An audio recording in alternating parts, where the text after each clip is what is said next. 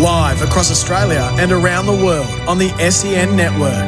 Welcome to The Ashes on SEN Test Cricket.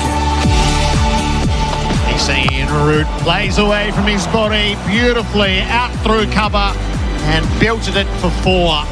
And he drives past mid-off, out to the boundary for 4. He's in a groove, Joe Root. Webster to Root on 49. He cuts down a deep backward point to raise his half-century. Laying a foundation here for England. Bowls to Brooks, stands upright, clips off his pads, out through square. It'll be a neatly timed boundary. Brook on strike. Now he does go high into the deep and right over the top. That is a mighty hit. Into Brook 47 he is, and he drives expansively out through point, out to the rope. Should have the legs to get there and does. So both of these Yorkshiremen bring up 50 in the same over. England have got the chance to really put Australia away here, having won the toss. Yeah, we're in very good position. Obviously 3 down at the end of play, and hopefully we can make the most of that going into tomorrow. The top 2 ranked batters in the world combined for England's best partnership of the series, opening the possibilities for a commanding first innings total. Was that a hard decision to leave Todd Murphy out? Yep, hate doing it, but I've said it. We keep producing wickets that we don't think is going to spin, and seam's going to play a big part, and cracks are going to play a big part. You kind of get pushed into a corner in a way. No specialist spinner at the SCG for the first time in 140 years. Spinners need to play a part in Test match cricket, particularly here in Australia. Ideally, I'd love to see some spin out there. The whole of Australia has got a bit of a question mark as a style of cricket that's going on the pitches at the moment. Australia have had a very one-dimensional bowling lineup by not picking a spinner. I think you've seen over the last 3 years has been diminishing results for spin bowlers here, which is obviously not something that we'd like, but it's the nature of the surface. I think it has to be a trend. I think we've seen over the last couple of years that Nathan Lyon's involvement in certain test matches has been reduced. The wickets over the last couple of years have been conducive to seam bowling, and the seamers have been so effective that it's hard to go away from them. The spinners haven't been able to get into the games on these types of surfaces. The increasingly redundant role of the spinner, the SCG identity crisis, as Australia goes without the slow bowling craft in Sydney for the first time in 140 years. The light meter is out in the middle, and that's it, they're done. I'm afraid to report the play's officially been abandoned. To me, it looks like it's not raining, so I don't what's going on there. They've gone quite early on that, given what we know so far. The ground's not wet. It's almost like the sun's out, if I'm honest. They quite understand it. Not at any stage from 2:55 was there even an ounce of desire to play any more cricket today. You felt like it had brightened up, but nothing was looking like happening out in the middle. There was no movement. Everybody was pretty much in the same boat. It was dark, and then obviously we had that rain, so we were just sat around waiting for it to be called off, really. And the biggest Sydney Test crowd in half a century shortchanged by cricket's archaic and infuriating refusal to play in an Ashes defined by the cricket that wasn't seen. Todd Greenberg joins us. This is day 2 from the SCG on SEN Test Cricket. Live across Australia and around the world on the SEN network. The Ashes on SEN Test Cricket. 49,574 at the SCG yesterday saw 45 overs of cricket. England 3 for 211 at stumps, with a partnership of 154 being enjoyed by Joe Root and Harry Brook. No shortage of topics out of the day's play. For the Bunnings build-up, Victor made for Australia, but perhaps nothing more important than it is overcast here in Sydney, but it's bright. There is no further rain expected for the remaining 4 days of this test match. Surely we wouldn't lose any more to gloom rather than precipitation. Gerard Whateley alongside Simon Katich. Hello to you, Kat. Good morning, Gerard, Flem, all our listeners. Damien, Fleming, hello. Catto, Gerard, listeners, what's happening? It was a weird afternoon yesterday, wasn't it? I just thought they could have kept playing. Could have kept playing and then wait to get forced off with rain, or if the curators come on, which often is the signal. I think we left so much cricket out there yesterday. I think that's the most disappointing thing with a packed crowd. So it's happened again, hasn't it? It has. It's a yearly scourge here in Sydney. It's The rain is one thing, but the light is... this seems to be the one ground that still manages to go off for light despite the towers that are in place. Yeah, and look, I get why they went off in the first place. It did get dark, but then it brightened up. Yeah. And then, yes, there was some drizzle, but, you know, it wasn't heavy enough to stop them. You know, if they had been out there playing, they wouldn't have come off. Definitely. And that was the surprising thing, because at no stage around 5 o'clock when it got cut off did it look like the covers were going to come off. So, and it probably should have happened at least 40 minutes earlier. Yeah, definitely. Where we are in the game, so England won the toss, selected to bat. It was an excellent batting surface on day one, and they're 3 for 211. They have had promising positions in this series, but perhaps none more promising than this. Yeah, this is the best one because of the surface. I think it's a slower pace surface, which has always been the case here in Sydney. Sydney's probably been the slowest venue here in Australia historically. And, you know, whilst there was a little bit of movement with the new ball yesterday, there's no doubt once that ball got a bit softer and the attack tired and these two got set and batted with some good discipline. Harry Brook at times was a little bit reckless against the short ball and nearly paid the price, but, you know, he managed to rein that in and get through it. And I think Joe Root, he's got the tempo right for this innings. He just milked Australia like he can do once he knows a good surface. And I think it's a bit like the 100 he got, unbeaten 100 at the Gabba.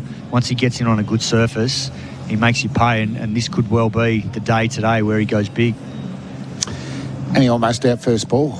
That was a wild slog to an outswinger from Nisa, which... I don't know if it just got him back into test mode, because after that, I agree, it was just a classic innings, wasn't it? He is such a great cover driver. The way he just works the ball down to third man with no risk is amazing. And I think he helped Harry Brook too. I think he's actually showing a bit of a blueprint how he can score runs, because if you look at Brook's skills, there's no reason he shouldn't be a dominant test player, isn't it? Like, even in defence, he looks really sound. But then he batted so beautifully, Brook. They go to the bouncer plan, you know, with 4 out in the leg side, so he gives himself room to hit it. It's almost like, there's a gap at point, so that's where I'm going to hit it. But it went against his whole game plan leading in. It's amazing how the mentality is so different now, because it is all about scoring. Whereas if he had the old school mentality, which is this attack is not getting me out on this surface, which is what a lot of our guys had in that era. Ricky Ponting had that mentality. Hayden had that mentality. Steve Waugh had that mentality. They just, if they knew an attack didn't have the weapons to expose any technical issues, they would get big scores. Yeah. And that is a good surface. So that's the only difference, I reckon. And that's where if Joe Root can have that impact, and I reckon Joe Root's got that, because that's why he scored most amount of runs for England. But if Harry Brook starts to get that mentality, he can still have his entertaining days when things are in his favour and they want to play baseball and move things on, particularly in the second innings of games. But in first innings where you're setting the test up, they can set this up today and they should get minimum 400, if not 500, if these two knuckle down like they did yesterday. And the problem for Australia is I think they need to have a first innings lead, because batting last here, I think it's going to be very, very difficult, because you talked about the weather. Well, we've got baking weather. Maybe not today, but for the next 3 days. So the Shield cricket says that first innings runs are worth so much, and then the pitch actually turns really quickly by what's happening underneath. Now, who's to say that's what happens here? But you feel like the best of the batting will be today, and then there's a risk that it turns quickly tomorrow, and you've got a Vipers den out there. Yeah, I think in that Victoria-New South Wales Shield game, New South Wales were just out of the game in the second innings there. And just seeing from the bowlers, they were sliding, so they scuffed it up, but it looked like there was little crumbly bits coming already where they were landing. So, you know, cracking on the pitch, baking, and it's only, is it 5 millimetres of grass? So it looks green now. That'll get discoloured. It'll erode away. So Australia will have to bat big in the first innings, but they've still got to get 7 wickets, which, you know, yesterday didn't look like happening, did it? Mitch Starc had his, worst day with the ball, but he's had such a brilliant series. You know, Nisa and Boland okay, but it's the 4th and 5th bowler that they've gone for 68 runs in 10 overs, Green and Webster. So that brings into, well, what could have Todd Murphy done there? Or could he have done worse? And I'd say no. And it puts pressure back on Stark and Boland, because who's Smith going to go to when they're leaking 7, 8 and over with Green and to a lesser extent Webster only bowled 2? He's going to go back to his best bowlers. And that's the danger with not having that option to be able to be the workhorse to take pressure off the quicks, and particularly the back end of it. I mean, it's a long series, but it hasn't been a long series in terms of days played. No. So, they should still be okay physically, but that stood out yesterday. So Stuart Broad made the observation it was a very samey attack. You're the bowlologist. How did you absorb the... Yeah, probably so. Obviously, Stark's different. On the pitches, though, samey's been fine with well-grass pitches. That actually is a positive, but there's less grass here. And Green, he hasn't had a mountain of bowling probably for his whole first-class life. So he's a bit like England. He doesn't own his stock ball. So his best is like superstar best, 6'7", 140-kilometre outswing is bouncy, but he rarely bowls 2 balls in the same thing. So he's not that all-rounder that can just tie up an end, like an Andrew Simons type. Probably Ben Stokes for them. And probably Bo Webster's the one more likely, but, you're talking 125-kilometre. Like, there's a massive change of pace. And you could see the way Brook played him yesterday. His mentality was, I'm not letting this bowl to me for any extended period of time. And then you're out. He's smacking him out of the attack. You're our captain, Simon. Would you have played a spinner? I would have been very reluctant to not pick one, because I know the wicket's changed a little bit, but we never went in. In fact, we would play 2 spinners. In fact, if you didn't play the second, you were thinking, geez, are we making the wrong decision here? And that was always 2 leg, and generally it was 2 leggies. So, yeah, I would have been very surprised if it didn't play a spinner. But I understand why they haven't, because throughout the way the summer's played out, and given that Lyon didn't play at Gabba on that surface, nothing's a surprise now, because even though they got the right result there, he should still have played at the Gabba, because if Root and Brook had done that on day 1 up there, or even day 2 at the Gabba, they could have won that test. So it could have bitten Australia, that Gabba test, by not playing a spinner, but we got away with it. And now that we've seen 45 overs, would you say a spinner was essential? Yeah. Knowing that hindsight is perfect? Well, you have to change the tempo of the match at times, because, whenever it's same, you know what it's like as a batter, and Steve Smith knows this well. As soon as you get used to the same sort of pace, same trajectory, it's hard to dislodge batters when they get in the zone, and that's what we saw yesterday. It didn't matter who came on. They were set, and they just kept milking runs for fun. At least with a spinner, they might go for a few boundaries, but because it's slower pace, one might spin, one might not spin. They might play a rash shot and he went out to the deep fielder. And we know that that's how Harry Brook plays. So he's not going to sit on Todd Murphy. So it starts to become a more attacking option. He might have gone for as many runs as the all-rounders. We don't know. But at least have that option. Or at least, if you're not going to play one, at least bowl Webster or Head for an over or 2 just to try. Because if you don't do it, you never know. Why are we in this phase all of a sudden where the spinners' rollers become redundant? Well, I do read into Smith's comments, the pitches. I think like Jamaica, they didn't play Nathan Lyon, Green Seamer on a day-night test match, so that ended very quickly. So I think that broke the seal, to be honest. Nathan not playing it at the Gabba and they win. And then I suppose the experiences from the Shield games, thinking that even when it breaks up, maybe genuine pace would equally pose a problem. But besides Stark, he's the only one with genuine pace. So, potentially Richardson could have been a different option, but he didn't bowl with great pace at the G. But the G, being that tennis ball-y bounce, skitty bowlers, they don't enjoy that as much. But if it's keeping up and down a bit, skitty bowlers with good airspeed definitely enjoy the conditions here. So, they could have done that. I just think, and then Webster at 8. Do we need that? I mean, he's a batter. So should they just made the call Murphy and it's 1 out of Green and Webster? And maybe that's why the decision was made this way, to see which one, an all-rounder off, if you want to call it, because historically here, even with your balance of your quicks here, generally you go with airspeed because you knew the ball would reverse once it got rougher in day 2, day 3. So when you look at our attack, it's really only Mitchell Stark that likes to do that. The rest of it's sort of a medium pace, bowling with a new ball, can nip it around. And this wicket will suit him if it starts to crack up. And he did. That's what happened in the Shield game. He became hard work. But day one, even pace wicket, I thought they handled him pretty well. I think Cam Green's got the pace. He just doesn't have the accuracy, does he? And the other thing we talk about at times, Bo Webster could play some spin, but they say he hasn't bowled spin for like 3 years or so. But I'll be encouraging Bo Webster to keep bowling spin. I was made 12th man here in an Ashes series after, man of the match a couple of tests beforehand because we had Colin Miller. We played Warney and McGill.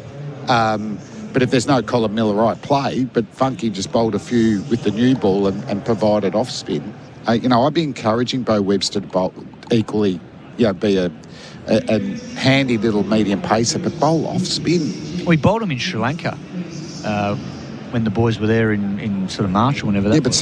But is he going to bowl them here? We should. If he does, the selection makes a little bit more sense. Yeah. But I don't know. Every time you say it, they go, he hasn't bowled him for 3 years for Tasmania. I just think... Why wouldn't he be doing it? 2 all-rounders made the team look unbalanced, and in 45 overs yesterday, the team was unbalanced, and now we wait to see the lion's share of the test. Yeah, if he was a spinning all-rounder, Bo Webster, it'd make more sense. Yep. And so we might find out today. And they balked at the decision. It was time to drop Cameron Green. That's a big decision in their long-term strategy around him. And they balked at that, and we find ourselves where we are. All right, we'll bring Stuart Broad and Adam Collins into our conversation here. Colo? Thanks, Gerard. Yes, got Stuart Broad with me for the first time today. Morning, Broadie. Good morning. So the pitch yesterday, we spent a lot of time focusing on it before play, and of course, no spinners and expectations of it seaming around. Didn't really play that way in the end, did it? I thought it was a fantastic day one surface, if I'm honest. I think good test match pitches should have a bit of bounce. They should offer the seamers a little bit of movement and in that first hour and a half, and if the top order play well, then it will free up the middle order to score, and I think that's exactly what happened. Australia was slightly off with the ball. They didn't hit as consistent areas as they could have done. Boland probably got the most amount of movement because he hits the best area a lot of the time. And, England will be delighted with the situation they got themselves in. Yes, only half a day of 45 overs, but 3 for 211.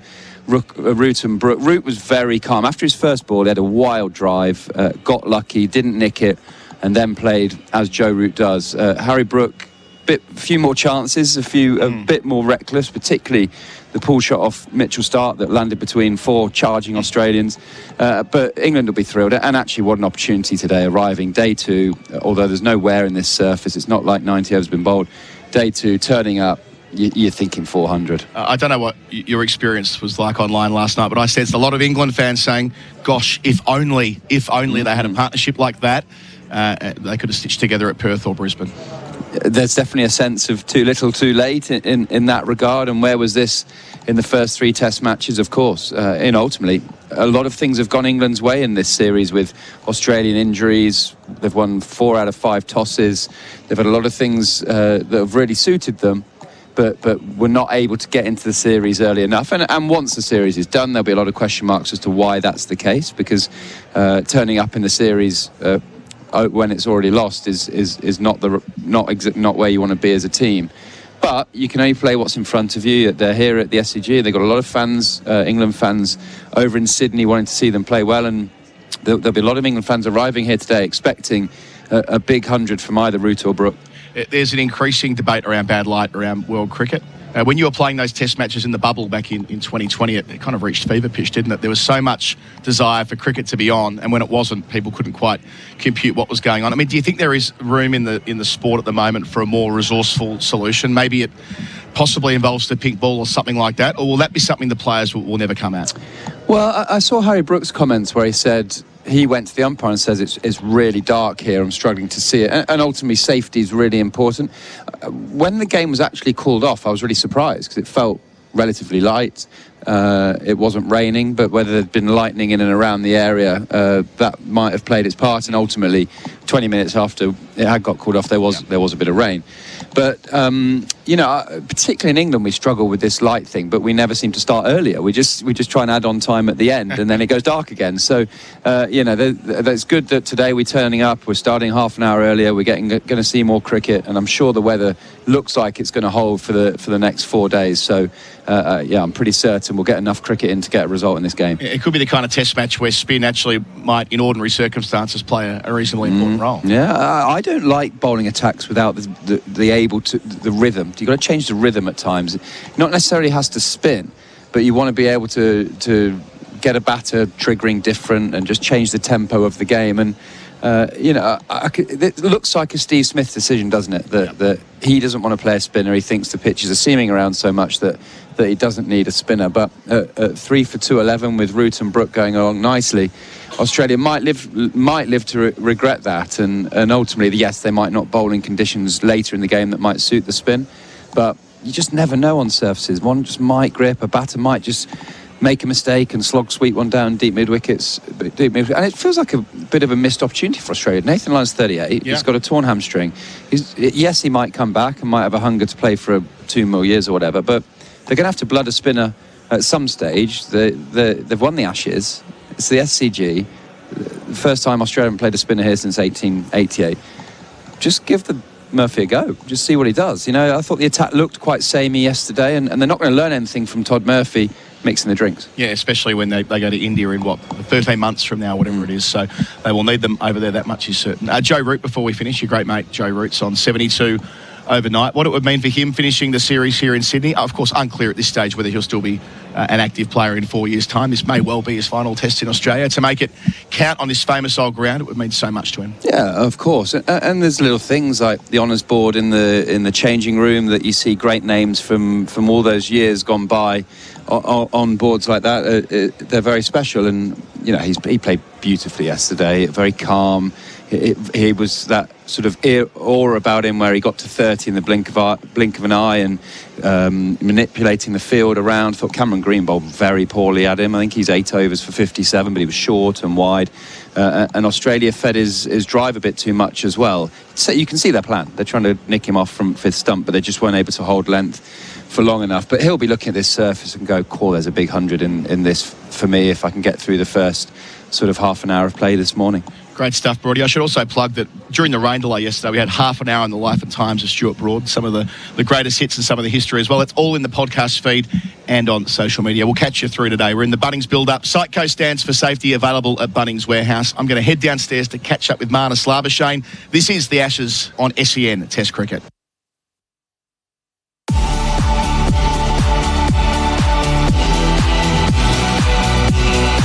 Live across Australia and around the world on the SEN network. The Bunnings Build-Up. Psycho stands for safety. Available at Bunnings Warehouse. G'day there, crews attending to a truck rollover from earlier in Wallert. Craigieburn Road closed eastbound at the Hume Freeway.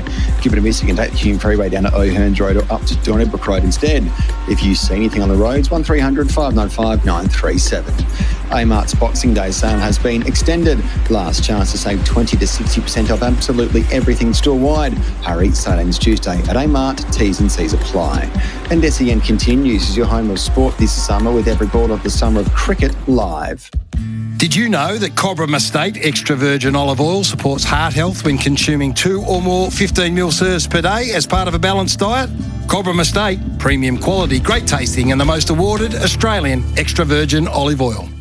Looking for big savings and big brands? Look no further than Chemist Warehouse. Grab Red One U Golden Hour Vanilla Bean and Pistachio Body Cleanser or Lotion, just $5.99 each. Soothe Skin with E45 Eczema Relief Cream, 60 gram, only $13.99. A great summer is a safe summer. Protect yourself with Neutrogena SPF 50 Beach Defense Lotion, 400ml, only $16.99. For great savings every day, come home to Chemist Warehouse. Spec-Rite Merbau decking comes pre-oiled, which means it's already primed and ready for installation, saving you time, improving stability and protecting the timber from moisture and UV. For a great finish on your deck, start with Spec-Rite pre-oiled Merbau decking, available at Bunnings Warehouse. This summer, there are some things Liquorland can't guarantee. We can't promise the snags won't get burnt. Or you'll get a peaceful sleep in. We can't help you hit a 6 or score a century. But there are some things we can help you score, like refreshing summer drinks to share with mates, a legendary backyard barbecue setup, cracking promos to keep the esky full, and great value with every shop. Score more this summer with Liquorland, official gold partner of Cricket Australia. Choose to drink wise. Strong foundations need expert guidance. And with over 30 years of experience, Oldham Construction Lawyers are your trusted specialists in construction and property law. They provide tailored legal solutions to keep projects moving along with a personalised service and a proven track record that stands tall within the construction industry. If you're navigating a building dispute, Oldham Construction Lawyers offer expert guidance. Whether it's in VCAT, the courts, or you're dealing with the Building and Plumbing Commission, they'll support you every step of the way. Visit oclawyers.com.au. Harvey Norman half-yearly clearance. TVs, fridges, vacuums on sale. Higher 433-litre bottom-mount fridge now just $794. Laptops, mobiles, all the latest tech priced are clear. Motorola G55 5G now just $148. That's less than half price. Get 10% off already low prices on selected big brand mattresses and adjustable bases. Plus hot deals on lounges, dining, outdoor and more. Gasmate Quasar 4-burner barbecue just $492. Best brands, best range, best prices. Harvey Norman half-yearly clearance on now. Conditions apply. For on-the-go cover, go BizCover, Australia's #1 online business insurance service with over 280,000 small business customers. Join thousands of small businesses who've switched to BizCover for easier, hassle-free insurance. Simply compare quotes, buy online and get instant cover. Looking for insurance for the first time? BizCover is insurance made easy. From tradies to professionals, allied health, retail and hospitality, even small businesses looking to save. Shop and compare quotes for different types of cover in one go at bizcover.com.au. There's more for you at Victoria Police. The freedom to go on more holidays with a job that gives you 9 weeks annual leave. More connection with your community, where you'll make a difference every day. The chance to meet more people, where workmates become your best mates. More opportunity for change with hundreds of career choices. You can have all of this and more with a career at Victoria Police. Search Police Careers. Authorised by the Victorian Government, Melbourne.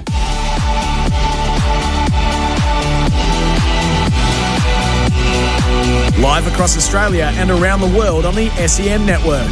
The Bunnings Build-Up. Siteco stands for safety. Available at Bunnings Warehouse. SEN Test Cricket.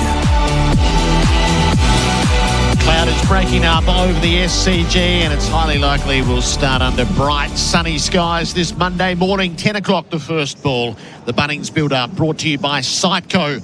The New Year's Test live from the SCG on SEN Test Cricket. Adam Collins is headed down inside the Australian camp here with Marnus Labuschagne.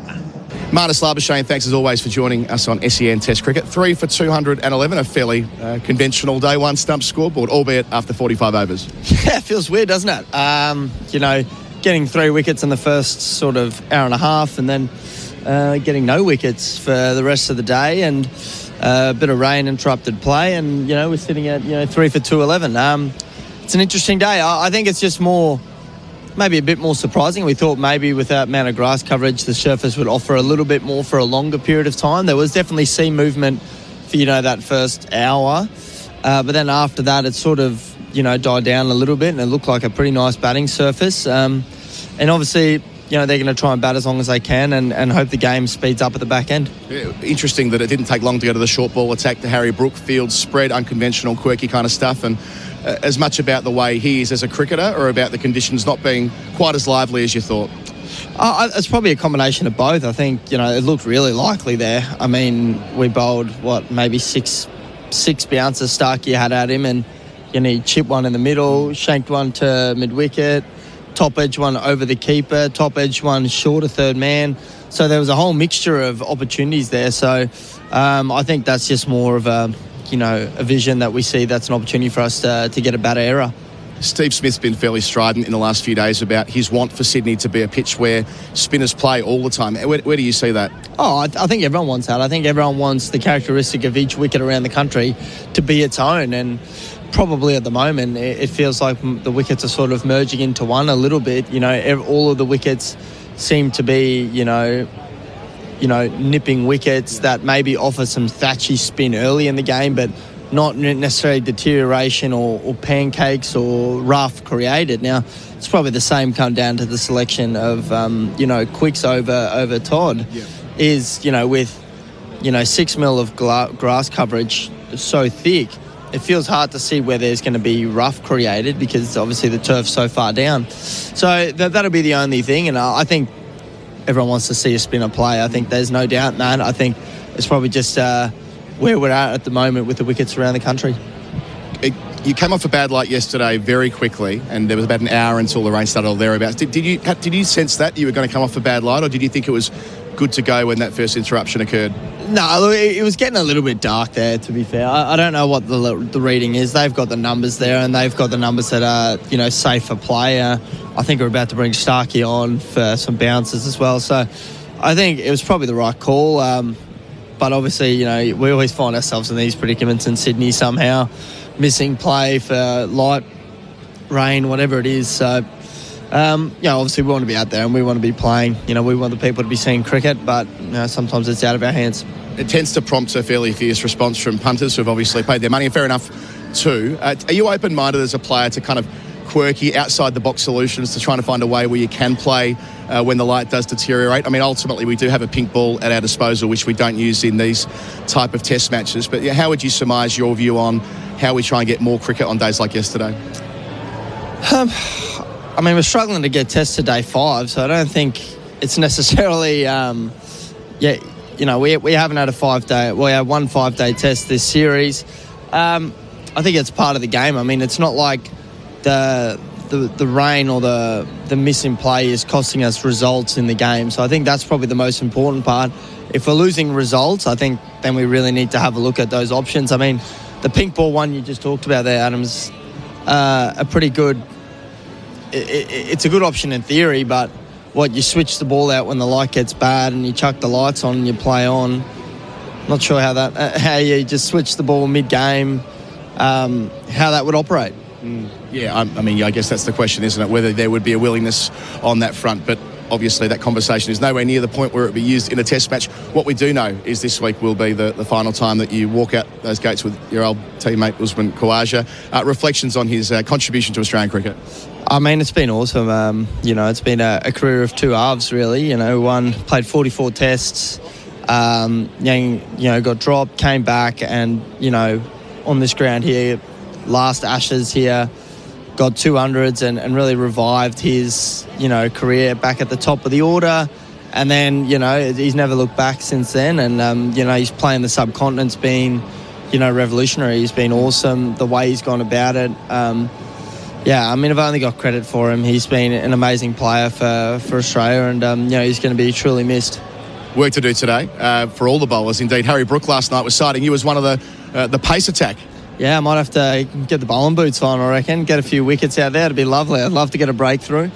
I think it's just more traditional cricket, atrocious cricket. We're going to have to be patient. We're going to have to shift our plans, bounce into different things. Once we get that breakthrough, apply pressure, see if we can get back-to-back wickets. And I think that's going to be a nice change-up, to see both bowling groups have to operate in different manners to try and get wickets. Great stuff, as always. Marnus Labuschagne, good luck today. Thank you, Adam. Adam Collins with Marnus there inside the Australian camp. Some old world's test cricket being played at great length, we hope, over the next 4 days. The Cricket's Australia Chief Executive Todd Greenberg has joined us right throughout the summer. He's coming up next. So if anyone can do anything about the light issues here in Sydney and the like, it's Todd. This is our Bunnings build-up. Sightco stands for safety. Available at Bunnings Warehouse. The New Year's Test live from the SCG on SEN Test Cricket.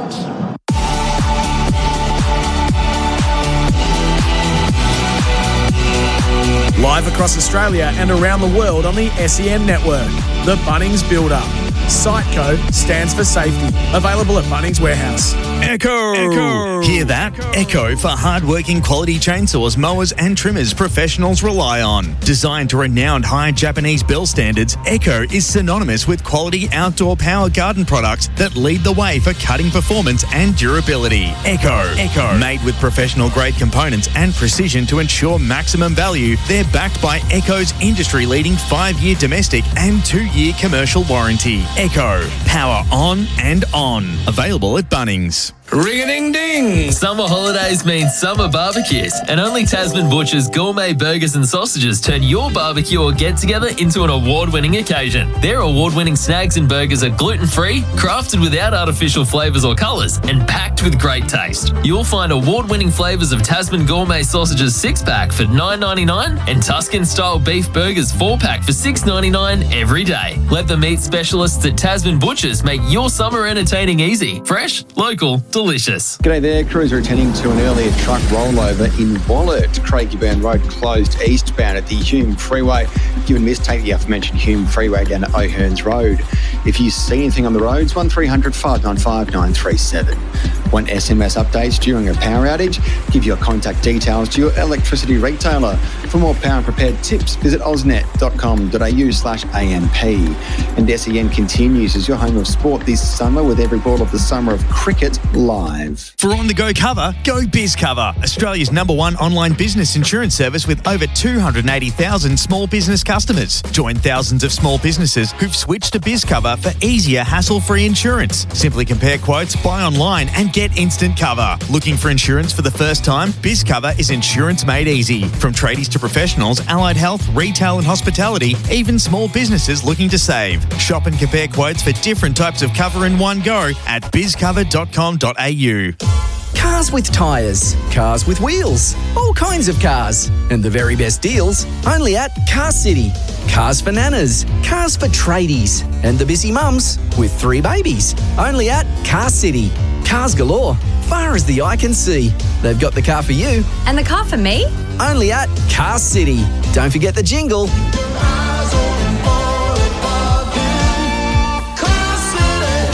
415 Maroondah Highway, Ringwood.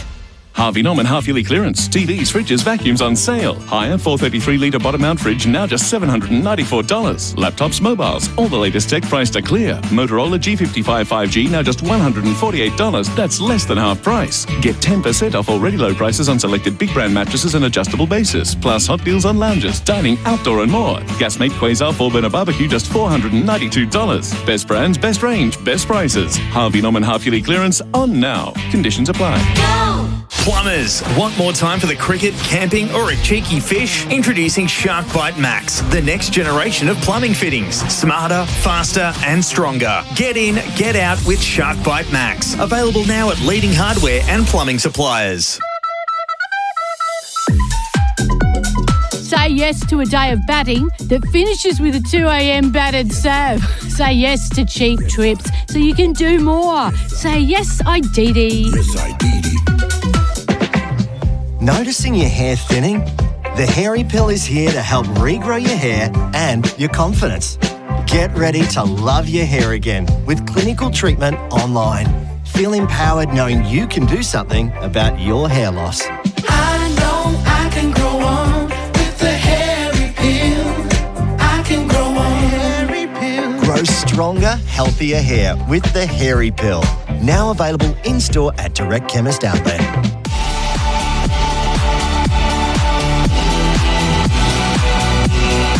Live across Australia and around the world on the SEN network. The Bunnings Build-Up. Siteco stands for safety. Available at Bunnings Warehouse. Ashes on SEN Test Cricket.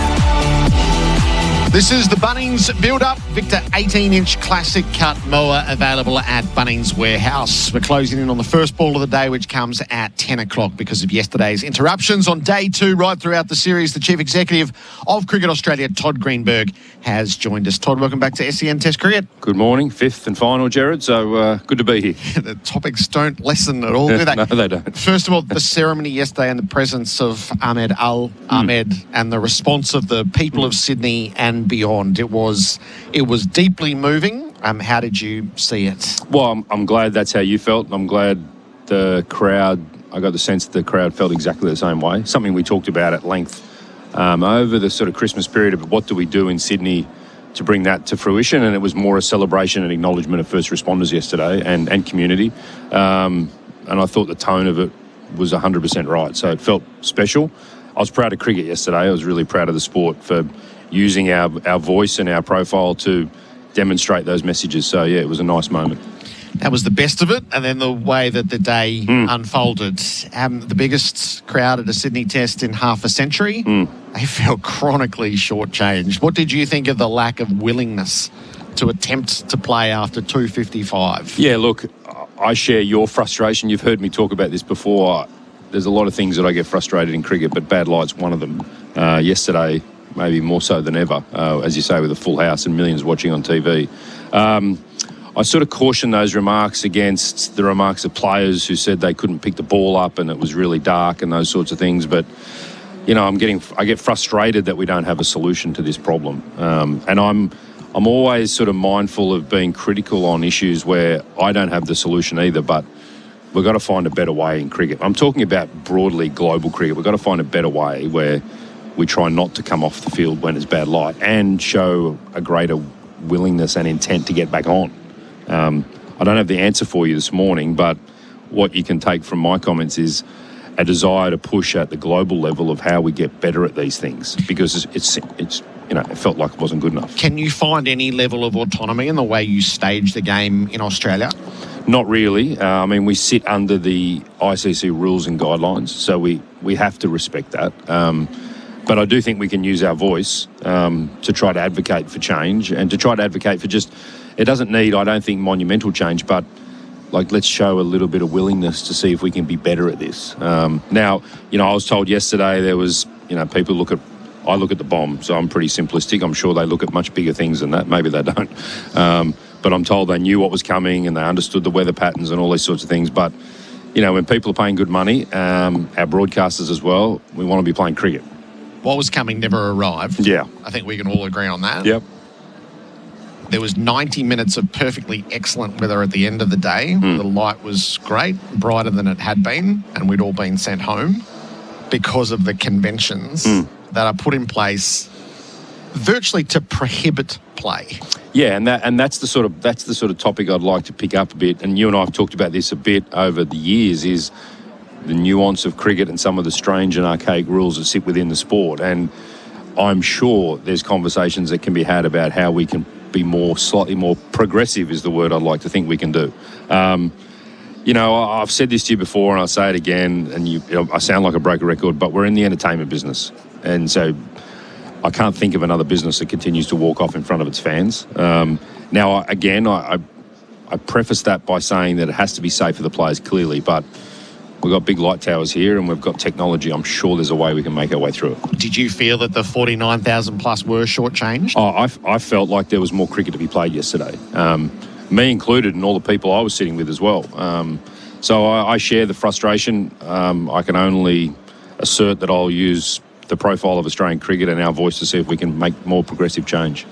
The unusual sight of the pitch inspection yesterday with the honchos, which I can't quite recall seeing before. What drew you to the middle ahead of day one? Well, I haven't been out to the centre in the previous 4 test matches, but given that I was out there yesterday for the pre-match ceremony, I thought I might as well have a little look at this. And, you know, to be frank, I've played lots of cricket, been around lots of cricket, but I have no idea what I'm looking at. Like most people, anyone who says they do, I think are guessing as well. Looked like a good wicket, played like a good wicket. I'm hoping we're here on day 5 and it is a great wicket. Did it speak to the tension in the build-up? I think so. I think everyone was on high alert. I think the SCG ground staff and the staff here were on high alert. I felt a level of tension everywhere yesterday about the impacts and meaning post-Melbourne. So, I had a little look. Again, I thought it played well. I wasn't sure what we were going to get yesterday, to be frank. But it looks like a really good wicket, a really good batting wicket. By the time the 2 English boys put on a good partnership, it looked like a really nice flat wicket. What did we learn in the aftermath of Melbourne, do you think? Or is it still too raw to know? Oh, look, I mean, it's still a little raw for me, but and probably a little raw for the MCC. I would say that the margins of error in this part of the business are so fine and so small, and the MCC clearly on that one got it wrong. In saying that, I think they've done a really good job over a long period of time producing high-quality wickets, but on this Boxing Day test, they were too much in favour of the ball. And I would also say that I don't think it's only on the wicket. I think some of the commentary I've seen is accurate, whereby batters have to take a responsibility on the outcomes of the game. You know, when we were young, players really would dig in during difficult moments. We're not seeing that in the modern day cricket. So that's the purpose of saying, are our wickets keeping up with the way play is being played? And that's something for us to review at the end of this summer. The notion of oversight. So the curators of old have railed against such an idea. Geez, that's a surprise, isn't it? Very surprising. I did quite enjoy the phrase around, well, if you're going to build a kitchen, you'd get the chef to design it. Yeah, but what if the chef has burnt the kitchen down repeatedly? Your formative thoughts we spoke about on day 2 ahead of Melbourne around not uniformity, around some level of oversight, policy or oversight. Yeah. I mean, I was pretty frank in saying that, you know, you're not going to see me talking to ground staff and looking to roll the wickets. What I am looking to do is how do we help, how do we add value, and how do we make sure that each wicket in each state is prepared with the characteristics of that venue. And so is there something else we should be doing or could be doing? That's the question on me. And, you know, again, I said to you before, I can't think of another sport that has such a direct financial impact from the conditions of which we play on. So I think it would be naive on me not to ask some of these questions. I'm not going to put my finger into places that I don't belong, but such a significant outcome from the middle impacts on our business. We've got to look at these things. What's the characteristic of the Sydney pitch? So the identity crisis here is that Australia hasn't picked a specialist spinner, and neither has the opposition, because they don't believe it's going to spin. Well, its identity is completely different to what it was when I was young. When I used to watch. Well, I used to love coming here and watching it turn. And, you know, I remember watching Alan Border. I think he got 7 for here. And the days where they would pick 2 spinners. 3 sometimes. Yeah, and we're now at a moment where we don't have one. I was really hoping to see Todd Murphy bowl here yesterday. Clearly, the selectors and the team thought otherwise. They've obviously got strong history on making these decisions and getting them right. I mean, you know, we hold the Ashes. We're leading 3-1 in this series. I think credit to those who make these decisions. But, I think we're at a moment in time where we have to ask ourselves questions about what will our wickets be like for spinners coming forward. I don't think, I'm not concerned about spinners wanting to play for Australia, because we're clearly spending an enormous amount of time on our spin stocks for India tours and Sri Lankan tours and those sorts of things. But spinners in Australia, it's changed over the last few years. It feels very much like we're getting towards our seamers, which is different to maybe decades ago. I'm hoping over time it's a sort of calibration that balances itself out. So next year we'll be 10 or 12 days away from the first test in India when this test match finishes. It would make all the sense in the world to have this as a spinning deck. Yeah. Do you have a mind to talk to the trust or to the ground about this should be the centre of spin in Australian cricket? Well, I suppose one of the questions I would have at the end of this test is we talk about characteristics of wickets. What is the Sydney's characteristics of the wicket here? Because it looks very different to what it has been over history. And remembering this is not a drop-in, this is one of the few old school centre wicket squares, which I know the Sydney Swans and the AFL aren't particularly pleased about, but it still sits like that. So I'd be interested to see their views on the characteristics of the wicket. Probably another one for us to pick up post-series. What are your reflections as we come to the final days of the series? Not as much cricket has been played as might have been. Probably it was promised as the series of our lifetime. It probably hasn't quite been that. Australia retained the urn. How do you feel about it at the moment? Well, I mean, what we set out to do, we've achieved. We've retained the Ashes clearly, and I think with dominance. Our crowds have been incredible. Our ratings have been through the roof. Talkability of cricket is like I haven't seen in a long time. So all those things, they're the real positives. I think that's translated to really strong participation for boys and girls. So I'm really pleased about that. We should have had more cricket. I would have liked to have played more cricket. I'd like to have had a few more dollars in the bank account because we played more cricket. But it's an enormous success. And I've got huge raps on the people behind the scenes in our high performance area, our coaching staff, our selectors, the high performance team themselves. These are the men and women who have done all the work to prepare our team for success, and they've delivered. As we sit here today, we've won the Ashes. It's 3-1. I'm hoping we can make it 4-1. But what we set out at the start of summer to do, we have done. And operationally, with your hand on the wheel for the first time, what have you observed? Has the magnitude of it surprised you at all? Hasn't surprised me, but it's genuinely pleased me. I mean, I've said to you before, I think cricket's our national sport, and that's been evidenced in every state that I've been to. Crowds have been enormous, the willingness of people to be behind it. One of the things that probably has surprised me is just day one, ball one, full stadiums. My younger days coming into cricket was very much people eked their way in through the first session. I think that's a byproduct of people not wanting to miss something.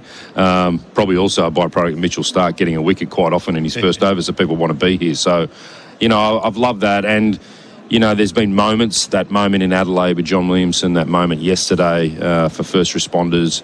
Again, it's a demonstration that cricket really matters to our community, and it's much deeper than just a sport. And I think we've been able to bring that to life, and I think Australian cricket should be proud of itself. Usman Khawaja takes his final bow here, which is just so fitting given his story arc. And it's prompted a bigger conversation. He's prompted a bigger conversation. How have you taken in, first of all, his legacy, and then what Australian cricket needs to do to build on a pioneering figure like him? Yeah, I mean, 88, starting and finishing in the same space. What a way to go out for Usman. And in the modern world of athletes in every sport, it's very hard to choose your farewell. He's done that, and he's done it on his terms. He should be very proud of that. I said to Usman personally that I think his contribution to cricket will be much deeper off the field than it is on, and that's despite the 16 Test centuries he scored and the thousands of Test match runs. He's changed the way young kids, boys and girls, will look at cricket and their opportunity to play it. I think he can be very proud of his contribution. And his comments this week are his lived experience, and anyone who says that those aren't accurate or that didn't happen haven't lived in his shoes. So that's his lived experience, and him sharing that is another demonstration of him trying to make a difference. And that will make people sometimes feel uncomfortable. But we've got to continue to evolve as a sport. I have no doubt that Australian cricket's much, much better and much stronger now than what it was the first time Usman played. And hopefully in 10 more years we'll be stronger again. Todd, that's our test summer together. There's a lot more to come with the BBL and all the conversations that surround that. So good luck for all that's in store, and thank you for being part of it on SEN Test Cricket. My pleasure. Thanks for your support of cricket and your teams. 5 Tests has been magnificent. I've loved joining you, but thank you for your ongoing support of cricket. We truly appreciate it. Todd Greenberg, the Chief Executive of Cricket Australia. The first ball coming up. This is the Bunnings Build-Up Spec-Right Merbau decking, available at Bunnings Warehouse. The New Year's Test live from the SCG on SEN Test Cricket.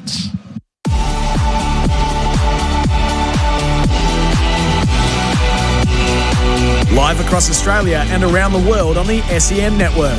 The Bunnings Build-Up. Siteco stands for safety. Available at Bunnings Warehouse. Picnics on the beach, pool days, backyard sport. Whatever your summer looks like, it's always better with a 4 and 20 in hand. Enjoy the classic taste of 100% Australian beef in delicious gravy wrapped in golden flaky pastry. Watching sports, playing sports, or just soaking up the summer sun. Biting into a 4 and 20 pie is the ultimate summer snack for whatever summer you're having. 4 and 20, Australia's original fan favourite. Wow, he's hit another 6. That's 5 in a row. This batsman is seeing the ball clearer than ever. Ever since he's been at New Vision Clinics and ditched those glasses, he just can't miss. Talk about 20/20 vision. Hit your glasses for 6 and get clarity of vision with the team at New Vision Clinics. Using Dr. Noel Alpin's innovative laser vision correction techniques, your glasses and contact lenses can become a thing of the past. To book an obligation-free consultation, call 1800 20 2020. That's 1800 20 2020. One weekend, 2 leagues, everything basketball and culture. Hoops Fest is coming back to Perth. The ultimate celebration of basketball is back in WA for the 2nd straight year. Don't miss blockbuster Hungry Jacks, NBL and WNBL matchups across 4 unforgettable days. Hoops Fest, the ultimate fusion of sport, culture, music and entertainment. January 15 to 18, 2026 in Perth. Tickets available now at hoopsfest.com.au. Harvey Norman half-yearly clearance. TVs, fridges, vacuums on sale. Higher 433-litre bottom-mount fridge now just $794. Laptops, mobiles, all the latest tech priced to clear. Motorola G55 5G now just $148. That's less than half price. Get 10% off already low prices on selected big brand mattresses and adjustable bases. Plus hot deals on lounges, dining, outdoor and more. Gasmate Quasar 4-burner barbecue just $492. Best brands, best range, best prices. Harvey Norman half-yearly clearance on now. Conditions apply. At Ozito, we know for you it's about leaving your mark. With over 125 tools for your home and garden, all powered by one battery to make it happen. Kick off your tool collection with one of our 3, 4 or 8-piece tool value packs, or grab a battery starter kit and choose the tools you need. Because when it comes to getting things done, do it yourself. Do it with Ozito. Only at Bunnings Warehouse. Down the leg side, he's feathered it through. And just like Test cricket, Beaumont Tiles is an Aussie original. For more than 65 years, Beaumonts have worked hand in hand with tradies and builders to shape the style of Australian homes. With trusted trade pricing, expert service, and the biggest range of tiles, bathroom wear, and hard flooring, Beaumonts delivers style built to last. So visit tile.com.au or your local store. Beaumont Tiles, hard to beat. There's more for you at Victoria Police. The freedom to go on more holidays with a job that gives you 9 weeks annual leave. More connection with your community, where you'll make a difference every day. The chance to meet more people, where workmates become your best mates. More opportunity for change with hundreds of career choices. You can have all of this and more with a career at Victoria Police. Search Police Careers. Authorised by the Victorian Government, Melbourne. Since Ray White opened their door over 120 years ago, they've helped their clients open thousands of doors of their own. When you're ready to open the door to commercial real estate, no one's better than Ray White Commercial. Learn more. Visit raywhitecommercial.com. While the Aussies hold the line this Ashes, make sure your ute does the same. Max Liners got the gear that lasts the innings. Venture canopies, Max Pro floor liners, tough 4x4 accessories and more. Set yourself up at maxliner.com.au/SEN. Goodwee Batteries and Solar Heart Expertise, the perfect partnership. And Host Plus, find as Super Provider of the Year. That's a plus. Issued by Host Plus Pty Limited. Check the PDS and TMD at hostplus.com.au. On SEN Test Cricket. The first session for MEGT. Sign up your next apprentice with MEGT. Brilliant blue skies over the SCG for the commencement of day 2, this 5th test of the Ashes. Summer, our pre-match was for Beaumont Tiles. Hard to beat on style. And for Isuzu, love how you live. Test drive the new 2.2-litre Isuzu D-Max. 3 for 211. England. Root is 72. Brook is 78. They just lag behind the rope for the moment as the umpires and the Australian team head towards the middle. Simon Katich is by my side. Pitch conditions for Pope Gardening, celebrating 100 summers together in 2025. Welcome back, Simon. Good morning, Gerard. What did you see out in the middle? Yeah, it looks a good surface. There's a few cracks opening up, but they're quite wide and not really in play. So, yeah, the middle of the wicket looks really good. There's a few little markings from the ball yesterday, taking a bit of grass off the top, but I don't think that will be a huge issue at the moment with a 45 overall ball. It might be against the newer ball later.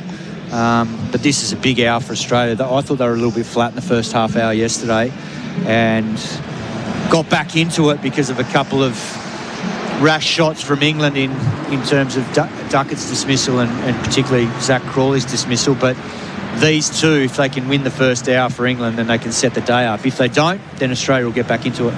Weather update for Goodwee Batteries and Solar Heart Expertise. The perfect partnership. It's 23 degrees, heading for a top of 25. The remainder of the test, 26 tomorrow, 30 on Wednesday and 32 on Thursday, and sunny for the remainder of things here in Sydney. Australia decided to start with here. Scott Boland is marking up his run-up for the McDelivery of the first ball. Macca's loving the cricket. This partnership stands at 154 runs. They came together at 3 for 57, now 3 for 211. Damien Fleming, welcome in. Try again, Flem. Gerard, Cato, listeners, Tom, sun's out. So beautiful up here in Sydney. What do you need from the bowlology group? Wickets. I think they need to do what they did yesterday. They need 3 early ones, in the first hour. Otherwise, I can see England going 400 plus. That's going to make chasing late on day 4 and 5 really tough for the Australians. SEN Test Cricket for Goodwee Batteries and Solar Heart Expertise, the perfect partnership. Scott Boland from the Randwick ends. Alex Carey's got the helmet on. He's up over the stumps. We're just waiting for the call of play. We mustn't go too soon. 98 overs ahead. We won't bowl them, of course. 7 hours of cricket, 2.5 hours in today's opening session. There! Away we go. Scott Boland to Joe Roots. Roots is pushing the ball out through the cordon, which is vacant, and down to the boundary for 4. We welcome our Sports Nation audience in New Zealand. The first ball of day 2 at the SCG being sent to the boundary by Joe Root. England 3 for 215. Yeah, really defensive field here from Steve Smith to start the day. It's almost like the field they had late yesterday, but it's a new day. And the field position that Cameron Green's in, it was sort of like a gully line quite deep just for that run shot, but now he's been brought up into probably more of a 4th slip position. So keeper up, Smith at first slip. Green into 4th and gully. There's a deep backward point, a cover and a mid-off. Root defends to leg. There's a mid-on, a short mid-wicket, a deep square and a fine leg. That was a great first up no. That bounced off a length and shaped away. I hope we're not like England and we just set the fields for the session. I hope we read the game. And if Boland is making the ball move and Root looks like edging, let's get back to traditional fields. And it should be slightly quicker today. Yep. Should have had a little bit of the moisture taken out of this morning and rolled again and hardened up. Boland operating over the wicket. Bowls. Root pushes to the offside. No run. Damien Fleming and Simon Katich for UFI POE Systems, professional grade security for complete home protection. Yeah, once again, another good delivery from Boland. So if he consistently hits that type of length, it's going to be hard to take that on. So I just feel like they need wickets in this first hour. If Boland and Stark don't strike, these two could go real big. Yeah. And that's why this first 40 minutes, their spells, if England get it right and wear these two out in the first spell, sit on them, they'll reap the rewards later on. Barmy Army feeling like they're in the ascendancy. Roots defends to leg. And I think Joe Root will identify that. Whether Harry Brook wants to do that will be another matter. But I think if both of them, handle this first period of play, they could go big. Because the surface looks very good. Yes. Good batting strip at the start of the tests. Roots 76, highest score at the venues 83 back in 2018. To etch his name on the honour boards here in Sydney. Root tucks it away backward of square and collects a single. He's 77, 3 for 216. And I know this surface hasn't probably been as what it used to be in the last couple of years, but given my history at this venue, Flem, I can't speak ill of this surface because there was always so many runs out there. It was an absolute batting paradise. Yeah, it's funny, like we've talked about drop-ins, there's a natural change. It's not a drop-in pitch here. So I'd love to know the evolution and why it has evolved from a Bunsen burner in the 80s and 90s. Brooks sees his first ball of the day. He nudges it through mid-wicket out into the deep for an easy single. He's 79, Root 77, 3 for 217. The Glencore scoreboard advancing everyday life. Flem? Yeah, to the more grass pitch, particularly in the last 4 or 5 years here. I know you said there's been a change in the grass, but, you know, for me, like when was the table last regenerated? You know, because clay can die as well. So, yeah, it's been a big change, isn't it? The characteristic was 2 spinners at least, really good batting conditions for a couple of days, and then a turn everywhere. But as a faster bowler, you knew the ball would get deteriorated and you can bowl reverse, stump to stump. Yeah. My first memory of it in the 90s playing Shield cricket here for WA, it was just rolled mud. And it wasn't a blade of grass on it. And then it was like India, and then little bits of jigsaw-like parts of clay would pop out. And you knew you were in trouble when it started popping out on day one, and there was just rubble everywhere. Yeah, we probably don't want that, Simon. SEN Test cricket for Goodwee Batteries from Solar Heart. Mitch Starc is going to start with the field spread for the short ball attack. Nothing in the cordon. They are spread far and wide. Starc bowls to Brook, who clouts the first ball out through square. It's just saved against the boundary on a splendid dive from Webster. Throw comes in over the stumps. Brilliant out cricket from Australia. They save runs. Big Bo, he's Superman. How did he stop that? And nearly created a run-out chance. Full dive to his right, parried the ball along the rope, picked up by Marnus, flung in over the bails. For all of that, they only got one. What a great tap from Webster to Marnus, and great throw, Marnus. What about the pace of the tap? Yeah. Because he basically tapped it and at pace got it to Marnus as quick as he possibly could. He's got the height to play ruckman. He's got the touch to do it as well. Oh. Well, I think he rucked against Heath Grundy in the Teal Cup, or under 17s or under 18s, and that's what told him he was a cricketer. Or Brodie Grundy. Yeah, Brodie Grundy, yeah. Rucked against him. So Playing for Tassie. Brooks 80 as a result of the single. The Chemist Warehouse replay screen showing Australia's absolute dedication. With Root on strike, they've gone with a cordon. And Stark's around the wicket to him, and Root locks the ball to cover. They're convinced that they're going to get Brook with the short ball, aren't they? Because as soon as to start a day, it's normally something you'd wait to go to if you can't get them out traditionally, nick them off. But they obviously feel that he's just going to take it on regardless, which we saw that first ball. So Marnus told Adam Collins this morning they were about to go to this with Stark when the bad light stopped play, and that's how they've resumed. Joe Root brings the heft of 40 Test centuries to the crease, has the chance to join Ricky Ponting on 41 in a tie for third all time. Root's jammed down on a ball which ends up at the gully. Yeah, I think that's why Stark's around the wicket to him, just to create that angle, and he knows that Root wants to run it down to that deep backward point fielder and rotate the strike, but he feels that with this angle he might be able to get a little chop on one that holds in the surface, or if one bounces, potentially get a little nick through to Carey.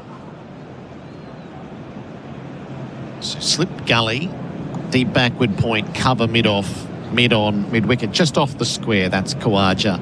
Deep square and fine leg. Stark sets in from the Paddington end. Around the wicket bowls. Root turns him away to leg. Triples to the umpire. And Khawaja comes around to field. Root 78, 3 for 219. Yeah, just getting a little bit straight there was Mitchell Stark.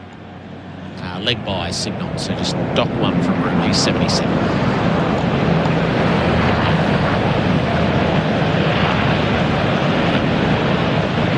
So Brook took on the short ball at various stages. Triangulated the field, got a skyboard and land safely.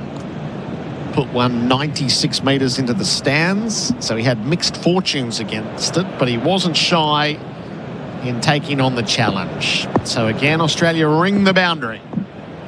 Harry Brooks on 80. Mitch Stark over the wicket to dig it in. He does. Brook backs away, slots it all the way down to mid-off. It was hollow off the bats, and it pulls up 15 metres in from the rope. They'll get 3 because Head had to come a long, long way around. And Brook goes to 83. Tom Morris has the good oil for us for Cobram Estate Australian extra virgin olive oil. This is now the highest partnership for the series across both teams. Wow. Cut. Good pace too. Previously, Carey and Head in Adelaide, 162. So Brooks 83 down the non-striker's end. Stark to Roots, turned away to mid-on. They take the cheeky single as Boland takes 3 steps around to his right. Root is 78, 3 for 223 on the Glencore scoreboard, advancing everyday life. G'day there. Crews remain in Whateley following an earlier truck rollover. Craigieburn Road closed eastbound at the Hume Freeway. You can take the Hume Freeway down to O'Hearns Road or up to Donnybrook Road instead. If you see anything on the roads, 1300 595 937. Barbecues galore Boxing Day clearance. Up to 40% off selected barbecues, 20 to 50% off selected outdoor furniture, plus huge deals on gifts and gear only at Barbecues galore. And SEN continues as your home of sport this summer with every ball of the summer of cricket live. SEN Test Cricket for Goodwee Batteries and Solar Heart Expertise, the perfect partnership. 3 for 223. Joe Root's on 78. Scott Boland into him with the keeper up. And he's able to flick it to backward square for a single. Fielding done quickly enough by Bo Webster, who's crossed the ground from deep boundary to deep boundary. Keeps it to a single. Specialist position. That's an amazing effort to be doing that sort of mileage early in the day, but you can see why he's a gun in the field, Bo Webster. I think initially Joe Root thought he had 2 there. He got it in the gap, but Webster cut the angle beautifully and then rifled the throw into Alex Carey. Yeah, you've got to be wary taking him on. He's got a rocket arm as well. Brooks closing in on his highest Ashes score, which stands at 85. He's on 83. Stands up and defends. Runs the ball wide of green in the gully. Moves to 84. So his first Ashes series in England, 4 half-centuries with a best of 85 at the Oval. He started with 52 in Perth. This is his second half-century of the series, and he's got an eye towards his first ton in this form of the game.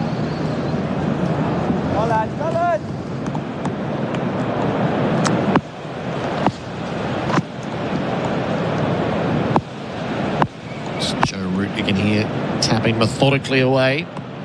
Stands upright for Boland's to him. Root is driving wide of the deep point down to Weatherald for a single. He's 80. That's the trouble with these fields. You can bowl a good ball. The batsman defends and they get a run. Yeah, and that's why I think at the start of a day, even though what's happened the day before has happened, you've still got to start normally. I think so. Because you get that, like the first ball, half chance goes in the air. You've got to try and attack early because they are starting again. And batsmen sense that. They sense when you're on the defensive as a team, the bowling team. Boland hustles in. Bowls to Brook. He's edging and he's caught. Smith picks him up at first slip. Boland makes the breakthrough. Brook gone for 84. A crucial moment for Australia. England 4 for 226. That is a massive wicket. That is a brilliant catch from Stephen Smith. When Carey's up to the stumps, surely for a second you're blinded for where the ball is. So Boland was able to make the ball go the other way, away from the right-handed Brook, and Smith, Cato, that is an absolute spectacular catch. And yeah, you're right. Boland got that ball just to leave go the other way. Surface. So that's why it caught the outside edge rather than running down a third man. Massive wicket for Australia. And Brook goes for 84. England now 4 for 226. Classics for a cause, keeping Aussie classics alive while supporting our veterans. Steve Smith, Test match catch 213. seconds behind only Joe Root. And he has caught absolutely brilliantly in the series. That is, I mean, it's regulation for Stephen Smith, but that's spectacular. That's harder with the keeper up. Definitely. And thank God that didn't go to second or third slip. Oh, yeah. You're just talking about it, Cato. I totally agree. It's a different day. His first hour is crucial. Don't let him get soft singles. So we're seeing more slips in place to Ben Stokes. And Boland started beautifully, hasn't he? Yeah. Into that avenue of apprehension. He's making the ball generally jag into the right-hander, which will be a concern to Stokes, but that ball to Brook definitely went away. The partnership ends at 169 between Brook and Root, and the next batter to the crease for Bendix Breaks. Put your foot down with confidence. Bendix Breaks is Ben Stokes. And no surprise to see Scotty Boland come round the wicket here. Oh no, he's staying over. So Australia with the more conventional 2 slips and a gully. Backward point in the infield. Cover, mid-off, mid-on, mid-wicket and fine leg. So time to press. Yeah. And you've got Stark in operation at the other end. His record against Ben Stokes. Scott Boland to Stokes, swishing and missing. He was drawn to the drive, not unlike Root's first ball yesterday. Would have been a horror dismissal. Yep. Good movement from Scott Boland. Probably pitched just outside off stump, but lured Ben Stokes in. Oh, did too much. Bolo, don't do as much. Chemist Warehouse replay screen drawing gasps and admiration in equal portions. And you mentioned it yesterday, Cato. This ball looks new. You can actually see the gold Kookaburra stick plant on it. Boland's got a good over going. Last ball of it. Stokes defends down to his toes. Successful over from Scott Boland to England, 4 for 226. The Glencore scoreboard advancing everyday life. To the doers. Why do what you do? The doer who shows up when worn down, who stretches out when stretched thin, who breathes deep and does it all over again. Whatever your do is, and why ever you do it, by protecting what matters most, at AIA, we'll help you do it for life. AIA, health insurance, life insurance, financial advice. To learn more, search AIA Australia. SEN Test Cricket for Goodwee Batteries and Solar Heart Expertise, the perfect partnership. Harry Brook has gone for 84. Joe Root's on 80. Mitch Stark is in operation from the Paddington end. Start of his 14th over, 1 for 58. Australia pushing. Stark bowls full to Root, who leaves outside the off stump. Good patience there from Mitchell Stark. Opens up both ends now, and it's game on for England. They can get rid of Root, bring Jamie Smith to the crease. He's had a tough time of it this series. Mitchell Stark just playing the patience game.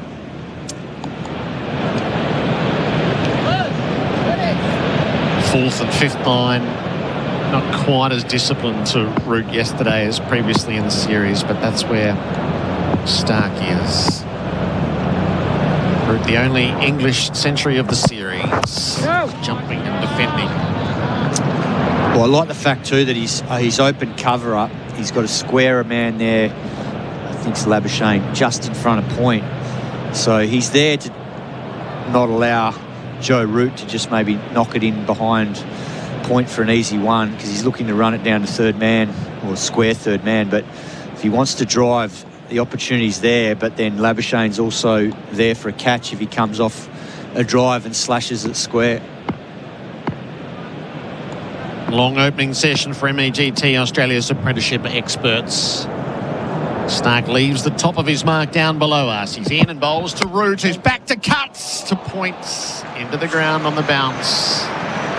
Labuschagne dives and fields. It's a big wicket, isn't it? Joe Root on 80s, batted beautifully. And Stark just trying to get that wobbled seam, angling away. But the cut and the cover drive has been a feature of Joe Root's batting. I think the Australians would rather encourage him to cover drive, hit on the up. That's why the 2 slips are in place. Yeah, just wonder whether Mitchell Starc's going to try and hit the track for a couple of balls, push him back, and then use that fuller, quicker delivery, angling across the wobble seam delivery later in the over. Drag the nick out of him. Stark past the umpire, bowls to Root. Forward defending to cover. Labuschagne on the one-handed pickup, throws. Stokes was home. They might almost an overthrow out into the deep, but Root had gone a fair way past the stumps. Nice batting there from Root.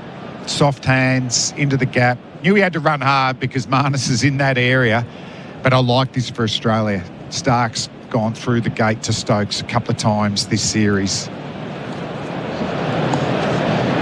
4 times in this series, 13 times in all innings. Cricket. Stark has got him. Well, Stark's just warmed up nicely. A couple of overs. He should be able to go after Stokes. Full. Encourage him to drive. A couple of half centuries, but only averaging 23 in the series, the England captain. Stokes faces up. He leans forward to defend the cover. It's amazing to think that's his numbers, because at times, particularly from sort of Adelaide onwards, he's looked like he's been determined to dig in and bat big. But yeah, I guess a couple of failures in Melbourne and missed out, got the run out. The run out hurt him in Brisbane because he looked like he was going to join Joe Root in trying to bat as deep as he could in day 2. That's the challenge for all the batters on both teams, that you can cash in the last test, get 100, get your series average up. Matters are poised as Stark bowls to Stokes. Leading edge. Out to backward point, no run, and Stark slaps his hands together. He's close. 4 for 227 on the Glencore scoreboard, advancing everyday life. For 100 summers, Pope has been in the backyards of Aussie homes, keeping lawns lush and gardens thriving. And just like backyard cricket helps grow our future Ashes stars, we're celebrating how Pope has helped grow gardens for generations. From hoses, sprinklers, reels and carts to tap timers and irrigation, Pope's got the gear to keep your patch going strong. Pope, celebrating 100 summers together. Available at selected hardware and garden stores. Find out more at gardeningwithpope.com.au. The Ashes on SEN for Henley Holmes, 1800 64 64 64. England 4 for 227, Root 81, Stokes yet to score. Brook out in the previous, Scott Boland over for 84. Ford Smith at first slip. And it's amazing what happens with a wicket. Steve Smith's on the attack now. The extra catcher in. So he's saying to Root, you can drive, but you take a risk, and also respecting the spell of Boland here. Boland doing the muscle work. Root defends back down the pitch. No run. Just Bolo, the human bowling machine. Just another excellent line and length. Follow through, walk back to my mark. Not going to change it up too much. Rinse and repeat. I'd love to see him bring the deep backward point up as well. No point. And say to Root, all right. There's no point, I mean. Yeah. It actually isn't a point. He's deep. So Smith is moving cover around Labuschagne, 3 or 4 steps closer to points. Runs the ball, and Green prevents it getting out into the deep. Takes 2 big strides in the gully. Pace is lifting too, Boland, 135 kilometres an hour. Just in that uncomfortable area, isn't it? It's not quite a half volley, bringing the batsman forward, hitting the splice of the bat. So Smith's taken his place really at second slip, Webster at 4th, Green in the gully, and Labuschagne is at point now. They've got a deep backward point on the road. Boland to Root, forward, plays to mid-off and able to pinch a single just to keep it ticking over. He's 82. And if you've got point instead of deep point, that run probably doesn't happen. Yeah, because you straighten the other man up. I think that the squarer you make the batter here play, the more chance the bowler's in the game, because it only takes one ball to bounce a little bit or move off the seam, which bowling can do, and that's what we saw with Harry Brook. A little bit of movement away, gets the outside edge, wicket, and I think historically here that the straighter you can keep your mid-wicket and your cover and your mid-off and mid-on, you're just forcing the batters to go squarer because they can just see it in their eye line. I've got to go a bit squarer, and you get the results. Stokes faces up to Boland. He leaves outside the off stump. Crowd was 29,500 for the first ball of the day, which was half an hour early. Yesterday, 49,500. The first 4 days are sold out here. Biggest crowd in 50 years at a day of Test cricket. Yesterday. And there's a bay full of Richies down the far end. Wow. The Clive Churchill stand, the lower level of it. It's opening session for MEGT. Sign up your next apprentice with MEGT. The tension around Stokes is palpable. He is yet to score. Boland to him. He's leaving outside the off stump.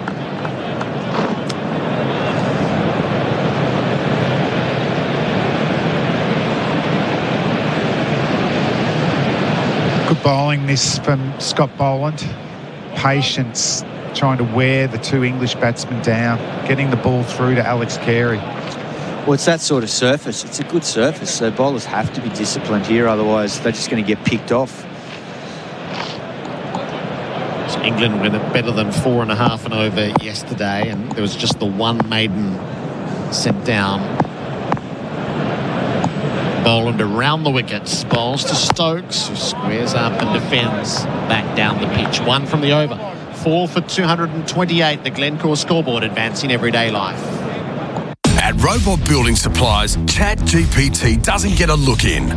We ask our own robot. Robot's got it. Got Merbu decking and timber sleepers? Robot's got it. Steel framing and building supplies within 24 hours? Robot's got it. The original robot since 1946. Robot Building Supplies. Notting Hill, Sunshine, Preston, Dramana, Pakenham, Coldstream and Darnham. We're robot, but we're human. robotbuildingsupplies.com.au. ROBOT, Robot Building Supplies. The Ashes on SEN for 4 and 20, Australia's original fan food. 4 for 228, route 82. Stokes yet to score. Scott Boland down to fine leg in front of the Richies. Has the wicket this morning. Mitch Stark sets in from the Paddington ends. Bowling to Roots, who's playing back and cutting out to the deep backward point. Take a single to Weatheralds. Goes to 83, Roots. Gives us back the matchup we're looking for. The last ball of Stark's previous over, he had it going straight at the off stump. Stokes played across the line, looking to turn it to leg. It just caught the outside edge, didn't carry to gully, and both of them knew the facial expressions as Stark was, oh, that's close, and Stokes was, oh, that's lucky. And that's the challenge for Stokes, because of the left arm angle. As a left-hander, you feel like you're drawn into playing balls because it's angling back into the stumps. But then if Mitchell Stark gets that seam to catch and starts shaping away, then you've got to be careful you don't turn the blade and get the outside edge. Stark to Stokes, leaving outside the off stump. And he got good shape yesterday. Like the one that got Duckett out, just brought his length back a little bit. Duckett pushed at it, but it swung away nicely off the track.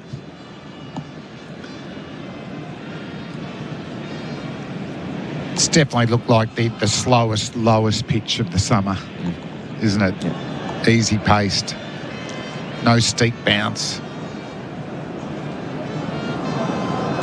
And that's why it's been England's best venue in Australia in the history of Test cricket. I think they've had 22 wins in these conditions. Stark thunders in, bowls, Stokes defends from the off stump. Good ball. Yes. Good ball.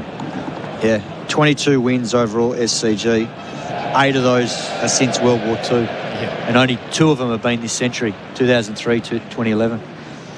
The last Test match Australia lost at the venue. Since then, 8 wins and 6 draws. 5 of the 8 wins have come batting second.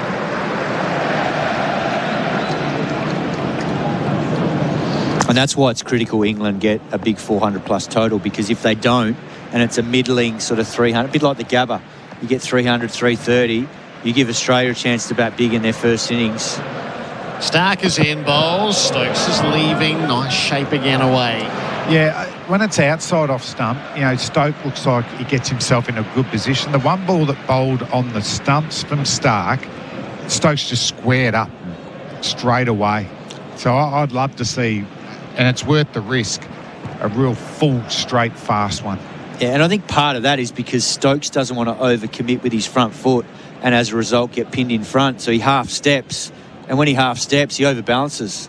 It's natural, everyone overbalances because your head goes towards the line of the ball. And he's only bowled one on the stumps. Yeah. Everything else has just been outside of stump. Surely he tries a full straight one in the next 2 deliveries. Stokes yet to score from the 10 that he's faced. Stark again beats him on the outside edge. They're up and asking. Everyone other than Stark was keen. I heard a noise. More out of obligation. Is it enough? It is. Steve Smith's going here. Carey was pretty sure. Yep. There was a noise. DRS here for Imar. Trusted Tradies Insurance. Call 13 Imar. What a moment this is. TV umpire to director. We have a player review for court. On-field decision is not out. I have checked both feet. Fair delivery. Front on, please.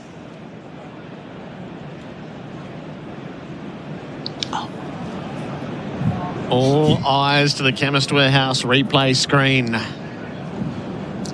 Nice and slow.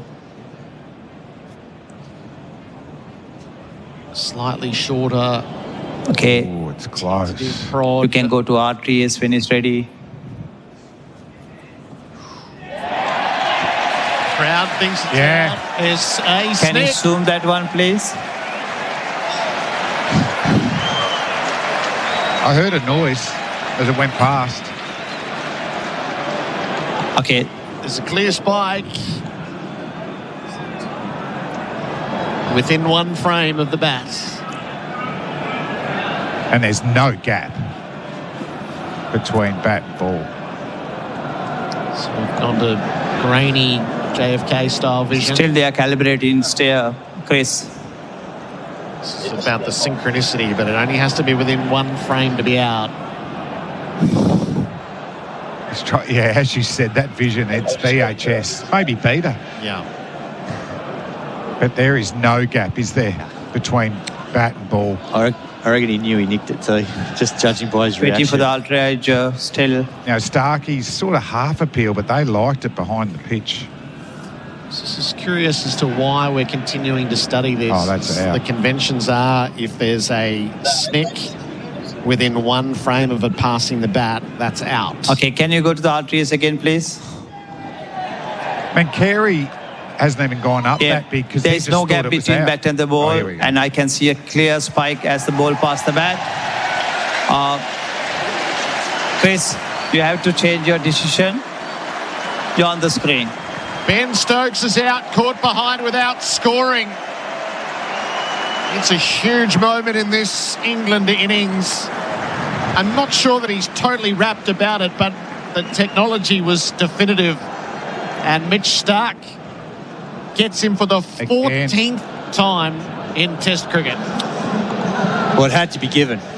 He couldn't give that not out. That's just definitive. And I think the other part of it that was definitive was the fact that all the slips went up straight away. Every single one of them. Yep. Stark didn't.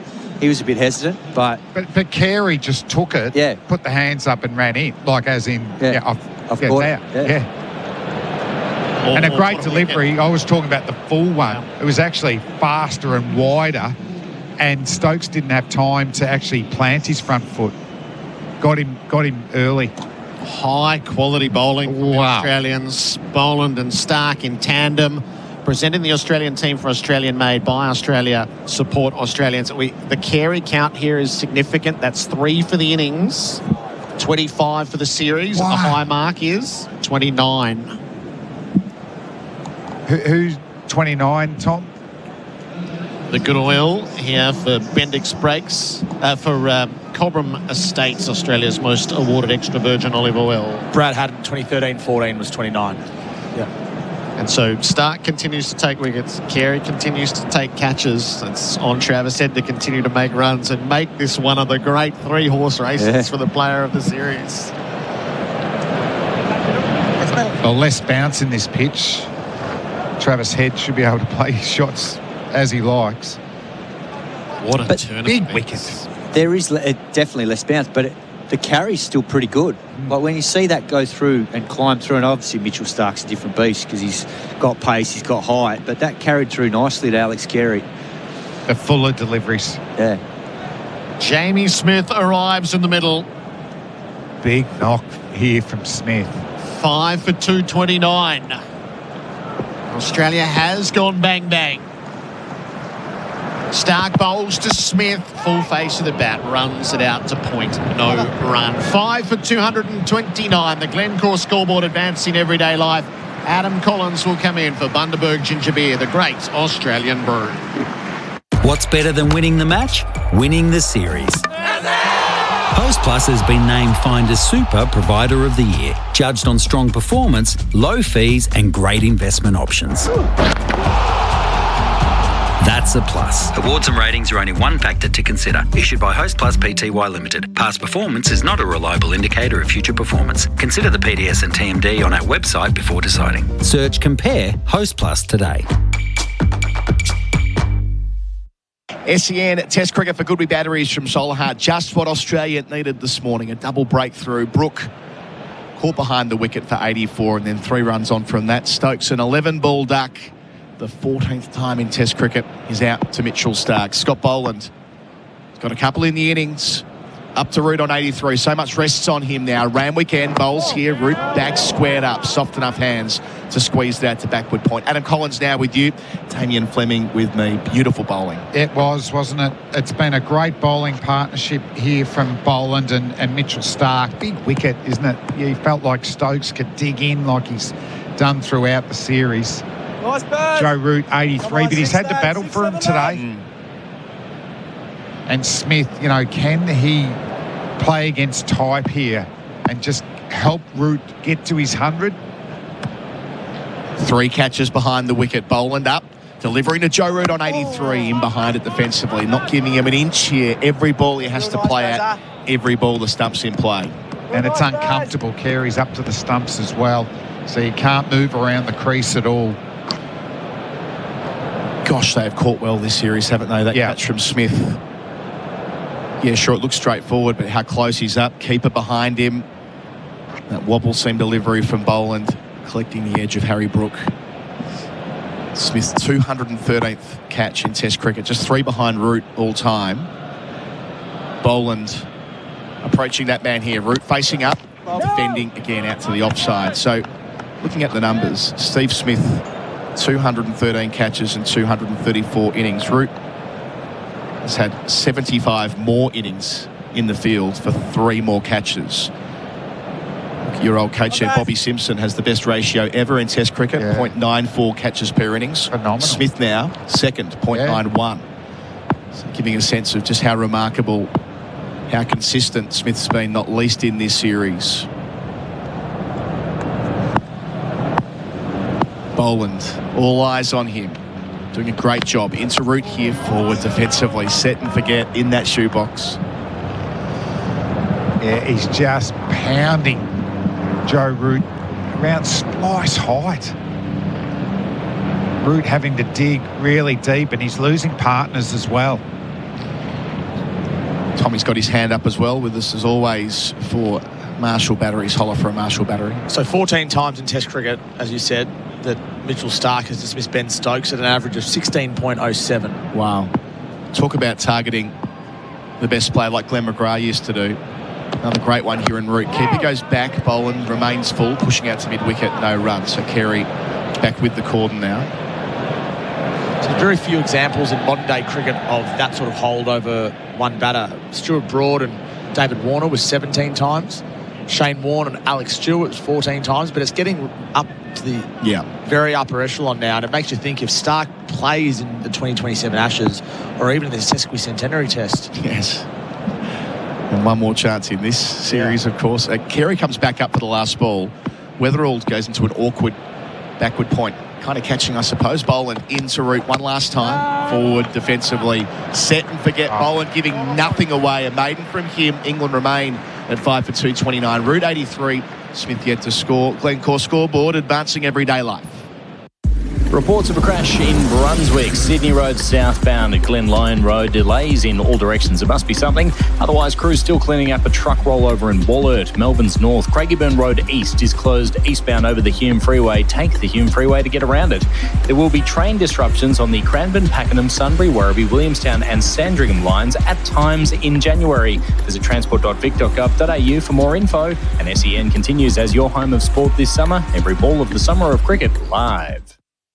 First session for MEGT, Australia's apprenticeship expert. So Damien Fleming with me, Tom Morris as well. Scott Boland's now got 19 wickets at the SCG at 10, by the way. So Stark's got 6 balls at Smith here. So that was a good dot ball at the end of the over from Boland. Smith facing Stark over the wicket. Plays out off the back foot towards wide-ish mid-off. Not sure that's where he wanted it to go, but all fine in the end.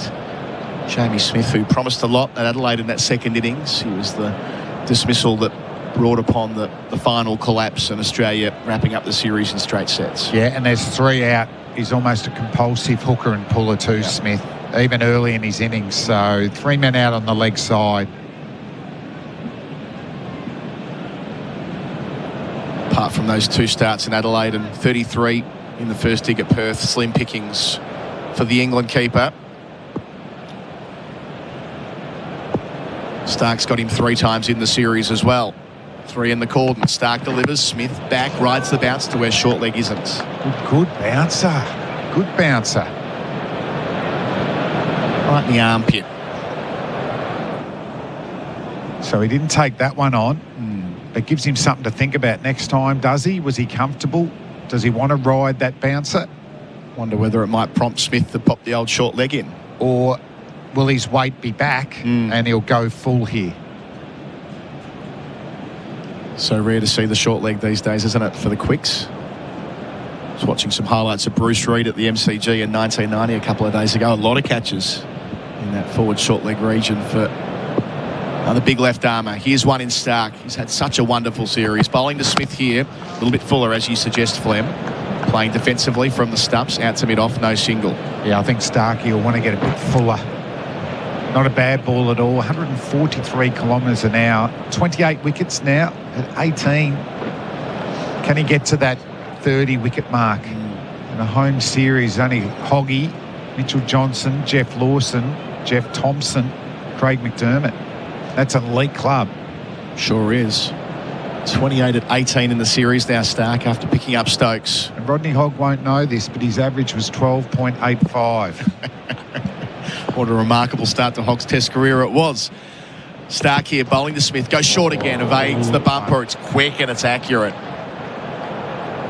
In the groove, Flam. Yeah, I'd maybe bring in that bat pad. You can still have 2 out because his hands are in play there. He didn't drop them. But they're 2 searing bounces, aren't they? We've been talking it's probably the slowest and lowest pitch of the summer. Stark digging deep. He's had an incredible summer and wants more. So much focus on this pitch. Maybe it is speeding up on the evidence of what we've seen this morning. Just what you want on morning 2. Stark, all dots so far. Delivers to Smith, who plays defensively from the crease. Not completely convincingly. One hand off the bat. Out to mid-off. No single again. So lots of dots this morning. England aren't able to put any pressure back on us yet, losing a couple of wickets along the way. Then Australia can get into the rotations. Once Boland's done, you'd assume it'll be Nisa to do a very similar thing.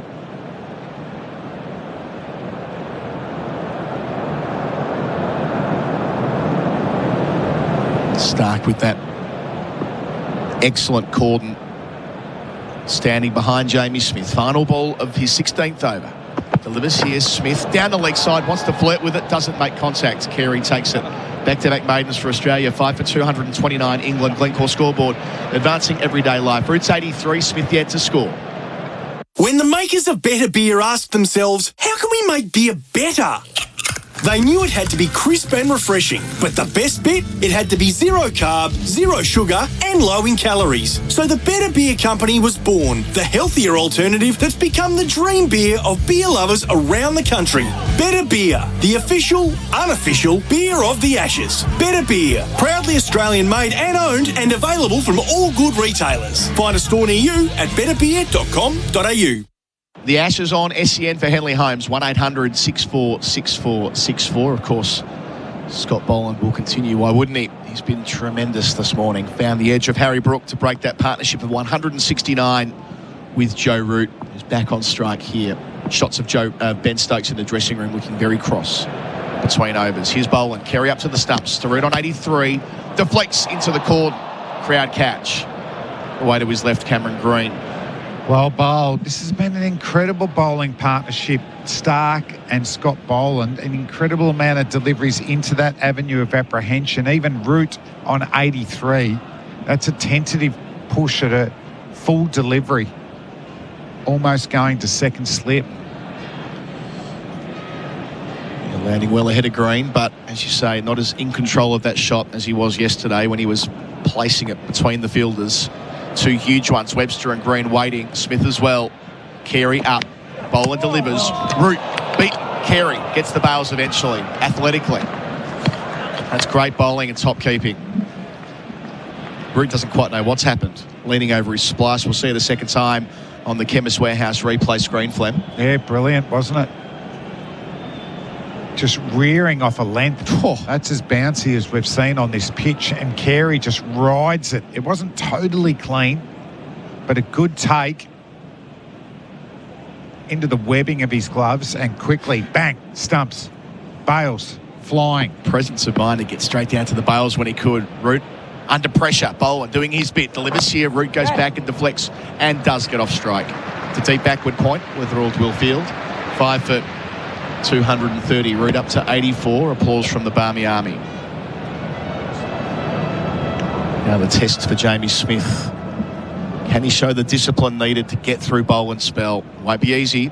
He's 0 after 7 deliveries. Got Brody jumping in with us as well for AIA. Protect what matters, do it for life with AIA. Morning, Brody. Good morning. Yeah, it's been an interesting morning, actually. Just nibbling around. I think Mitchell Stark's been exceptional. So Carey's going to go back for Smith. Boland up, 2 slips to the gully. To Smith for the first time. Smith edges, and it's not taken at second slip. Smith was going across in front of Webster. We're behind the action here. We'll see what happened in a moment on the Chemist Warehouse screen, but Smith, it looks like it's bounced in front of him based on his body language. That's what he's saying. So what a great delivery again from Scott Boland, challenging the outside edge, gets it, hits low on the bat, and it's a half volley on the way to Stephen Smith. Went with his left hand. Maybe he fell about 6 inches short. They bowl well, Stu. It's been a great bowling partnership. Do you think it's done more this morning? Or do you think it's just been pressure and no bad balls? I think that avenue of apprehension's been hit a high percentage of time. Root back on strike. Smith got the single. Boland to him here. Root turning through the onside far more convincingly. Boland goes straight up. And it's away for 4 in front of the O'Reilly stand. Root's at 88, 5 for 235. It's just amazing how Test cricket works, isn't it? Harry Brook played a lazy, poor shot, opens up a fresh Mitchell Stark to Ben Stokes, who he's been all over all series. Stokes gets 7, 8 balls in a row, swinging away, bouncing, nicks one, and now the pressure's on and it all feels really intense. It's just protecting those partnerships when you have them. It's such an easy thing to say, but the importance of it is just being shown right now. Well, what about the fields Australia started with? Ultra defensive. Last ball, Carey back for Root. Beats him with an absolute beauty. Root had to play it, move prodigiously in the air and off the seam. Boland at the peak of his powers. 5 for 235 England. Root's 88, Smith's on 1. Glencore scoreboard advancing everyday life. The Ashes on SEN Test Cricket. Start your next innings with a career that gives you more. Search Police Careers, Victoria Police, and Oldham Construction Lawyers. Your experts in construction law, ensuring you're never caught out when pressure builds. When you buy Australian made, you're choosing more than a product. You're supporting a stronger economy and creating local jobs. So look for the Australian made green and gold kangaroo and buy Australian. Visit australianmade.com.au. The Ashes on SEN for 4 and 20, Australia's original fan food, seeing between overs that delivery. It would have hit the middle of Root's bat had it not deviated, but it did bits off the surface. Beautiful bowling, Scott Boland. Bharat Sundaresan joining Stuart, Broad and me for UFI POE Systems, professional grade security for complete home protection. Morning, Baz. Morning, Roddy. Morning, Colo. Tom. How about Joe Root's reaction to that? He laughed like Travis Head did in the previous test after he was cleaned up. Bounce, zip. And Stark has realised that Jamie Smith has a problem with the short ball. 2 fielders out for the pull shot and a short leg. Nowhere to go. After the last over, the short legs in. Stark into Smith, who plays back to a ball that's back of a length. Out to extra cover where there won't be a single. This pitch is definitely woken up a little today. It feels like it anyway. Australia bowled better. The energy is up, Roddy. You spoke about how the energy was just flat yesterday. Yeah. Not just with the bowlers, but everybody else. They've bowled really well. They were. When I looked at the first ball, the field that was set, I thought, are England 450 ahead or so? It was the most defensive field I've seen. But that's what Australia do. They wait for a little mistake, and then when they get that mistake, they pounce. And immediately there was another slip in place. And they drop nothing. Stark up, bowling here to Smith, who goes back and punches just wide of Michael Neser, but he does well moving to his left from a wideish mid off to cut it off, no run. This may well look a very different game when Neser and Cam Green come into the attack. I think we have to pay huge credit to the quality of Mitchell Stark and Scott Boland of what they've produced this morning. And I think that's been the big difference between the two teams throughout the series, hasn't it? The experience of the Australian bowling attack versus the inexperience of the English bowling attack, just to be able to pounce on those moments that you mentioned. Like, they know when there's an opening, they just come and maybe that's why there have been so many more collapses from an English perspective. And they take the chances. Steve Smith catch with Carey up to the stumps is a fine catch. Stark has 3 in the cordon for Smith. Bowls here, short ball, takes it on down the leg side, doesn't catch up with it again. Second time he's tried to do that. He's missing it by some way. And this is where it's interesting, where you talk about missing Pat Cummins and Hazelwood. Jamie Smith showing a weakness that he's got at the moment, compulsive on the pull shot. They've got a short leg in because he's fended off a few. You think, okay, well, I'll get through Mitchell Stark, I might be okay here.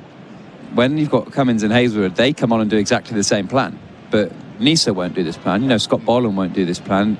Green tries, but he's not accurate with it.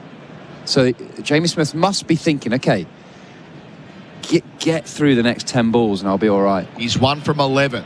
Stark delivers to him. Smith short ball. This time he makes contact. Out, big and huge. Underneath it, all the way for 6 into the Brawongle stand. Well, after missing a couple in a similar spot, he got into position early. 2 men out there. He doesn't mind. What a way to move to 7. 5 for 241 England. I don't. If I was Mitchell Stark, I wouldn't mind that whatsoever. I'm saying I've got 2 fielders back there for it. I've not got it quite as high as I would like. It's more at the hip, just above the hip rather than the shoulder. And nicely played, nicely clipped, but fraught with danger. Giving it a real ride. It's gone 20 rows back. Watching it back, Chemist Warehouse replay screen, but not far away from Labuschagne and Bo Webster, the 2 men set back for the miscue. Faster, higher. Broad's instructions to Stark, who bowls here to Smith, back of a length, defended. 1 ball left in the over. You get the sense of the England fans after hitting the 6, like, just don't get out next ball. Just don't do something silly.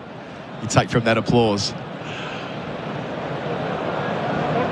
I like Harry Brook. He just seems like such an impulsive batter, Roddy. Like he runs purely on instinct. Yeah. I remember he scored an amazing 100 against India at Edgbaston.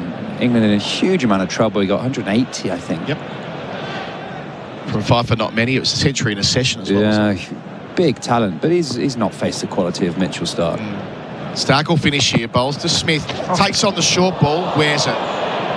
Tried to get inside the line and repeat what he did 2 balls before it, but didn't read it off the pitch. So just the 6 from the over. Bit going on here. Smith 7, Root 88, 5 for 241. Glencore scoreboard, advancing everyday life.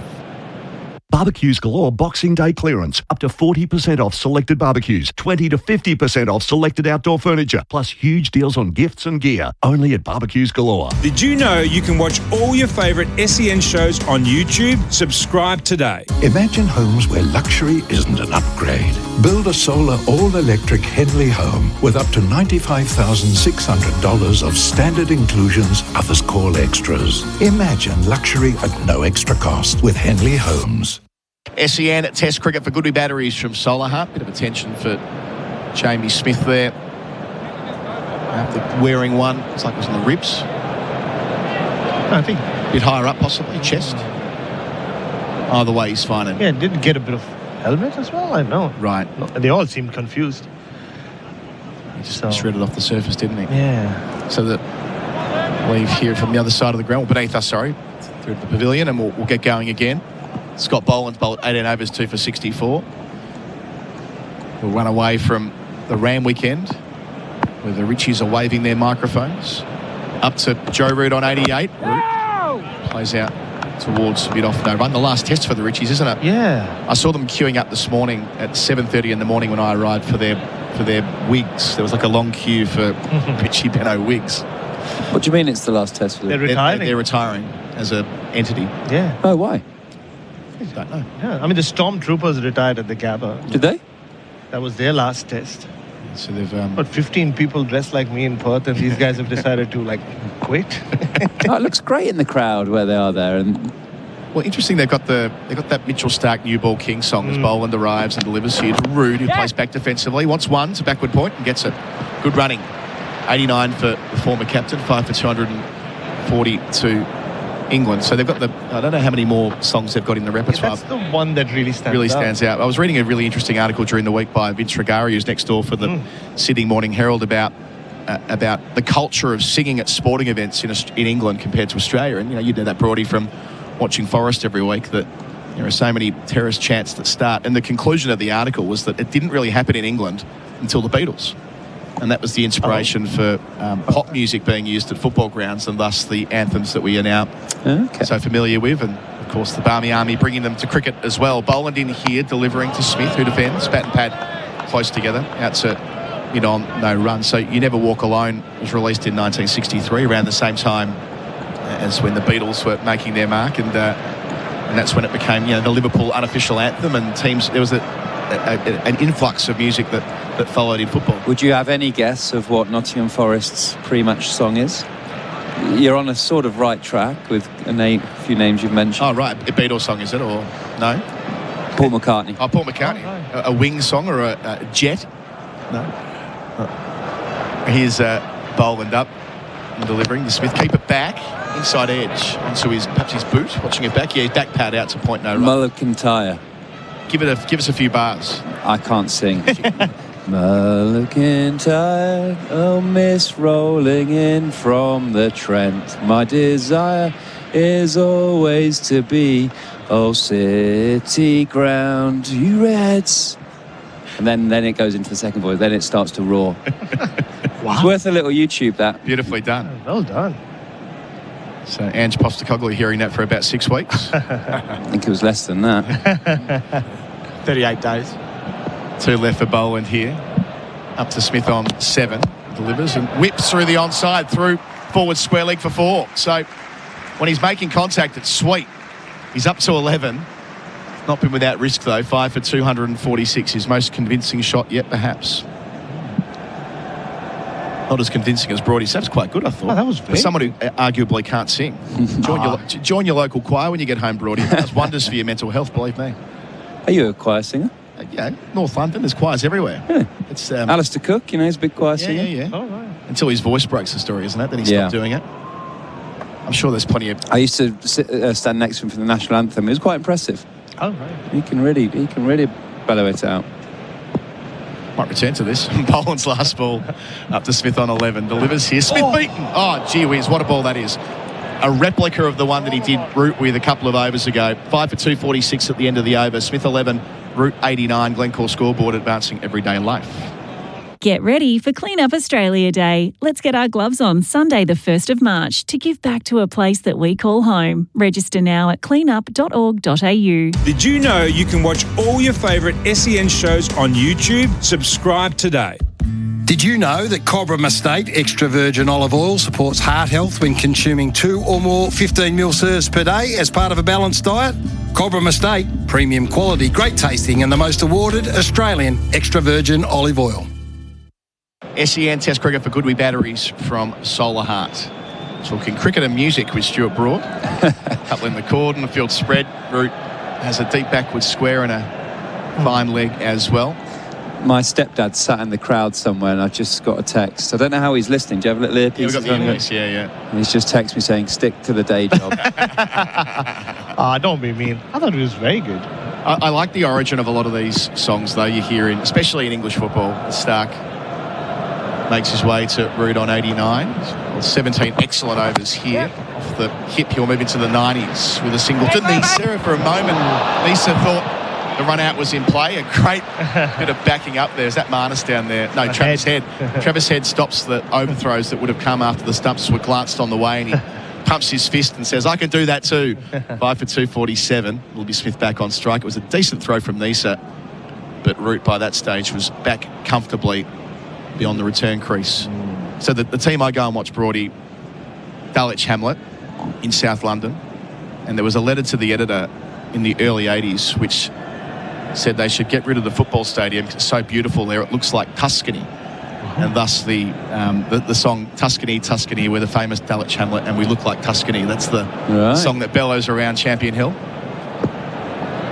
You don't quite get that, I don't think, in Aussie sporting culture quite so much. 2 slips the gully. Stark into Smith, who's 11. Delivers here. Standard deliver. Back over his head. Out towards long on. He's clouted it for 4. So Smith looking to counter-attack as best he can. 5 for 251. He's already 15. Well, this is the Jamie Smith we saw briefly in Adelaide, didn't we? When he hit those 4 fours and then threw his wicket away. But he seems to be most comfortable doing this. My gut feeling there is expecting a short ball.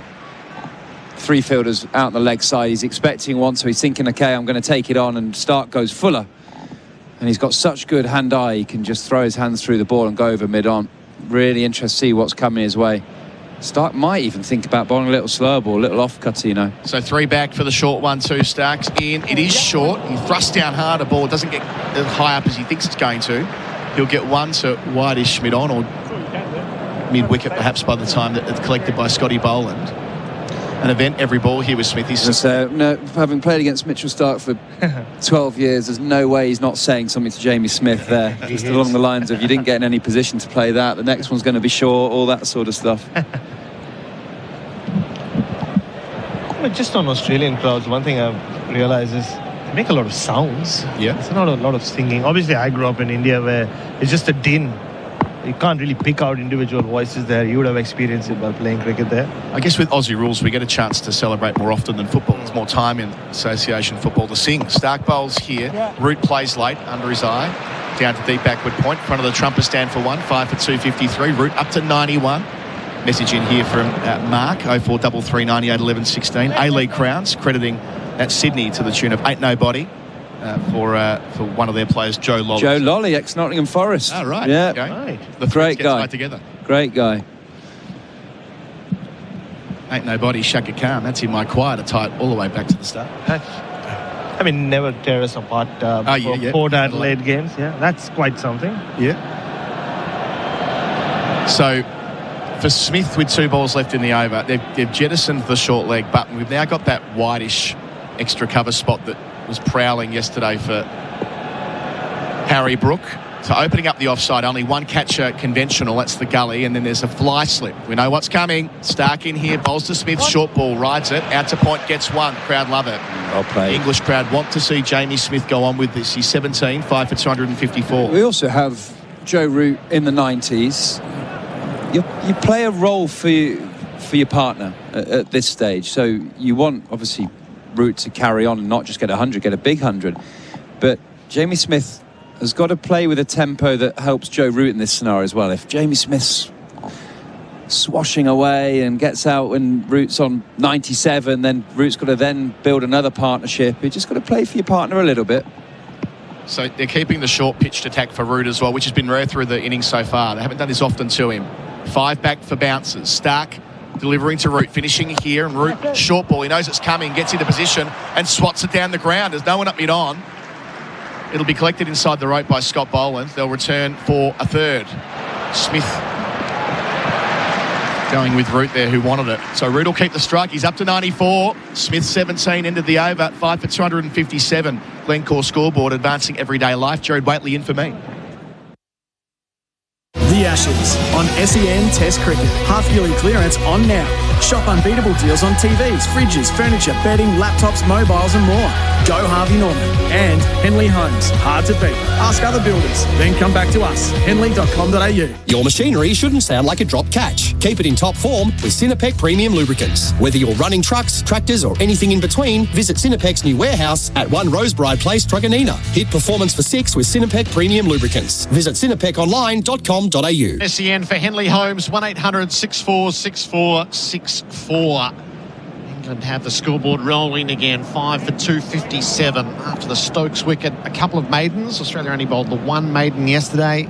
Some fine stuff from Stark and Boland in tandem, but the free-swinging Smith and the disciplined Root have it ticking over, and now comes the challenge, the bowling changes. So Michael Nisa takes things up from the Randwick end. What might he be able to do? Joe Root has the strike. He's cutting over the court, and there was Chansey up over the top of Webster, who's placed at third slip.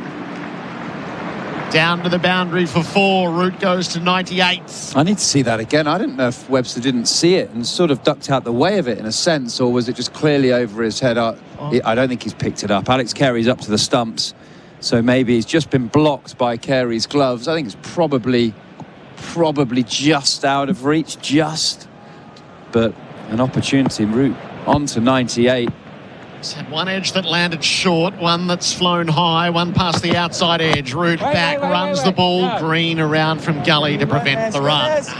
And just Joe Root's reaction as soon as that ball flew over the slips, like, got a little big on him. I don't think he expected it to get that high. Don't think. Come on, 6, 7 boys. Expected it not to be in control at all of that shot. So Nisa yesterday, 10 overs, 1 for 40. Or 1 for 36, now 40 with the boundary. This bowling change for RSEA safety, trusted by tradies across Australia. Nisa in, bowls to Root, who cuts, fielded by Labuschagne at point. If that gets through, that's the 100. Oh, he'll be frustrated. That's a half tracker outside off stump at 130 clicks, no more, and that is what an opportunity to smack that anywhere he wanted, and he's picked up Marnus Labuschagne exactly at point. Yard either side, and he brings up his second Test match century in Australia. So the unique tension of these moments grows. Nisa skips in. He bowls to Roots, who's edging short of Webster. Nisa's got Root just a little unsettled. Yeah, he's not looked settled against Nisa at all in this series. Not sure what it is. And Brody, you had that stat that when he's faced bowling under 125 kph, his numbers are pretty low. Yeah, very low. It's slightly quicker than that, but he's a little edgy. Root has a little wander away. No matter how many times you've done it, hey. He turns from his pads. He won't beat mid-wicket. No run. Two more have done it more often than he has, Gerard. So I think if you had done it 40 times, you wouldn't be that nervous. But clearly, that's not how it works. Yeah, I think particularly with it being such a famous cricket ground, Ashes, all the sort of story before this series that he hadn't scored a century in Australia. Yes, he got one at the Gabba. Against the same bowling attack, I think, wasn't it? Or very similar. Nisa with a good over going. Bowls to Roots, who's jammed up. Smith dives to his right, prevents it getting through. Bit of fielding. That's a hell of a good over from Michael Neser. And at the end of it, it's 5 for 261 with Root on 98. The Glencore scoreboard advancing everyday life. Navigating a building dispute? With over 30 years of experience, Oldham Construction Lawyers are your trusted specialists in construction and property law. So whether it's VCAT, the courts, or the Building and Plumbing Commission, Oldham Construction Lawyers can provide you with expert legal solutions. Visit oclawyers.com.au. Want to hit a six for your business? Sign up an apprentice with MEGT. Their local teams come to you, offering free advice and ongoing support that helps you and your apprentice succeed. So sign up today at MEGT.com.au. Apprentice Connect Australia providers are an Australian government-funded initiative. The Ashes on SEN for 4 and 20, Australia's original fan food. England 5 for 261, Brook for 84, Stokes without scoring. Root's 98, Smith is 17, and Cam Green comes into the attack. Now, this is a moment the whole country is looking in on this with an increasing sense of judgment over the young all-rounder. He was poor yesterday, 8 overs, none for 57. He's got to get straight on the job today. He's got Smith in his sights, and that rose at him and made Smith just a little uncomfortable as he took a hand off the bat and defended to his toes. Especially after the way Stark and Boland have started. You're right, Gerard. I said it before this test match. He's the new Mitch Marsh, isn't he? Divides opinions. For the longest time, he was sort of like the darling of Australia, Cam Green. Oh, this sweet little boy. He's really tall. He's got a sweet face and got all this talent, but people have turned on him since. 3 in the deep on the leg side. Smith faces up. That rose again at him. Hand off the bat, runs it away to Khawaja in the gully. Quite a few deliveries today from both ends, which seem to have risen at the batters, and they've kind of looked a little uncomfortable. Yeah, actually, funny you mentioned that. 10 seconds before, I just text CricViz to say, is there more bounce to this surface today than yesterday? Because to the naked eye, absolutely. You know, a lot more batters are sort of knocking the ball and looking at the pitch as if to say, that's just bounced a bit higher than I thought. Ben Stokes' dismissal hit almost the top edge of the bat. Green bowls to Smith in behind it with everything he's got. I went to look at the surface this morning, and certainly nowhere near like the MCG, but there were little dents in the grass, which what happens with those dents, if the with a bit soft yesterday and the new ball hits it, just marks the pitch. When the sun hits the pitch and it hardens that pitch, then when the ball hits the edge of a little dent, it lifts. I was at day 2 sometimes. If the pitch was a bit soft day 1, day 2 was a wonderful day to bowl because it felt more nicky. It felt like you could just bit quicker catch the outside edge. So Smith had 3 in the deep on the leg side. He's called Webster up into the cordon. So 2 back. Green bowls to Smith. Back foot punch out to deep backward point. Yelps from everywhere as it threatened the edge. But Weatherall does the fielding. They take a single. Root has the strike. I'm just to see if they bring deep point up or even deep square leg to Joe Root here. He's on 98. They might just say, do you know what, you can still take the one, we'll keep you in the 90s. So Smith to second, Webster to fourth, Khawaja's in the gully, deep backward point, deep backward square, and deep mid-wickets. Mid-on, mid-off, and cover points. Green in, bowls to Root, who's driving. He'll pick out mid-off though, head gets around and keeps him to 1. Root to 99.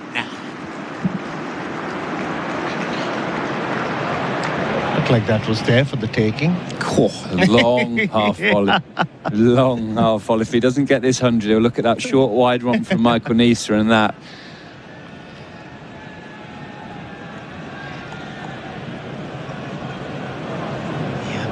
Chemist Warehouse replay screen just didn't quite go through with the stroke. Smith faces up to Green. Shams down on a ball that gets in behind him. Bat into turf, looped the stumps and lands a metre or so behind. 5 for 263. The Glencore scoreboard advancing everyday life. Reports of a collision in Brunswick, Sydney Road southbound at Glen Lyon Road. Otherwise, a rollover yet to be cleared in Springvale. Princess Highway citybound before Westall Road. 2 lanes are shut there. If you see anything on the roads, do call it in on 1300 595 937. Get the 4x4 you really want with a great deal from Forward. Get 3K off select Ranger diesel and hybrid models at participating Forward dealers. See forward.com.au for full terms. And that's the latest SEN traffic.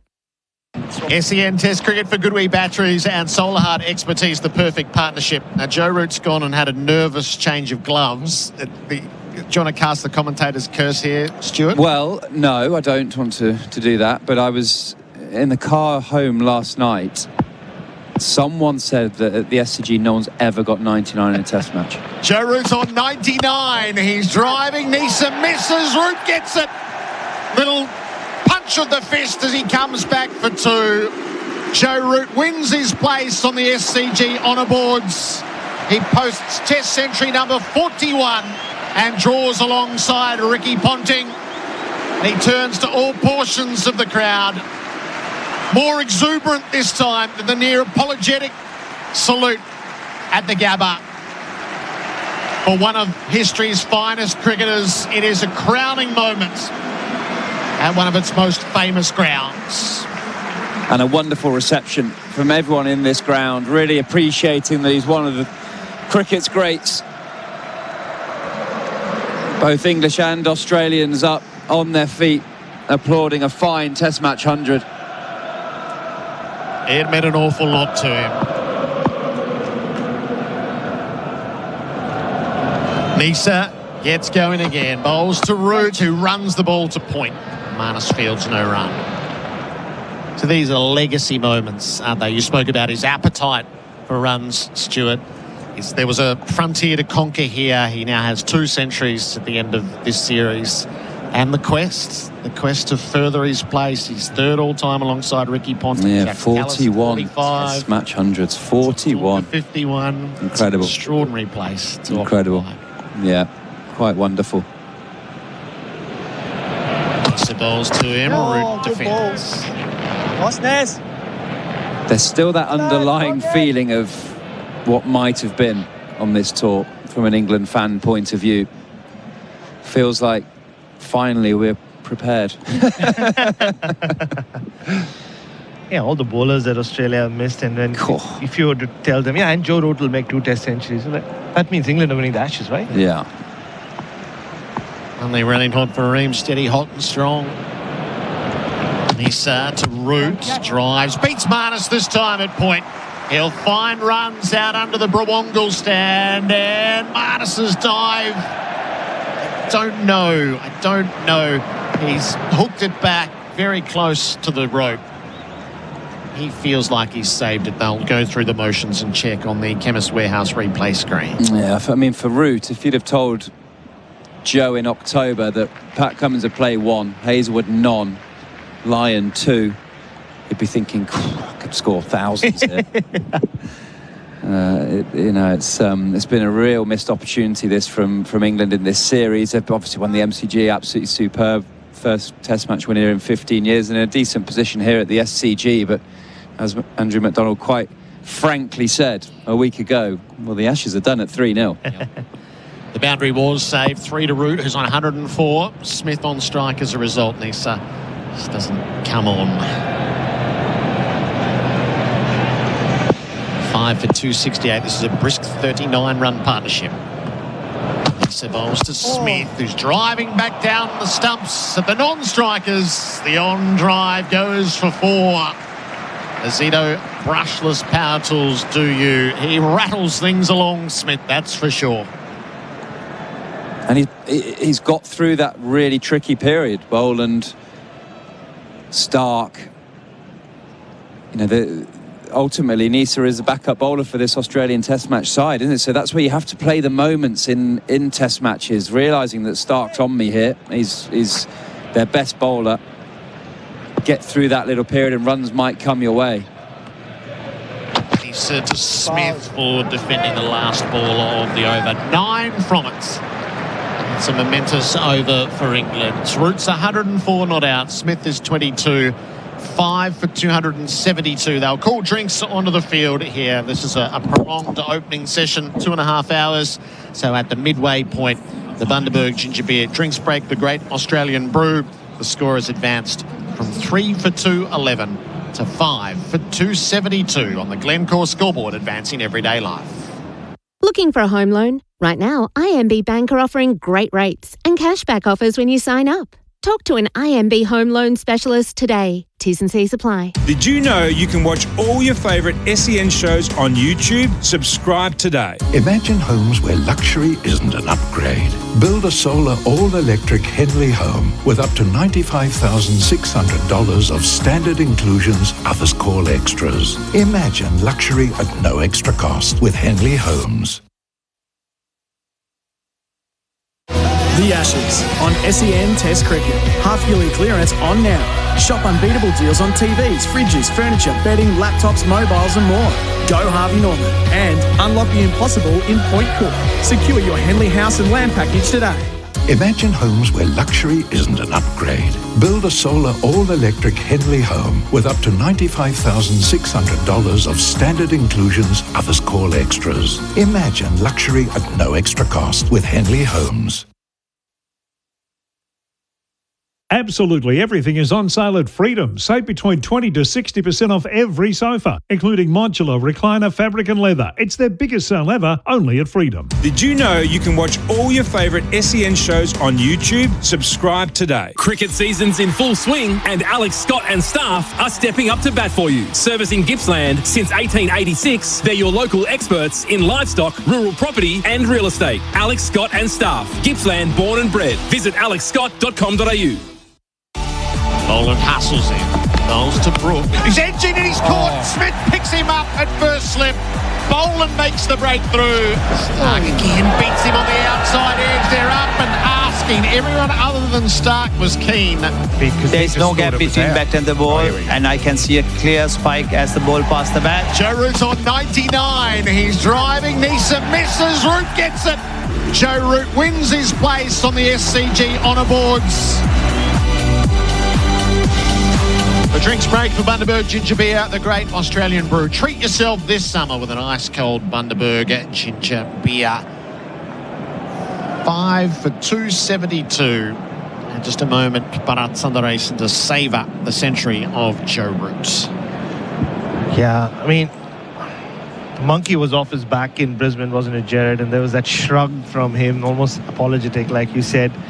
Here, there was genuine intensity, passion in his celebration, and probably the most English of centuries Joe Root has scored away from home. The pitch, without the extra bounce, at least yesterday, got so many runs behind the wicket on what felt like a very English looking pitch. It was soft, it was slow, and he just showed us why he is so special. It was a classy knock.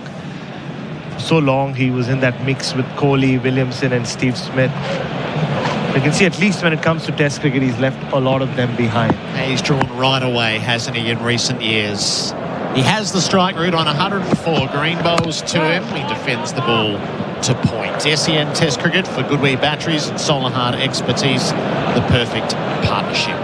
And I asked Ricky Ponting before this series, because there's so much talk about does he need to make 100 on Australian soil to be considered a great, and he said, oh, man, he's look at his numbers. I mean, he's number 2 on the all-time list. And it's not that he was averaging 12 in Australia either. I mean, he got a lot of half-centuries. So it's a great personal milestone for him, as Tom Morris and I found out when he spoke to his dad in Brisbane. Green in bowls to Root. Pad tight together in defence. But he was already an all-time great. He was, but it lifts the asterisk. Completely. That would have sat with his record. Yep. And as we'd learnt, there were those in Australian cricket not prepared to concede him as an all-time great because of the shortcomings here. So to put that so emphatically to bed, not with one, but with 2. I think the second one really seals the deal. Yeah, it's good he got one there at the Gabba. But then because it hasn't been his best series, for him to do it again, this really seals it. Green is bowling to him. Root back to cuts. He'll find the run out to deep backward point, where Weatherald has been on patrol the whole way through. Root's 105. Because even though he did get that big 100 in Brisbane. Coming into this test match, Gerard, he needed to make 28 runs across both innings to ensure this wasn't his worst series on Australian soil. So it hasn't really been a series where he's dominated despite getting 1 3-figure score. But now just purely with this innings, he's come up the runs tally for the overall, when you look at the series and the batters overall.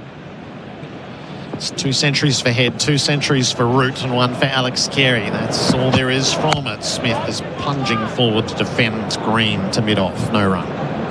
And yeah, like the celebration this time, you could see it meant not that didn't mean a lot to him, but this meant more to him. This is almost to go, hey, hang on, this could well be my last Ashes test on Australian soil, and I just want to leave you guys with a reminder of how good I was. I think to listen to Stuart Broad, the way he's described the honour boards here and the history around the rooms, this is one that you want your name etched on as you leave your mark on world cricket. Green bowls to Smith, big drive, swing and a miss. That's just Jamie Smith, isn't it? But yeah, you're right. I mean, just the fact that the pavilion and the dressing room, there's so much more history to this than some others in Australia. I mean, they've changed over time. You could just like cut out that ladies' pavilion or the ladies' pavilion and the members. Gerard, you could just be in any part. I mean, Richie Beno might be bowling right now. So yeah, I think it's Sydney Cricket Ground for, maybe not for people from Melbourne and Adelaide, but it for cricketers who played here, it's right up there in the top 3. Green bowls to Smith, drives more successfully this time in terms of putting bat on ball, but he's picked out mid-off. Head fields, no run.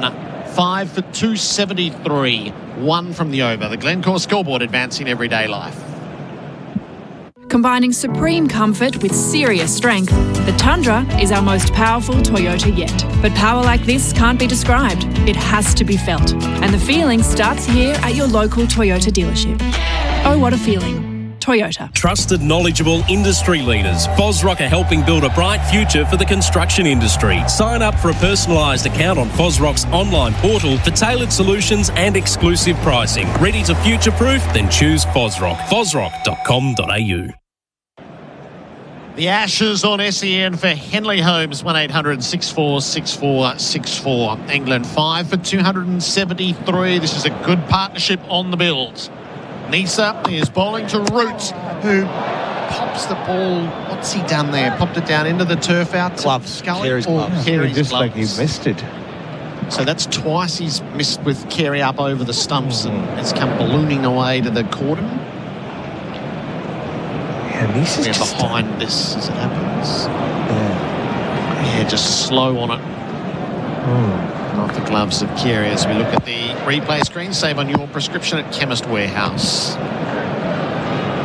This has got a good spell going. Goes to Root, defends back down the pitch. Morris is crunching a few numbers for us for pay.com.au. Points for business. As Stuart Broad told us before, not only has no single player ever made 99 at the SCG, that is the lowest individual score that hasn't been made at the SCG in Test cricket, which is remarkable given how much cricket has been played here over a long period of time. But no one's made 99, and every other score below that has been made at least once. Funny. Nisa to Root, inside edge. It's the onside. Fielded at mid-wicket by Travis Head. Just looking at Joe Root's body language, I don't think he's quite sure why he's not looked at his best against Michael Nisa in this series. He's always at the batter is Nisa. He bowls that length. And even though Joe Root's batting on 105, it's a little unsure. Nisa in from the round again, bowls. Root defends more soundly. No runs. This has the Gabba field, so it doesn't. And England made 334, and it was light on, and it was shown to be light on when Australia posted 511. This will be the best of the batting, so I don't think you'll get extravagant scores as things go along. But 5 for 273. This goes either way from here. If England get to 400, that's going to be a a number to dominate the test. If they leave it in the low 300s, then it's there for Australia. Cham's down on the ball that he defends on the popping crease. Yeah, over there was that Joe Root-Jofra Archer partnership that dragged them beyond 300. They could easily have collapsed for less than 300. So Australia will feel like they've done a great job from where play started. 1 wicket away from Will Jacks, who's batted really well in this series. And then the rest. So Nisa had to live up to the spells of starting bowling. He's doing that. Root back to cut, knocked down by Green in the gully and prevents a run. Good tight cricket from Australia. That's a maiden over for Nisa. That'll be his first. 5 for 273. The Glencore scoreboard advancing everyday life. Looking for your next fishing weapon? Bar Crusher is Australia's leading fishing boat builder and lead the industry in design excellence and quality. For the most advanced plate aluminium fishing boats or to build your dream boat online, visit barcrusher.com.au. Engines feeling like they've been bowled out? Step up to the crease with Sinopec Premium Lubricants, delivering smooth performance that hits for 6. Visit them at 1 Rosebride Place, Truganina, or sinopeconline.com.au. Sinopec Premium Lubricants. Keep your engines in winning form. SEN Test cricket for Goodwee Batteries from Solar Hearts. Cam Green bowls to Smith, full driven straight to cover and out. Oh, he's a conundrum, Jamie Smith. It's the laziest of drives in the air. He gifts Cam Green his wickets. He departs for 22. They're just going to check whether this is all carried. Yeah, or is it? Are they checking for the no ball? Oh, hang on. It is a no ball. Oh, Cam Green. Cam Green's overstepped. And the judgment of the whole country just closes in around him. Oh, dear. Right, just been gifted a wicket there, Cam Green. Just a wide half volley that Jamie Smith hit straight to Marnus Labuschagne at cover. Oh, dear. Things go wrong, Gerard. They're just piling on. Oh, look away from the text machine for the next 5 minutes. The Cardinals in. So Cam Green comes again. Smith back, cuts edges, and Webster's missed him. I reckon for the 3rd time in the test, Webster has not picked up an edge coming to the cordon. And he's usually so sound there, but he has had troubles with the visual. Oh, no, that's a genuine edge. Another terrible shot from Jamie Smith. Oh, Webster's taking evasive action and the ball is on his left shoulder. He did it in that previous over against Michael Neser of Joe Root. Oh, it was going, should have been gobbled up like he does for fun in Shield cricket. That's terrible. So Smith has been missed twice on 22 by Australia. The boundary came as a result and Smith forward to defend. Gets the Bronx cheers. Wow, what a phase that could end up being. Oh, Cam Green just got himself a wicket, had himself to blame, and then got an edge of the next ball. Bo Webster didn't see it. Probably the worst sequence of cricket we've seen for a while from all parties. So Australia have missed so few chances in this series.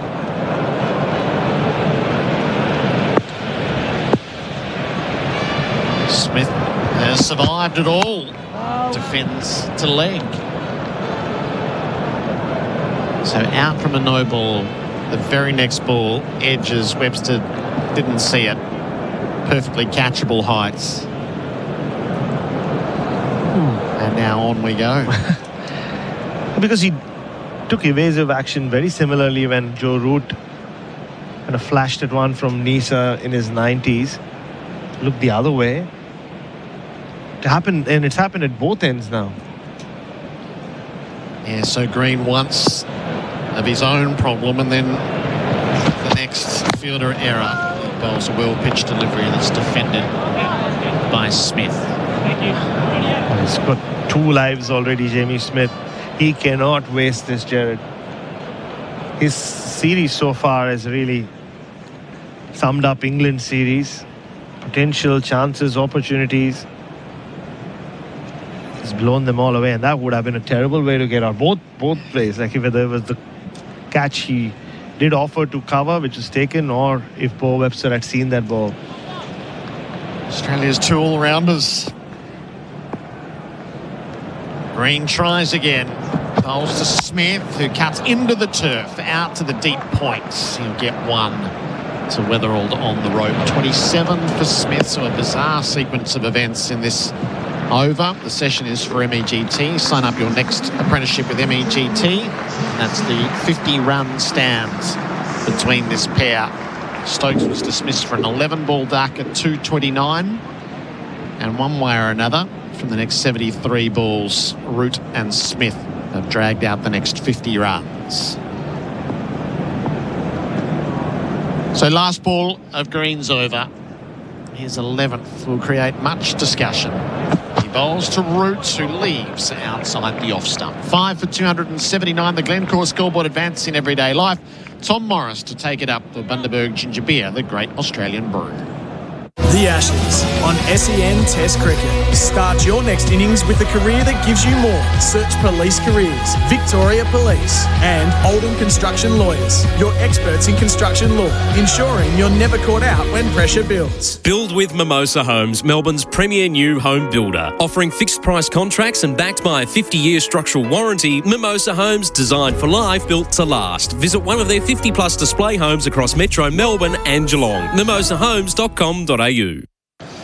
It's SEN Test Cricket for Good Wee Batteries from Solar Heart. England at 5 for 279.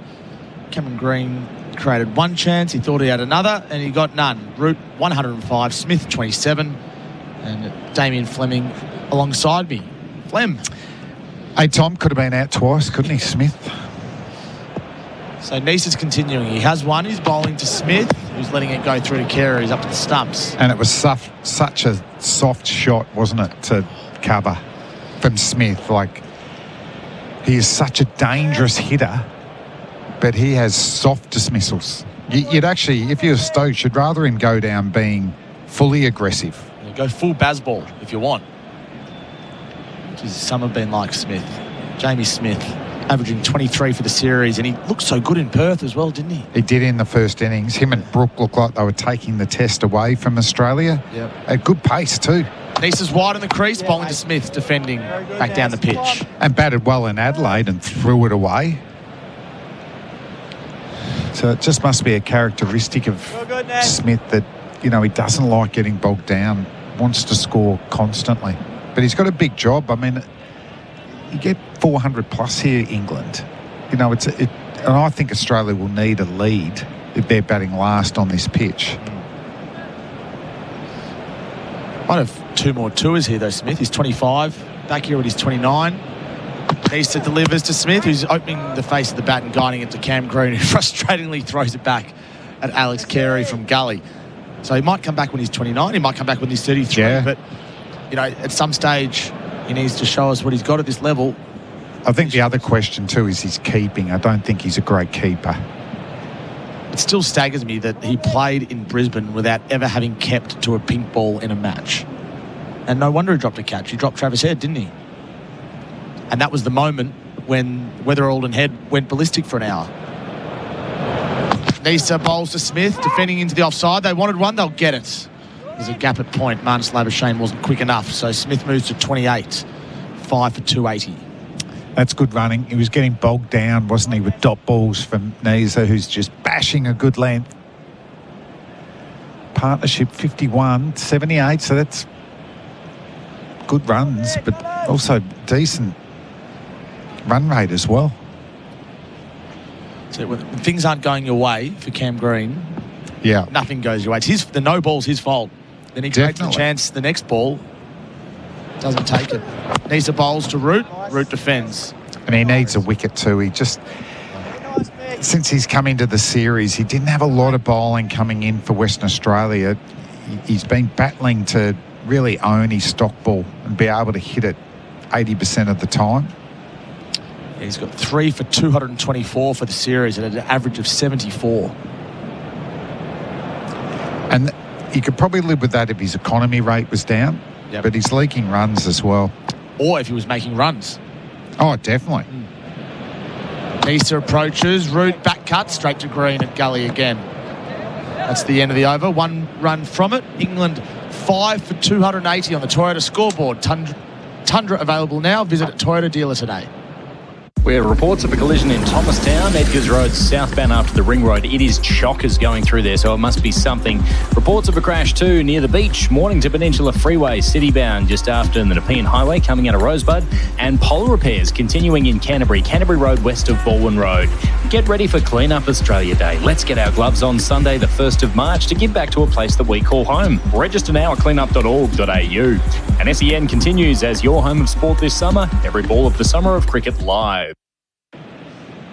England 5 for 280. SEN Test cricket for good wheat batteries from Solar Hard. Damien Fleming is alongside me. Cameron Green will continue. Keep behind the line, Cam. It's only so marginal, but it was enough. Smith's on strike and Smith's defending to gully, where it was when Khawaja's fielding. So Khawaja started the Test match at first slip and now he's gone to gully. Bo Webster is now at second slip and Marnus Labuschagne is now at first slip. So Steve Smith off the field. Yeah, Josh Inglis is on. He's in the covers. So Travis Head must be the captain at the moment. Good delivery there from Cam Green. Full length, just outside of stump.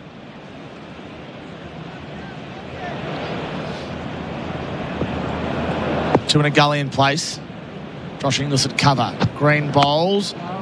And Smith defends to Inglis, who loves fielding in the infield. That run out at the Gabba, I don't want to say it changed the course of the series, but it was a crucial moment. It was. It was.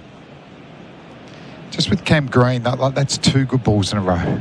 Can he bowl a hole over in that area? Because Smith's technique, the bat goes back towards the keeper or even leg slip.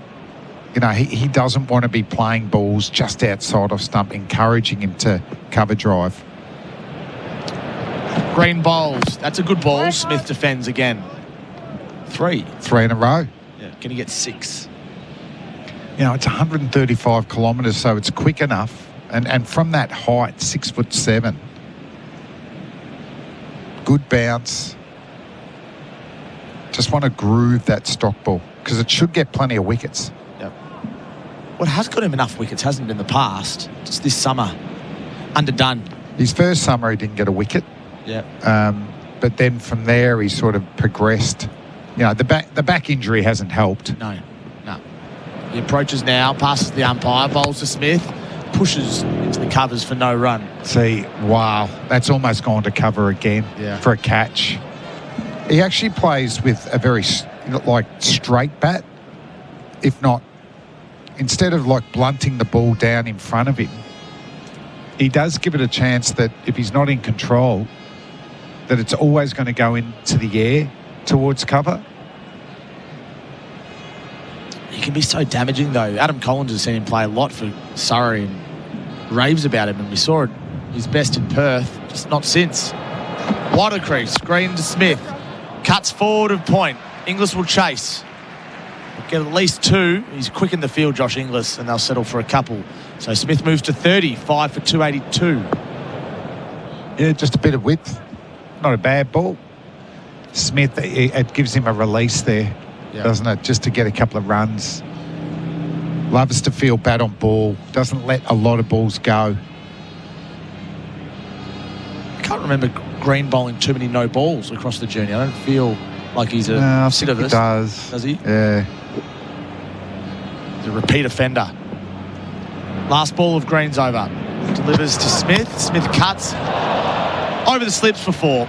Not even Bo Webster can reach that. He's standing at second slip. It wasn't convincing, but he'll take the boundary. He moves to 34. England 5 for 286. This is the first session for MEGT. Sign up your next apprentice with MEGT. At Capital.com, we know markets don't wait. They bounce, crash and soar, sometimes before the first innings is over. Markets move fast, so should you. Capital.com, a trading platform without delays. Refer to Capital.com Australia's PDS and TMD. AFSL 513393. Trusted, knowledgeable industry leaders. FOSROC are helping build a bright future for the construction industry. Sign up for a personalised account on FOSROC's online portal for tailored solutions and exclusive pricing. Ready to future-proof? Then choose FOSROC. FOSROC.com.au.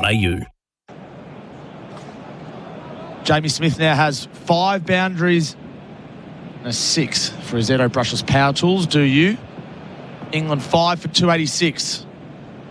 SEN Test Cricket for good week batteries from Solar Heart. Michael Neser continuing to Joe Root. Root pushes to mid-off, no run. Steve Smith's back on the field. Jake Weatherall's now off. We're just rotating. Yeah.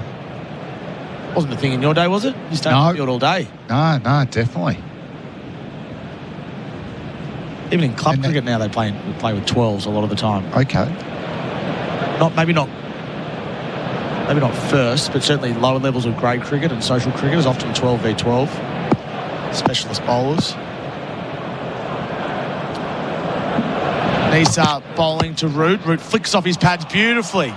Wide of mid-on. Great balance. That'll trickle into the rope for 4. That's vintage Joe Root. He moves to 109. Yeah, this 100's been a majestic one from Joe Root, generally with some sublime cover driving, some late cuts down to third man to the boundary, but equally good off his pads, which the Australians, to be fair, have kept away from. But on that occasion, just that's the beauty of timing in cricket, isn't it? He hasn't tried to overhit this, full face of the bat, then rolls the wrists, makes sure he hits the gap, goes for 4. It's partnership 61. Neser to Root. Root works to the onside. Inglis. He's a cat on a hot tin roof, Fields. Yeah, he's very good, isn't he, Inglis? Looks like Alex Carey's going to come up to the stumps, as he has done so often to Neser. Just being told by Matty Donald back in the studio in Melbourne that Green's bowled 3 no-balls this series. Okay. Costly. Haven't seen Australia miss too many chances in the field, have we, across the whole summer?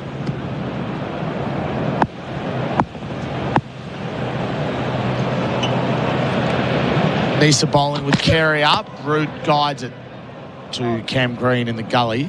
So the slip cordon is Smith at first, Webster at 4th, and Green at gully. Whose catch was it? Keeper's catch? Alex Carey or Bo Webster at first? I'd have to have another look, to be honest. What did you think? It dissected them, but it should be the keeper's catch. Yeah, I'd rather the keeper dive with it. They've got the gloves. He's got the long levers, Alex Carey. I mean, Webster, it was close enough for him to go for as well, but it was surprising that Carey let it go. Neser bowls to Root. Root defends. That's good bowling there from Neser. Just drifted a little bit straight on the second delivery that got work through for 4. But it does help with Carey getting up to the crease. It bogs the English batsman, up to the stump, into the crease. Just looks vulnerable for an LB if it keeps low. Do you think this pitch will stay low? I'd say so. Yeah. Ace 4 and 5. Neser bowls to Root. Short one. That was unexpected. Pulled away. Inglis is in the deep forward square. And they'll pick up 1. So Root's 110 now. And that is the end of Neser's 15th over. Here's 1 for 55. England 5 for 291. This is SEN Test Cricket for good week batteries from Solar Heart. The Big Arch has arrived at Macca's. 2 100% Aussie beef patties, 3 layers of cheese and tangy Big Arch sauce. It's big. New Big Arch for big Macca's hunger. Available after 10:30am. It's time to stop paying your suppliers and pay.com.au it's instant. You'll unlock rewards, improve cash flow and simplify your business payments. So pay.com.au it's and start earning rewards today. Green continuing. England 5 for 291. He bowls now. Root defends on the back foot. SEN Test Cricket for good week batteries from Solar Heart. He's probably pushed Root back a lot, Cam Green. I'd like him to get a bit fuller I know Joe Root's got, as I keep saying, a classic cover drive, but it does come with risk. And if your feet aren't right in the right position, often you can nick behind. But I think his better deliveries have been just pushing Root back a little bit. But I'd like him to come forward. Yep. Make him come hard at the ball. There's a man at cover point. Green bowls to Root, defending again on the back foot. Just another one. It's an okay ball, but Root's got so much time, hasn't he, on the back foot just to blunt that. Particularly on this pitch as well. Do you like Green's action? Do you like his bowling action, how he loads up? Well, his work, it looks fine at the moment. Obviously, he's done a lot of work on it just to have less side flexion, so falling away as he releases the ball and being more upright. I just don't think he's bowled enough. Yeah. Looks underdone still. 5th test of the summer. Green bowls to Root. That's pitched up. Root just helps it forward of mid-on. Scotty Boland will field and they'll come back for 2. It's almost like a flick. Full face of the bat. He moves to 112. Safe shot, that. Yeah. Just got the line wrong. I'd rather him driving through the offside. You've got to cover or a cover point. There's a mid off. If he's good enough to hit it through the covers, well played. Just get the impression that Joe Root would have loved this sort of pitch all summer. Suits him nicely. Doesn't have a lot of pace at the moment. Green bowls. Root punches, this time mistimed, to mid-on. Yeah, with his action, see how he's followed through all the way down to Joe Root. That means that he's got through the crease quite well, that he hasn't closed himself off. Often those type of bowlers want to get out of the danger area, take a step or two, and then get off the pitch quickly. Yeah. But momentum is going towards the target. But not a lot of bowling coming into, this series. Ideally, probably would have had 2 Shield games. Just more overs of bowling. A lot of good deliveries. Green bowls now. Root pulls away, hits it well. There's a man in the deep. I'll pick up 1. So he's 113. England 5 for 294 on the Toyota scoreboard. Tundra available now. Visit Toyota dealer today. Worth a go, that. 2 out. Probably didn't get high enough there from Cam Green, but it just got Root playing a horizontal shot. When Ben Stokes was dismissed, Australia would have really backed themselves, wouldn't they? 5 for 229 it was. It's now 5 for 294.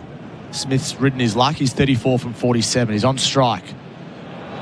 Green thought he had him a couple of overs ago, and he defends Smith into the offside, looking comfortable now. End of the over, 3 runs from it. 5 for 294. SEN Test Cricket for good wee batteries from Solar Heart. The Ashes on SEN Test Cricket. Half-yearly clearance on now. Shop unbeatable deals on TVs, fridges, furniture, bedding, laptops, mobiles and more. Go Harvey Norman and Henley Homes. Hard to beat. Ask other builders, then come back to us. Henley.com.au. G'day, it's Alex Carey. The new Goodwee ESA battery is a game changer with leading performance and safety. Until the end of March, you can get up to $500 off, on top of the federal rebate exclusively with Solar Heart. Visit solarheart.com.au. T's and C's apply. 5 for 294 England, and there is a change in bowling for RSEA safety, trusted by tradies across Australia. It's Bo Webster, who's only bowled 2 overs in this innings. He's gone for 11. He's replacing Michael Neser as Simon Katich steps in alongside Damien, Fleming and myself at a time when Steve Smith would dearly love Webster to pick up 1, if not 2. He bowls now. Root back cutted. He loses his footing at the crease. It's a run-out chance. Marnus Labuschagne fielded at backward point, had a ping at the stumps. I think it might have got Smith on the way through. It has. In the hand. Yeah. Oof. Hello, Kat. Good afternoon. Hello. Tom, Flem, all our listeners. It's been sort of a little period of missed opportunities, hasn't it? The no ball and then the nick that went between Alex Carey and Bo Webster. Carey's catch or Webster's catch? Ooh. Probably Carey's, is it? Or is that a bit harsh because of the height? I need to see the replay again, but I'd rather the keeper dive for it. Webster to Smith, mistimed into the offside. I think the thing that saved was the height. it seemed to climb, so that probably put Carey off because he's probably thinking taking a catch, at sort of waist height, bit above. And first slip's obviously deeper for those higher catches, particularly here at the SCG. You do tend to get a few of those later in games where, the surface opens up a bit and you get something to go through the top and rips a glove or rips the shoulder of a bat. So it's quite a common dismissal here at the SCG, but normally later in a game. Webster bowls, Smith defends. He remains on 34. It's a revolving slip cordon at the moment. Khawaja started at first slip. Bo Webster spent time at first slip. Steve Smith was off recently, which meant Marnus Labuschagne went to first slip and Bo Webster went to second slip. I'm interested why Khawaja wasn't at first for that particular ball. He was at gully. Yeah. I mean, Webster's a very good catcher, but it's twice today he hasn't picked the ball up. There was one that Root guided over where he was at third slip now. That's right. Webster bowls, Smith back foot this time, defending into the onside. Well, where Cameron Green is now, but yeah, Webster didn't pick it up. He was almost sort of wrong-footed, and it wouldn't have mattered. It was Root got it up and over nicely, but it's never easy, particularly with packed houses like this and all the different colours in the background. How do you teach yourself that? How do you learn that? Webster bowling to Smith. Smith drives straight. Does it beat the fielder? It doesn't. It's well fielded. It's nicely done. Usman Khawaja, the man diving to his left. Well, the only way to be ready for it is to do the warm-ups out in the centre while the crowd's filling in, so you get some sort of sense of who's around in the background and all of that. But good piece of work there from Khawaja. Was. Jamie Smith has on-driven the ball nicely a couple of times now, and that was nearly 4. Last ball of Webster's third over for the innings. First in this spell. He bowls now to Smith. Works it to Marnus Labuschagne at point. No run, so just one run from that over. 5 for 295. This is the Ashes on SEN for Henley Holmes. 1-800-646464.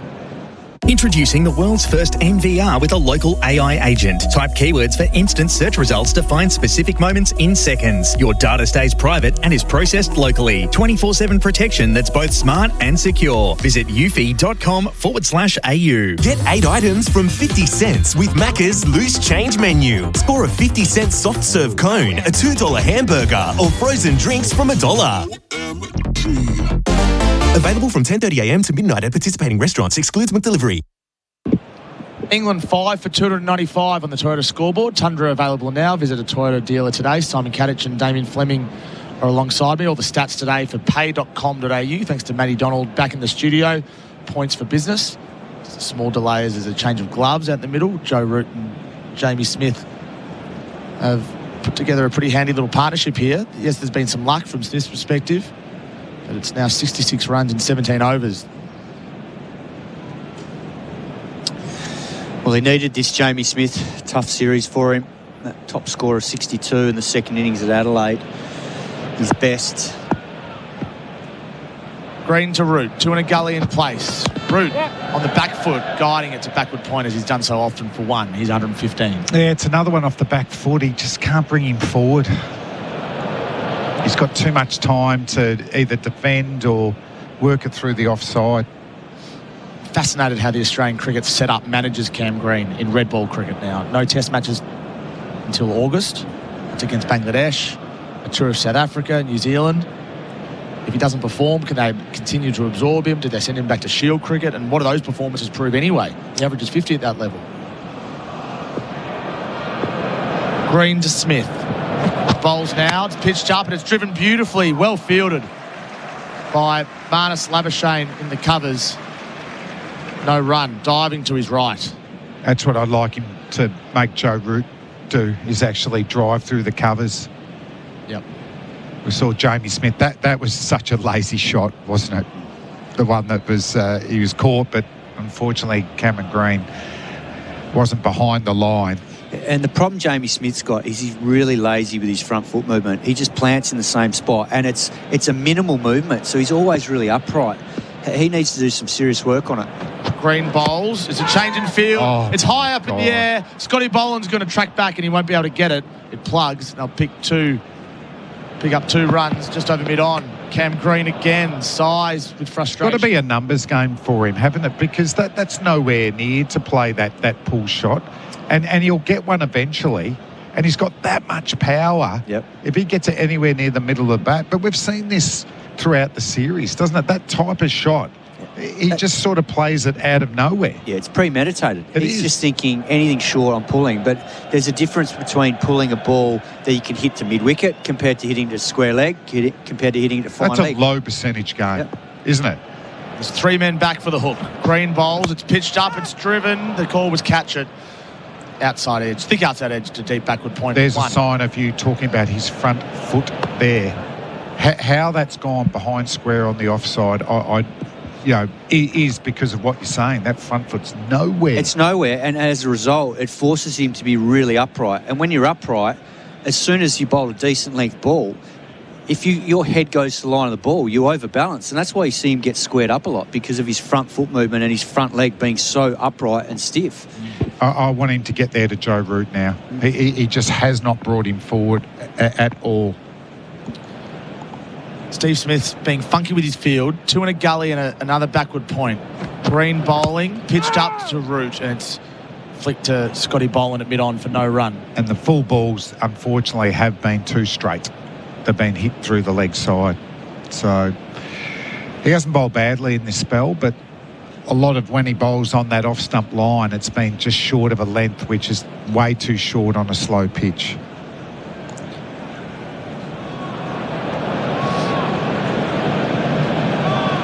Bit of sunshine at the SCG. No rain forecast today. It's good news. Not much rain forecast at all for the rest of the Test match, Kat. Your City turning it on. Never in doubt. Green to Root. Root using soft hands. That's for better. One. Won't be able to find it. End of the over. 5 for 299. This is SEN Test Cricket for Goodwee Batteries from Solar Heart.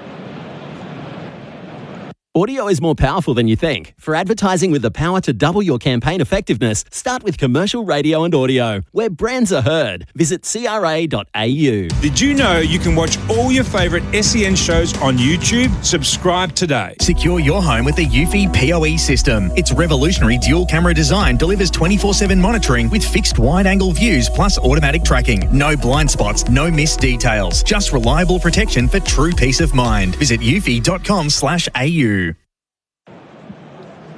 The Ashes on SEN for 4 and 20, Australia's favourite fan food. 5 for 299. Bo Webster continuing to Smith. Smith just pushes forward at him and flicks it through mid-wicket. It was up-ish. It was safe. It dissects the gap between mid-on and Jake Weatherall at mid-wicket. That's a boundary for him. He moves to 41. England bring up the 300. 5 for 303. And Smith basically treating Webster like a off-spinner there. Walk down the crease, heading through the line. Geez, he has got some power, Smith. That's why I don't think he needs to premeditate as much. Agreed. You just play the ball, mate. You've got the shots.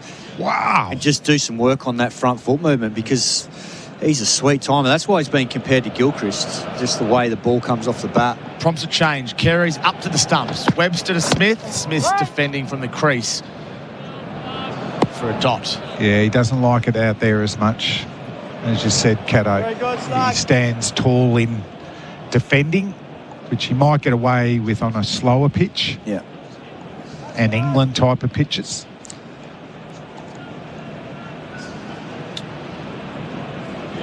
Yeah, the best of Jamie Smith this summer's been fantastic.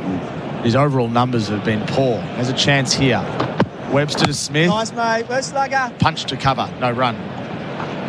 And the Aussies will want to get some economical overs here. Come, boys. Webster in the low 120s, so not a lot of pace. It's interesting that both England and Australia are playing essentially specialist number 8s, sort of bits and pieces players. Yeah. Will Jackson, Bo Webster. Just wanting to push that batting order down one spot. Webster delivers to Smith, nice, defends into the offside.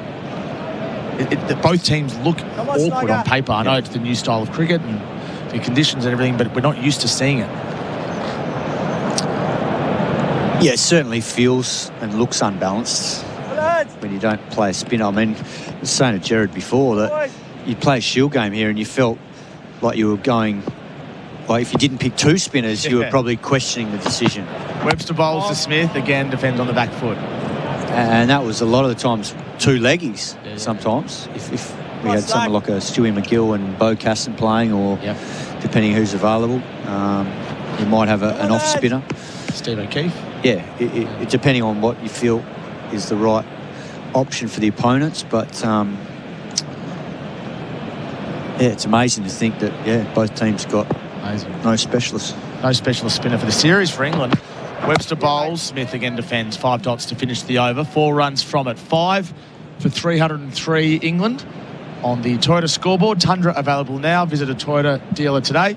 Adam Collins will be jumping in next for Bundaberg Ginger Beer, the great Australian brew.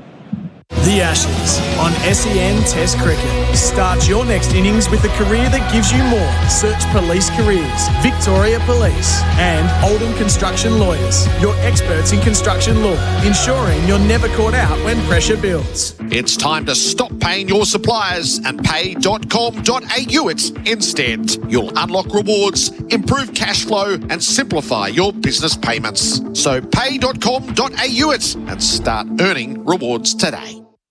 A change of bowler for Australia, and what a good one it is. Scott Boland, the Australian team for Australia, made by Australians, support Australians. Adam Collins in, taking you through to lunch with Damien, Fleming and Simon Katich. Hello. Gentlemen. Hello. Boland's going to operate from our Paddington end, the opposite end from his great spell this morning. Delivering here, well behind it, Joe Root on 115 in defence, 5 for 303. What a skittish performance it's been from Jamie Smith. He's somehow reached the 40s. I'm not entirely sure how, but sometimes I suppose you've got to ride your luck in situations like this.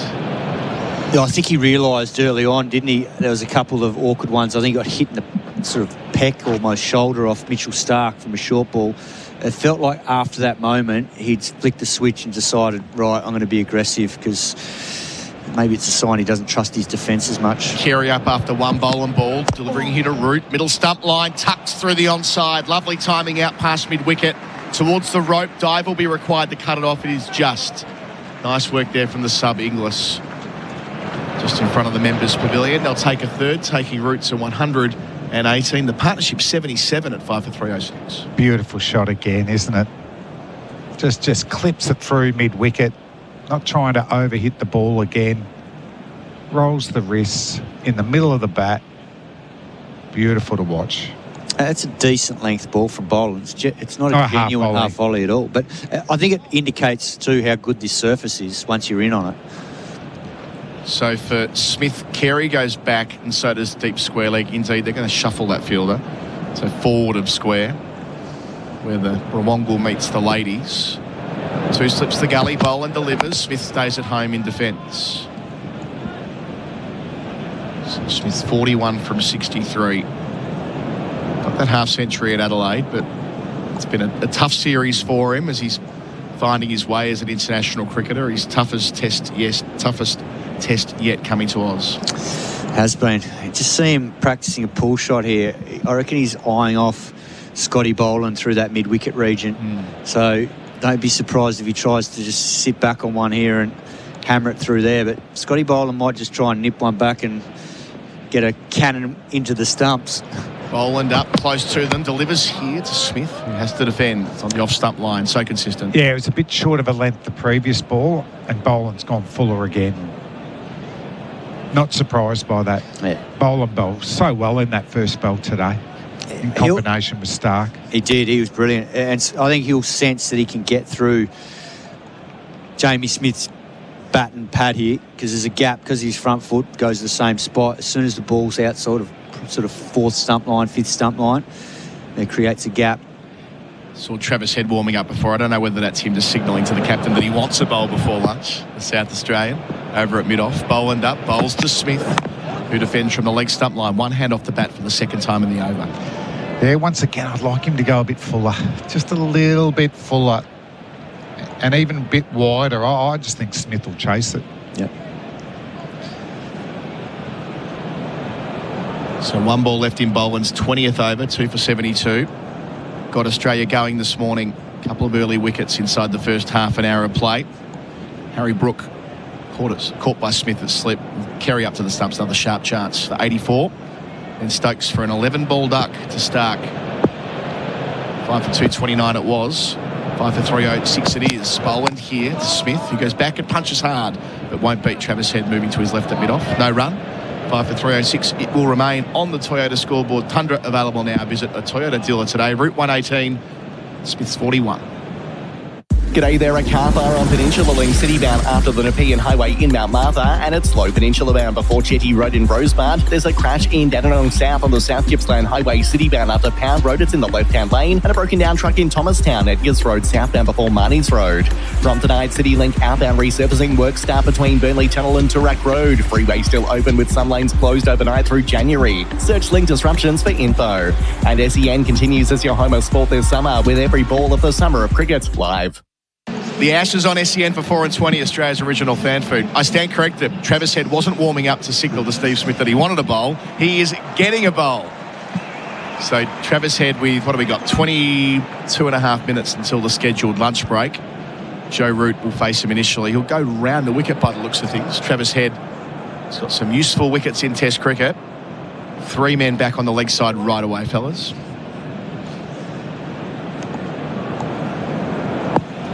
It's got to slip in close. The rest spread. They wanted to take the single. Root plays it to mid-wicket. It's almost declaration field, this, isn't it? Yeah. With it spread and just trying to slow things down. They want Smith on strike, I reckon. Head bowls here, and Root goes back and takes the one to deepish cover. So 119 for him, 5 for 307. This will be interesting. How does Smith approach this? I reckon he'll try and mow him over deep mid-wicket for 6. Off front or back foot. I don't think he's going to die wondering here. I want to see if there's any turn. Or he'll take him over his head, over mid-off, because mid-off's up at the moment. Surely he's not happy just to block Travis Head. Head bowls here over the wicket to Smith. Plays respectfully forward. He's had the cider. He's had the cider. There's not too much turn, if any. Does he go straight back over his head here? 16 Test wickets Head, including a couple of useful ones at Lords in 2023. Bowls here to Smith, dancing and turning behind the square leg umpire. Oh, that did turn. 3 sweepers at deep backward square. Gets one, he's 42, 5 for 308. That turned a bit, it was slower, shorter. That turned. Here you go, Cato. Well, it's Root for now, so we don't get to see whether he launches as yet. So Root will play conservatively, out to cover and sneaks it through for 1. Cato's fingers are just twitching. He career best of 6 for, was it here? Yeah, it was. And it was against a full-strength Zimbabwe team? I wish Flower and Goodwin and all those guys were playing, but it wasn't, no. Can we work on that story? Head to Smith, last ball of the over. Does he go? He gives him the stumps and punches to cover. There won't be a single. End of the over. 3 singles from it as we say goodbye to Fleming for the time being. 5 for 309. England Route 120. Smith 42. And that is on the Toyota scoreboard. Tundra available now. Visit a Toyota dealer today. Barbecues Galore Boxing Day clearance. Up to 40% off selected barbecues. 20 to 50% off selected outdoor furniture. Plus huge deals on gifts and gear. Only at Barbecues Galore. Did you know you can watch all your favourite SEN shows on YouTube? Subscribe today. Introducing the world's first NVR with a local AI agent. Type keywords for instant search results to find specific moments in seconds. Your data stays private and is processed locally. 24/7 protection that's both smart and secure. Visit eufy.com/au. Our experts are for Eufy POA Systems, professional grade security for complete home protection. Simon Katich is one of them. Bharat Sundaresan jumps in as well. Hello. Take us through to lunch. Here's Boland away from us. Bowling here to Root, who tucks it down to fine leg for the easiest of singles. He's 121, 5 for 310. One thing that I really like about this England team, Kat, is that so many of them have actually played in Sydney in club cricket all the way through the list. But one of them's Jamie Smith, played at Eastern Suburbs, where he kept wicket and batted as an 18-year-old. I would have thought that'd be a pretty popular club for the English boys to play at, given it's right near Bondi and right near the beach. I know playing at Randwick Petersham, we had a bit of an advantage as well, luring a few players to Coogee Oval, the hardest ground to concentrate in world cricket on a Saturday afternoon. Who were some of the rogue operators from England county cricket that ended up with you? John Lewis played for us. Yep. He did very well at Gloucester. Smith 42 facing Boland, 21st over away from us. What does he do to Boland? He pulls him. It goes out towards Usman Khawaja at mid-on. Just miscued. You can see that short arm pull that he loves to play, Cat. Rory Burns had a season with us. Played flag with you? When we won that T20. Oh, he's in the picture with you. Yes, he was in there. I'm trying to think. In recent times, I think Daniel Bell Drummond played after I'd finished playing from Kent. What a player. Yeah, and he did very well too. He's they the loved one. him. He's the one, Baz. Daniel Bell Drummond. I would have loved to have seen had an international. There was some talk about him like 7 years ago or something. Probably won't happen now. Made a great 100 against Australia on the 15 tour for Kent. Boland up, delivers here on the back foot defensively is Smith. So Duckett played for Parramatta before he made his international debut. Crawley played for Sydney Cricket Club, so at Drummoyne, as did Bethel a couple of seasons ago when Bethel was on the way. Harry Brook, after playing England 19s as captain, made 1,001 runs for University in 2018-19. Then Ollie Pope is out of the team. Which uni? New South or Sydney? Oh, UNSW. UNSW, yeah. So they like to come here. There's a couple out here at the moment. Saw Sam Robson yesterday, who always comes back and plays some games in the off-season. Boland here, playing into the onside. Single from Smith, who moves to 43, 5 for 3, 11. Of course, Sam Robson with that history here at the ground with his old man. And Jungle. Yeah. It had around the indoor centre. Yeah. When I was playing here, and probably one of the biggest names that played my first year over here in 2002, Kevin Peterson was playing at Sydney. Oh, really? Yeah. Oh, right. Yeah. What was he like back then? Oh, look, it was hard to tell because I didn't really spend any time with him. So, Sydney Club Cricket, real finishing school. Heaps of experience. Root, who played in South Australia, facing up here and defending into the onside. So saw Sam Robson downstairs yesterday. Josh De Cares, who's Mike Atherton's son, who's playing for Middlesex. He's out playing with Stuart in Adelaide grade cricket at the moment. Stevie Eskenazi, who grew up in Perth, didn't he? Yep. In your part of the world, and still has a bit of an Australian accent. He comes back and plays Sydney club cricket. Well, we had, I know growing up in Perth, a number of the English players played there for multiple seasons. Robin Smith at South Perth, Alex Stewart at our club at Midland Guildford, came as a 17-year-old, finished up as like a 25-year-old before he started playing for England. Boland will finish the over to Root here on 121. Root pulling around the corner, getting it fine, but not fine enough to beat the prowling Mitchell Stark in front of the Richies. 122 for Root. He keeps the strike at 5 for 312. Smith down the other end on 43, a partnership that's up to 83 on the Toyota scoreboard. Tundra available now. Visit a Toyota dealer today. OMG Oatmeal Goodness are celebrating local cricket's everyday champions.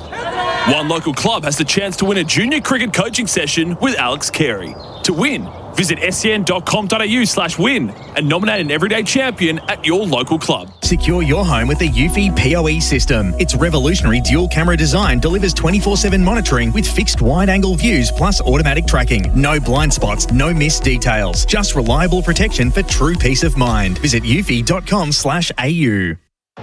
Head bowls to Joe Root. Defends out to the offside, no run. Speaking of club cricket, these two, they played against each other, didn't they, in South Australian cricket 15 years ago, 5 for 313. Did Joe Root play with Nathan Lyon? Just missed him, I think. Oh, just missed him. Maybe they played a couple of games. I've got a feeling, isn't there a Court Root bowled Lyon Travis Head dismissal in there somewhere? Or maybe it's anyway. That certainly they played for Prospect. Yeah, Prospect. Root's going to go over the wicket to Smith, who's on 43. Got a slip. Smith stays at home and punches down to long on like a one-day international. Gets a single. He's 44, 5 for 314. This partnership building really nicely for England after they had 169 between Brook and Root earlier in the innings. Because I think he played there in 2011-12, Joe Root. And Travis had Tea Tree Gully. That's from the north. Always love on the Cricket Australia media releases where they put their club it's good on there. Head round the wicket, change of angle. Root wants to reverse sweep, thinks better of it, goes to conventional model at the last moment, and it goes for 4 as well. So Root set up for the reverse, thought it was virtually a half tracker, and said, no, I'll just smack it to deep backward square. Root, a boundary for Azito brushless power tools do you. He's 127 at 5 for 318. As a gift. Had the hands already turned around. He's like, you know what? I'm already here. I may as well hit it for 4. How does he respond here? Head round the wicket to Root. Fuller punches it to mid-wicket where Inglis the sub does the fielding, no run. Everything feels like a gift when you're 127. Yeah. It runs in the bank and it's playtime. Head bowls and Root nearly picks out mid-wicket, just beats him. Diving attempts, not quite. Gets one. He's 128, 5 for 319. What a privilege, Kat, saying that, Bazar. Everything feels like a gift on 127. We should all be so lucky. No, but what I mean by it is once you're in, and he was in at the Gabba and no one supported him. You know, this is important that they support him today and get to that 400 plus. 7 from the over so far. Smith plays from the crease. Conservatively so far, you can tell it'll come at some point. Makes it 8 from the over with a single 2-deep point. He'll keep the strike. Smith 45, England 5 for 320. Toyota scoreboard, Tundra available now. Visit a Toyota dealer today. G'day, Flem here. If Program Commercial Painting were a test bowler, they'd take every painting maintenance job's wicket. Repaints, bold. Graffiti, caught behind. From schools to local businesses, hospitals and beyond, get them bowling for you. Visit programcommercialpainting.com.au. OMG Oatmeal Goodness are celebrating local cricket's everyday champions. One local club has the chance to win a junior cricket coaching session with Alex Carey. To win, visit scn.com.au/win and nominate an everyday champion at your local club. Another change of bowler for Australia, as foreshadowed by Harry Brook in the press conference last night. The seam attack will be complemented by Marnus Labuschagne from our Paddington end. He bowled a couple of overs at Adelaide, 5 for 320 England at the moment with, what have we got, 13 minutes until lunch. I reckon Steve Smith's preying on the fact that Jamie Smith's not going to stop now. And he might hole out with so many fielders on the fence. 5 back on the leg side plus a square leg. Labuschagne bowls and Smith plays it out to the offside instead. It's sat up for him to pull and he goes, nah, it's okay. Marnus did before play today say to us that he might have to bowl some bouncer stuff. So he knew this was a possibility. Yeah, he was practicing it as well. I saw before the start of play. Is that double-edged sword for Steve Smith? If this works, then Marnus will never let him at the end of it. So all the men giving at least a single. Bowls here, short ball, pulled away towards square leg by Joe Root, but straight into the turf. No run for Root and for Smith. The singles are plentiful. Partnership 92. Archie Vaughan's here playing for Mosman. Ah, yes, he started in the twos, didn't he? I love that when a club cricketer is Labuschagne bowling. Short ball predictably. Cut away for one. Deep point. 129 for Root. 5 for 322. When a professional cricketer comes to Australia to play club cricket, you know, if you play well enough, you'll get a go in the ones. Archie Vaughan, who's doing a very, very good job down at Somerset, starting in the twos this year. Same thing happened to Ben Duckett when he came here. He played twos at Parramatta. Away from us, bowling here, short ball. The balloon's over the top of Jamie Smith and it's signalled a wide and Labuschagne wants to make amends, so he sprints back to his mark. 5 for 323. That's not a worst option though, because Jamie Smith's so committed to wanting to whack it. He might get a wicket off something that's actually a wide. Labuschagne, action man, bowls here. Smith gives him the stumps, slaps it out to deep cover. Oh no! Oh no! Oh no! That is just one of the most abysmal dismissals you could see. He's picked out deepish extra cover. He gave him the stumps, tried to swat him out through cover, miscues and gives Labuschagne the wicket. Smith, he goes for 46. It's 6 for 323. It's a stunning miscalculation. It's not a surprise though. We talked about the start of the over. You could see that Steve Smith brought him on for a reason. Jamie Smith does not know how to just get through something like this. He's got to take it on, and that's a poor shot. Because Joe Root is batting beautifully, and England don't need a wicket now 10 minutes before lunch when they're well set, partnership established. He's just gifted Marnus Labuschagne his wicket there. It's poor batting. I mean, it's been an innings full of poor shots, sorry. I mean, he should have been out a couple of times in that Cam Green over. He did straight to cover. Horrible shot outside off stump. Bo Webster didn't pick it up. Yes, he somehow got himself to 40 plus. But it's a poor innings, one of the worst you'll see in Test cricket. Yeah, that dismissal is the very, very worst of the Bazball generation in terms of the way that inability, Simon, you've spoken about it exhaustively in the series, to show any degree of cricket IQ in moments like that, moments they've needed to seize through crucial matches in the series. they've routinely let their fans down, and that's another example of it, I'm afraid. Yeah, it's a lack of awareness, but the irony will be he'll probably go in the dressing room now. He'll probably get pats on the back for playing aggressively and taking the game on, which is the irony because, and I know the mentality is different from generation to generation, but the generation that I played in, most of the batters would have gone, you should not get out to this bowling. And if you did, your teammates would let you know about it. Especially whereas now... with Joe Root at the other end. Especially, Simon, when they know exactly what Labuschagne's doing. There are literally 8 men back, 4 and half a dozen of them for the short ball.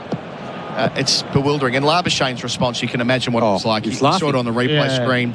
He was wheeling around like he just won the Wimbledon final. And as for Scotty Boland, an absolute gift at deep extra cover. I mean, the England fans in that direction out in the O'Reilly stand, they'll be flummoxed.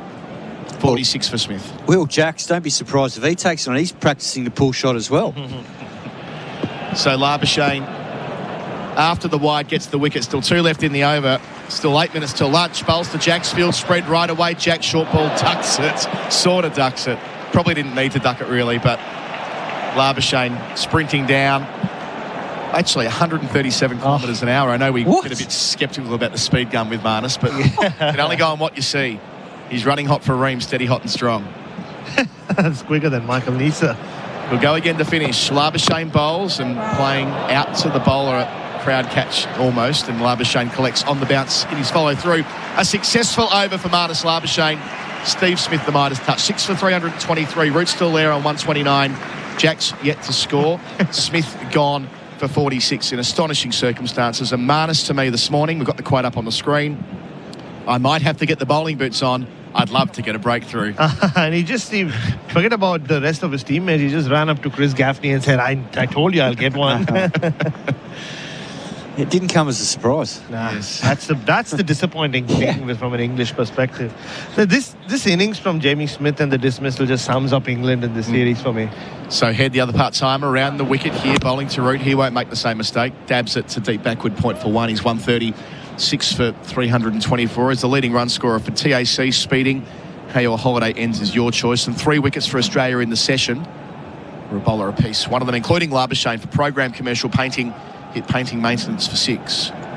Boland, Stark and Labuschagne. Slip in for the new man Jacks, appropriately so. Slightly more conventional field, but still 4 back. Head to Jacks will be an over-the-wicket mission. Smith's the catcher. Head to him here. Jacks goes back and punches it to long on, where there's always 1 off the mark with that single. 6 for 325. It's been like watching someone a bit out of touch, not reading the room and saying the most inappropriate things at the worst time. That's been England for me in the series. Yep. The mate you can't take anywhere. Exactly.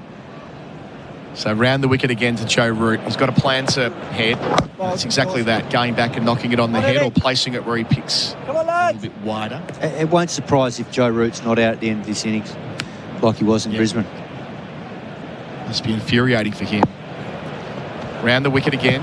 Head bowls, Root back, and deep backward points the fielder in action. Starkey gets 131, 6 for 326. Because the new ball's only 4 overs away after this, so it'll be after the lunch break, so the Aussie boys will have a chance to freshen up. You know, this could turn into all-out 350. The last thing I'll say on Smith is Head bowls again to the new man Jacks. Gets forward and plays back to him. Crowd catch. Head loves playing along with that. Seen Smith play for 5 years now at Surrey. He doesn't play that way in domestic cricket. He plays normally. And that doesn't tally what he... Head to finish here and going back and letting alone Jacks outside the line. 6 for 326 the score. They'll race through and get as many through as they can. They might get 2 more in. They should get 2 more in with 5 minutes until the break. Toyota scoreboard Tundra available now. Visit a Toyota dealer today. And all the numbers for pay.com.au. Points for business. Baz, you've seen something? Marnus wants a short leg now. So of course he does. I wonder if Steve Smith's going to... Yes, there is a helmet being brought out. I wonder who's going to go into short leg. I don't know whether he'll need it for Joe Root, put it that way. Joe Root's facing Labuschagne away from us bowls here. Short ball sways out the way. Let's look for the radar. Skip through to Alex Carey. I'm vaguely fascinated in Labuschagne's pace. Not going to get it. It's a bit like we used to see Greg Blewett come on and bowl as quickly as Glenn McGrath many years ago, according to the gun. 131 kilometres an hour there. It's decent. Numbers for pay.com.au, points for business. Labuschagne again, bowls to Root, brings him forward, turns into the onside, no run to square leg. Of course, he practiced it endlessly last summer before the Perth test, and then him bowling bouncers almost became the symbol of Australia's loss in Perth. It's the emblem of how underdone they were, wasn't it? Labuschagne with the keeper back. Bowls here, short ball. Root pulls out into the onside, but it lands about 20 metres in front of the man at deep backward square. That's Bo Webster. Sorry, my apologies, Michael Nisa. Gets 132 for Root, 6 for 327. He might have to consider bringing those sweepers in 10, just because less pace than, say, a Stark. And if they do take it on, it's happening right now. That was the top edge. And usually that is the fielder captain. If you're doing the short pitch thing, it's that deep backward square he is in. And he is now. That's Nisa. 3 to come. Bowls to Jax. Not Nisa. Labuschagne. Short ball. Left alone. Well alone. It's like through stumping, it sounds like Monica Seles is back. Gotta love the grunt. The grunt. Who were the good grunters? International cricket over the years. Labuschagne away from us, bowls to Jax, short ball, identical to the one that came before it, sails into Carey's gloves. Marnus hustling through to make sure that Head gets the other end. Yeah, just going back to last summer, I think they gifted Virat Kohli 100 at Perth. Most of them came off Marnus bowling short pitch rubbish. So Labuschagne, in all probability, to finish his successful spell. To Jax, full, turned into the onside, quickish shingle. Happily take on Smith in that position. So Jax will retain the strike. Cat's going to jump out, catch you in the middle session. 2 for Jax, 132. It's going to be a no ball retrospectively. So Labuschagne will get another go. They'll be on the clock here. They'll want to make sure they're through to get Head that over. 6 for 328, over comfortably. Seeing it back on our screen for Liquorland. Score more this summer with Liquorland. Choose to drink wise. Labuschagne to finish once more, this time to Root, who backs away. Now he backs away, saying that he saw something in the eye line just as Labuschagne was in the load-up. I think it was the sight screens flicked over, and Root's within his rights to do that. So it protracted into the over. He did bowl the ball, and he was backing away as it was sent down short. Did it so late, maybe. So Labuschagne to finish here. And Root, short ball, pulls away more convincingly. Out to Bo Webster, will make that Cameron Green even, the other giant at deep mid-wicket. They get 1, so Root will retain the strike for the final over of the session. He's 133, Jax is 2, 6 for 330. We can see on the clock over in the Disney studios over there that we have got 1 minute left, so they will start the over. Marnus Labuschagne running hot for Ream, Australia's favourite, that's steady, hot and strong. All the numbers on the Toyota scoreboard, 100 available now. Visit a Toyota dealer today. I remember came up to me during that Manchester test call. You'll remember that day when Australia conceded a lot of runs. And around the wicket. There's a gap at deep mid-wicket for Root if he wishes, for what it's worth, out towards the trumper stand. Around the wicket to Root on 133. Bowls here. Root back and does get it to deep mid-wicket. Had one man fielding inside the ring, so to speak. It was Labuschagne. Takes him on comfortably. 134 at 6 for 331. And he said, brother, what do you think we could have done? Man, what do you reckon? What did you think? I said, you could have changed the field around. And he came up with 5-6 different ideas. Head over the wicket to Jax, who goes back and defends. He's like, I went up to Pat. I said, we could get the fielder there. We could fit the field. Maybe, Pat, you can bowl some... roll your fingers over the ball and do this and that. And I knew where he was building up to. Yeah. But I let him go. Jax is 2 from 9. Conservative so far, conventional so far. Head to him. And he wants to drive it. It nearly spills back onto the stumps. Inside part of the bat. Wow. Gets to Carey's gloves. We're behind the action. We'll see it again for Liquorland. Score more this summer with Liquorland. Choose to drink wise. It was past the outside edge, actually. Carey collected it cleanly. Bowls again. And playing out to point comfortably where there is a sweeper. 1 for Jax, he's 3. 6 for 332. We've got a couple of balls until lunch. And just then came the big finish. Oh, brother, just give it to me. Just give it to me. I'll get 1 in, take 2 away, and there you go. We break the partnership. Well, he's broken it today, getting rid of Smith. A 94-run stand, delivering here. Sweep shot on. Swept well, swept beautifully. Joe Root never misses out. Gets the opportunity to hammer it out towards the Delhi messenger stand. It's going to be 6 for 336 when the board ticks over, and Root up to 138 with 1 ball until the interval. Yeah, Joe Root is eyeing a big one here. He was left alone, like Kat said, in Brisbane. He doesn't want to make that mistake here. Last ball before the break. Root reverse sweep against the Carey, nearly back onto the stumps again. They're appealing perhaps for caught behind. Only peripherally, though. They're not really that into it. But Head's asking the question. It's declined. I don't believe there's a scenario where Smith would review for the... Oh, no, they're going it. No. It's a square leg review for the stumping, so it's not for the catch. They don't get the 2 for 1 anymore. But the DRS is also on Smith for presumably the caught behind with the reverse. I don't know. But if it's Ehsan Raza... TV umpire director, we have umpire review for bump ball. I have checked both feeds, fair delivery. Can you go to front on, please? So that was Root's 200th delivery. He's walking off like there's nothing to worry about. But they will have to go through the process. The glove. So we get to see a replay. Front on for us here, Baz. So attempted reverse. Touch the glove and ball bump. Love I have a decision for you in the big screen. And then eventually into the gloves of Carey. So it is a bump ball. It will be confirmed momentarily. No last-minute drama for Joe Root, who is most certainly our player of the session for RWC. Ray White's commercial property specialist, departing the SCG, 138 not out. His 41st Test century. Along the way, building partnerships of 169 with Brooke and 94 with Smith as Bharat Sundaresan. Give us a quick thought, then you'll jump out the telly. Oh, yes. No, I think Joe Root, once again, he got the monkey off his back in Brisbane, but this felt like a statement piece, and he's not done yet. England have powered on. Jamie Smith with one of the more bizarre innings you'll see in Test cricket. Got himself out a few times, got a reprieve, then somehow managed to make 40. So he gave enough company to Joe Root, and England take yet another session in this Sydney Test, and Joe Root looks hungry for a big one. Thank you, Bharat, one of our experts for UFI POE Systems, professional grade security for complete home protection. 3 wickets in the session after England resumed at 3 for 211.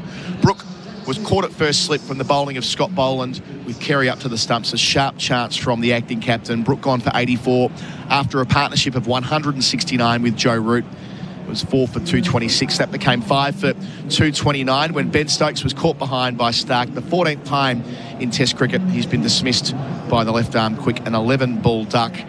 And then after a 94-run stand where Smith was never really in control, an inexplicable dismissal, trying to take Marnus Labuschagne inside out from his 4th ball, caught at deep cover 10 minutes before lunch. Labuschagne the bowler, Boland the catcher. Smith gone for 46. That was 6 for 323. And they've added 13 since then. 6 for 336. Will Jacks on 3. Joe Root on 138. Toyota scoreboard. Tundra available now. Visit a Toyota dealer today. We'll take a break here at the SCG. Lunch day 2. On the other side of this, you'll have some know your history with my old mate Shannon Gill. He'll be with Gerard Whateley, a deep dive. We're going all the way back to the Sydney Test of 2003. You can probably guess what they're going to talk about. They'll be running hot for Ream, steady hot and strong, and our coverage is for Goodwee batteries from Solar Hut. That score again, England. That lunch on day 2, 6 for 336. The Ashes on SEN Test Cricket. Goodwee batteries and Solar Hut expertise. The perfect partnership. And Host Plus. Find us Super Provider of the Year. That's a plus. Issued by Host Plus Pty Limited. Check the PDS and TMD at hostplus.com.au. Picnics on the beach, pool days, backyard sport. Whatever your summer looks like, it's always better with a 4 and 20 in hand. Enjoy the classic taste of 100% Australian beef in delicious gravy wrapped in golden flaky pastry. Watching sports, playing sports, or just soaking up the summer sun. Biting into a 4 and 20 pie is the ultimate summer snack for whatever summer you're having. 4 and 20, Australia's original fan favourite. Get in the loop, because Pool Care just got smart. Meet Loopium. We've taken the entire pool shop and put it in your phone. Need chemicals, equipment, advice? We've streamlined the lot. Now you can balance your water from the sofa, with or without Echo. Hear that? Echo for hard-working quality chainsaws, mowers and trimmers professionals rely on. Designed to renowned high Japanese build standards, Echo is synonymous with quality outdoor power garden products that lead the way for cutting performance and durability. Echo. Made with professional-grade components and precision to ensure maximum value, they're backed by Echo's industry-leading 5-year domestic and 2-year commercial warranty. Echo. Power on and on. Available at selected dealers. The Toyota Tundra is all about hitting the road in the most enjoyable way possible. Combining supreme comfort, luxurious space, and backed by a 3.5-litre V6 twin-turbo engine, Tundra delivers exhilarating performance with seamless acceleration. It's our most powerful Toyota yet. But power like this can't be described. It has to be felt. And the feeling starts here at your local Toyota dealership. Book your Tundra test drive today. Oh, what a feeling. Toyota. Goodwee Batteries and Solar Heart Expertise, the perfect partnership. And Host Plus, find as Super Provider of the Year. That's a plus. Issued by Host Plus Pty Limited. Check the PDS and TMD at hostplus.com.au. The Ashes on SEN Test Cricket. Goals to Smith, full driven, straight to cover and out. It's the laziest of drives in the air. Oh, hang on. It is a no ball. Can't breathe. Green's overstepped. He's bowling to Root. Root flicks off his pads beautifully. That'll trickle into the rope for 4. Head round the wicket, change of angle. Root wants to reverse sweep, thinks better of it, goes to conventional model at the last moment, and it goes for 4 as well. Labuschagne, action man, bowls here. Smith gets in the stumps, slaps it out to deep cover. Oh no, oh no, oh no. That is just one of the most abysmal dismissals you can see. The Lunch Break for Robot Building Supplies. Robots got it and deliver. robotbuildingsupplies.com.au and Macca's. The Chicken Big Mac is back at Macca's. England 6 for 336 at the lunch break for Robot Building Supplies, helping you get the right products for the job at a better price. And Macca's loving the cricket. Joe Root 138 not out, the equal of what he put up at the Gabba. And Will Jacks, the new man in on 3. The feature of this summer at lunch breaks has been Know Your History with Shannon Gill. We have plotted our way through Australia's dominance of the 80s and the 90s as we've moved from venue to venue, which brings us to which brings us to the most famous modern moment at the SCG. Listen to the roar. Steve Waugh out of the traps and onto the ground really fast. They're on their feet in the stadium. As a man who is really hero worshipped in Sydney, he's walking out to the centre of this ground for what could be his last innings. 2003 it was, as we take the deep dive into Steve Waugh's last ball, the perfect day century in an Ashes test, thanks to Penrite, the trusted Australian name in oils and lubricants. Shannon Gill, welcome. Gerard, how you doing? I'm well. Steve Waugh, I think, has a really unusual place in cricket history at the moment because he didn't do the media commentary thing afterwards, so he's sort of been out of sight, out of mind, and in some ways we kind of forget how dominant he was for a period of time, both his playing and his personality on the Australian team. So it's an interesting one, and this SCG test is that we're going to talk about is his iconic crowning moment. It's so popular that day, is captured by Tony Gregg. Yes, yes. For all the scrutiny, he was the toast of Sydney that day. He was the toast of Sydney, and he would have been elected Prime Minister that day in a landslide if he had have stood. But it doesn't tell that doesn't reveal the 12 months of sort of the 12-month saga that was behind that, which we're going to go into, and just how his own sort of personality actually changed the way an Australian captain is actually seen, and well, in my opinion anyway. So if we go back 12 months or go back even further, he takes over the captaincy in 1999, and it seems obvious now that he'd be captain, but it's not as obvious then. He's less than a year younger than Mark Taylor, who he took over. So there was a thought that the generation could have skipped and it could have went to Warne to be captain for all sorts of reasons. That didn't happen.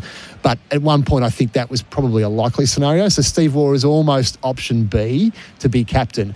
By 2002, though, his captaincy has really taken shape. And a team that was the best in the world under Mark Taylor has gone to a higher plane. Gilchrist has come into the side. Brett Lee, Hayden and Langer are sort of rebirthed as great test players other than fringe players. So this is all happening when he's captain. 12 months before this test match is the 01-02 ODI series that we forget about this. Australia missed the finals for the ODI series, and War had this idea that there should be a squad that rotates around. So there'd been something like 20-odd games where the same 11 had not played. They lose the first few matches in the ODI series, and the selectors say to Steve, "No, we're not doing this rotation thing," which is a huge blow to him because he is in a powerful position. So this is the start of this sort of 12-month mini war between captain and selectors, which I don't think we've seen the likes of since. Maybe not seen it before either. So he's 37 when this is all happening, and there's a test tour to South Africa and an ODI tour to South Africa. Now, before that tour, Steve Waugh, captain of Australia, is dropped from the one-day team and sacked from the captaincy of the one-day team. So that happens just before they go and play a test series in South Africa. And we've seen this happen before with captains that gradually step down from positions, and others, Ricky Ponting's a classic case where he willingly steps down and then plays on a little bit. Steve Waugh's not happy that he's basically been told to retire from one-day cricket. He doesn't retire from one-day cricket, and he wants to get back in the team. To the point there where the 2003 World Cup the next summer, which coincides with what we're going to talk about, he is absolutely jacked to try to get into the World Cup team, even though he's been demoted and taken out. He even offers to captain an Australia A team to South Africa. The Australian captain offers to play and captain an Australia A captain to South Africa to play one day. That's rejected. He ends up heading to England and playing county cricket for 6 weeks, which is to get some practice for Test cricket, but also so he can play one-day cricket and try to put his name in front of the selectors to get back in the one-day side. So this is as bloody-minded as you can get. Exactly, and this is Steve Waugh to a T, for good and for bad. Some people don't like this, but other people admire it greatly, that he could be this driven. I actually see Steve Waugh is the Michael Jordan of Australian cricket, not because he was that much better than everyone, but because he had this pathological competitiveness that refused to accept anything against him. So prior to this Ashes series, his test form had not been great. He and his twin Mark had gone 9 tests without a century. So he averages over that test. Steve Waugh averaged 24.16. Mark Waugh averaged 32.16. Before the Ashes series, there is a sense that someone has to make way. Mark Waugh is dropped. Now, both their stats aren't great. Steve Waugh as captain is going to be a harder drop from the test team because he's captain. Now, your colleague in the box, Adam Collins, actually, as far as I know, went and protested at Cricket Australia when Mark Waugh was dropped that day. So Mark Waugh is out. Steve Waugh remains. Mark Waugh retires. He retires straight away. He's not got the same. He's wired a little bit differently to his brother. But the discussion begins that this is Steve Waugh's last summer, and this will be a farewell. And how much longer has he got to go? Now, in the Test series itself, the first 3 tests, he doesn't score big runs. He scores a half century in one of the tests, but no big runs. This is the series where Nasser Hussain sends Australia in at Brisbane, and it all goes pear-shaped. The Ashes is decided in 10 days. 3 tests, a lot like this summer. But despite all this, the England team actually looks better than it has for a while. It's actually competing okay at times. But this Australian team is probably at its absolute apex. This is apex of Steve Waugh's time around this era. So the Ashes contest is over by Christmas, like we had this summer. So the spotlight goes on to Steve Waugh. There is what is Steve Waugh doing? Will this be Steve Waugh's last summer? Now, already in December, he's had major disappointment. The selectors didn't pick him in the 30-man squad for the World Cup. 30-man squad. Which he still believed he was going to play a part of. All of a sudden, he starts bowling in one-day cricket for New South Wales again after not having bowled much recently. All these things happen that he is absolutely set on making this World Cup squad. So, by Melbourne, this is fever pitch now because the Ashes has decided what is happening with Steve Waugh. Around this time, just before Melbourne, there is a chat with Trevor Holmes, who's the chairman of selectors, and his message is, we'll commit to you until Sydney to continue. So but it goes pear-shaped. There's a Trevor Hohns quote in the press that Waugh is really unhappy with. It says, "At the moment, Stephen has our support until the Sydney Test. The decision is then up to him whether he wants to continue or not. If he does, he will be judged on form like any other player." Steve Waugh is really upset about that. And so the war goes to another level. And the idea being that we'll give you to Sydney, but after that, if you haven't scored any runs, you're going to be judged like any other player, which is pretty obvious that you're out. Yep. The Melbourne Test is such an interesting test match. So the series is decided, but all the spotlight is on Steve Waugh. Now, he scores 77 in the first innings, which in some senses would say that saves him and he will go on and play Sydney and he can do what he wants. But it doesn't take into account what happens in the second innings. Now, that 77 was scored in a run pile-up. Australia scored a big score. England fight back in this test. And in the second innings, Australia are chasing 107. A pretty easy walk-in-the-park chase, but we know that Australia at the time didn't always do it easy. Now, this is what Ricky Ponting writes about this in his autobiography. He calls this a bizarre innings. Steve Waugh apparently had a migraine, and he describes it in his autobiography as the whole debacle was a blur. This is how it sounded. That, I think, has taken the outside edge.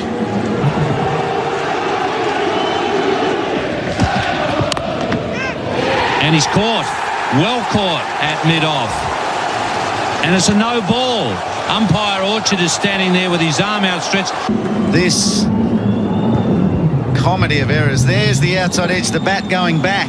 Foster knew something had happened but wasn't convinced. How can you convince the umpire? Then the no ball. Harmison follows that up with a no ball where he had him caught. Well, that's in the air, and he's out this time, and Steve Waugh walks. So Steve Waugh had a migraine and went out to bat and batted for half an hour and made 14, and it's the most torturous half an hour of batting you'll ever see. He's jumping around. He nicks a caught behind that England don't appeal for because the Barmy Army's too loud. The next ball he hits at the cover and is out caught, but it's a no ball, a little bit like what we just saw with Cam Green. And he's backing away to square leg. He's inside edging. He looks about 3 or 4 classes below. Gerard, it's like me or you went out there to play in a test match in some senses. So that happens. It's over after half an hour. And then Australia are never going to lose this test match. But a wicket looks possible every ball. And they end up winning by 5 wickets, but it almost feels like a loss to Australia because of this Steve Waugh innings. It is all anyone wants to talk about. All right, so he looks totally out of sorts and maybe done. And that brings us to Sydney. Shannon Gill here for Marshall Batteries, holler for a Marshall. It's the lunch break. Know your history for Robot Building Supplies, helping you get the right products for the job at a better price. And Macca's, the Chicken Big Mac, is back at Macca's. The Ashes on SEN Test Cricket. Good Wee batteries and Solar Heart expertise. The perfect partnership. And Host Plus. Finder's Super Provider of the Year. That's a plus. Issued by Host Plus Pty Limited. Check the PDS and TMD at hostplus.com.au. G'day, Alex Carey here from Goodwee. With the warm weather and sun shining, I reckon there's 2 things on everyone's mind: cricket and solar power. The new Goodwee ESA battery system is packed with leading performance and safety features. It's a game changer that's perfect for Aussie households and small businesses. Until the end of March, you can get up to $500 off a battery install, on top of the federal rebate, exclusively with Solar Heart. Visit solarheart.com.au. T's and C's apply. Chill the summer heat at Metro Petroleum and enjoy a Mr. Whippy ice cream cup. Mix and match your favourite flavours: vanilla, chocolate, strawberry and bubblegum, only $3.50 each, or 2 for $6. OxyShred Energy is here, Australia's fastest growing energy drink with 0 sugar. It's gone viral on TikTok and is perfect for the gym, a walk or work. Don't crash, drink OxyShred Energy. Grab any 2 OxyShred for only $8 at participating Metro Petroleum locations this month only. Brakes need some attention? Avoid paying dealership prices for the next brake replacement on your European vehicle. Cox Auto Service Centre is Melbourne's biggest brake centre and provide multiple options including ceramic brakes that come with a 50,000 kilometre or 3-year wear warranty. From BMW, Mercedes, Land Rover, Audi, Volkswagen, Porsche and all other European cars, South Melbourne based. Book your vehicle with Cox Auto for your next service and brake replacement. coxauto.com.au. Say yes to a day of batting that finishes with a 2 a.m. battered serve. Say yes to cheap trips so you can do more. Say yes, I dee. Yes, I dee.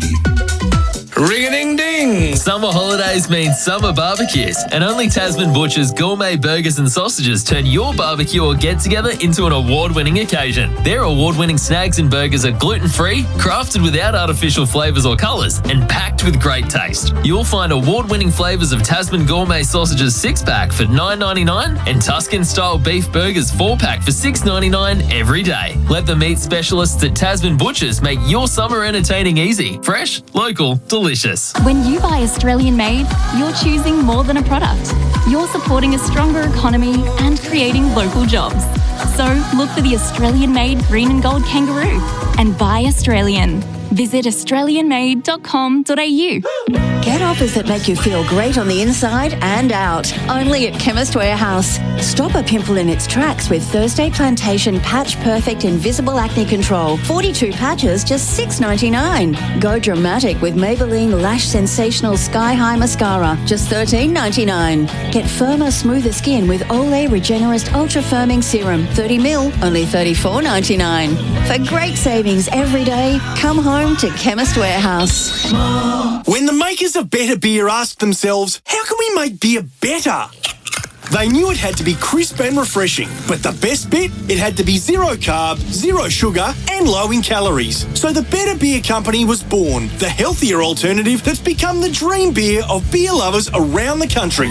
Better Beer, the official, unofficial beer of the Ashes. Better Beer, proudly Australian made and owned and available from all good retailers. Find a store near you at betterbeer.com.au. Harvey Norman half-yearly clearance. TVs, fridges, vacuums on sale. Higher 433-litre bottom mount fridge now just $794.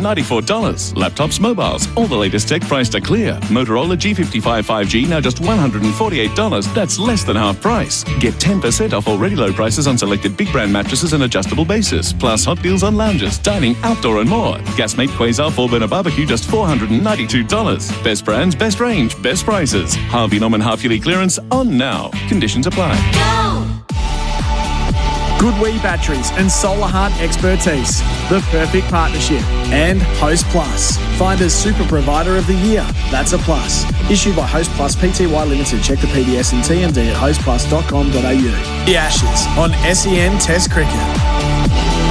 It's the lunch break for Robot Building Supplies. Robots got it and deliver. robotbuildingsupplies.com.au. And Macca's loving the crickets.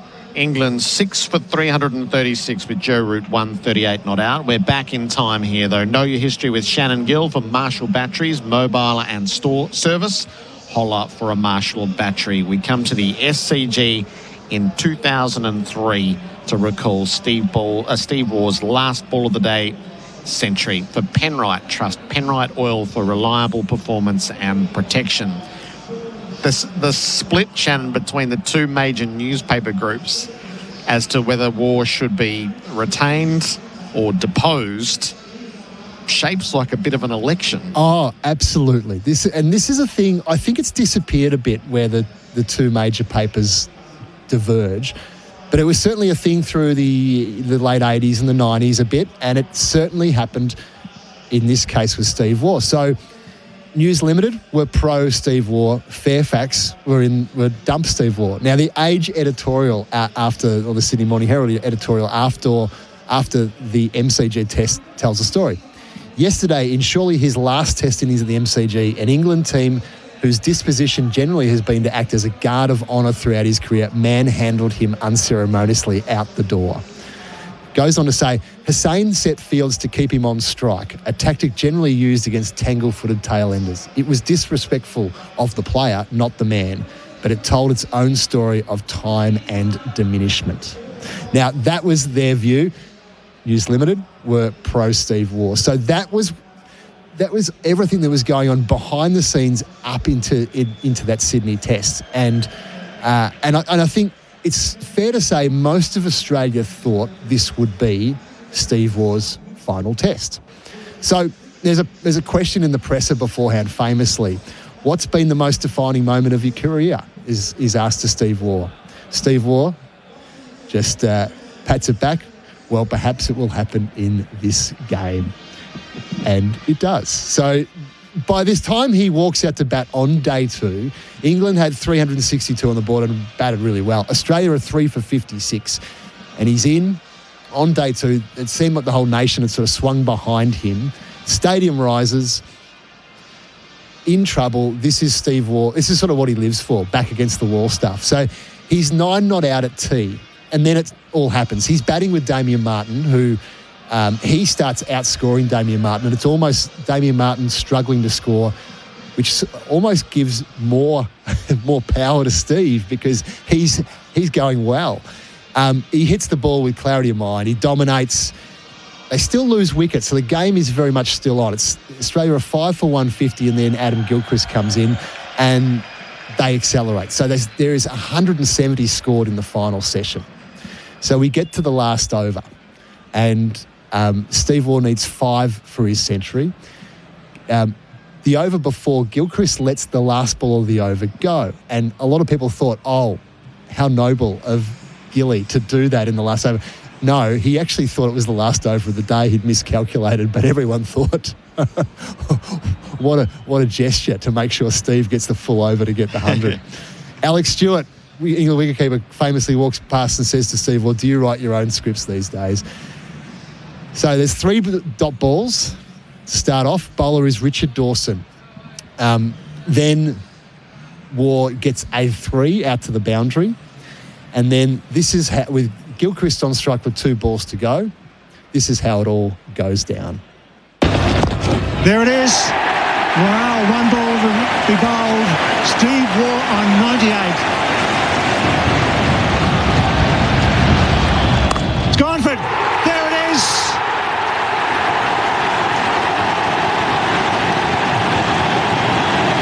Great moment in the history of Australian Test cricket. So that is the century. There's a few other little tidbits on this which I love, is that we might have forgotten. In a WWE move, Waugh pulled out the red rag to wipe his brow before the last ball, his famous red rag. There was Dawson and Hussain, the bowler and captain, they had this theatrical chat where Steve Waugh decided, well, I'll retaliate by pulling out my red rag. During the innings, he passes 10,000 runs. He equals Bradman's 29 centuries. Famously, Mark Waugh, his twin, is at the SCG that day, but leaves early to go to the Harold Park Trots with England all-rounder Ronnie Irani. Apparently, at the Stony Creek races in Victoria, horses were taken out of the barriers so the punters could watch the last ball of play. Not sure if that's actually true. John Howard is in the change rooms, Prime Minister John Howard, and he is the first person to congratulate Waugh as he comes into the change rooms. TV comedian Andrew Denton had bidded for an afternoon as assistant coach of the Australian cricket team earlier that year at a charity auction. So he got to be the assistant coach of the Australian cricket team on that day. And he actually brought out drinks to Steve Waugh at the last drink session when he was on 47 not out. And apparently he said to Steve Waugh, don't be home before 6. And he was. The DVD, Steve Waugh's A Perfect Day, comes out just days later and it sells truckloads. And more importantly, Channel 9 didn't go to the news. They actually stayed with the cricket. What we do forget out of all this, England actually won the Test match. For all the perfection of Steve Waugh's day, they won the Test by 225 runs. Vaughan made 183 in the second innings and Katich took 7 wickets. And they outplay an Australian team that, albeit was out without McGrath and Warne. But Australia didn't even win the Test match that is probably seen as the iconic moment in Australian Test history this century. Yep. They lose by 225 runs. Just the course of the innings, as if... So 8 not out at tee. And then 69 not out is the 10,000 runs. So that's an iconic celebration in its own right. And then for it to run its course the last ball of the day and to equal Bradman's level. So there are so many layers to that. The official attendance is 41,931, and that's tenfold in the way people tell their stories as to whether they were here or not. And I think in a lot of people's minds, they think, well, that's the perfect way to finish for Steve Waugh. Yeah. But it wasn't. This innings was essentially a referendum on his career, and he won the referendum overwhelmingly. So he actually gets to play another season. And this is the farewell season where it's telegraphed well before the summer that this is going to be his last summer. We've not really seen the likes of it. Well, we did see a little bit of the likes of it after with David Warner, but beforehand we hadn't seen something like this where we knew someone was going to retire at the end of the summer. And News Limited came to the party for his last test by producing replica red rags that they gave away with each newspaper, and it ends up being a bit of a ho-hum series. It's one all drawn series. He doesn't score the century that he probably wanted to score. He scores runs. He's quite, plays quite well, but it's certainly the legacy of this is that farewells become a thing in cricket that we have to reckon with either way. Either they are going to get a farewell or not going to get a farewell. I think what it also did, it reaffirmed the power of the Australian captain. He stared down the selectors and won. And I think ever since, I don't think a captain has been, well, they haven't been removed for form reasons like Steve Waugh was from the one-day team, and going forward, that sort of hasn't occurred. This Steve Waugh is an interesting case. Alan Border is seen as the godfather of Australian cricket and the regeneration, but I'd argue that Steve Waugh is as influential, if not more influential, in what he did. He was a survivor of the bad days, and that drove him all the way through. The standard of excellence was something that he drove. They were already the best in the team, the best in the world when he took over, and he lifted them to another level. I've got, again, to use the basketball analogy, this is like the 1990s Chicago Bulls Australian cricket team. The first three titles the Chicago Bulls won were Mark Taylor's. Yes. The last three were Steve Waugh's, who decided, no, we're not just going to be the best in the world. We're going to obliterate the opposition, and they become that. And in a lot of ways, Steve Waugh was the anti-Bazball. He was the guy who came into Australian cricket with a beautiful game, a free-flowing game, and decided, you know what, I'm going to turn ugly because I want to win. Yep. And that is the great Steve Waugh legacy. It was results, not style. And mind you, this is England get good after this. The last captain to win an Ashes series in England, Steve Waugh. Shannon, brilliant. Thank you for your participation right throughout the summer, and I look forward to picking up with you later in January on Whateley. Thank you, Gerard. Great fun. Know your history with Shannon Gill. This has been the lunch break for Robot Building Supplies. Robots got it and deliver. robotsbuildingsupplies.com.au, and Macca's loving the cricket. The Ashes on SEN Test Cricket. Goodwee batteries and Solar Heart expertise. The perfect partnership. And Host Plus. Finder's Super Provider of the Year. That's a plus. Issued by Host Plus Pty Limited. Check the PDS and TMD at hostplus.com.au. The Housemaid, starring Sydney Sweeney and Amanda Seyfried, is in cinemas now. The super sexy thriller based on the best-selling novel is a must-see this summer. Get your tickets now. Did you know you can watch all your favourite SEN shows on YouTube? Subscribe today. G'day, Alex Carey here from Goodwee. With the warm weather and sun shining, I reckon there's two things on everyone's mind: cricket and solar power. The new Goodwee ESA battery system is packed with leading performance and safety features. It's a game changer that's perfect for Aussie households and small businesses.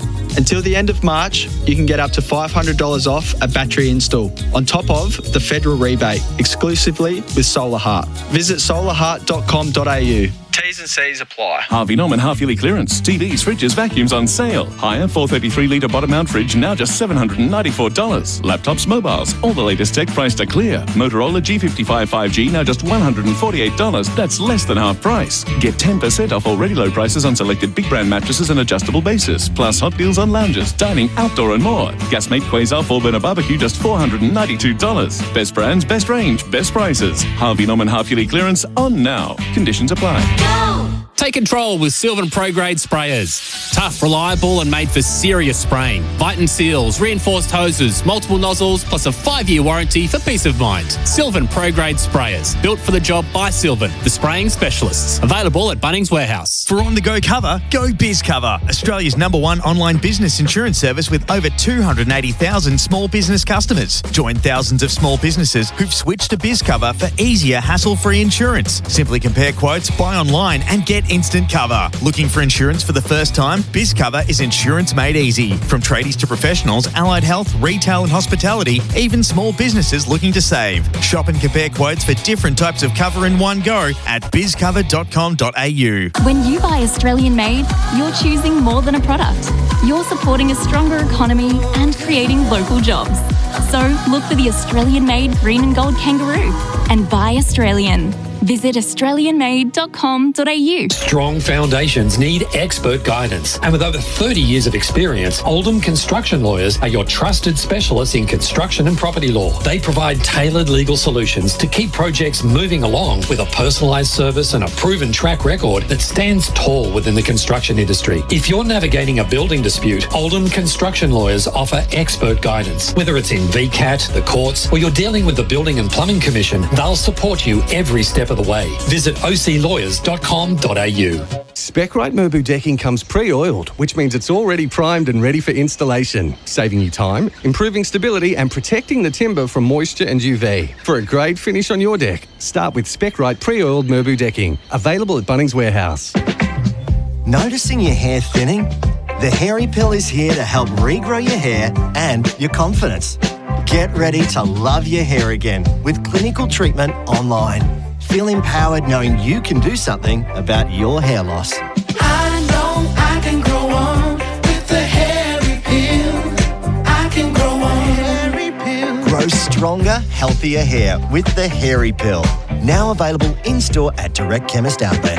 At Capital.com, we know markets don't wait. They bounce, crash and soar, sometimes before the first innings is over. Markets move fast, so should you. Capital.com, a trading platform without delays. Refer to Capital.com Australia's PDS and TMD, AFSL 513393. G'day, it's Alex Carey. The new Goodwee ESA battery is a game changer with leading performance and safety. Until the end of March, you can get up to $500 off, on top of the federal rebate exclusively with Solar Heart. Visit solarheart.com.au. T's and C's apply.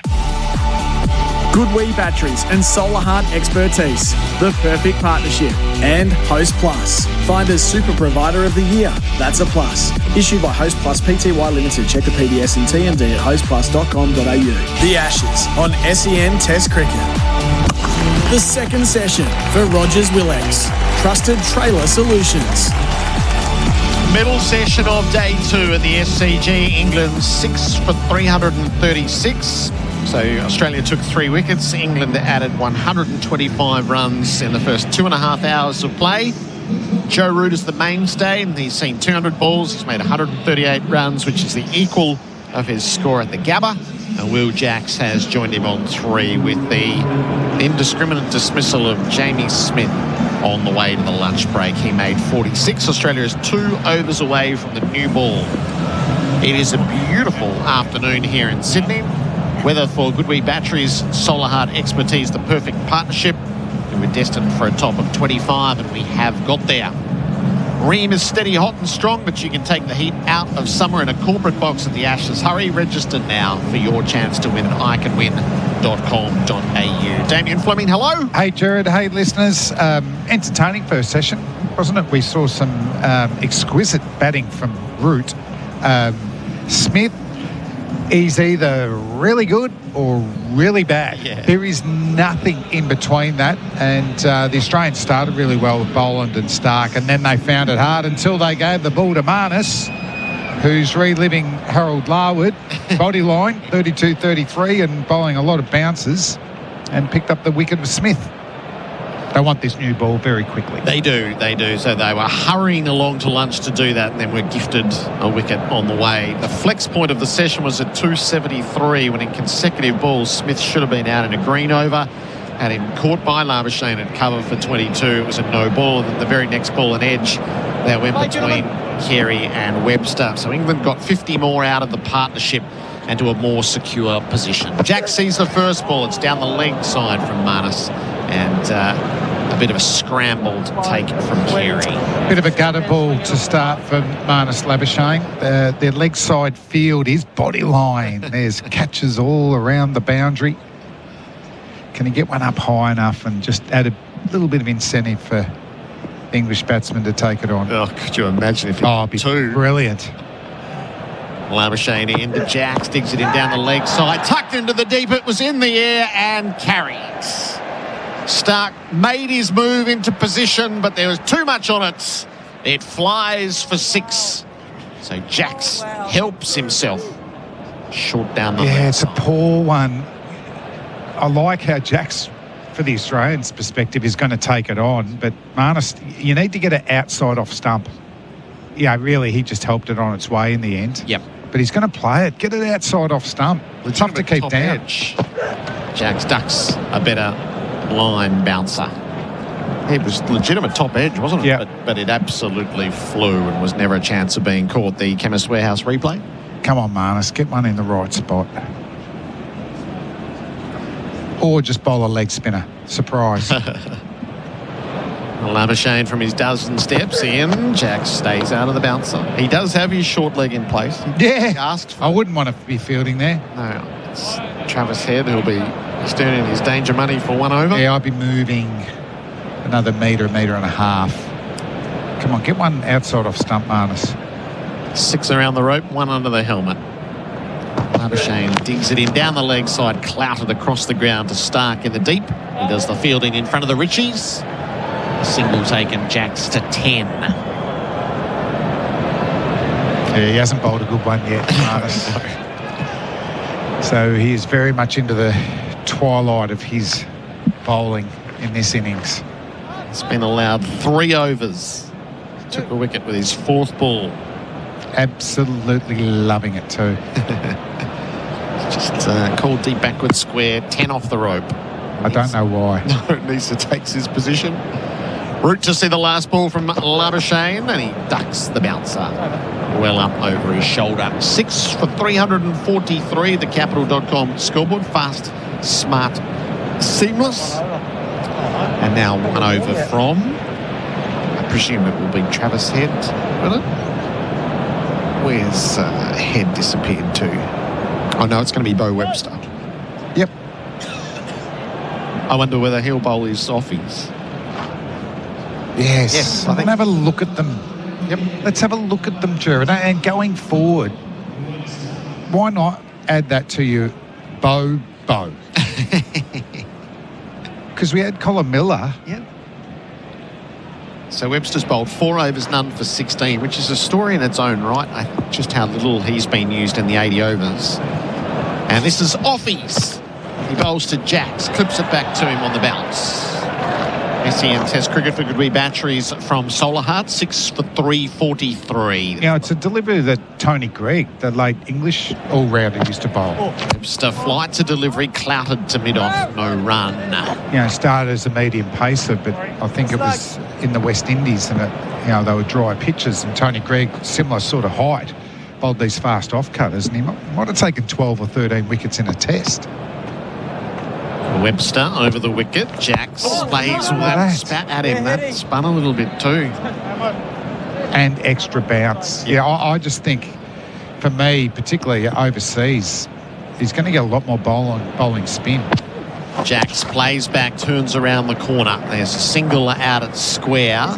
He had a quick look as to whether there was a second, but Weatherall came in off the rope briskly enough. Jacks to 11. And he's different in the involvement of Colin Miller, who was a fine outswing bowler, baseball pitcher growing up. You know, he turned to off spin later in his career, whereas Bo Webster started as a batting all-rounder bowling off spin. Roots down to sweep and does it sweetly enough out to deep square. Goes to 139, so his highest score on Australian soil. Let's get one outside the eye line here. Let's get one outside off stump, please, Bo. It'll be his last ball in this spell. Jacks plays back, cuts. There is a sweeper out at cover point. They should have time for two. The field set deeply enough. Todd Murphy is on the field at the start of the session. So 2 from the last ball of the over, 6 for 347. That's the end of the preliminaries. New ball next. The Capital.com scoreboard. Fast, smart, seamless. G'day there, there's debris to watch out for on the Balti Bridge city bound before the Westgate Freeway. It's blocking the middle lane with speed set to 40. A broken down truck in Thomastown on Edgars Road southbound before Marnie's Road. It's blocking the right hand lane. And in Limbrook, a crash on the South Gibby Highway city bound after Glasscox Road. From tonight, CityLink outbound resurfacing works start between Burnley Tunnel and Toorak Road. Freeway still open with some lanes closed overnight through January. Search link disruptions for info.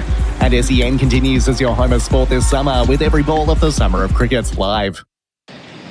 SEN Test Cricket for Goodwee Batteries and Solar Heart Expertise, the perfect partnership. England 6 for 347 at the end of 80 overs. Joe Root 139.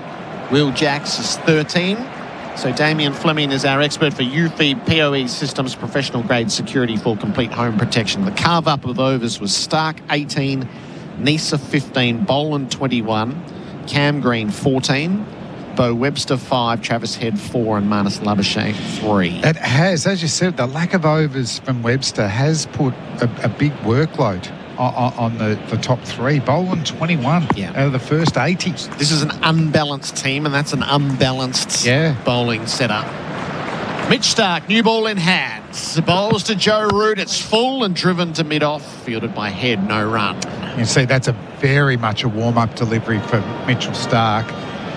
And already you heard the hammer just bashing down where the fast bowlers are landing. And really, we're only one day into this test match. I can see the bowlers really carving out their landing area, which is going to make it really tough for all bowlers to land in. Stark 28 wickets at 18.9 in this series. 9 ahead of Bryden Cass, 10 ahead of Scott Boland. From below our position at the Paddington end with Joe Root on 139. Root back defends and calls it off at point.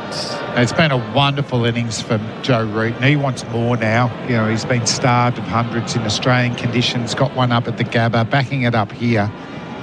And these type of legendary players, they go big. They're not going to throw it away. And he's got Jacks, who's a top order player in first class cricket, you know, a handy-ish tail. This is still ugly position here for Australia. They don't want England to put on another 100. This new ball, they need to strike with this new ball. Second new ball was required in each innings in Adelaide for Australia, and here in the first innings in Sydney. Roots defends right in behind it. Respectful of the new ball.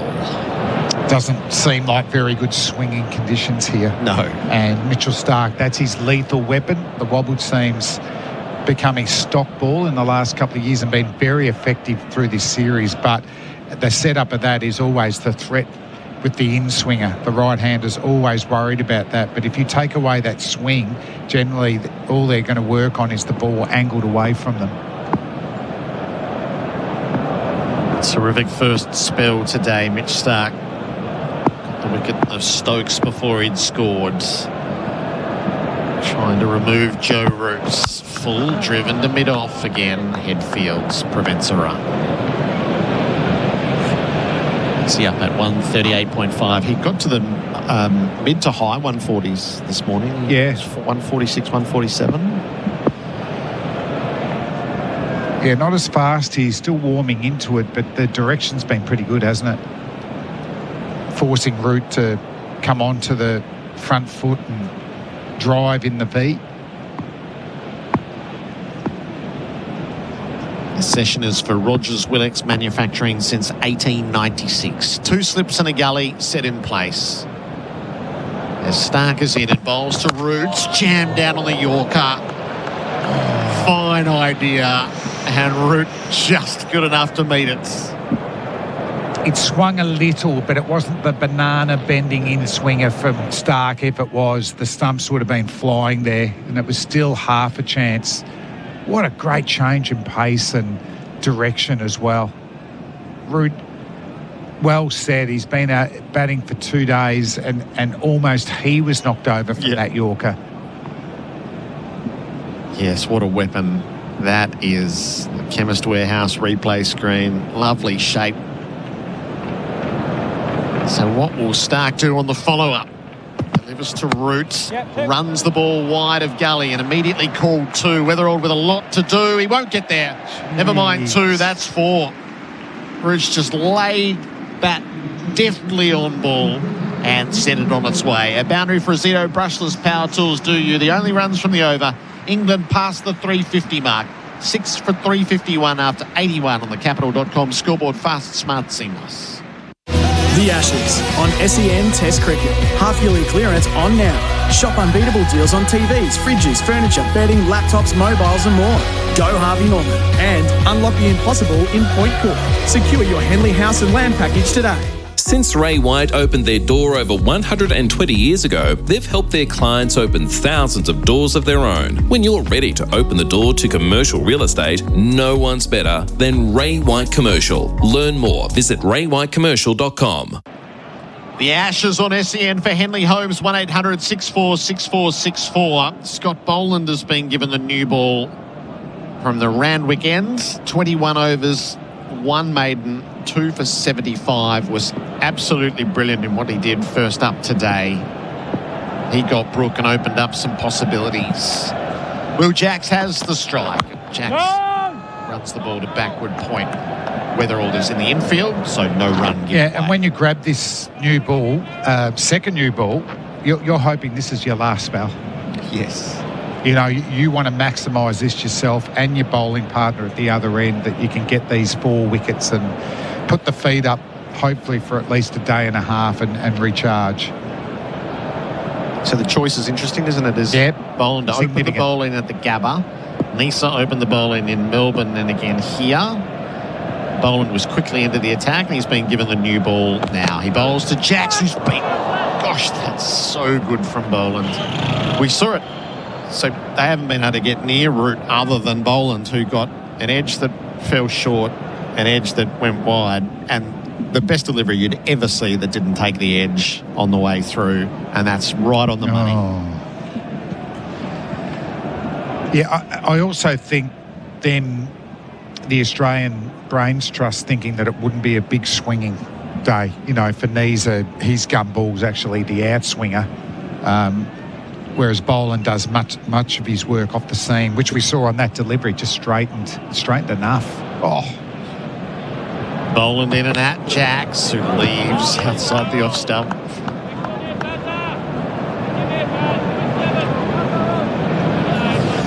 From 24 Jacks. Root's 143 from 208. Yeah, it's such a big wicket, isn't it? Jacks has done a pretty good role with the bat coming in. You know, whether either team needs a number 8 like a Jacks or Webster and play the extra bowler to get you 20 wickets. But no, he's shown a bit, I think, Will Jacks. Definitely could bat up higher and be the second spinning option. Boland right arm over the wicket, bowls. Jacks leaves. That ball is shaping at the off stump. That's jagged a mile the other way in.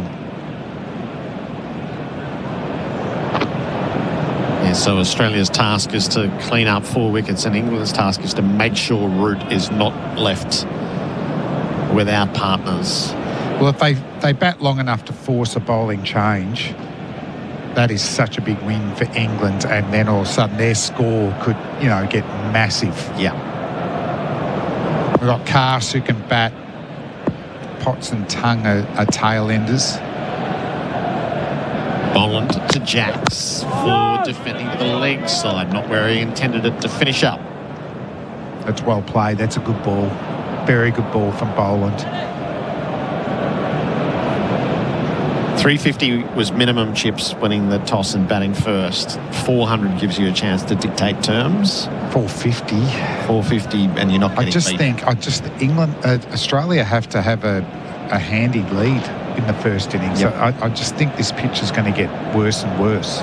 Not that it's good batting conditions now, but if you think that those cracks will open up as we get progressively hotter weather each day. 3 slips, gully, 3 in the deep. The change of field, Jacks leaves. And again, that ball does plenty as it passes the batter. Boland gives away nothing. 6 for 351 with a maiden. The Capital.com scoreboard. Fast, smart, seamless. This summer, get 10 cents for every eligible drink container you return with Victoria's Container Deposit Scheme and feel like $1 million.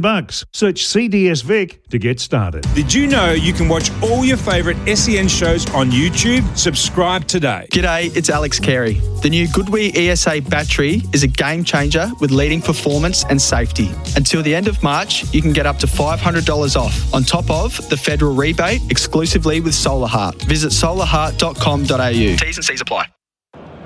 The Ashes on SEN for 4 and 20. Australia's original fan food. England 6 for 351. Root 143. Jacks is 13. Stark 2 for 81.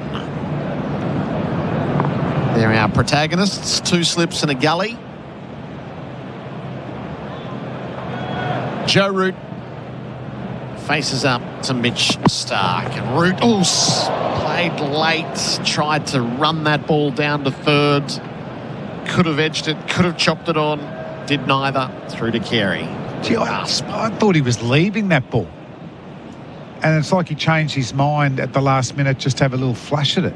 So the wobbled seam, just going on, really. Yeah. That was just fishing outside of stump. He's been batting with such confidence, and his footwork has been, very, very confident and right up to the mark. On that occasion, he just flashed outside off stump. It had bottom edge in the middle stump. All over it. Root on the follow-up. Almost onto the pads. Squeezed it down to fine leg. It'll add 1 to the total, which will stand at 352. Little inside edge onto the pad. So Stark will note this. That was his in-swinger again, which swung. It's not big banana bending in-swingers like he can bowl, but it's certainly going enough. And the change of direction, he'll be able to set Jacks up here.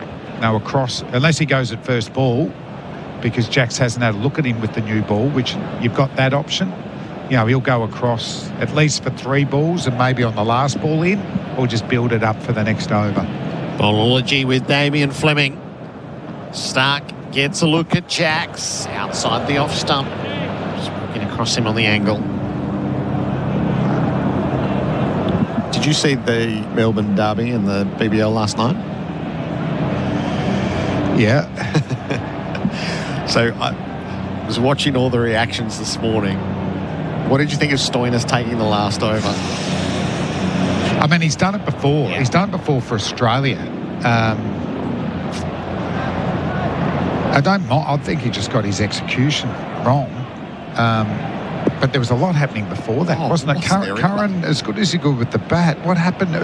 I know he dropped the catch the previous over, but there was ground fielding that he had a nightmare. Jacks plays and misses on the drive.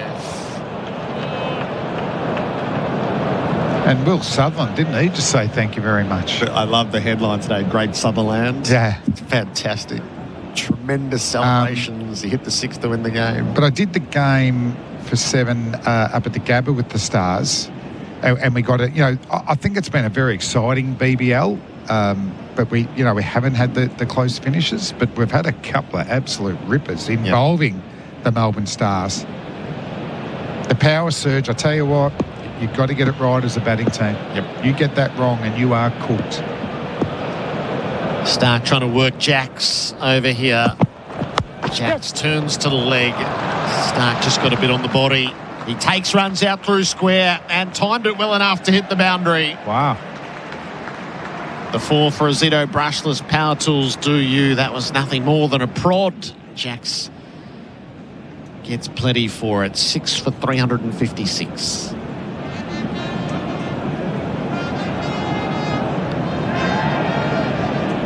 He jumped in the air, didn't he? But he just timed that to perfection. Oh, yeah, that flew off his bat. Stack's got one left in the over.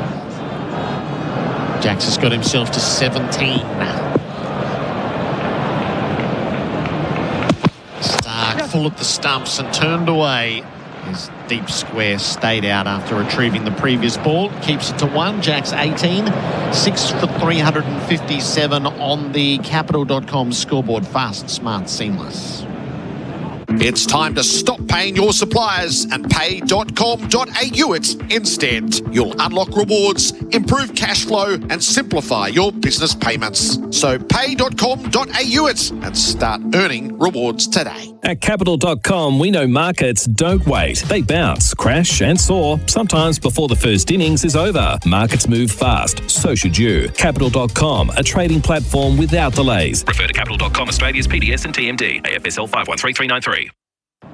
SEN Test Cricket for Goodwee Batteries from Solar Heart, England. 6 for 357, Route 144, Jacks 18. Scott Boland is in operation from the Randwick ends. Watching all of this with Damien Fleming and looking back on last night's BBL.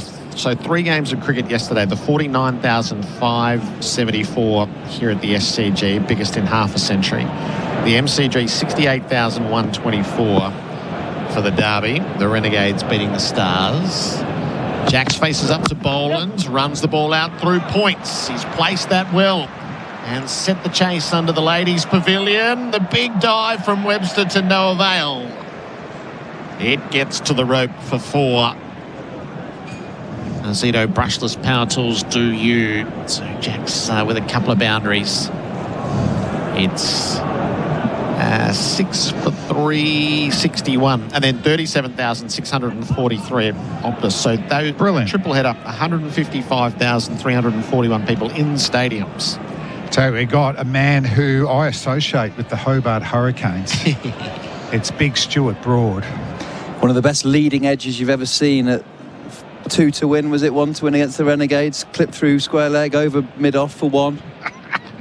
Boland to Jacks. It's tied up as he kept Boland out. That was Benny McDermott.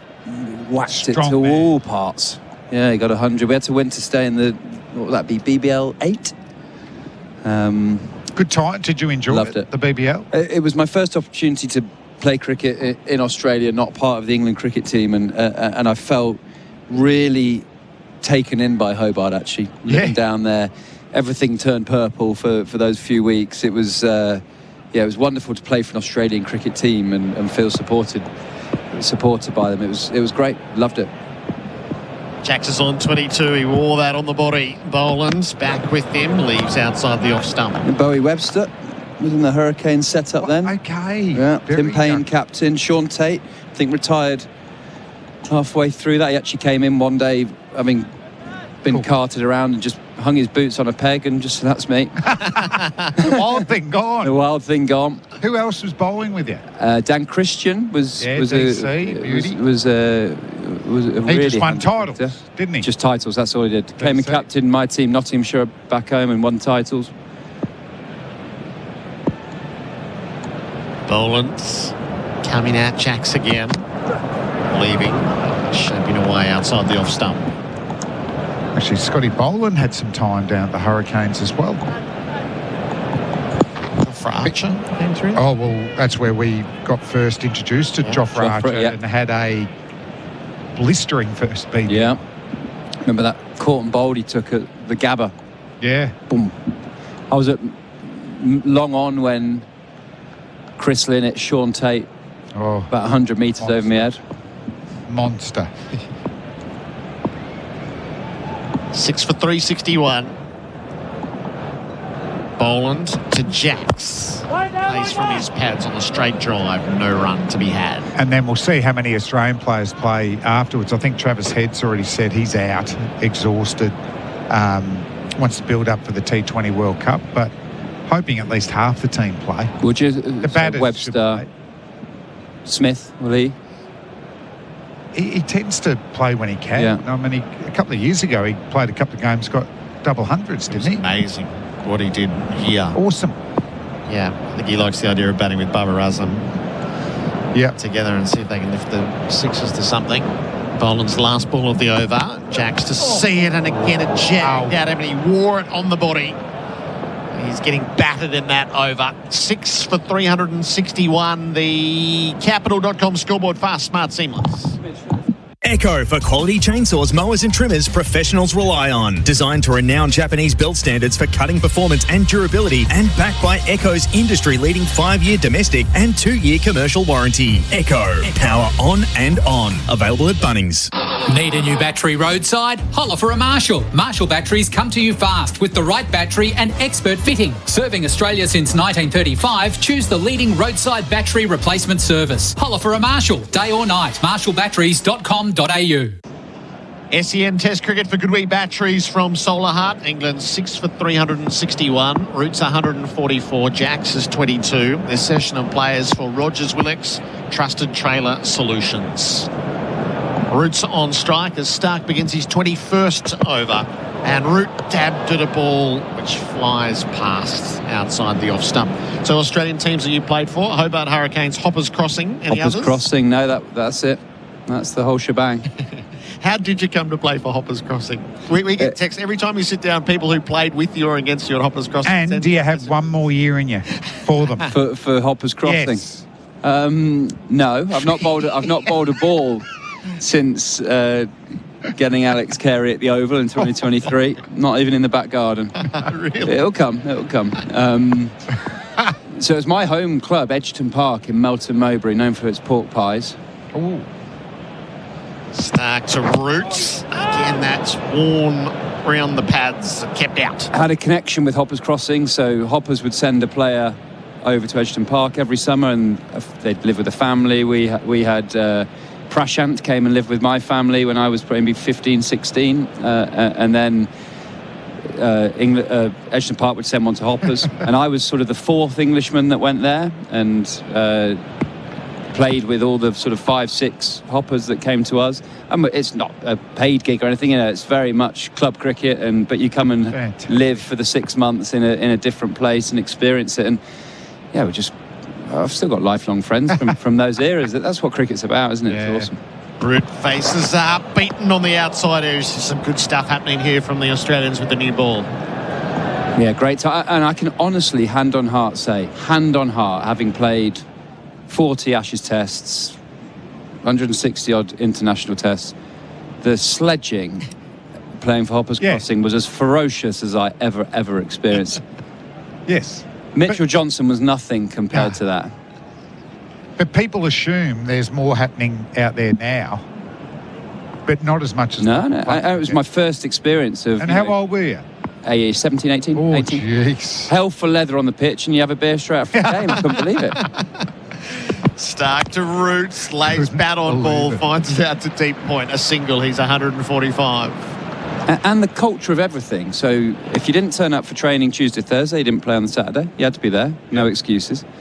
We'd run round Hoppers for fitness on a Tuesday evening, probably training harder than England, actually, mate. But, yes. And you'd always stay for a drink after training to help the club bring money in or whatever, you'd spend your money at the club. That was the thing. I used to roll the wickets, lived with the groundsman, Graham said.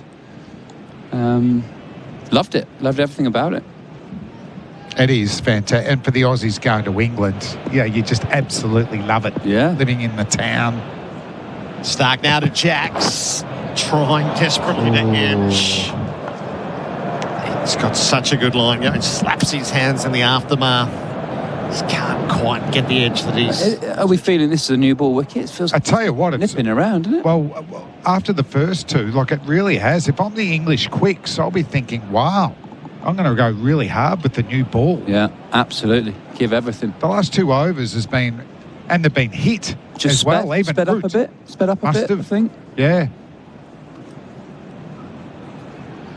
Crowd at lunch, more than 40,000. And it's a good afternoon's cricket in store. Stark with one left. Bowls to Jacks. Again, wrapped by a ball that he's trying to get away or get out of the way of, and flexing in the aftermath. Bruises aplenty for Will Jacks. Great over Mitch Stark. 6 for 362. The Capital.com scoreboard. Fast, smart, seamless. Adam Collins will come in for Bundaberg Ginger Beer, the great Australian brew. The Ashes on SEN Test Cricket. Start your next innings with a career that gives you more. Search Police Careers, Victoria Police, and Oldham Construction Lawyers. Your experts in construction law, ensuring you're never caught out when pressure builds. Here's another top tyre tip from Tyre Power. Before you go on a road trip, make sure you run a few tyre safety checks. If in doubt, give the experts a shout at Tyre Power. Visit tyrepower.com.au or call 13 21 91 for your local independent owner. SEN Test Cricket for Goodwee Batteries from Solihull. A wicketless half an hour for England. They were 6 for 338 at lunch. They're 6 for 362 now with Route 145 still there. Facing Boland. Ramwick end. Up here too, slips the gully and he beats him one. Spits past the shoulder of the blade. Have that. Flem, this is nipping around lovely, isn't it? What? This is the corridor of carnage all of a sudden. I thought the first couple of overs with the new ball, Boland bowled pretty well. Little bit of swing for Stark, but now it's like rearing off a length. I wouldn't be walking down the pitch. I don't think Joe Root will do it again, but it's jagging both ways. Jack's been hit about 4 times. Yeah. And in his own mind right now, he's going, cheers, Jamie Smith. Thanks for opening up for this. Feels like it's speeding up now. Boland up here and Root plays late, plays comfortably at a deep backward point for one. Partnership of 40, Root's 146, 6 for 300. But I still think Australia need wickets. They need it with this new ball. If England can get through this, 450 is on the cards. And I think batting last is going to be tough on this pitch. And also, Flem, bowling units are about backing each other up. They've got world-class bowlers in Boland and Stark. Cam Green's not world-class at the moment. No. Not in that sort of form. Neesa's not getting the same sort of bounce as these two. More a swing bowler, Neesa. You talk about the difference of having Cummins and Hazelwood. Yeah. Boland close to the stumps, bowls to Root, hits him. Again. Hits him on the... Jax, my apologies. Jax has been hit 4 times now. Should have known it was Jax. On the box or the back thigh pad, either way, ball spills away and he moves away with it. He's yelping out there, isn't he? It's just, well, we can hear on the stump mic, just yelping every time this ball hits him. I think somewhere David Lloyd's yelping too. Was it a direct hit? Oh, my God. Chemist Warehouse replay screen. Direct hit. It'll take a moment to count them and all that. Yuck. He almost needs a replacement box. He's been hit 5 times, I reckon. You can take some advice from Ben Stokes, who makes an art form of being hit there.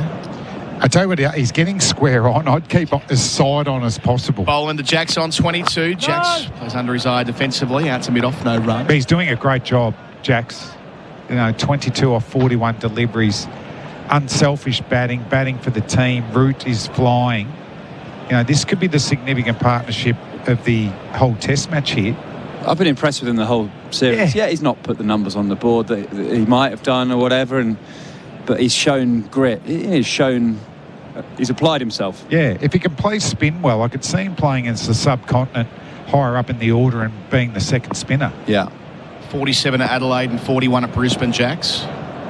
Facing Boland here. Corden still in place. Shout for leap before. Caught on the crease. Umpire Raza says no. That's a big appeal from Bolo, isn't it? Will they call the third umpire into action here for Imar? Smith's worried about height. Insurance. So the counter down to 0. He didn't like it on the basis of height. LBW shout for Liquorland. Score more this summer with Liquorland. Choose to drink wise. See it again. The funny thing on this pitch too, that it's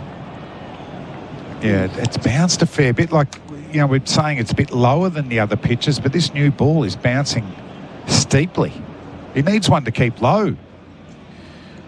Looked a good decision not to go upstairs, seeing the projection now comfortably over the stumps. Hit him on the back thigh pad. With the amount of bounce, you're looking for the outside edge, yeah. Boland delivers and Jax defends, stays at home defensively. Top over. 1 run from it. 6 for 363 England. Route 146. Jax on 22. Capital.com scoreboard. Fast, smart, seamless. The BMW Plate Run-Out event is now on. It's time. Visit your local BMW dealership today. Ends February 28. T's and C's apply. Did you know you can watch all your favourite SEN shows on YouTube? Subscribe today. Some say 5 days of cricket is a long time. We say it's a good start. At Popolo, we air dry our salumi for weeks, not days. Because like cricket, you can't rush the good stuff. Popolo, made slow. SEN Test Cricket for Goodwee batteries from Solar Heart. It's 6 for 363 as Stark with the second new ball. 2 wickets in the innings. One of them today when he picked up Stokes for an 11-ball duck. Operating away from us to root. 4 short of another milestone. 2 slips to the gully, conventional field. Goes short down the leg side, doesn't quite catch up with it through to the gloves of Alex Carey. We had a gentleman in the back of the box before who said, Damien Fleming, Aversham Cricket Club. Yep, that was my first local club over there. That was on the Grey Nichols Scholarship from the great Swan Richards. Love that. You know, amateur club, lovely club. Same thing, you just make friends for life. Yeah. And then 2 years later, I went to the Lancashire League, which is a bit the opposite. You're paid and you need to perform.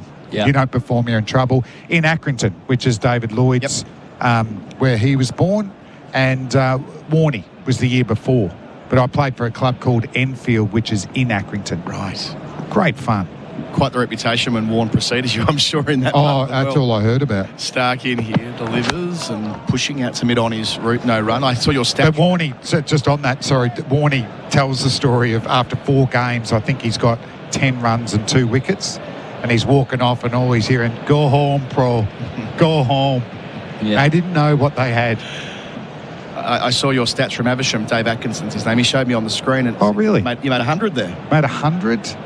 You couldn't have made many of them because, of course, you were so often batting down the list as a bowler. But there you end up, like it's always, you start low. And so even at Enfield, I end up batting 3. I love it. I actually would have done the double first year, but I did my hammy twice. So Stark away from us.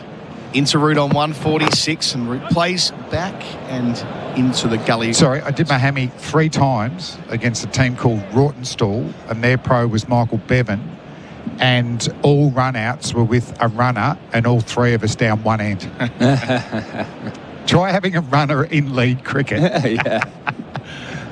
Hey, were you on turf? Yeah. Yeah. Oh, that's good. You know, for me, whenever I speak to young bowlers or young cricketers back home in England where the winters are so grim and you're just in an indoor school, I say, go and play.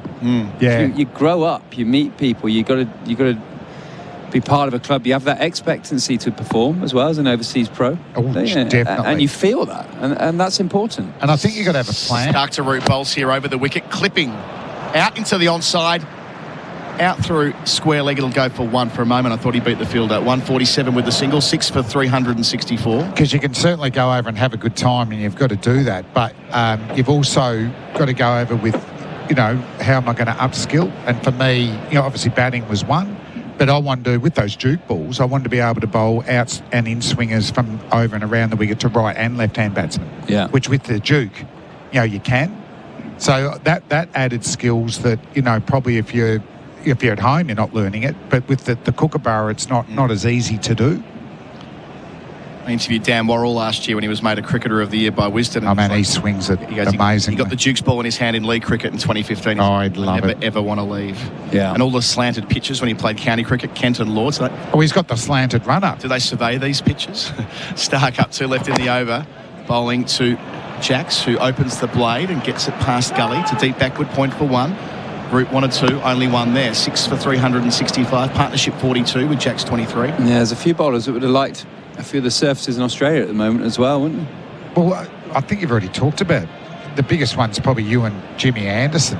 There was a couple of series where they were barren. Yeah. Whereas, as you would have been hearing the last few years, that the millimetres and grass have been added more and more. Because as you know, the old kookaburra, if you got it swinging for 10 to 15 overs, that was a bonus, but the seam got blunted. Yeah. So the wobbled seam would have been harder to bowl years ago with the old cooker on flat pitches. Now, Stark does it as well as anyone, the steel reinforced kookaburra in his hand, bowls here to complete the over, driving hard his route, but straight to cover where there is a fielder. 6 for 365, route 147, Jacks 23, capital.com scoreboard, fast, smart, seamless.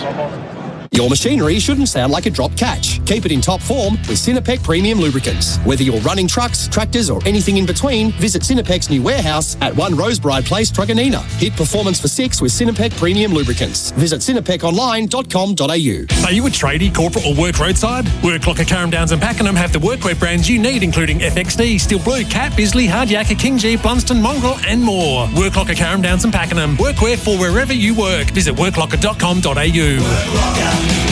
Our experts are for UFB POE Systems, professional grade security for complete home protection. One of them is Simon Katich, who's joining Stuart, Broad and me. G'day, Kat. Good afternoon, Colo, Broady, all our listeners. We're talking about club cricket again and balls and how the difference for bowlers getting to send down the Duke's ball in England and how much they enjoy that, and how England have got a team out here this time. They could probably do with a couple of Duke's ball specialists, given the way that the conditions have been across the 5 matches. Well, when you get the regulation ball here in club cricket with a prouder seam, and if they leave grass on the surfaces, if you could make runs in club cricket, you felt like you're going to be ready for Shield cricket because there were some challenging surfaces. Bowling to Jacks on 23. No. Jacks into the onside no run, front foot. It was really noticeable, even when the ball would get to 40 overs old. High seam, grips the surface, you're never in. The one I thought they might bring as a smoky, and Rob Key alluded to it about 12 months ago. I mentioned his name before, Dan Worrell. He qualified for England because he played his, of course, South Australian bowler from Melbourne originally, but he did his qualification with the Home Office, was open-minded to playing for England, having represented Australia in one-day cricket. And Rob Key name-checked him, and he just kind of vanished off the radar. I'll tell you what, he would have been useful in these types of conditions through the series. He's dominated in England. Here is Boland, who gets it off the outside edge down towards third man from Jacks, but not fine enough for Green to be in with a shout in the gully. 6 for 366, Jacks 24. A bowler like that would have been fun, but not to be. Well, I mean, the cricket's unrecognisable in Australia to what it was 8 years ago, 7 years ago. It's a completely different form of cricket. It used to be you were batting first all occasions. 400 was a minimum. And batting would only become difficult day 4, 5 with a bit of variable bounce while the sun had baked the deck, maybe got a few cracks in it. Bowling to Root, 147 for him. Delivers and Root skews it out to the onside, the square leg, quickish shingle, but Jacks is up for it. Root 148. You'd argue it's more exciting. Now there was a lot of partnerships back then that were just like, how are you going to make a breakthrough unless you have mystery spin? How are you making a breakthrough here? But yeah, it's certainly changed beyond recognition. I dare say we weren't going to serve up those sorts of surfaces for you and Jimmy Anderson, mate.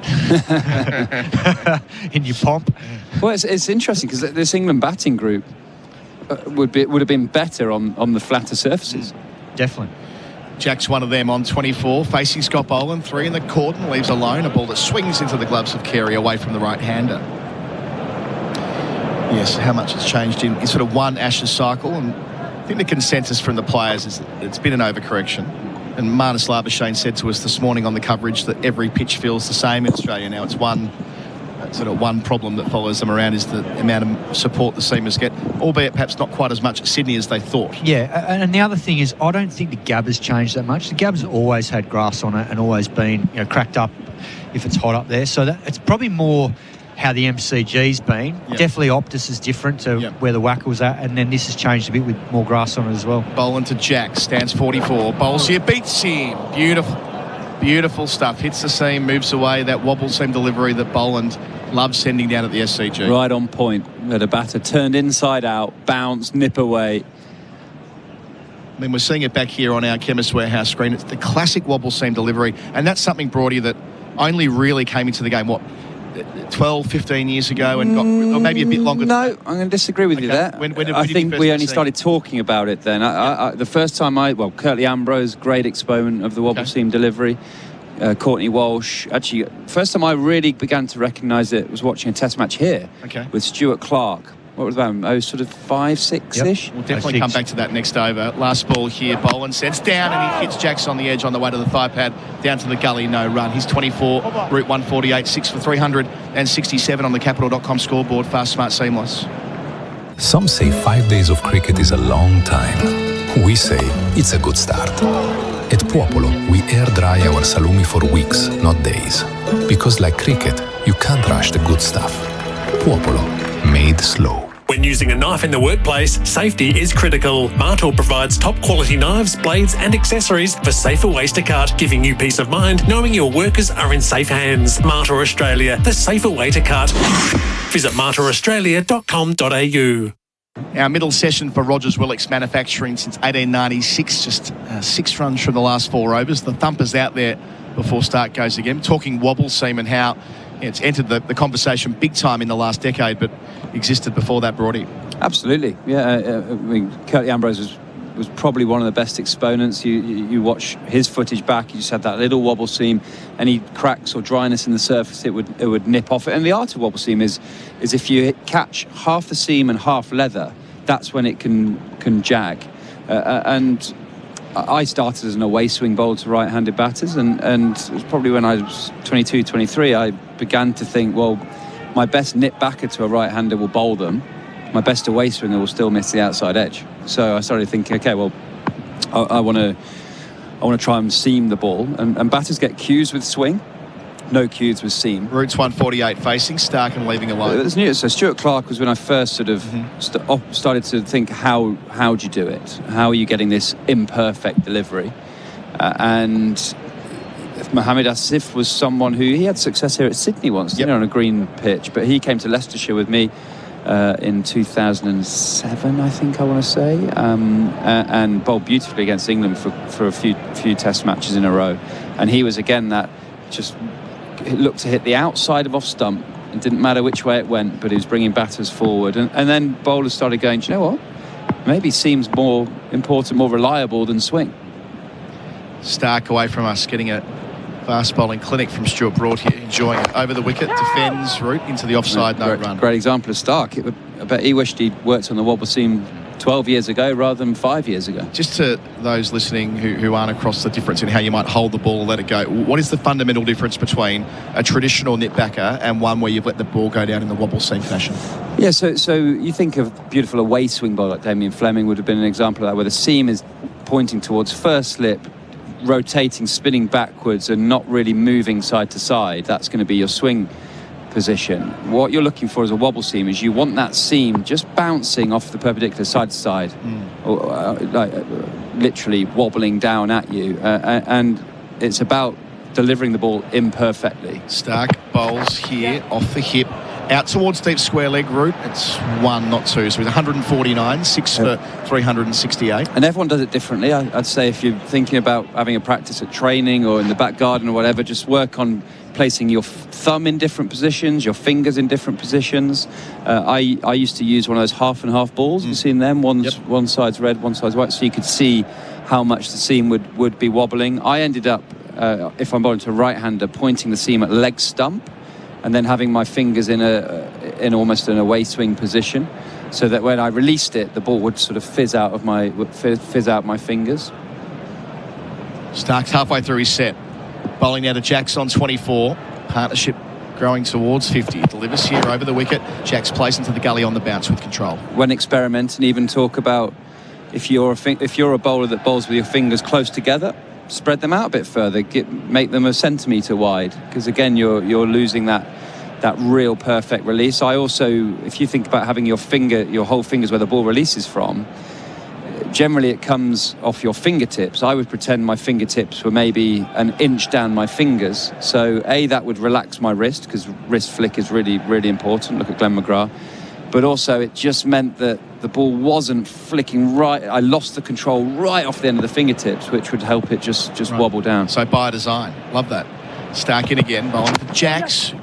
Cramped up a little bit on his hip, but one hand off the bat.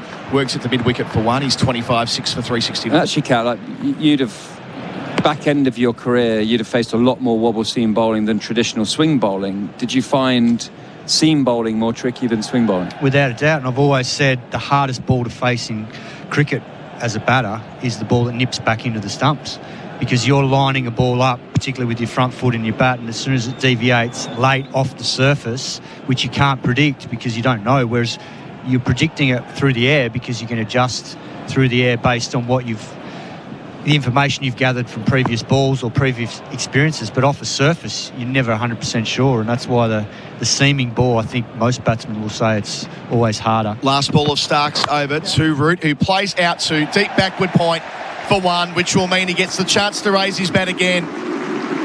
Joe Root reaches 150. He has done everything right for England here. He's been their standard bearer for so long, and so it proves again today. England 6 for 370, and the 17th time in Test cricket he's gone beyond 150, Kat. Yeah, it's a phenomenal knock.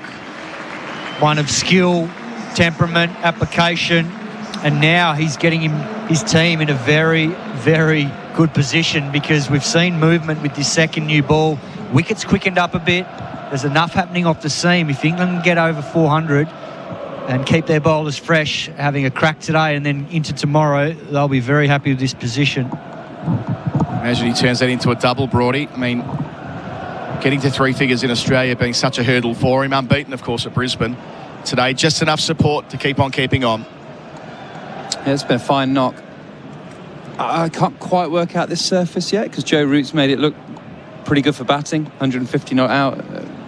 Not many others have made it that good looking. Ben Stokes had a torrid time out there with Mitchell Stark on absolute fire to him.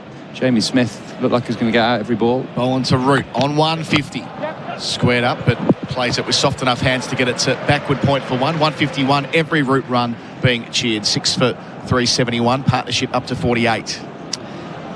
I think it'll be a good surface throughout, but I think it'll be a new ball wicket from here on in, purely because there's enough, not as big indents as we saw at MCG, because the grass is not as thick and thatchy, but there's just enough little indents from yesterday when it was a little bit softer, and I think we're seeing a little bit of that today with the extra bit of bounce at times, and this second new ball, the movement, and definitely day two quickens up, and then it'll gradually slow down. But over time, if it's hot enough, there should be some cracks opening up as well.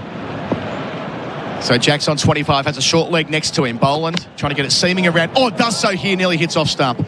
Left alone on the basis of length, cleared the off stump. Carey had to dive to his left to cut it off down the leg side. That's done loads, Broady. That's Jack 2 foot. That's a ball left on width outside off stump that Alex Carey has had to dive to his left-hand side at full stretch to stop it going for 4 to fine leg. Wow. That looks like we're playing in England, that sort of movement. That's what you expect off the deck in England. Amazing that. And great take by Carey too, because that just kept going on the seam. And again, as you say, watching it on the replay screen, it was wobbling down. So if you're the batter there, they make a calculated decision. In the end, the right one, but ever so close. Bowling beautifully, Boland. Ram weekend, up again, delivers to Jacks, beats him on the other edge.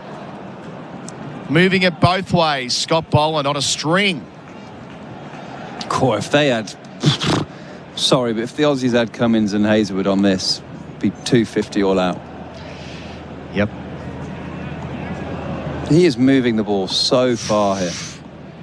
And looks in a great rhythm. He's hitting the pitch hard. That's crucial. It's one thing we don't talk about enough in Test match cricket is how hard certain bowlers hit the surface. You can't float the ball up in Test match cricket. It's about having the ability to hit the area a lot, but also banging it into the surface, because you get reactions from a surface when you hit it hard. Partnership of 48. Boland threatening to break it, delivering to Jacks. Jacks gets big on him. Hand off the bat. You can hear the grunt through the FX mic. It ends up at short leg. Handles the extra bounce pretty well. If you're an England bowler now, and it's sat in that change room, you're thinking, cool, lads, you've got me 400 on this surface. I fancy this. Yeah. You could make breakthroughs pretty quickly on this pitch. Seeing those side-by-side graphics on telly, just showing how different the two balls are from the same part of the pitch. All about exactly what Stuart Broad's been schooling us on about the difference of the wobble seam. Boland's made himself an expert. Two slips the gully, the short leg. Two balls left for him here. Boland approaches and delivers. And Jacks keeps his cool, comes forward and defends. Do you think, just as we round out this conversation before you head off, that more and more young bowlers will just default to it, as opposed to being a traditional outswing or in-swing bowler, that they'll try and make that more their stock delivery? I think bowlers have to have every delivery in the armoury. Right. I think every bowler should be able to bowl at in-swing or at this level, international level, in-swing, away swing. I think T20 cricket with the development. You're not going to get many bowlers now coming through that won't play white ball cricket and T20 cricket. Having the ability to swing the white ball is important. Yes, it can create angles for batters, but look at the success, particularly left armers have of swinging the ball back towards the stumps early with a brand new ball. Boland to finish the Jacks. Over to Jacks. It's been a great over, and he steers it down. He'll keep the strike with a single deep backward point. No, he'll get two actually. It's Joe Root who calls Jacks through. Good running from the pair of them. 27 for Jacks, 6 for 373 England. That's on the Capital.com scoreboard. Fast, smart, seamless. The Ashes on SEN Test Cricket. Half-yearly clearance on now. Shop unbeatable deals on TVs, fridges, furniture, bedding, laptops, mobiles and more. Go Harvey Norman and Henley Homes. Hard to beat. Ask other builders. Then come back to us. henley.com.au. Plumbers, want more time for the cricket, camping or a cheeky fish? Introducing SharkBite Max, the next generation of plumbing fittings. Smarter, faster and stronger. Get in, get out with SharkBite Max. Available now at leading hardware and plumbing suppliers. A change of bowler for Australia. Cam Green getting a crack from the Paddington end, replacing Mitch Stark for RSEA safety, trusted by tradies across Australia. Stuart Broad's jumped out. Cat stays with me. So does Tommy Morris. The good oil for Cobram Estate, Australian extra virgin olive oil. Bowling to Joe Root, who we'll come back to after this delivery. Two slips the gully. Gentle outswinger to begin. Helped out to cover. Doesn't get one. Tommy. Okay, so I know we discussed this yesterday, but this is going to be a continued narrative over the next couple of years, and that is Joe Root's chasing down of Sachin Tendulkar's all-time runs record. He's 1,996 runs short now, so he's ticked over the 2,000 run barrier. His last 2,000 runs came in 22 tests. So if his next 2,000 runs come in 22 tests, it will be in India in that presumed series where he gets there. And I assume that'll be well inside 200 test matches as well, Tommy, overall for Root. Yep. It's green bowls here to that man, Joe Root, who cuts away the deep backward point for 152 at 6 for 374. How many has he played now? So this is his 164th. So what's that? 186. Imagine what the response would be if he gets to that number before 200 test matches inside Tendulkar, Simon. In Mumbai. Effigies.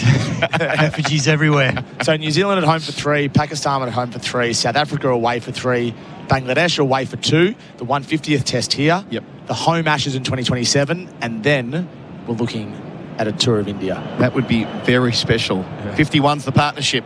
Jack's doing well. Facing here, chases a wider one from Green. Attempter swinging away, and he runs up towards the cordon as if to say, can I just get a little bit of luck? Can you please feather one for me? Yeah, it was well bowled though. It was a fuller length, and there was a little bit of shape on this. Just moved away from Jacks. He didn't quite cover the line of the ball. It was a big shot though, driving well on the up. Also, just want to mention one more thing on Joe Root. So this is thanks to CricBuzz. So his conversion rate from 50s to 100 from debut until 2020, 25%. Since 2021, 59%. Wow. He's improved on that significantly. Doubling it. Yeah. Green up here, bowls to Jacks, another outswinger, but he picks it early and shoulders arms. He's 4,100, so 10 away from Tendulkar on that measure as well. If he's going to get there, what is it, 15,291, whatever it is, if he's going to get to the number, Cat, he'll probably get at least another half a dozen hundreds in the process. Well, yeah, I guess it depends how big they are first and foremost, but you'd assume that out of those just under 2,000 runs, half of them probably have to come through 50s or 100s. So he could get there. Wouldn't that be something? Testament to class and longevity. Jack's 27, facing Green. 2 left in the over. A good one so far. Another outswinger, which he leaves alone early.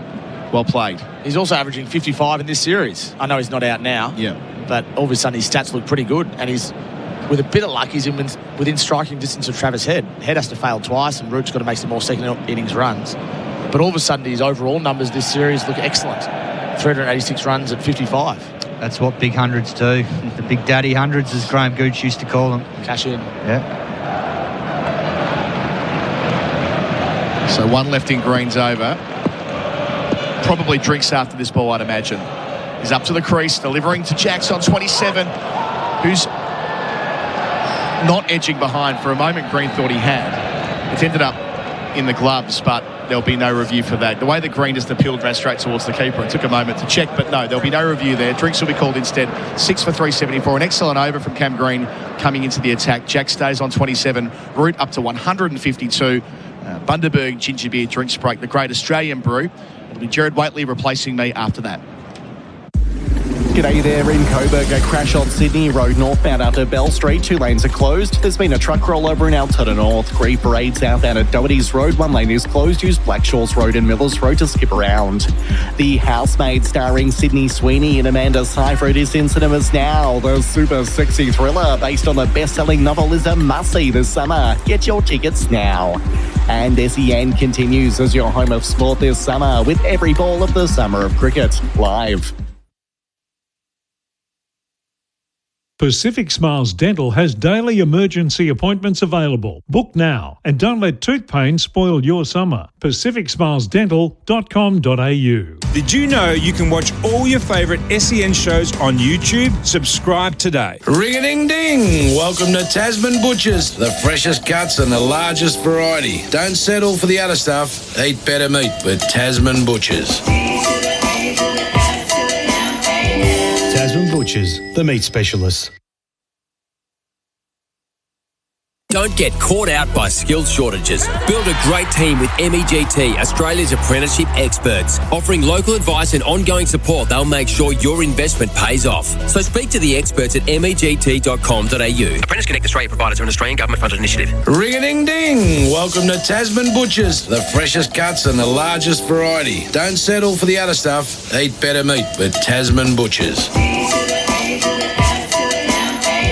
Tasman Butchers, the meat specialists. Labuschagne into Jacks, digs it in down the leg side, tucked into the deep, it was in the air and carries. Stark made his move into position, but there was too much on it. It was to Roots, runs the ball wide of Gully and immediately called 2. Weatherald with a lot to do, he won't get there. Never mind 2, that's 4. Last ball of Starks over to Root, who plays out to deep backward point for 1, which will mean he gets the chance to raise his bat again. Joe Root reaches 150. The drinks break for Bundaberg Ginger Beer. Treat yourself this summer with an ice-cold Bundaberg Ginger Beer, the Great Australian Brew. Raspberry and pomegranate, specially produced for this test match. England 6 for 374. There has been some excellent bowling with the 11 overs of the new ball, but England have survived it. So 27 runs have been added. And Joe Root and Will Jacks are still there. Simon Katich is on duty. Bharat Sundaresan in to join for UFI POE Systems, professional grade security for complete home protection. Welcome, Bharat. Gerard, Kat, afternoon, Tommy. Yeah, the pitch is beginning to show some life, but we've only seen it with the new ball. And yesterday, Scott Boland got it to seam around a bit, quite a bit actually, especially after passing the stumps. We've seen a few of those today, lots of plays and misses, but yeah, I don't know how many times we can say it, but England, where were you all along? Well, you're right, but I think they're grafting some good runs here. I mean, these two are put on, is it nearly 50 now? 51 off 99. So getting to that territory, I think 400 is going to be a very good score from what I've seen. I think it'll be a new ball wicket for the rest of this test now, just because there's enough little dents in the wicket from yesterday. It's not as thick, the grass, so I think that's why it'll be still good for batting against the older ball, as we saw late yesterday and a little bit at times today, particularly if the technique's very good like Joe Root's has been so far throughout this innings. And someone like a Josh Tung who's coming off that player of the match performance at the MCG could be a handful on this. I think he will be. I was just thinking that, I think the England bowlers, if they're sitting back and watching at the moment, they'll see that a slightly full length challenging the stumps will be hard work with the new ball. Michael Neser comes back into the attack. RSEA safety trusted by tradies across Australia. He'll start to Joe Root, who's on 152. He was on the move. He dabbed it away to Gully.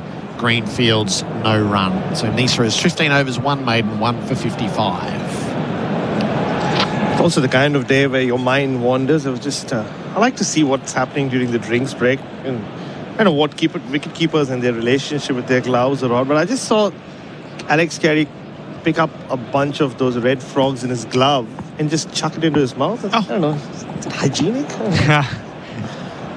How many red frogs can he get in one day? Yeah. They come up a bit. Root plays late, defends the ball to Gully. I would have thought he would take it off.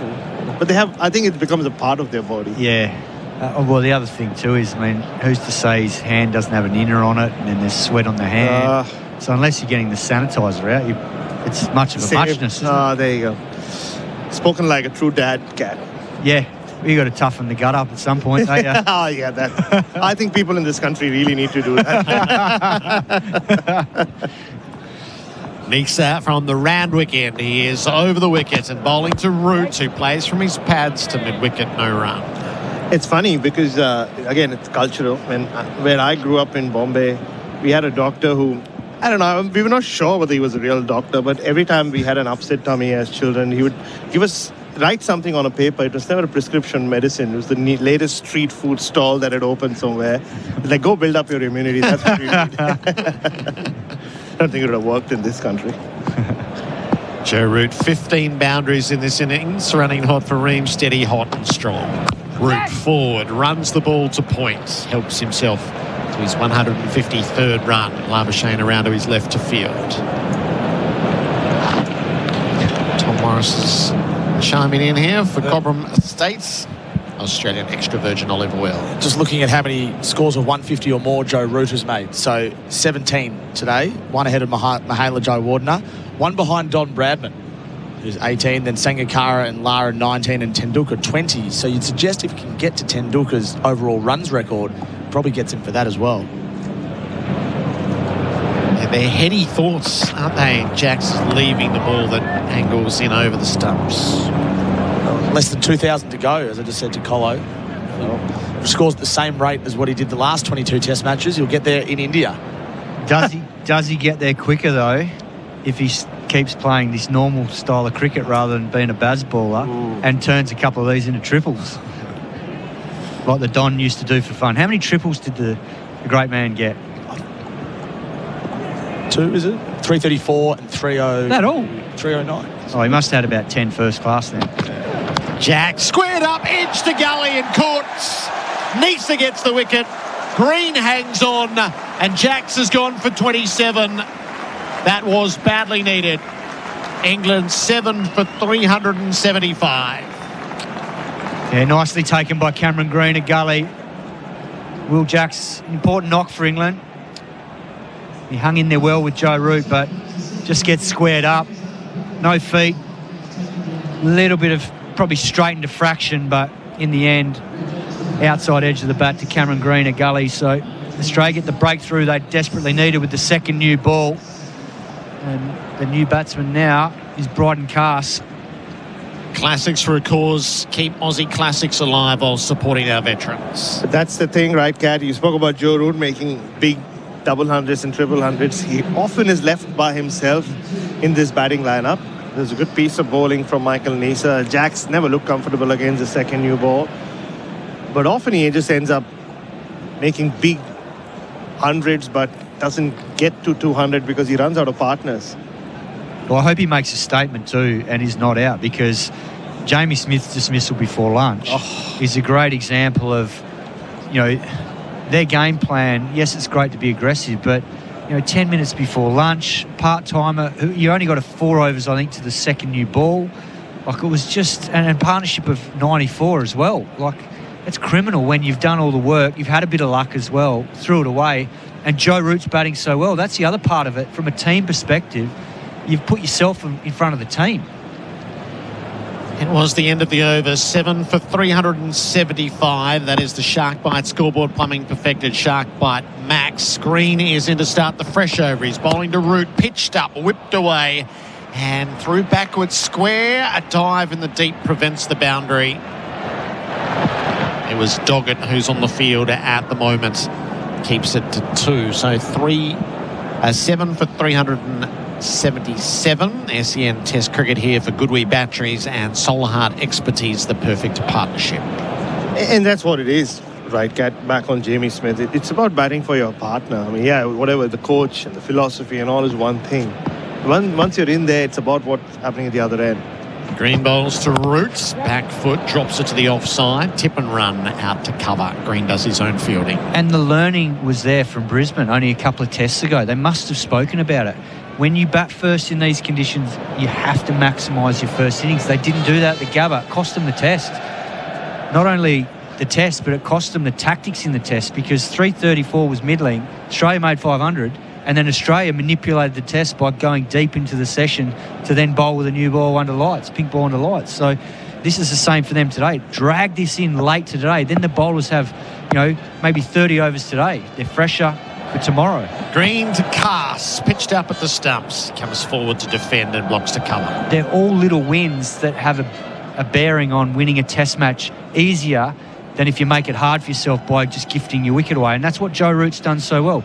He has not gifted his wicket away. Even against the second new ball, he could have easily just tried to drive a big one and he gets out and everyone goes, well played. No, he's digging in and he wants to be not out. And he's probably got a double 100 in him if a couple of these guys hang in with him. The Richies at 222. The last time on day 2 at the SCG. Cass, full toss, punched away. Green searching for the Yorker. Fielded at mid on no run.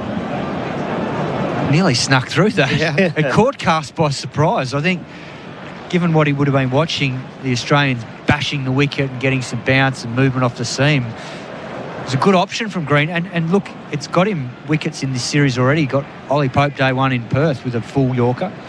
So good option, that.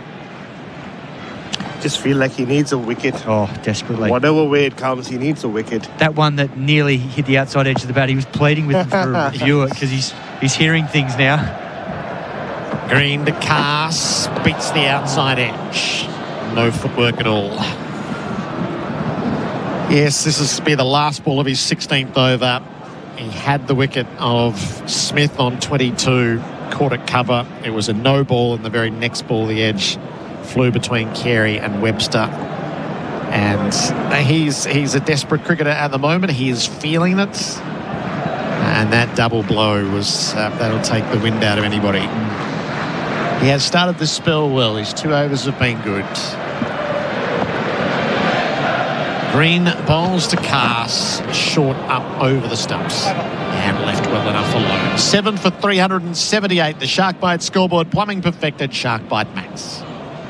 Pacific Smiles Dental is Australia's local dentist. It only takes 2 minutes to book online at pacificsmilesdental.com.au. And they're now open in Craigieburn, Endeavour Hills and Glen Iris. Did you know you can watch all your favourite SEN shows on YouTube? Subscribe today. G'day, it's Alex Carey. The new Goodwee ESA battery is a game changer with leading performance and safety. Until the end of March, you can get up to $500 off, on top of the federal rebate exclusively with Solar Heart. Visit solarheart.com.au. T's and C's apply. The Ashes on SEN for Henley Holmes, 1800 64 64 64. England 7 for 378. Joe Root is the mainstay on 156. He has both of England's centuries in this series. Smith is spreading the field now that Cass is at the other end. Nisa bowls to Root, who punches back down the pitch. Nisa fields in his follow through, shies, or threatens to shine, keeps ball in hand. So what happens to the mics and the wigs with the Richies? Which I've been wondering, and the beige jackets. Going cheap, I would say, at the end of the day. You think so? Op shops. I interviewed the leader down there before. I stupidly said, I'm Tom, what's your name? And he said, Richie.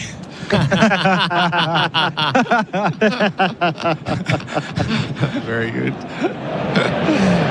Nisa bowls, Root leaves. And we'll play this interview at some stage during the test. It was fantastic. And I met his son. And I stupidly said, what's your name? And he said, Richie. And I said, no, what's your real name? And he said, no, my name's actually Richie. Oh, right. He's got a 12-year-old son. So he's got a 12-year-old son he's named Richie. He's named after that makes Richie sense. They've been going for 16 years. They've got 2 main rules. Got to keep the jacket on and got to keep the tie done up. Yeah. Okay, not for me. Suits me, Baz. Root's on 156. Nisa to him. Root forward. Plays to cover. Now he thinks there's 2 on here, and there is. Well judged. So Smith has pushed the field back to try to get Cass on strike. And Root's just taken him for 2. 158. Beautiful hands from Joe Root. That was so well guided. He knew exactly what he was doing there. Just bunted it into cover. Safe as houses. This has been the best of Joe Root, this innings. He is running hot for Ream, steady, hot and strong. Root high backlift, clipping the ball off his toes to the deep mid-wicket. So a single on that occasion, which will give Nisa 2 balls at cast. 7 for 381. The Ashes on SEN for 4 and 20. Australia's original fan food. Almost like he's signing off, telling Australia, well, this is the best of it. This is what you missed out on. Yeah. Some of the shots, the shots that he kept out of his game in Perth and Gabba, the bounce and what he thought the pitch would do, he's brought them back. Full repertoire. And that's a case of assessing the conditions here, knowing it's fractionally slower, not quite the same pace. Cast readies himself for Nisa, and he's running the ball past Gully down to third for a single. So straight off strike and off the mark. It's nice from Cast as well. Just good control of his hands. It was a good length from Nisa, but letting it come to him, letting the movement of the ball do the work for him, just into that vacant gully region.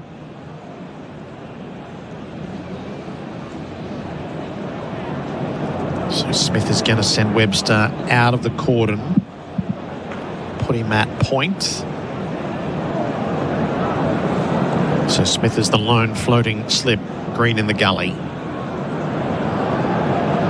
Trying to keep Root on strike at the end of the over. He knocks the ball a bit too firmly to mid-on and a dot to finish. 7 for 382, the Shark Bite scoreboard. Plumbing perfected, Shark Bite mates.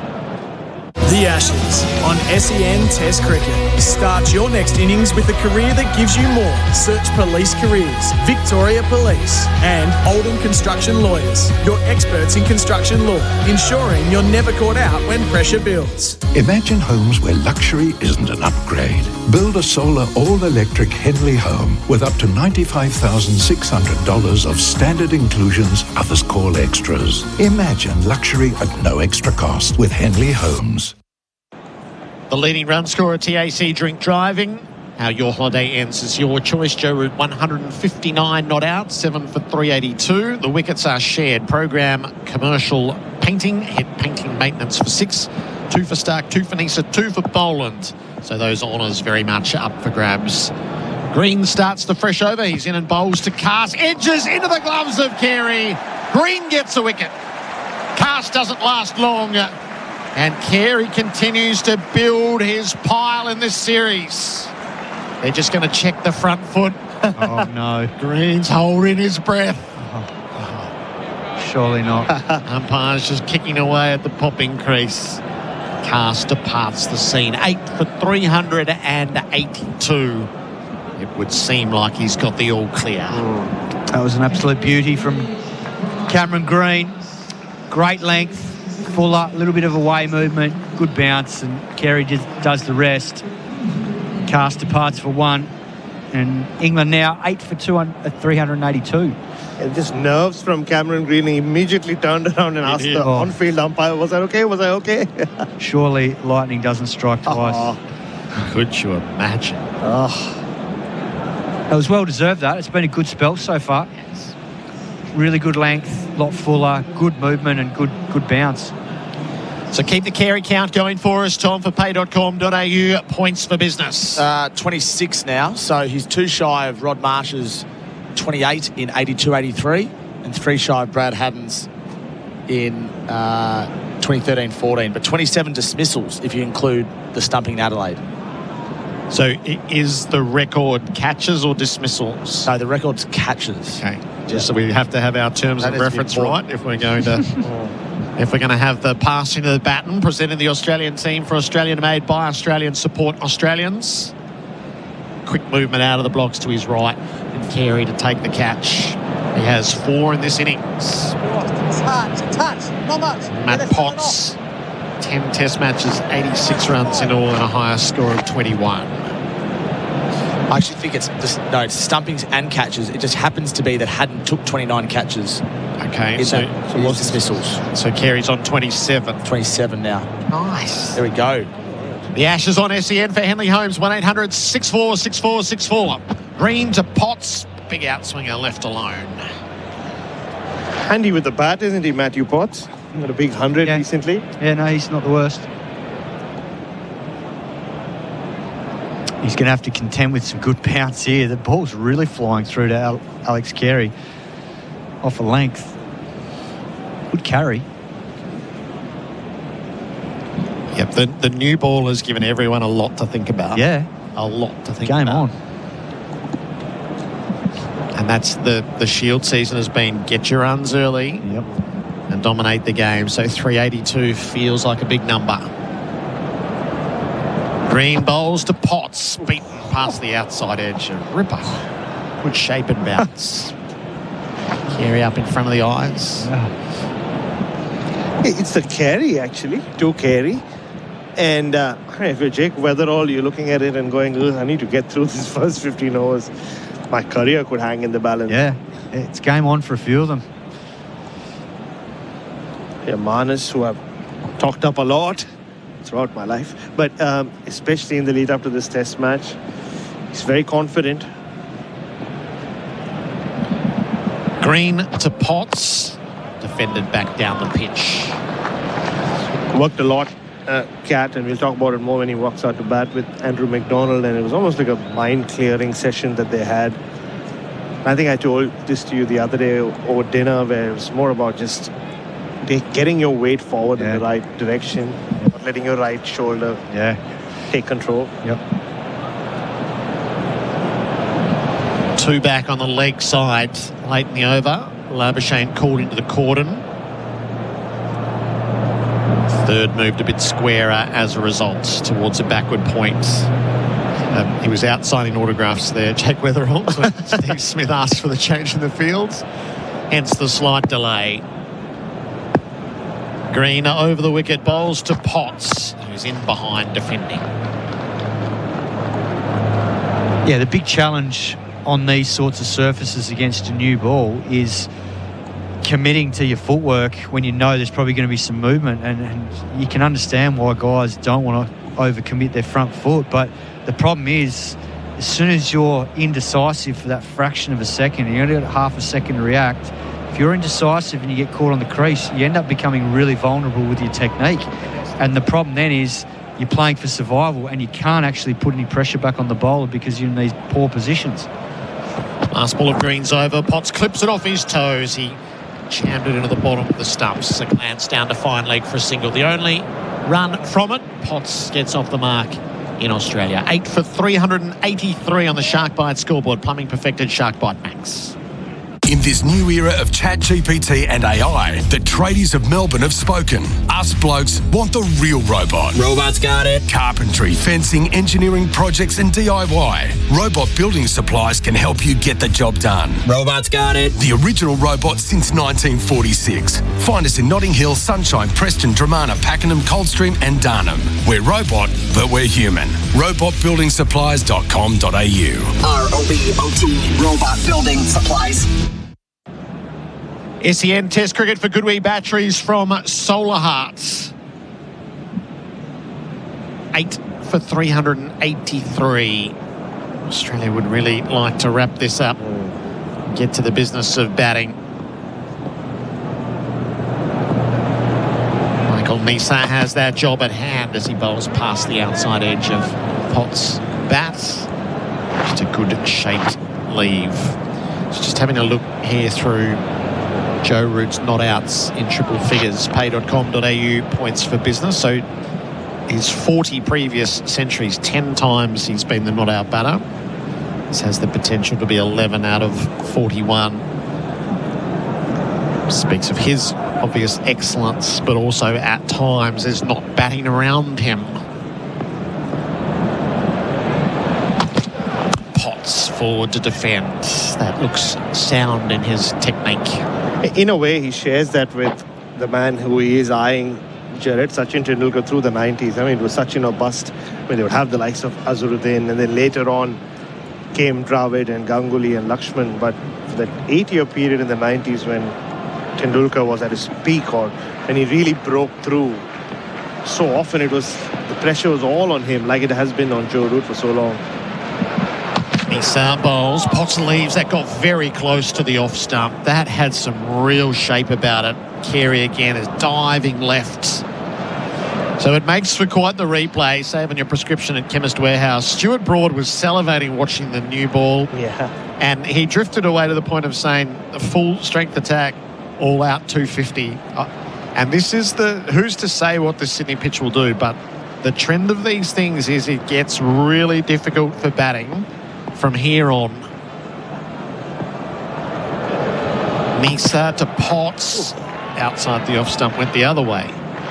Yeah, I mean, you look at the last 3 Shield games in between tests, they've all gone the same way, Gerard. First innings, it's been 300 plus or 400 plus. And then the team batting second has not got to 200, even once, in either of their innings. So the toss that Ben Stokes won yesterday was vital and sort of, I mean, thanks to Joe Root and a few other contributions, they've done the most of it. Potts is on one. He faces up to Nisa. And he's beaten. That has taken off past the shoulder of the bats. The tricks are at play here, Bharat. They are, Gerard. This is, so far, it's all been like placid, normal cricket commentary. This is when Jim Ross walks into the commentary scene. It's all happening. So as well as the numbers that have been amassed here by England, the time and the alibi of the weather yesterday, just to soak up the best of the batting. Does feel like it's falling heavily in their favour. Nisa to Potts, blocks out the last ball of a maiden. 8 for 383. The Sharkbite scoreboard, Plumbing perfected Sharkbite Max. This season, sound makes it home with Sonos. I can watch the game in my living room and it sounds like I'm at the stadium. When I'm in the kitchen, I group my Sonos soundbar with my kitchen speaker and don't miss a ball. Oh, and at dinner time, the game comes outside to the barbecue with me on my Sonos Move 2 portable speaker. Mate, I heard that bat on ball from here. Sound makes it home with Sonos. Visit sonos.com to learn more. The Ashes on SEN for Henley Holmes, 1800 64 64 64. 8 for 383. Cam Green has his first wicket. He's going to start the fresh over to Joe Root, who's on 159 not out. Full at the bottom of the stumps, turned away through square for a single. Root's 160. So 5-6 double centuries in his career. Highest score of 262. Multan against Pakistan in 2024. Manchester 254 against Pakistan. Gaul 228 Sri Lanka. Hamilton 226 New Zealand. Chennai 218 India. Lords 200 not out Sri Lanka. So 5 of his 6 have been offshore. Potts ducks the bouncer from Green. Yeah, but I think if he can get a double 100 here, he will cherish this the most. I mean, he'll need some support from the other end. And just seeing him, the non-strikers end, he's beginning to shadow practice his power shots. Yeah, he's going to need to. He has. The only way to get there from here is to really ramp it up, risk dismissal. And he has shown that the surprise of the 3.5 years of Bazball is he has shown how adept he is at it when he turns to it. Green to Potts. Back foot defence, runs it to gully. Knocked down by Khawaja, saved runs. Yeah, he's always had that gear. He's been one of their better 50-over batters in the last 10 or 12 years. Had a big role to play in that 2019 World Cup win. And Owen Morgan and the rest got a lot of the credit. A couple of crucial hundreds in that World Cup. So he's got it all. And I think it would be apt if we get to see a bit of that from Joe Root as well. All the greatest hits. Stats for pay.com.au, points for business. Green lopes in, bowls, Potts, plays from outside the off stump, back down the pitch, no run. Yeah, the focus will shift very soon on this Australian batting lineup, Gerard, and depending on how it goes, we'll see if we've ended the summer where we started not knowing what Australia's batting lineup is. Yep, it feels like we're lurching towards that, but... Like, you know, for a fact there will be no Usman Khawaja to debate about after this week. It'll be the same for a few others. Green's got a couple left in his 18th over. Bowls to Potts, ducked the bouncer. And I'll start with Jake Weatherall, won't it? He needs a score. I know he top scored at the Gabba. Just get a feeling. It's nothing, a half century, and as the pitch gets more difficult to bat on, 100 will be ideal. That might cement his place in the side, but anything less than 50, you think that he leaves the door open. Yeah, I suspect anything less than 100, and he puts himself back into the pool, and the pool will be assessed come August as to who's going to open. There wouldn't be any rights to incumbency, I don't think. Potts was tempted to play, but left well enough alone. The Ashes on SEN for 4:20, Australia's original fan food. 8 for 384. Adam Collins will come in for Bundaberg Ginger Beer, the great Australian brew.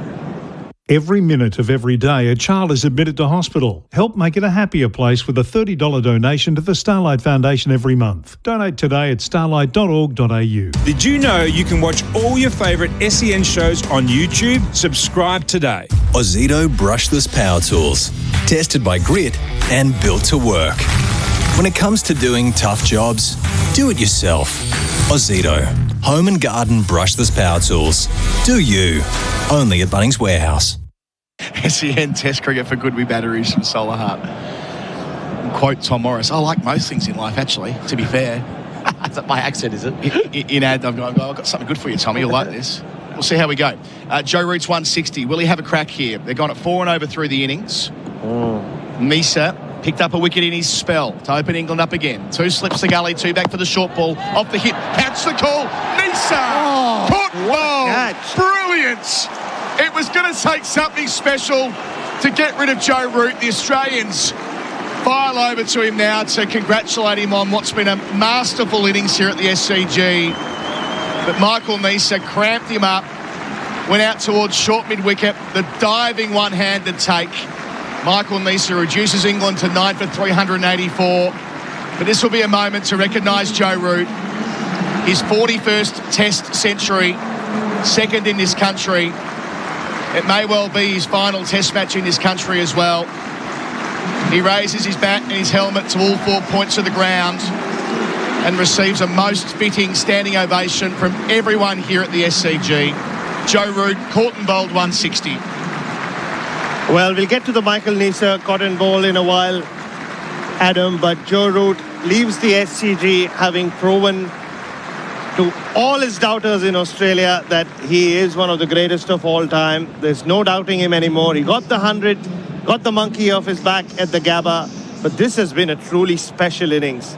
One of the best the SCG has ever seen from a visiting batter, and in an Ashes contest as well. So take a bow, Joe Root, but then we come to Michael Nisa and his cotton ball. Went up the race. A lot of pats on the back, pat on the bum from the coaching staff, David Saker and Marcus Trescothick, into that famous old dressing room where his name will now sit forever. A Test 100 at the SCG, one of the best honours boards going around, as we've had Stuart Broad talking about over the last couple of days on the coverage. And Nisa, seeing it again here on our replay screen, had to go away to his right. He hit the deck. His elbows both hit this hard surface of 2 pitches over from the playing track, and he managed to keep the ball in that right hand. Michael Nisa now has 3 wickets to his name, 3 for 60 in his 19th over. He's played his role, gets a crack at making it another 4 for, getting 1 last week at the G. Into bowl here, first ball, backs out the way. You can see Josh Tongue realising that he was chasing it with his gloves and he pulled them just inside the line at the last. That's one of the quickest deliveries Michael Nisa has bowled in his career. 138 kilometres an hour. All our numbers on the pay.com screen, points for business. So 2 things there. This new ball is flying off this surface. And just again, what a great ovation for Joe Root. All the Australians, terrific. Like I said, Colo walked up to him. They realised this is his last Ashes Test anyway on Australian soil. Well, who's to know? 4 years' time, maybe. Bowling here again. Oh, bowls in. Nisa through the gate, hits the stumps. He picks up a 4th. A couple of wickets inside 3 balls to complete England's first innings. Michael Nisa, super consistent. Gets Root caught and bowled, and a couple of balls later splays the stumps of Josh Tongue for a duck. Indeed, watching it back here, it was a leg bail, the stuff you love after going through the gate. England all out for 384. Well, that's what he does for fun in Shield cricket, Michael Neser, and he started doing it more and more at the highest level. Another 4-4 for him. The hashtag, the campaign just keeps getting bigger, Adam Collins, but good finish from Australia.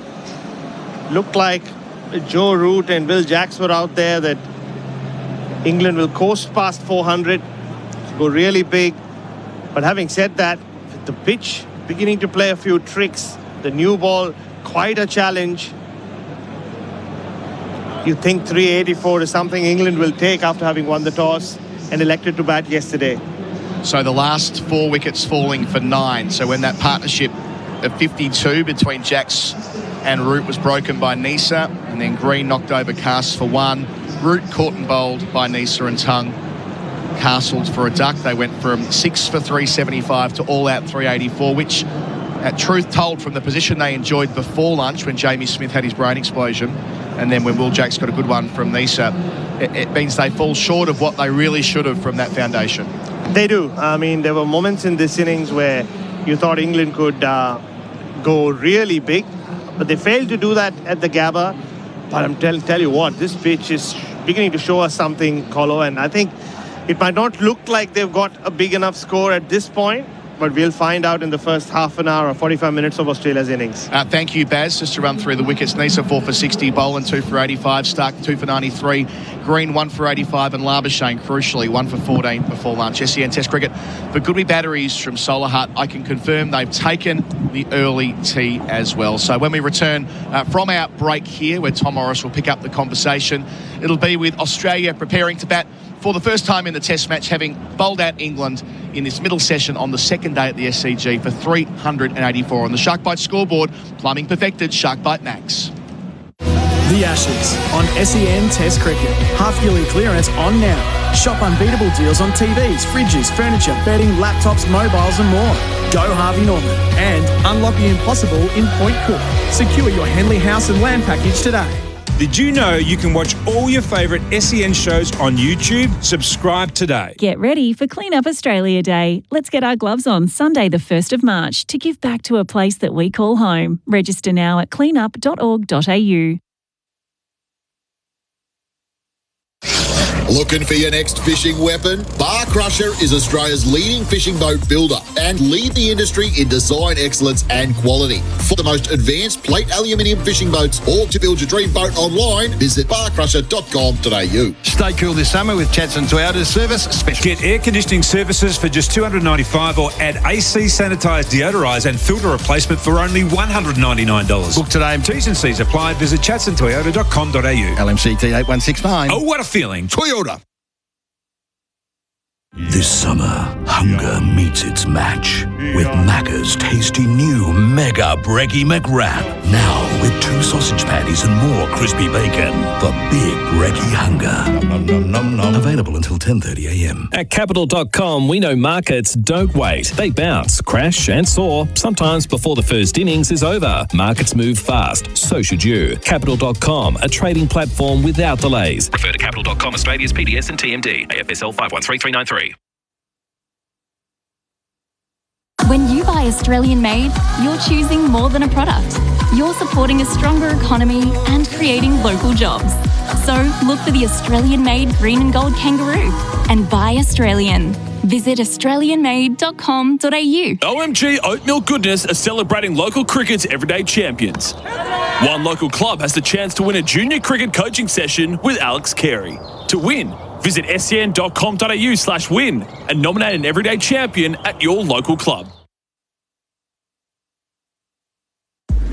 G'day there, in Coburg, a crash on Sydney Road northbound out of Bell Street. 2 lanes are closed. There's been a truck rollover in Alberta North. Grieve Parade southbound at Doherty's Road. 1 lane is closed. Use Blackshaws Road and Millers Road to skip around. The Housemaid starring Sydney Sweeney and Amanda Seyfried is in cinemas now. The super sexy thriller based on the best-selling novel is a must-see this summer. Get your tickets now. And SEN continues as your home of sport this summer with every ball of the summer of cricket live. The King Living Summer Sale ends soon. Save up to 50% on selected Australian-designed award-winning furniture. Hurry, sale ends soon. Shop online or visit a King Living showroom today. Did you know you can watch all your favourite SEN shows on YouTube? Subscribe today. Need a new battery roadside? Holler for a Marshall. Marshall batteries come to you fast with the right battery and expert fitting. Serving Australia since 1935, choose the leading roadside battery replacement service. Holler for a Marshall, day or night. marshallbatteries.com.au. The Ashes on SEN Test Cricket. Good wee batteries and solar heart expertise. The perfect partnership. And Host Plus. Finder's Super Provider of the Year. That's a plus. Issued by Host Plus Pty Limited. Check the PDS and TMD at hostplus.com.au. Good afternoon. There's been reports of a crash on the Ring Road Greensway bound at the exit to the Hume Freeway. In Altona North, we've had a truck roll over at Grieve Parade southbound at Doherty's Road. We have one lane closed there. You can use Blackshaws Road and Millers Road instead. And in Coburg, we've had a crash at Sydney Road and Moreland Road. We have delays in all directions. The BMW plate run out event is now on. It's time. Visit your local BMW dealership today. Ends February 28. T's and C's apply. And SEN continues as your home of sport this summer with every ball of the Summer of Cricket live. Make Mussel Festival Day easy. Sail with Port Phillip Ferries on their 10 a.m. or 10:40 a.m. service direct to Port Arlington. Book early. This always sells out. Did you know you can watch all your favourite SEN shows on YouTube? Subscribe today. Another wicket down, and no one wants to be caught out on a duck. Same goes for your four-wheel drive. Don't settle for second best. With Razorback 4x4 seat covers, you'll get perfect protection, comfort and style. They're tailor-made to fit like a glove and easy to clean after making a bit of a mess. Thousands of Aussies have already given them 5 stars, and unlike some covers, there's no ducks here. Protect your pride and joy. Check out razorback4x4.com.au today. Looking for your next fishing weapon? Bar Crusher is Australia's leading fishing boat builder and lead the industry in design excellence and quality. For the most advanced plate aluminium fishing boats or to build your dream boat online, visit barcrusher.com.au. These holidays, the police will be using every tool they have to keep the roads safe for Victorians. But if you decide to speed, how your holiday ends is your choice.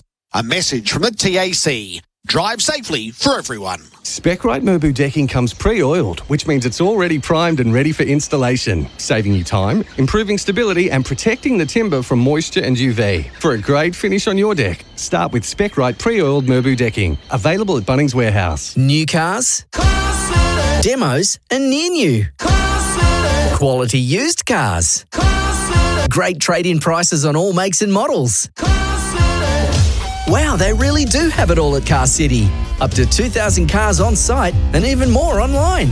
Plus easy off-street parking. Finance available. Even a cafe.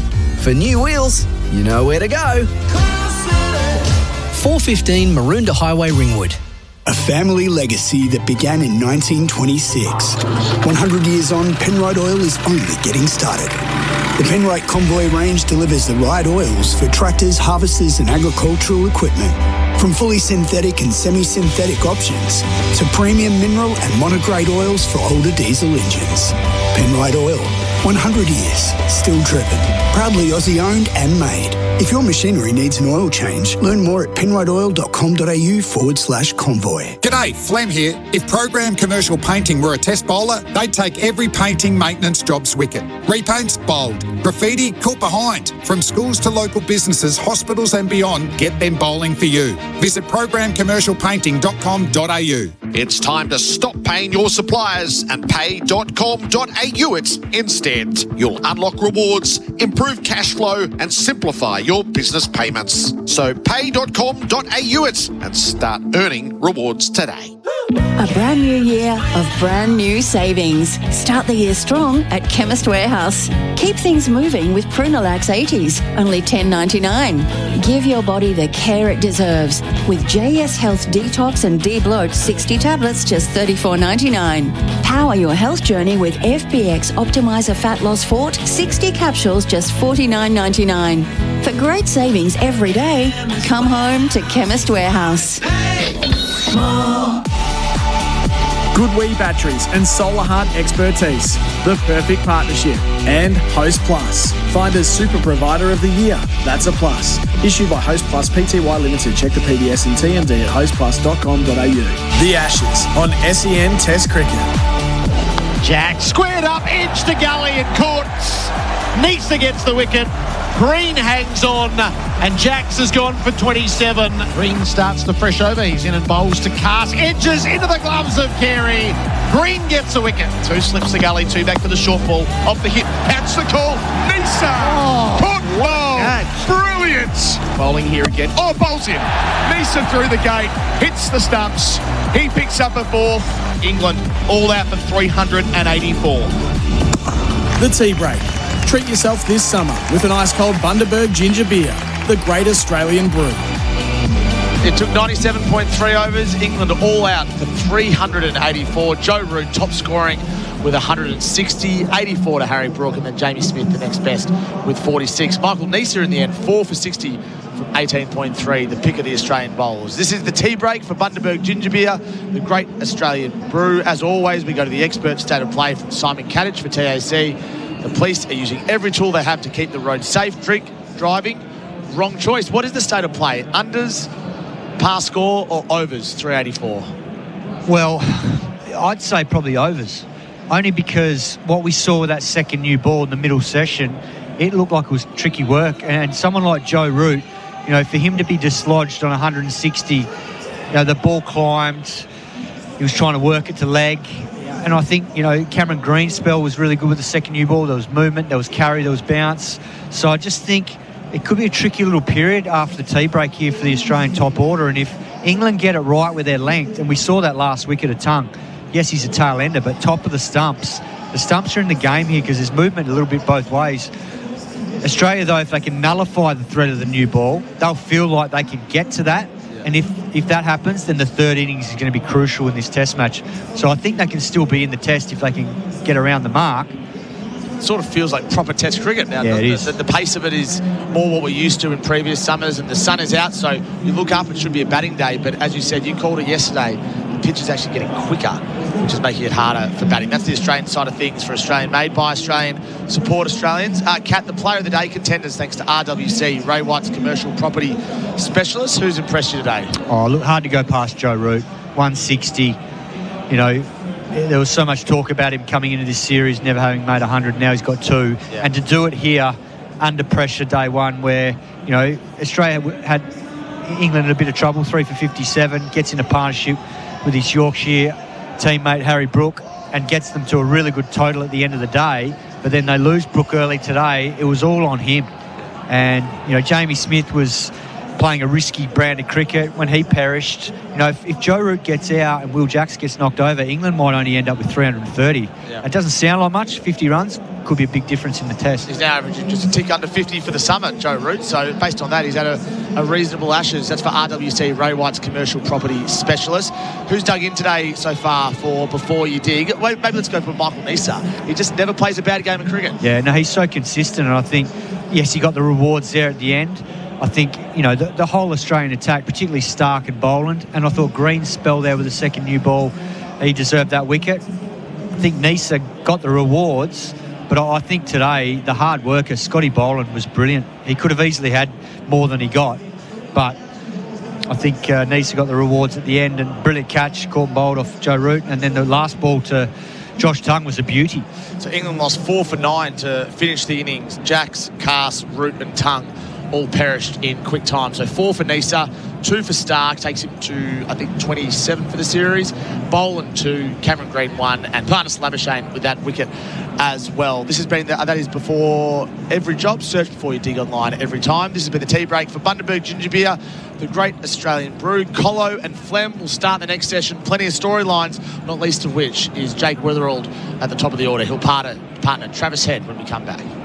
The Ashes on SEN Test Cricket. Goodwee Batteries and Solar Heart Expertise, the perfect partnership. And Host Plus, find as Super Provider of the Year. That's a plus. Issued by Host Plus Pty Limited. Check the PDS and TMD at hostplus.com.au.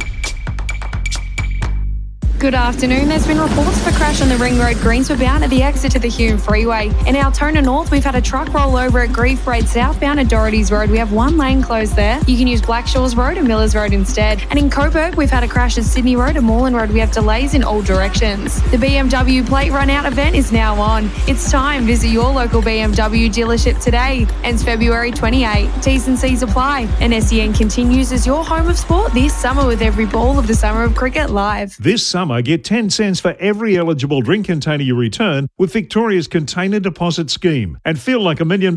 Search CDS Vic to get started. Did you know you can watch all your favourite SEN shows on YouTube? Subscribe today. Noticing your hair thinning? The Hairy Pill is here to help regrow your hair and your confidence.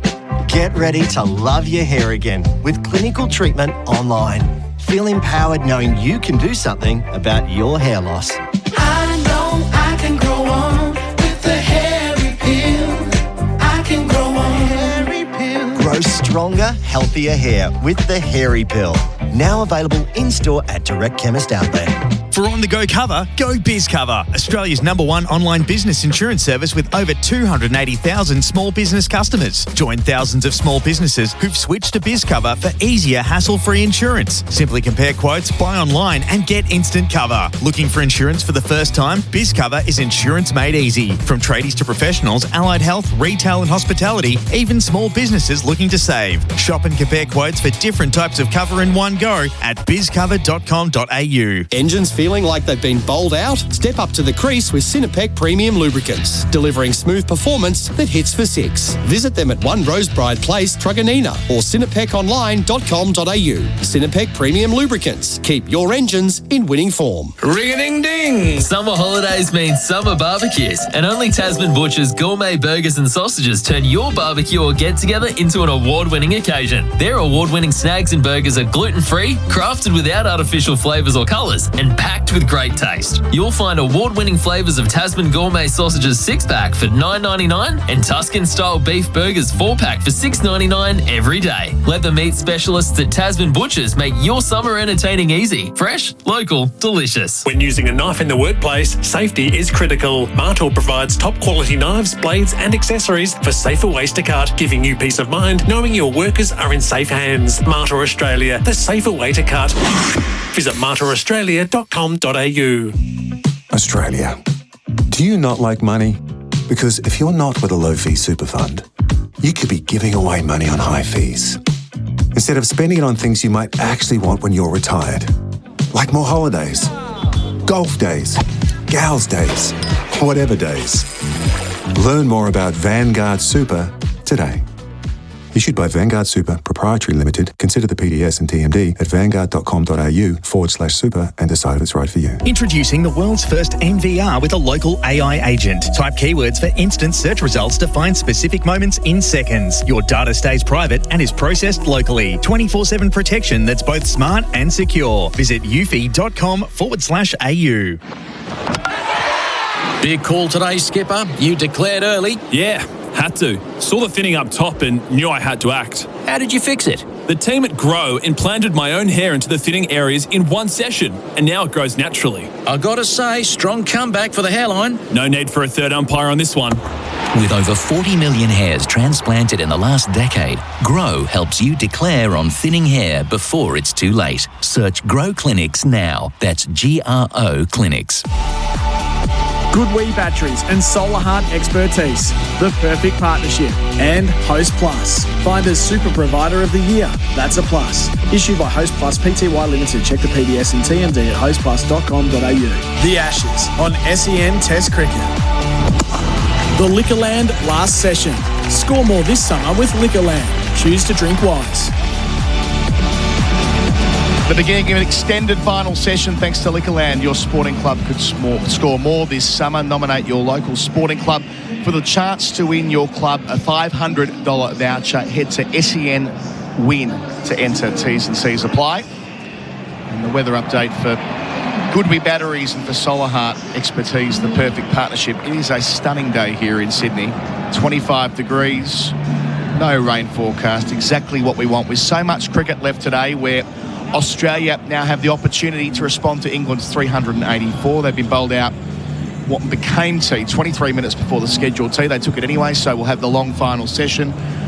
4 for 60 Nisa finished with, the best of the Aussie figures from 18.3 overs. Boland bowled delightfully, but only picked up 2 for 85 from 26. Stark also 2 for 93 from 23. And Green picked up a wicket in the session that just finished. Bryden Cass, he finishes with 1 for 81. Travis Head and Webster were wicketless, and Marnus Labuschagne chipped in before lunch with his 4th ball. Jamie Smith caught in the deeper, a moment that we'll come back to, I suspect, through the remainder of the Test match, depending on how it goes for England. And for the visitors, it'll be Bryden Cass taking the first over. We've had a number of bowling combinations for England with the new ball through the series. Of course, Jofra Archer at the very start. Gus Atkinson took the first over last week at Melbourne, but now in the absence of both of them, Bryden Cass and presumably Matty Potts, but also Josh Chung, who bowled the house down from first change last week. Play is called by umpire Gaffney. Travis Head takes strike. 2 slips, a leg slip and a gully. Cass bowls over the wicket. Head goes back, no run, punching down to point. So they start with 2 slips and a gully, and the man round the corner at leg gully, a fine leg, a mid-wicket, a mid-on. Ben Stokes at wideish mid-off, and a point as I have Tom Morris and Damien Fleming both join me here for Eufy POE Systems, professional-grade security for complete home protection. Good afternoon, gentlemen. Hello, Colo. So Travis Head, averaging 55 in the series, 437 runs, 2 excellent hundreds, one at Perth we'll talk about forever, and another on his home deck at Adelaide. Facing Cass over the wicket, away from us. Head punching down hard to a ball that ends up at point, bit of width there. Be interesting to see what this new ball does. I mean, that end of the English innings, the balls was going through the top and keeping low and jagging. Feels like it took a turnaround lunch, didn't it? That middle session was a lot different to the first one. Quicker than yesterday, clearly. Yeah. But it's the inconsistent bounce that creates doubt in the batsman's mind. So England, so many different combinations with the new ball this series as well, Flem. Yeah. Cass, who started off bowling second change at Perth, did very nicely there on afternoon 1, gets first over here, bowls to Head. Head goes back again, not quite full enough, tucked around the corner, down to fine leg, his first run of the reply, none for 1. Tommy's going to jump in with us as well. He's got his hand up for Cobram Estate, Australian extra virgin olive oil. Good afternoon, Tom. Hello, Colo. Hello, Flem. So before this innings, Travis Head had faced Bryden Cass for 133 balls in this series and scored 137 runs. Wow. But he'd got out 4 times in his career, which is this series. Right. So, I mean, you tell me. Well, it rather sums up the way that Cass's series has gone. Lots of wickets conceding lots of runs. T20 cricket, that. Yeah. Here's Weatherall, the other left-hander. 2 slips for him too. Field remains the same. Weatherall beaten on the inside edge. It was back of a length. Didn't really move the feet. Tried to carve it away, but didn't get up as high as he thought, Flem. Both Australian batsmen already cutting balls that are about a 5th stump line. No footwork whatsoever there from Jake Weatherall. He could just let that go. Don't know what's happened just to the back foot punch through the offside. Which he played so well at Brisbane. They're collapsing their back leg and trying to hit it square. So Weatherall waiting for Cass, who bowls to him here. Leg stump line, shout for leg before, drifting down leg, given not out, chuck at the stumps. Weatherall has to dive in. He went wandering while the umpire was considering his verdict. They won't review it. That swung in, didn't it? Late, and it was full. And we saw Jofra Archer knock over Weatherall a couple of times with full in-swinging deliveries. I think Cass is trying to set him up for it. The problem with Cass is he generally doesn't know where the ball's going. There'll be nervous moments for Jake Weatherall. Leg before shout for Liquorland. Score more this summer with Liquorland. Choose to drink wise. Got that man round the corner. Zach Crawley's taken a couple of catches there in the series. Cass up to Weatherall here. Oh, and he's beat him with exactly the same shot. Tried to cut, but came back off the scene. On the 5th stump line, no footwork. A nervous start from Weatherall. He's yet to score. Heads on 1, none for 1. Of course, that's on the Glencore scoreboard, advancing everyday life, and it's essential that Weatherall gets away here. Flem, you've seen something? What's he doing, Jake Weatherall? Is he changing his gloves already? Is he switched on? Because, as you said, that was a 5th stump line and seamed in. Has he changed one of his gloves? Gives the sense of a player who is really feeling every moment of this. Yeah, it doesn't give you a lot. Oh, I'm just seeing that replay again. That is too close to the body to cut. So there is the movement, and he gestures that to the pitch after, but it's the very fact that he's trying to play the shot from that line in the first place, in the first over. It's going to be Matty Potts from the Randwick end to start things off. He'll have a 3 slips gully configuration behind the wicket. Root at first, Brook at second, Crawley at third, and Bethel in the gully. He'll start round the wicket to Travis Head. Matty Potts, his first opportunity in the series. Up to the crease and bowls here.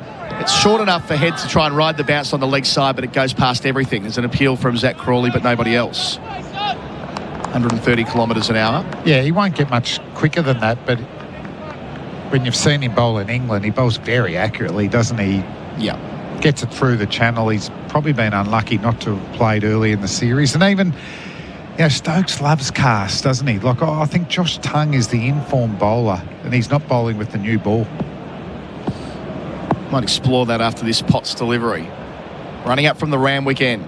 Bowls here to Travis Head, who defends from the off-stump line. Full and straight, well bowled, and ultimately well played too. If you've got a bowler, I know that, let's use Pat Cummins as an example, almost always the best bowler in the attack, but off the bowl's first change, is there an argument sometimes for having that weapon coming in after the new bowler? What would be the thinking, do you think? I don't know. Okay. Yeah. Because, Cummins is the obvious example where they've made an assessment that... But besides Cummins, who else in the history of the game? When the Windies were blessed to have 4 they've got Hazelwood and Stark. True.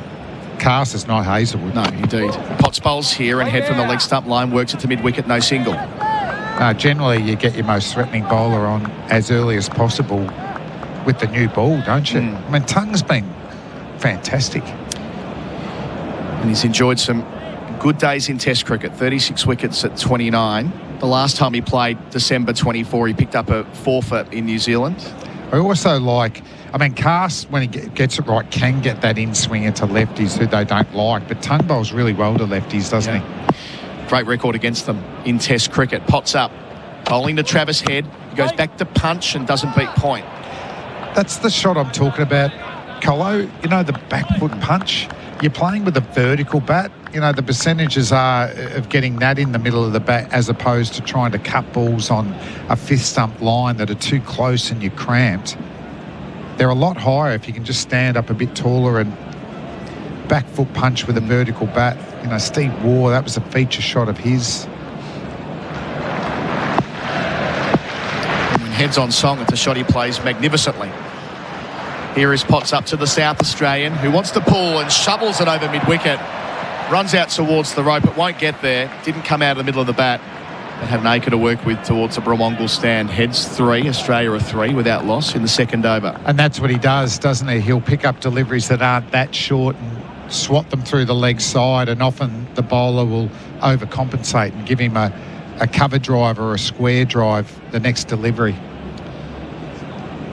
So Matty Potts was there from the very start of the Bazball era. Played that test against New Zealand at Lords in 2022. Played throughout that summer. So he was a first cab off the rank. Hasn't played a lot since, though. Never played against Australia before. Running in and bowling to Travis Head round the wicket. Forces him to defend from the off-stump line. It completes the over. 2 runs from it. Australia none for 3 on the Glencore scoreboard, advancing everyday life. They trail by 381. The Ashes on SEN Test Cricket. Start your next innings with a career that gives you more. Search Police Careers, Victoria Police, and Oldham Construction Lawyers. Your experts in construction law, ensuring you're never caught out when pressure builds. Did you know you can watch all your favourite SEN shows on YouTube? Subscribe today. Get the 4x4 you really want with a great deal from Ford. Get 3K off select Ranger diesel and hybrid models at participating Ford dealers. See ford.com.au for full terms. We're in the Liquorland last session. Cheers, Liquorland. Choose to drink wise. Casts away from us. Bowls to Weather all over the wicket. Cuts this time. Gets it through the gap. Out towards the rope for 4. At the middle of the bat. Played it closer to under his eyes more convincingly. He's off the mark with a boundary. None for 7. Yeah, he'll take it. It's still very close to off stump, but he's hit that one in the middle of the bat. Found the gap easily. That flew for 4. what that'll do for his confidence. Played it down too. Yeah. He was collapsing his back leg in the first over. At least he stood up nice and tall. He would have taken enormous confidence out of the Brisbane Test match when he got off to an absolute flyer with Travis Head. 72 and about to run a ball. Cast to him here, over the wicket. Bowls and Weatherall hit on the pad going back. Hit him on the thigh pad, just above the knee roll. But again, getting tied up as the ball's on the way back off the seam towards the left-hander. He is, because he's setting up to square cut everything. So when the ball's on a middle and leg line and moving in, he's just getting cramped for room. And the other problem he's had in his short Test career is he premeditates that pull shot and often tries a pull shot at a ball that's not that short. Watching it back, hit him on the hip. That would have been awkward. Cast once more. Bowls to Weatherall. Gets big on him again. Hits him. Spills out into the offside. Got him on the body. That's got to hurt. He's not showing much, Jake Weatherall, so great courage from him. But, gee, this session, Colo, what about the inconsistent bounce that we're seeing? I mean, I don't know what more he could do there. That is jagged back off the seam. So Cast is getting it to come back to the lefties routinely, but that's the first one that spat. Hit him on the right side of the chest. Fronts up and goes again. Weatherall trying to tough it out. Cast delivers to him here, and he goes back inside part of the bat. It comes back off the seam, not where he wanted it to go again. So this is hard yards for the opener. Has to find a way to safe harbour, because we know that the way the game works, Fleming's had the full series. If he can't find a way to score in this series, there'll be so much time that elapses between now and those top I think they'd have to move on. Yeah. If he has a double failure here, I'd say it hasn't worked. Never really had a day out at the SCG, far from it. Hasn't played a first-class game here. Big bash returns, minimal. Cast to Weatherall. Leg stump line. Nice clip at the middle of the bat, but picks out square leg. Timed that. Off the bat, he would have thought 4 runs, but not to be. Yeah, and good stuff there, Jake Weatherall, because he's been bombarded at the body going through the top, but he got the full ball and he was set up for it. And he was unlucky not to get 4 there. That's come off right off the middle of the bat. He couldn't have picked out Ben Duckett any better. No. You can see Weatherall's body language. You can see he thought it was 4. So 1 left for Cast here. Doing the job so far. Can he get an early breakthrough for England? Bowls to Weatherall over the wicket. Wide, outside the line of the off stump and beats him. It was Yorker wide length, or wide Yorker length and line, I should say. Not pretty, but Weatherall can't make contact. None for 7, end of the over. They trail by 377. Weatherall's got the boundary. Heads on 3. Glencore scoreboard advancing everyday life. While the Aussies hold the line this Ashes, make sure your ute does the same. Max Liner's got the gear that lasts the innings. Venture canopies, Max Pro floor liners, tough 4x4 accessories and more. Set yourself up at maxliner.com.au/SEN. G'day, it's Alex Carey. The new Goodwee ESA battery is a game changer with leading performance and safety. Until the end of March, you can get up to $500 off, on top of the federal rebate exclusively with Solar Heart. Visit solarheart.com.au. T's and C's apply. Our coverage from the SCGs for Goodwee batteries from Solar Heart. Potts round the wicket, 2 slips, leg slip, gully. Bowls here, head goes back, plays out to mid-wicket defensively. No run. I wonder what the conversation like between overs. Head, knowing how important this passage of play is for his opening partner. Yeah, certainly so. I think Potts just bowling a fraction short for his pace. And I think the fuller you bowl when you're medium fast, the pitch is providing enough natural variation. But if you're allowing them to just play on the back foot, they've still got a lot of time to play it. He's running in from the Randwick end. Into Travis Head, bowls here. Head gets a chance to pull and gets it out to forward square leg, running away to the rope for 4. So Head had enough time to get inside the line, exactly the criticism posed in the previous ball. Not quite full enough yet from Potts, none for 11. Australia with Head 7 of those. Yeah, instead of going fuller, he actually goes shorter. And it's not a legitimate bouncer, so it's just a half tracker. And Travis Head has absolutely smashed that through square leg. Yeah, watching it a second time, he hit down on the ball, didn't he? It's where Head can be such a menace. I wouldn't be mucking around Ben Stokes. If Potts doesn't finish this over well, I'll be getting Josh Tongue on. Tongue, man of the match last week. None for 11, Australia. Head facing Potts here, bowls. Short ball, goes in that direction again, this time over mid-wicket. Won't quite get to the rope, it pulls up before it reaches the boundary in front of the Brawongal stand. They'll add 2 more, though. 13 for Head. He's looking to get that horizontal bat out whenever he can. He's 9, none for 13 the score. Yeah, and that's the other thing. Potts coming late into this series in the last test match, so he would have done a lot of bowling. Well, you hope he's done a lot of bowling in the nets and so, but it's different than in a game, and particularly against someone like Travis Head, who's so quick to pick up length, and he's been absolutely smashed through the leg side here. You know, Stokes, if he's getting hit for 4, he'd rather it through the covers on the front foot. Head facing Potts. Up to him here. It's a chance to go back and play out through cover point for 4. Back-to-back boundaries, Travis Head just sat up for him, and he plays that shot from the 4th or 5th stump line so well. Into double figures, Travis Head already. He's 13. Australia none for 17. I love this shot from Travis Head. This is that back foot punch with a vertical bat.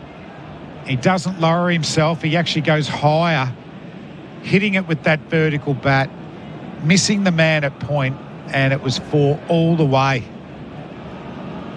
Beautiful shot there from Head. Really is. He's made it a signature stroke, not just this series, but the last few years at home, Travis Head. Up to him, Potts. Head, leg stump line, works it into the onside, no run. So 1 ball left in the over, 10 runs from it. You can see a world, as you say, Flem, that they get Tongue going as soon as they can, given the hold he had over Australia last week. I think so, because I'm sure Potts will settle, and particularly when there's right-hand batsmen there, I think he'll be able to bowl a good line and length, but they want to get wickets with this new ball, in particular Travis Head. Having to wait all this time to get a chance. So desperately wanting to make the most of it, Matty Potts. Last ball of his over, delivers to Head on 13. Chance to pull again, down towards deep backward square. Away to the boundary it runs. So 3 fours in the over for Travis Head. That just sat up off the surface. The length's not right for him. Matty Potts early on. 21 without loss after 4 overs, Australia. Head 17, Weatherald 4. Glencore scoreboard, advancing everyday life. Good afternoon. We have some emergency works underway on the Balti Bridge just inbound before the Westgate Freeway. We have 2 middle lanes closed, so we're back to 40. And on the Ring Road Greensborough bound, there's been a crash at the exit to the Hume Freeway. And in Coburg, we've had another crash at Moreland Road just eastbound. At Sydney Road, the left-hand lane's closed there, and we have trams affected. These holidays, the police will be using every tool they have to keep the road safe. But if you decide to speed, how your holiday ends is your choice. And SEN continues as your home of sport this summer with every ball of the Summer of Cricket live. SEN Test Cricket for Henley Holmes, hard to beat. Ask other builders, then come back to us, henley.com.au. 14 runs from Potts a second over. Australia off to a bit of a flyer. But the game within a game, Weatherald facing Cass here. New over starts. Weatherald chops down hard on a ball. It gets at the backward point. Doesn't beat that fielder. Sent back by Travis Head. No run. Got away with that one, Cass, didn't he? That was actually there to cut. That's the widest ball he's bowled. We saw at Brisbane, Weatherald got into Head slipstream when Head got off to a start like this, and they were able to put serious pressure on against the new ball. Can he do so here? He's 4 from 10. England having gotten themselves into the test match. 384 in the first innings, and the pitch gave quite a bit between lunch and tea. Cass up to Weatherald, delivers here. Weatherald wants to pull. Edge onto the pad. They scamper through for 1. So he gets off strike at least. That didn't get up as high as he thought. Gets to 5 with that single. None for 22. Every ball at the moment with Weatherald feels like something's going to happen. That's that shot I don't like. It looks a bit premeditated, that pull shot. It's not short enough. And it ends up being like a little short arm jab that I think he's topped edged a couple of times in the series. You can imagine the thoughts rattling around in his head as well, having to wait so long for his Australian opportunity. And for a brief time there, looking totally ready for this challenge. It's Head facing Cass here. Gets the chance to cut, does not miss out. The Travis Head cut shot, short and wide and put away. Thumps into the rope in front of the ladies' stand. Head struck 4 boundaries in his 21. It's none for 26 in the Liquorland last session. Cheers, Liquorland. Choose to drink wise. Wow, have that. What is he, Trav? He's just absolutely flying. This is the man that a country has based their whole batting on. Bazball is just trying to play an extended version of trap ball, basically. He's playing it off balance, but it doesn't really matter the way he's seeing it at the moment. Cast bowls to head, and he lets this one go. And the moment he shoulders arms, he's like, oh, maybe I should have had a go at that one too. The shadow batting after the fact. 5 falls for Australia, 4 of them to head. Trailing by 358. So 2 left for Cass. And surely won't be long before we see Ben Stokes introducing himself as well. So often it is the case at this stage of a series. It's players who haven't featured, who are getting their chance and wanting to make an impression, or are holding on tight. One of them Weatherald right now, but head showing how it's done.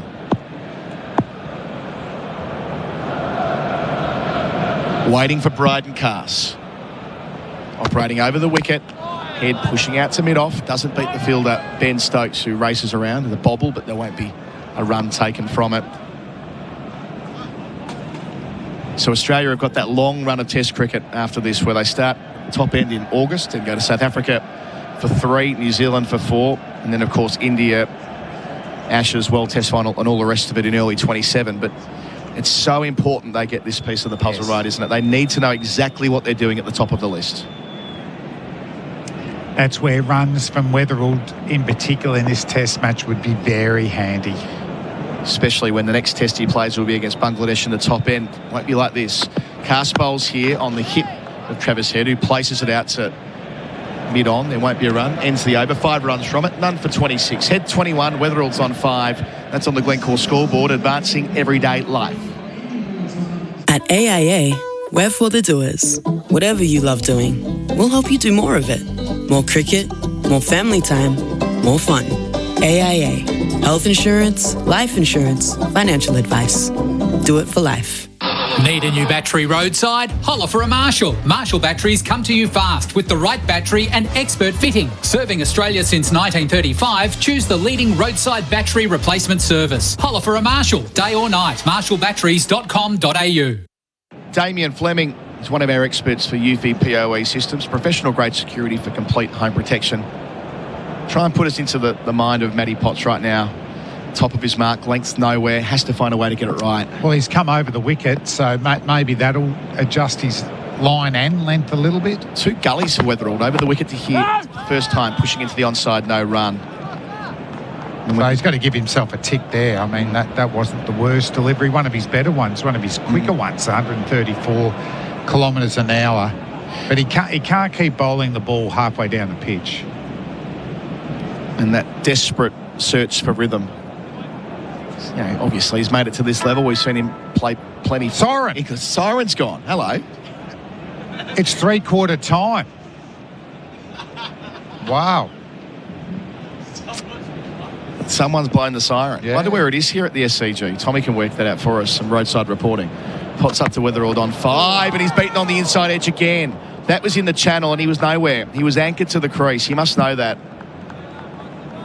So Potts to Weatherald for the first time, and an early win for Matty Potts, who has a chance to work into some rhythm over the wicket to a man who's nowhere near set.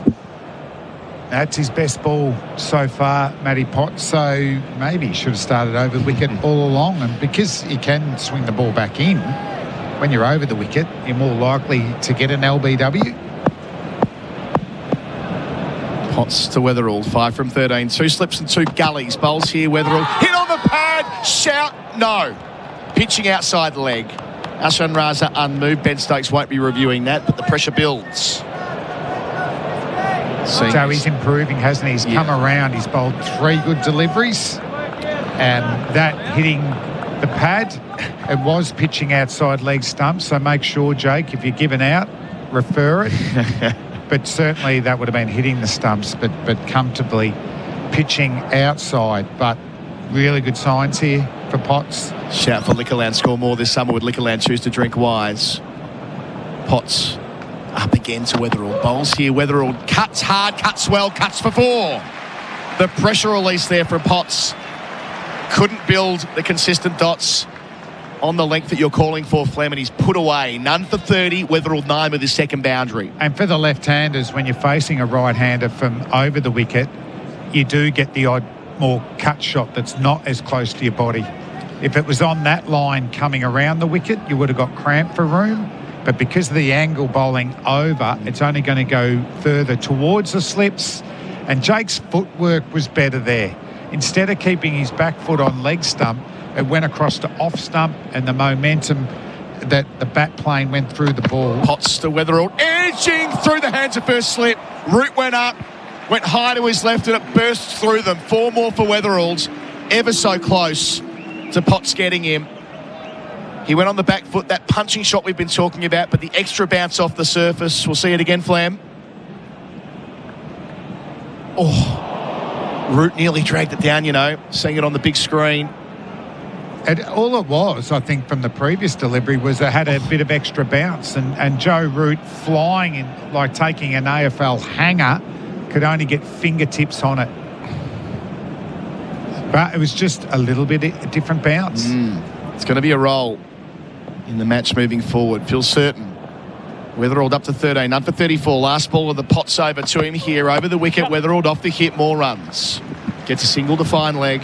That'll complete the over. None for 35. They trail by 349 on the Glencore scoreboard, advancing everyday life. 21 for Head, Wetherald 14. In a moment, it'll be Gerard Whateley replacing me. When you buy Australian made, you're choosing more than a product. You're supporting a stronger economy and creating local jobs. So look for the Australian made green and gold kangaroo and buy Australian. Visit australianmade.com.au. Looking for your next fishing weapon? Bar Crusher is Australia's leading fishing boat builder and lead the industry in design excellence and quality. For the most advanced plate aluminium fishing boats or to build your dream boat online, visit barcrusher.com.au. Cast to Wetherald, start of the fresh over. Wetherald pulls and he's dropped at mid-wicket. Oh, this is a chancy an innings, as you would see. Duckett dropped the catch after Root dropped him in the previous over. It's quite mad. Cast half tracker, back foot, didn't get it at all. Duckett knee high, spilt it. Horrible. He's had a woeful Ashes, hasn't he, Duckett? Not just with the bat. How bad has his fielding been? So Wetherald is, 2 for 14. He just looks out of his depth at the moment. What a trial this is to try to get through. Cast to Wetherald in behind defending. Played the tip and run to mid-wicket and gets himself off strike. Bharat Sundaresan comes in for Eufy POE Systems, professional grade security for complete home protection. Afternoon, Flam. Gerard. Hey, just needs to settle down a little, Jake. But that's not him. He's generally a cat on a hot tin roof anyway. He looks to be in a hurry. He's got his good mate at the other end, Travis Head. He relied on him in Perth in that second innings and definitely at the Gabba. The last game of the NFL season comes down to the last kick. Either Baltimore or Pittsburgh is going into the playoffs. Baltimore have the field goal attempt with 2 seconds left on the clock. Travis Head faces up, stands with the vertical bat out to point and doesn't get a run. Here's the kick. Oh, it's wide right. Unbelievable. That has been the most amazing 3 minutes at the end of a game. And with a playoff spot on the line, Loop. Ray Finkel enters infamy. That's terrible. Aaron Rodgers goes to the playoffs. Jeepers, there's a lot going on in sport for a Monday afternoon. Australia none for 36. That's like Roberto Baggio in the 1994 final. 2 slips, 2 gullies in place. Heads 21. Cast bowls to him. Nudges the ball out to point. No run. Actually, watched the John Elway documentary on the way down from Brisbane to Sydney. Yep. Yeah, that was fascinating. Haven't seen that one yet. I won't give it away, although it's a true story. You probably know. Has an okay but just career? imagine, but just one of those golden finishes to your career. Yeah. When I heard the siren ring before it popped up, Dean Cox ran out. 4 years ago, we were in the Bell Reeve box for the peculiar fifth test in COVID. We were in a box and the siren was there, and no one knew whether to push it or not, just to try our luck. Head drives the full ball, put it through mid-off, and that will head to the rope. Big strides late, saves. Good effort by Matt Potts. Head gets 3, goes to 24, none for 39. That really slowed down, isn't it? It's like the MCG. One of the things about that 2-day test is also the outfield didn't help, did it? It was so slow, so there would have been a lot more extra runs. But off the bat, that just looked 4. Then maybe 15 metres out, it just started to slow, and then trickle towards the boundary. That should not have been chased down. And it has been so fast up until this point. It's like the whole nature of the game has changed. Pitch, the ball. Weatherald continues on and he leaves outside the off stump, which looks a better strategy. None for 39 on the Glencore scoreboard, advancing everyday life. The Ashes on SEN Test Cricket. Start your next innings with a career that gives you more. Search Police Careers, Victoria Police, and Oldham Construction Lawyers. Your experts in construction law, ensuring you're never caught out when pressure builds. OMG Oatmeal Goodness are celebrating local cricket's everyday champions. One local club has the chance to win a junior cricket coaching session with Alex Carey. To win, visit sen.com.au/win and nominate an everyday champion at your local club. The Ashes on SEN for Henley Homes. Hard to beat. Ask other builders, then come back to us. Henley.com.au. Australia none for 39. Head 24. Weatherald has been dropped in consecutive overs. He's on 15. Josh Tongue is being brought into the attack. So the first of the bowling changes for RSEA Safety, trusted by tradies across Australia. Because Matt Potts didn't quite look the part straight away, did he? No, but he created a chance last over. It was actually his best over of a few poor ones, but I just would have opened the bowling with Josh Tongue. Yeah. He has been absolutely brilliant since coming into the series and bowls well to lefties. Player of the match in Melbourne. In from the Randwick end. Tongue to head. Went the Yorker onto the pads. It dribbles to the leg side. Umpire says no. And quick conversation to be had. I think Stokes is thinking sliding or inside edge, but he's not going to go. There wasn't a lot of interest from even Tongue to start with. The slip caught and went up. Tailing down leg. I think Joe Root is very keen that they have a leg slip in, and I think Zach Crawley is going to go in there.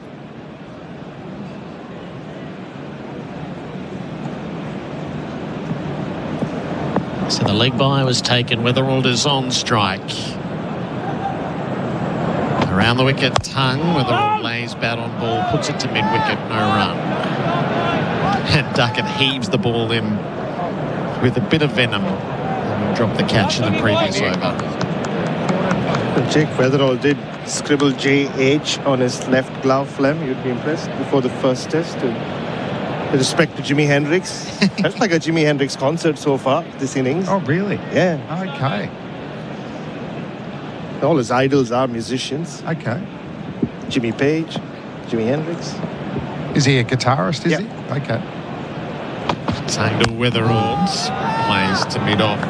So he had that habit, so he would buy himself a guitar for each Shield century. Each Shield century, he would buy himself a guitar, and then 2 summers ago when he started making a lot of hundreds, his wife Rachel stepped in and said, I don't think we can afford it yet. More. So fishing rods he moved to, but he did tell me, if I make a test 100, he's got his eyes on a guitar, which he hadn't told me which one. It's $8,000. He wants to go for it. Jeez. Tongue bowling to him. Weatherald leaves up over the off stump. So Duckett dropping him might be expensive for the Weatherall family. That's right. He's not very athletic, Duckett, is he? He's had a poor series, bat and in the field. Yes, if they'd brought a reserve opener, he wouldn't have made it to the end. They didn't, though, did they? No.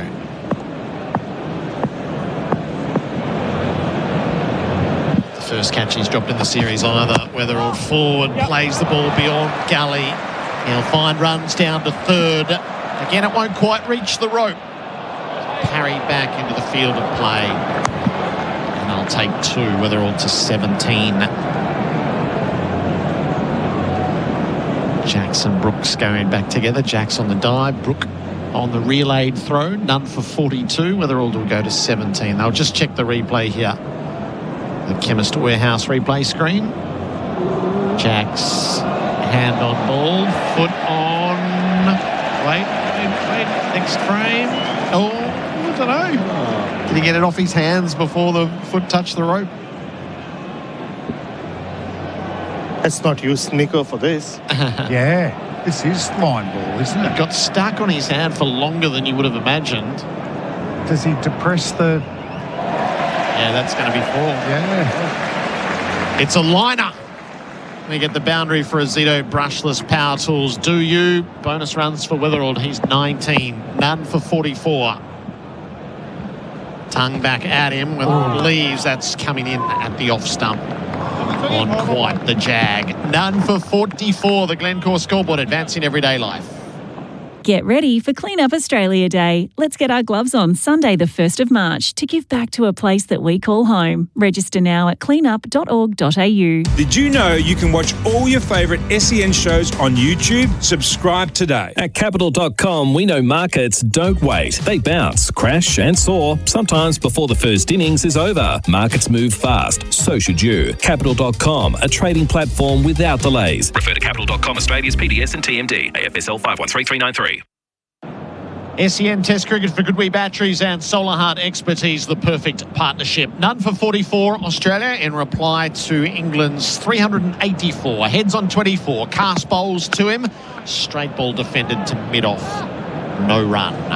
Some light cloud gathering overhead. The breeze stretching the flags on the members' pavilion and the ladies as well.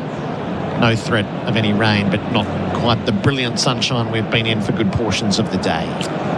It's getting better every day, though, isn't it? It is. And hotter as well. What that might do to what lies underneath. Australia have to bat well for the rest of the day and tomorrow, don't they? Yep. 2 slips, 2 gullies in place. Cast bowls to head, flashing and missing with the big cut. One hand off the bat, untouched through to Smith. I wonder what would have happened, Gerard, if Steve Smith hadn't played that Shield game on this pitch. I think most of his decisions, at least as captain, seem to be based on that. Play the extra batter as the second all-rounder, not to play the spinner. The cracks did come into play. He made 50s in both innings, but I think New South Wales went 128 all out and 122 all out. Yeah, it fell away quickly.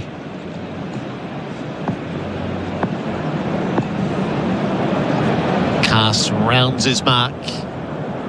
Heads on 24, jumping and defending to points.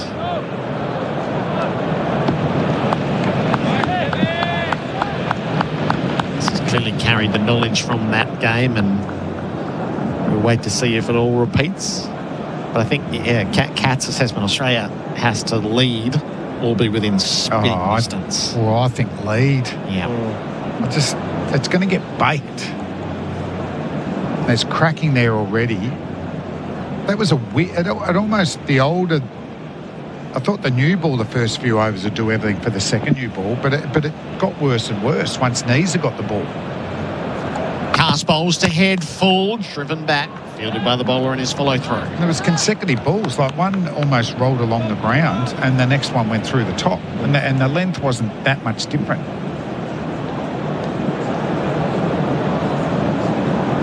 England all out 382, highlighted by Joe Root's 160. Leading run scorer, TAC speeding. How your holiday ends is your choice. And Michael Neeser, 4 for 60 at the end. The leading wicket taker, programmed commercial painting hit painting maintenance for 6. Cast ahead, wafting at a ball that he should have let be. Probably of the view that kept it a fraction low. Yeah, I think it did. That wasn't that much fuller than the previous one that went through a fair bit. Yeah, that's died that. So there's some natural variation when you're bowling and it's still jagging. Just got to get your corridor right, haven't you? And even here with casts, once again, it's not unrelenting in the corridor, is it? It's been the story of a series, really. Consistent enough. Accuracy. Last ball of Casters over. Heads, cuts up over the top. Left nothing to chance there. Blasted it beyond the infield and out to the boundary for 4. Head to 28. The boundary for Azito brushless power tools. Do you? It's none for 48. The Glencore scoreboard advancing everyday life.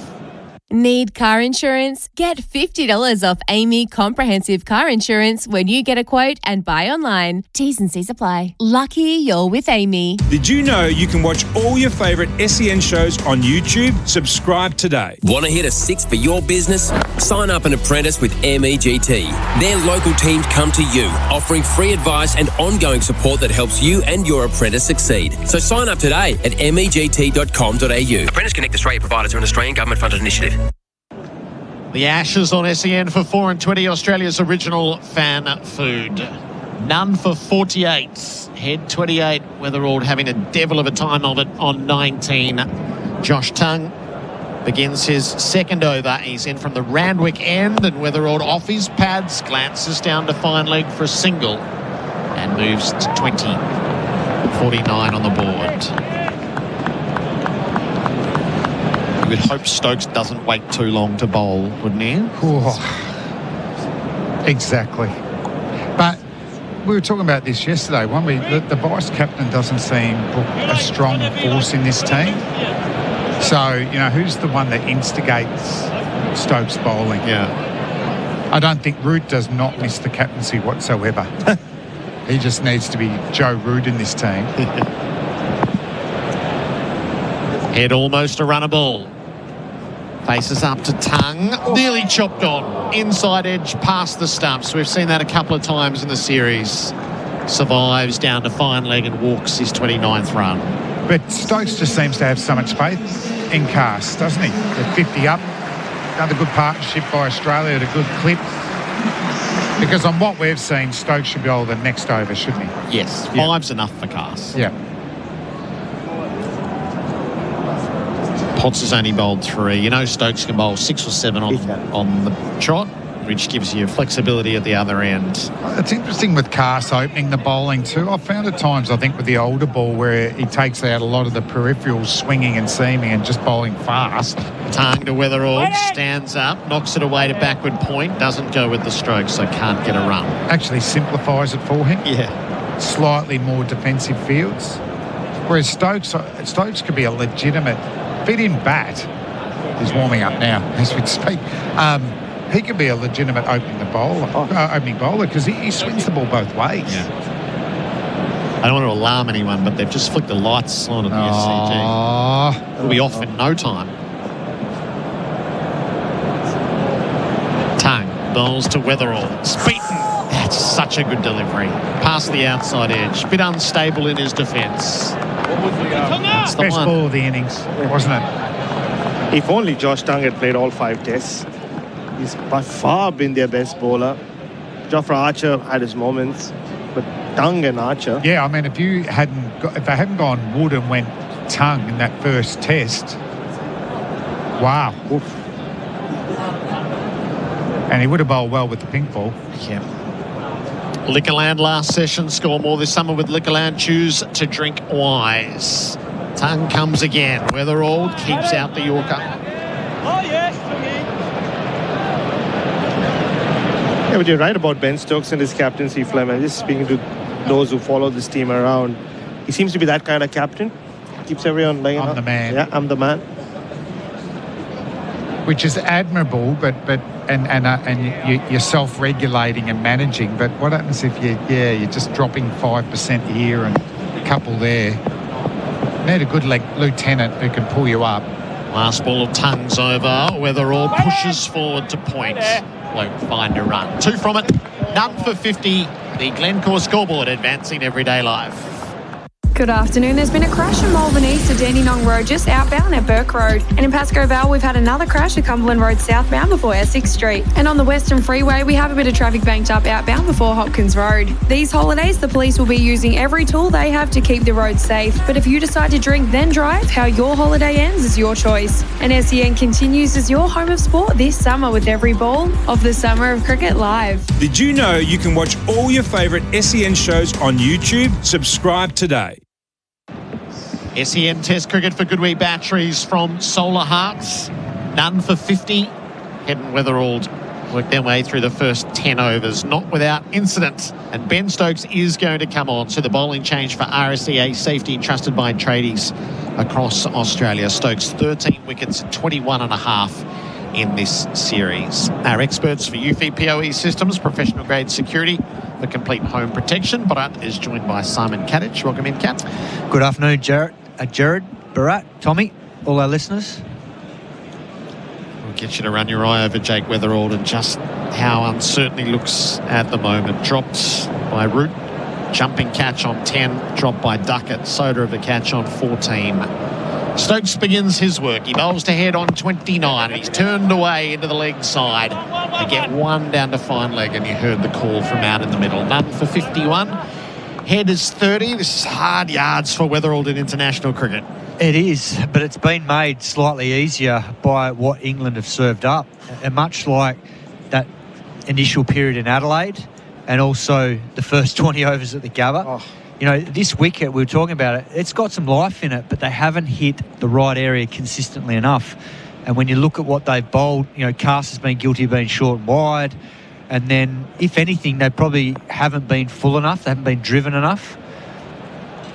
Stokes bowls to Wetherall, beaten on the outside edge. And it feels like they've been sucked into, because there's some good bounce and carry and movement with the new ball, they've hit the surface but it's been fractionally short. I mean, with Wetherall, he looked nervy right from the word go. Like the first couple of balls that he faced, he was from Cast, was swinging back, and he's trying to cut balls that were coming back into him and almost, you know, just going over off stump or just outside. So I'm not sure he was watching the ball closely enough. He was sort of just wanting it to get off to a flyer and sort of ease the nerves that way, which is a dangerous place to be. Crouched in his stance, Wetherall faces up to Stokes, clips off his pads, and he'll find a run down to fine leg as well. 21 for Jake and none for 52. And then on the ball that he got dropped by Duckett, which should have been taken, he's transferring his weight into the ball on the front foot, but it's a pull shot, and because his back foot's on the crease line, he hasn't used the depth in his crease, and his back foot, I was on comms at the time on TV, his back foot was just touching the ground, so he's got no sort of stability or anchor with his back hip or his left leg, so that makes it harder to power that shot, and in the end he just sort of hit it straight to Duckett and was lucky he was dropped. Stokes around the wickets, heads, trying to get it down the leg side, into the pads. It's fielded at leg gully. They scramble through for a run. None for 53. It's signalled as a leg bye. He snuck under his pad or just beside. It's got him in the side of the knee, it looks like. Little stinger. Conversation with umpire Gaffney. But hopefully he's going to settle now, because he's got to 21. All of that's out the way. He's faced 32 balls, so if he can just calm he looked nervous early, but if he can calm it now, he's got 20 on the board, he might settle into a decent knock. Wetherall drives hollow to mid or no run. And Ben Stokes must be wishing he'd probably given the new ball to himself, because Potts and Cast, two of his Durham teammates, Potts was too short to Travis Head.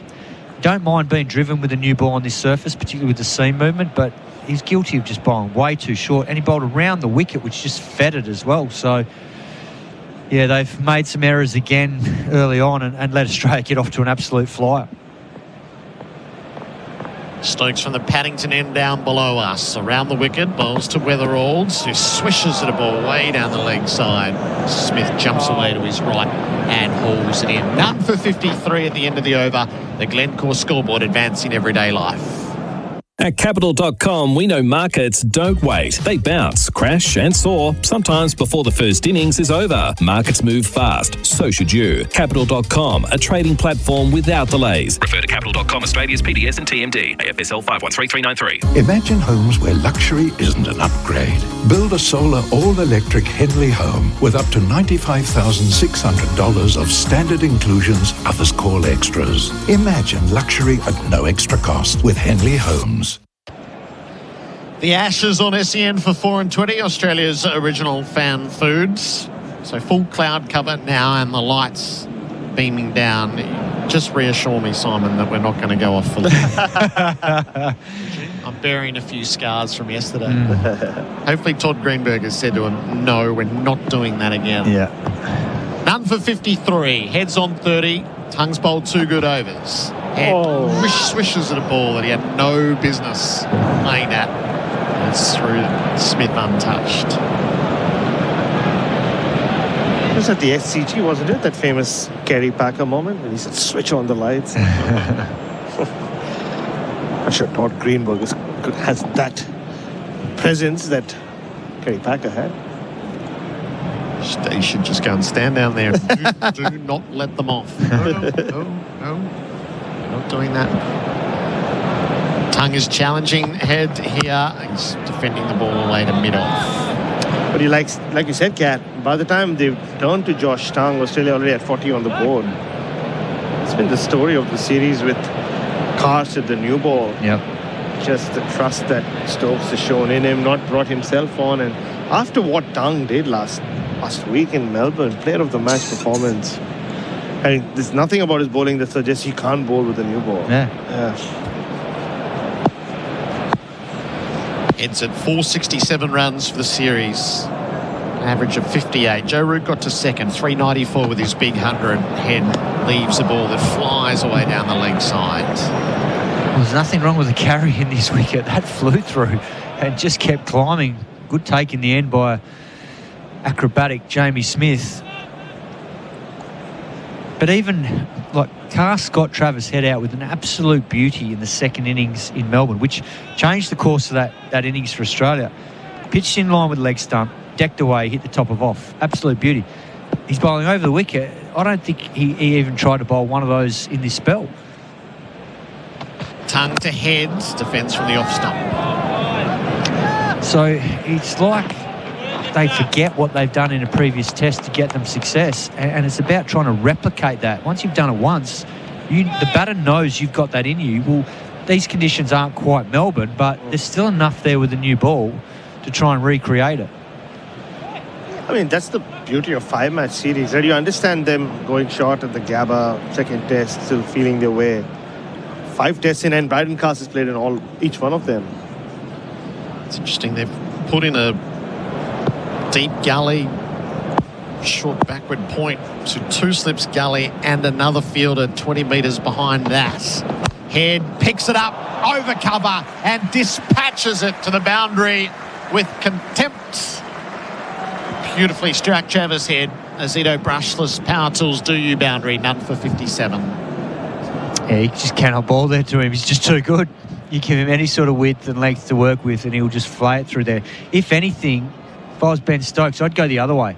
I'd use that fielder rather than set that field there, which is going to encourage that sort of delivery. I'd have that man at a short cover and then straighten up mid-off and give him some protection to bowl fuller and straighter. If he gets driven through there, so be it. Head on the follow-up, plays from his toes out to mid-on.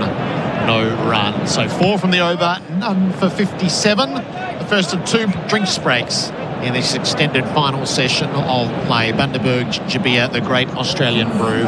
In reply to England's 384, Travis Head 34, Jake Weatherald 21.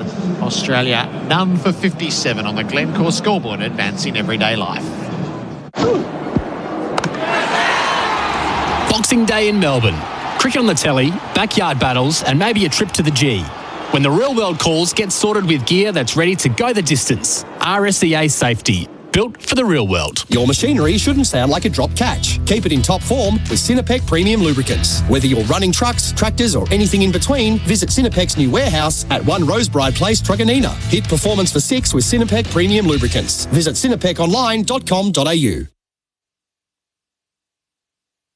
While the Aussies hold the line this Ashes, make sure your ute does the same. Max Liners got the gear that lasts the innings. Venture canopies, Max Pro floor liners, tough 4x4 accessories and more. Set yourself up at maxliner.com.au/SEN. Hey, the little treat you deserve is at McCafe. What? The little treat you deserve is at McCafe.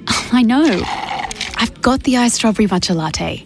From McCafe? Yeah. Ba-da-ba-ba-ba. Available at participating restaurants. Limited time only while stocks last. In for Travis Head, bowls here. Head gets a chance to pull and gets it out to forward square leg, running away to the rope for 4. Up to him here. It's a chance to go back and play out through cover point for 4. Back-to-back boundaries, Travis Head. Pots to Weatherall, edging through the hands of first slip. Root went up. Went high to his left and it burst through them. 4 more for Weatherall. Cass to Weatherall. Start of the fresh over. Weatherall pulls and he's dropped at mid-wicket. Behind that, Head picks it up over cover and dispatches it to the boundary with contempt. SEN Test Cricket for Goodwee Batteries from Solar Hut. We're nearing the end of the first Bundaberg ginger beer drinks break of the session. There'll be a couple of them, extended session. It's not been perfect, far from it, but there have been 10 boundaries out of the 57 runs that Australia have scored. Weatherall 21, Head 34. Adam Collins jumping in with Bharat, Sundaresan and Simon Katich, our experts for UFI POE systems, professional grade security for complete home protection. And for Jake Weatherall's sake, I hope he's through the worst of it, Kat, because that's been fairly sketchy stuff for the most part. And hopefully now he'll get an opportunity to get himself in and prosper. Yeah, it was a nervous start, which is understandable given this is his first experience of Test cricket and the scrutiny involved and everything that goes with it. But the fact that he's got the start now and he's had the chance, hopefully it's relaxed him a little bit and he can get into his innings and use this period of the day, because there's still just under 2 hours left in today. You get on a roll here and who knows, you can be 100 by stumps. There you go, century to session. Straight to the guitar shop. There we go. It is a bit dark. Yes, no comment. But it is a bit, it's getting darker. All the lights are on here at the SCG. Ben Stokes is going to be operating from around the wicket, bowled 1 over before the drinks break. It's waiting to get the nod from Chris Gaffney. 2 slips the gully, leg slip. Weatherall facing up on 21, none for 57. New hour begins here. Stokes to him. Down the leg side as he caught up with that. Stokes doesn't appeal. It's only the cordon who are interested. It was off the pad, not off the blade. Can you take us into the mind of a batter like Weatherall, like when you don't know when the next, 8 months for the next test, could this be your last test? You don't know. Like, are you looking at the scoreboard? What is going through your head? Oh, you're definitely looking at the scoreboard. You're wanting to get to a decent total so you feel like you can relax and just play. And that's what, the first little period of his innings looked like. It looked like he just wanted to get to 10 or 20 quickly. He was in a rush. You've got to slow it down. In here to Weatherall. Bit wider on the crease. Round the wicket. He doesn't let the ball go. He's into the load up and the ball never came out. Back leg. Just didn't get up off my back leg. There you go. Special comments from Ben Stokes. Liquorland last session. Cheers. Liquorland, choose to drink wines. And the hardest part about that is, yes, you want to relax once you've got a score on the board, but ultimately you don't get a big score without being out there for a length of time. You can't get to the 100 in... Oh, I know these guys score quickly, but it takes time. It's going to take 20, 25 overs more. So...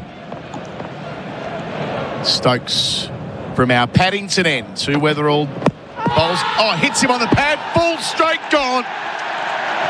Beat him for pace. Not the first time in the series for Weatherall's. Decision to make. Will he refer it? He will. He will refer it. So we'll go upstairs to umpire Damasena for IMAR. Trusted Traders Insurance. Call 13IMAR. These will be some of the most tense moments in Jake Weatherall's career. On-field decision is out. I have checked. Please, he's gone both for the feet, referee fair this time. delivery, He just didn't walk front off. on, please. He didn't refer in Adelaide when he should have. Chatted to Travis Head before making the sign. It wasn't instinctive. Stokes, who went quicker and straighter, watching the first replay, Kat. Would like to go to should the be out, but RTS, maybe just missing or clipping leg. But if it's umpire's call, he's out. It's not going to be Gap an inside between edge. bat and the We're ball. just checking that on Sticko You now. can go to the There ball is a gap. tracking. Umpire's call. So here comes ball tracking. There'll be no drama about the first two reds. On-field decision is in out. line with leg stump. It is Wickets, umpire's call. Wetherall's going to be confirmed as out. Call. It's clipping the leg stump. Beyond the screen. It's a game of inches. And in moments like that, it's a game of barely even centimetres. And Jake Wetherald, who's got himself to 21, has been dismissed leg before wicket on that score, 1 for 57. And as he trudges from the SCG, he knows that in the short term at least, his time might be running out as an Australian cricketer. Yeah, and it's that pattern of just look where his head gets to. Gets far too over past the off stump, outside the line of the off stump, falls over, and as a result, gets caught in an awkward position and misses a ball that he should have been hitting through mid-on, really. He departs for 21. Australia lose their first wicket, 1 for 57. Yeah, I mean, he just walked off, just smashing himself on the pad with his bat. He knows it. It's that full delivery that's gotten him into trouble. Jofra Archer had him out a couple of times early on. And like you said, Kat, his head just falls over. Already in that crouch stance anyway to start with. And England have identified that weakness in his batting.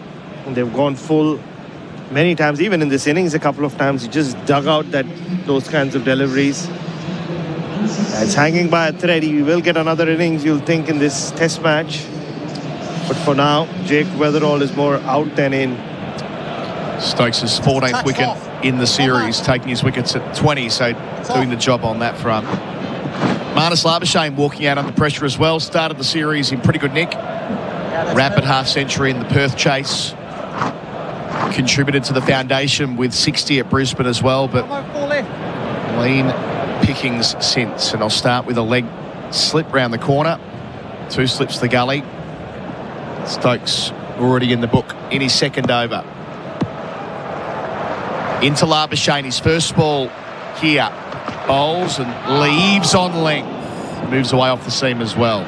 Even with that leave, Kat, I've spoken to you quite a bit in the last few days about what he's been working on. Even there, I mean, that's something him and Andrew McDonald spoke about. Even when you leave the ball, you get into your side-on position, make sure where the body weight's going in the right direction. And that's part of the battle at the moment, because he doesn't want to commit forward to that front foot. So as a result, he's sort of trying to get out there and then pulling it back, which then ends up leaving him really front on. Whereas if he goes towards the line of the ball with his front foot, he can then leave the ball and be in a square-on position if he needs to lay it off or defend it. Stokes to Labuschagne. Over the wicket bowls, and Labuschagne from the middle stump line, placed to mid-on. Wait-on's the call, no single to ton. Labuschagne in the series averaging just on 25. Considering the way that he fought well to get back in the Test 11. He was dropped after the World Test final. Didn't play in the Windies. Stack of runs across teams, across formats in the build-up to the series. There's something to show for it here against England.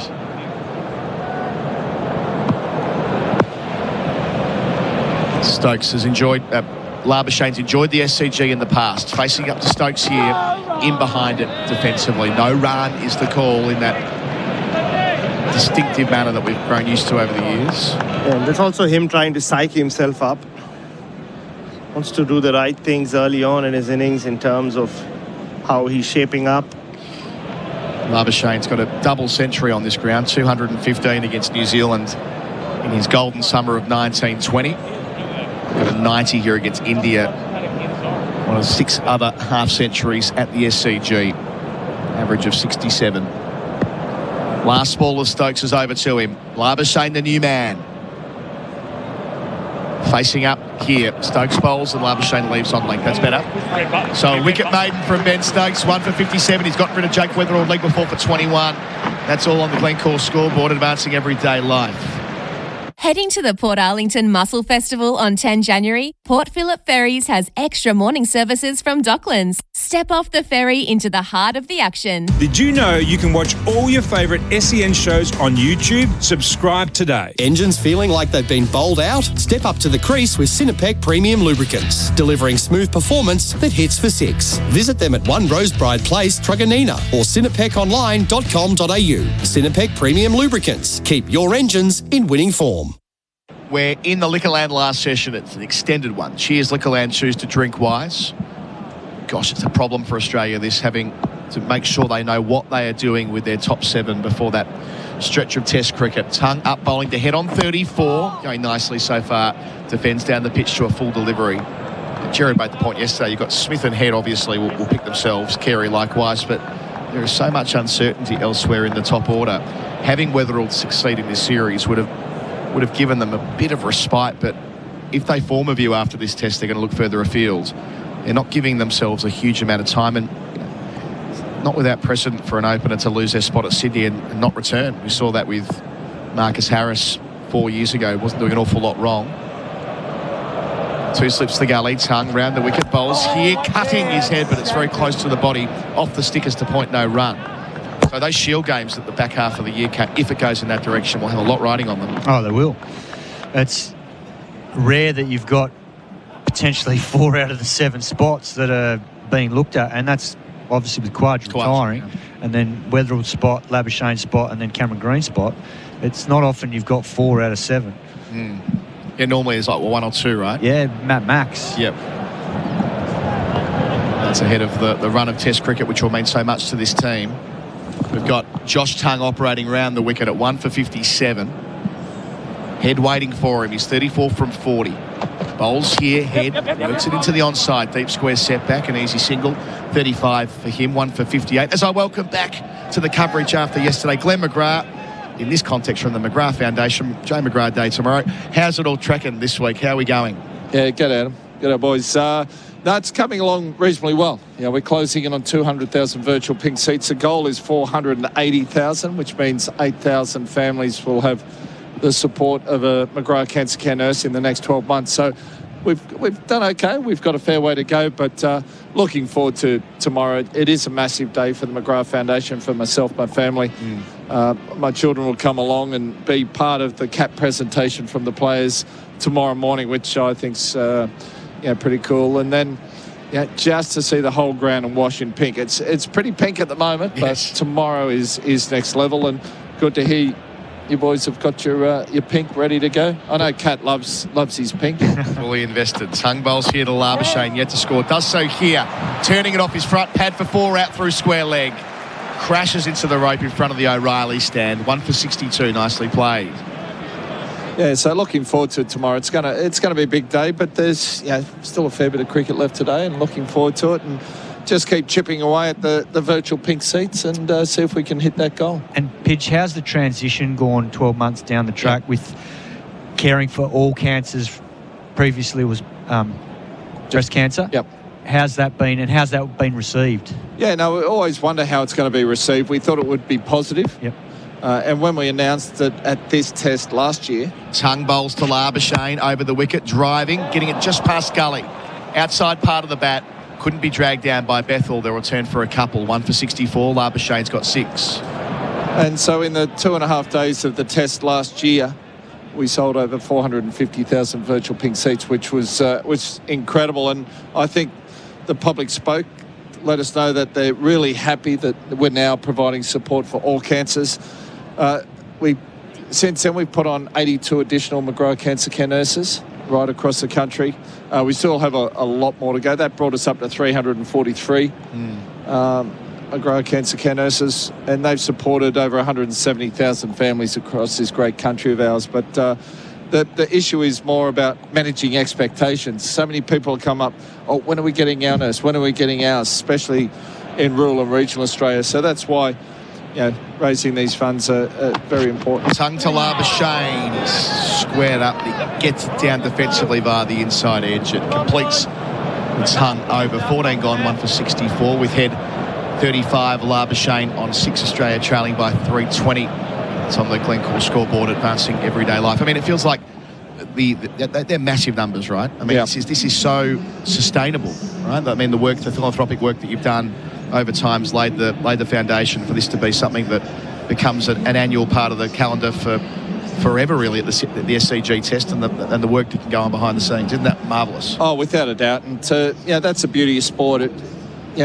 And especially cricket in this test match, that it brings people together. It doesn't matter where you're from, who you are. It brings people together for one common goal, and that's for the love of the game. And Ashes cricket and Test cricket is still the ultimate. But 18 years on, and it's getting bigger and better every test. So Joe Root's off the field. He went off with what looked like a back spasm before the last ball of the previous over. Stokes pulls out the first ball of the next one. Not the first time he's done that, but the previous time it was to do with him collapsing on his back leg. This time I get the sense he saw the field right. Yeah, he saw the field was wrong. They didn't have the leg slip in. They had two gullies. And you know why that is? Because Ollie Pope's the sub. He wasn't there in the previous over. He's meant to be at leg gully. He's smiling now. I'm not sure how much Stokes will be smiling on the Chemist Warehouse replay screen. Anyway, they'll reset and go again. Do you ever remember doing that pitch, running to the crease, realising the field wasn't right? Actually, no. I'm not going to bowl the ball. No. No, it was always set properly. Not really your style. Here's Stokes up here, bowling to head, Yorker length, dugout. Though I did bat a full over where I didn't notice the sight screen hadn't turned to white. So, I didn't notice little things like that. He was that good. He had 7 slips the whole time, so the field never changed. I'd pull up if someone on the leg side. What are you doing over there? But no, it's... well, he's focused, isn't he, Ben Stokes? He knows what's happening, even when he's running in. Now, pinktest.com.au. That's where people need to go and buy their virtual seats. $25? Yep. $25. Do not wait. Do it now. Stokes in, bowls and head, short ball, leaves it late. Thought about trying to ramp it, then realised that was a low percentage shot, got out the way. Yeah, so jump online, that pinktest.com.au, get your virtual pink seats, one or more. You can put names of loved ones, messages of hope, and then post the graphic you get on your social media to show that you're supporting people going through cancer. So everyone's got a story to tell, unfortunately, whether it's someone close to them in their family or friend that's been through or going through cancer. The numbers are pretty scary. 1 in 2 people in their lifetime will get a cancer diagnosis. So it's far too much of it out there. Stokes to head on 35 bowls here. Head has to play this one off stump line, pushing out to point. No run. Yes, pinktest.com.au. So you can buy as many virtual seats as you want. As you say, Glenn, it's the beauty of, I suppose, having a virtual stadium is we can sell it out times over. And last year, what was the final figure last year? Yeah, over 450,000. And the good thing with virtual stadiums, you can rebuild them overnight. You can add layers and levels on. Here at the SCG, what is it, about 53,000? So, it's sort of capacity, isn't it? And there's talk that they might have to close the gates if too many members come in tomorrow. So we'll see what happens. Stokes up, bowls to head again. Hits him on the pad, but Stokes isn't that interested. Maybe an inside edge. Bethel does the tidying up from gully, stays at 1 for 64. So tomorrow, Jay McGrath. We saw the queues yesterday were as long as they've ever seen. I've never seen them like that. Yeah, so you got to imagine tomorrow will be just extraordinary. This test gets. Yeah, so I was there this morning. There was still a few people lining up, but not like yesterday morning. They must have got here at all hours, maybe 10 o'clock at night or something. Yeah, well, I'd heard 4 a.m. 4 a.m. And then it's the Paddington Dash where they're all running for their seats. It's a spectacle. Stokes delivering to Travis Head, a bit wider on the crease. Gets inside the line, works it to mid-on where Tung does the fielding, no run. I reckon you're selling yourself short, though, mate. I reckon your final test here that would have been back there for K's. There was 2 other, there was Warney final test, JL's final test. That was a pretty special moment as well. And that's 19 years ago. It's amazing how quickly time goes. And, I know it's Uzi's final one here. It is a special one to share with the family and the crowd coming along to say farewell to. All the more reason to support tomorrow. Pinktest.com.au. Good chance to watch Usman Khawaja bat. Stokes ran the wicket last ball. The overhead awkwardly shovels it to the leg side. End of the over. Thank you, Glenn. We'll see you tomorrow, no doubt. Pinktest.com.au. We'll get an update every day of this test match. 1 for 64. Head 35. Labuschagne 6. Good afternoon. On the Western Freeway, there's been reports of a crash outbound before Hopkins Road. There's been a collision in Belgrave at Belgrave-Hallam Road, just south of Belgrave-Gembrook Road. We have delays in all directions there. As for our major arterials, they're all looking pretty good this afternoon. This summer, get 10 cents for every eligible drink container you return with Victoria's Container Deposit Scheme. And feel like $1 million. Search CDS Vic to get started. And SEN Continues is your home of sport this summer with every ball of the Summer of Cricket live. SEN Test Cricket for Goodwee Batteries from Solar Heart. Tom Morris with us for the Cobram Estate, Australia's most awarded extra virgin olive oil. Get to you after this tongue delivery. Bowling to Labuschagne. He's on 6. He's the new man in. Leaving alone on length, but a ball that's coming back towards him. That awkward angle the tongue comes from. Tommy. You know, I really rate Michael Beer's analysis, especially of batters, given that he was a spin bowler for Australia and in the state system. And I texted him on November 20 saying, tell me about Jake Weatherall. And he said, good player, really good player, can play around his front pad. And he sent me a video of Beer himself getting Weatherall out playing for South Australia, November 20. Very Michael Beer areas. Anyway, hold that thought. Tongue up, 3 slips the gully. Leg slip as well. Bowls to Labuschagne. Chance to pull and does it well. Gets it fine, and the man at long leg for 4. So the man set back was squarer, and Labuschagne made the most of it. 10 with the boundary, 1 for 68. He's been dismissed 8 times this series, 4 of them LBW, 1 bowled. So Beer was on the money. Yep. And we've seen that throughout the Ashes series, that he struggled when the ball's straight. Yeah, and England sussed that out pretty early in the series when Archer got him with that full Yorker up at the Gabba. And since then, that's the problem. Once you expose one chink, they just keep going for it, and they've got the quality to be able to do that. Did you ever have that in your career where oppositions were focusing on one part of your game and you knew that every time you walked out to bat that was going to be part of the attack, as tongue bowls here to Labuschagne defending out to the offside? Look, I think when you open the batting, you know there's a number of modes of dismissal that are going to be in the game with a new ball, because they're going to be attacking the stumps and they're going to be attacking the channel. And if you aren't up to scratch with your forward defence or letting the ball go, then, you know, you're going to be nicking the ball through the keeper or slips. And that's probably the area, I reckon, that, you know, most left-handers get targeted with, purely because of the angle from right-arm bowlers, and even now with right-arm bowlers coming around the wicket and trying to feed it to the slip. So that's probably the one that stood out the most.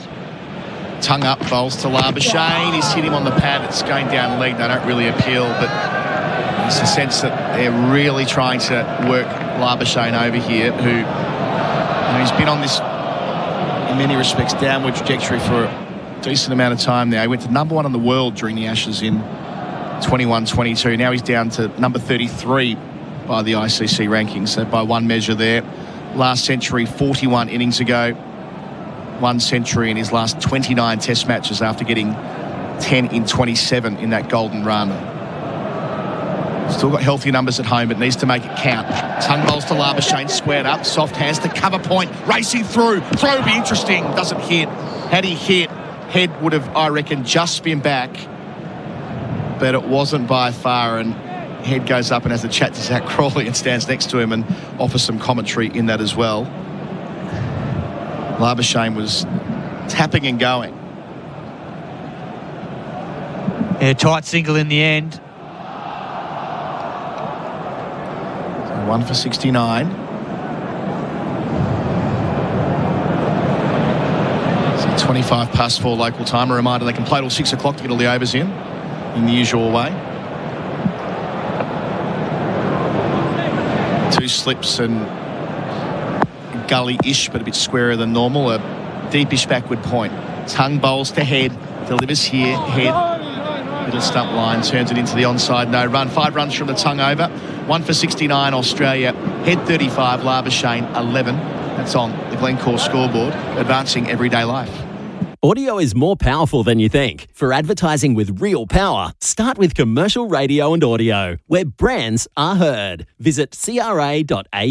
Did you know you can watch all your favourite SEN shows on YouTube? Subscribe today. Landscapers and tradies need plants? Plantmark is your trusted wholesale nursery with a huge range at true trade prices. They supply landscape projects of all sizes, from quote to delivery. Open 6 days at 4 locations across Melbourne. Plantmark.com.au.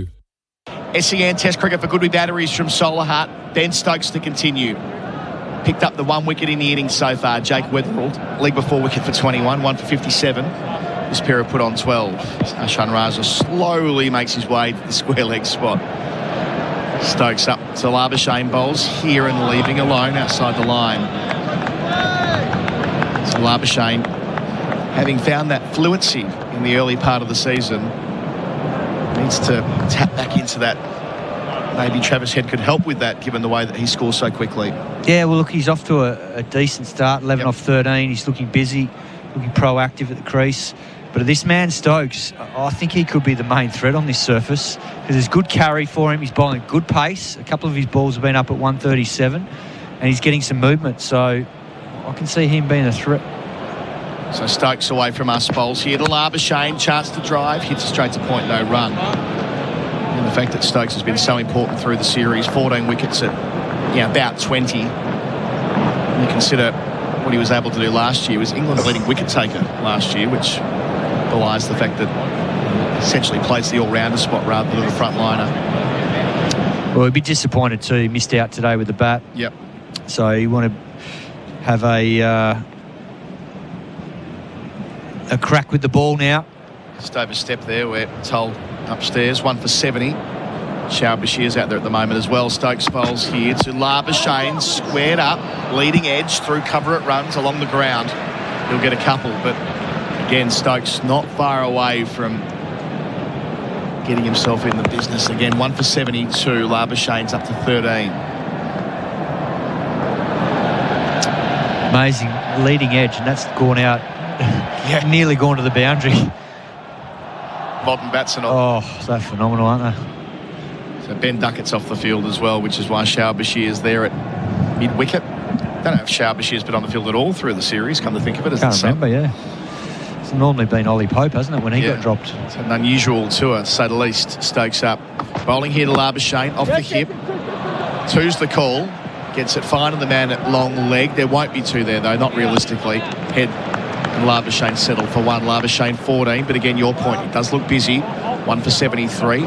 Over 42,000 people here at the SCG. Yeah, I just think it's a better mindset to be in these sorts of conditions, that you look to be decisive, you look to rotate strike, because as soon as you start being hesitant and defensive, you get caught out. Technically, I've spoken about it before, you can get caught on the crease a lot, and that's something he's been guilty of when he's not at his best. So you're better off being guilty of being too decisive. Stokes to head round the wicket. Still got that leg slip, but not from there. He won't need it. Beautiful cover drive from the crease. 4 more for Travis Head. Moves him to 39. Made a gorgeous sound out the meat of the bat. 1 for 77. Yeah, that's just effortless from Travis Head. Beautiful shot there. Caressed through the covers for 4 with minimum fuss. It's just a punch. And I wouldn't say it was overly full. It's off a length, but just great hand-eye.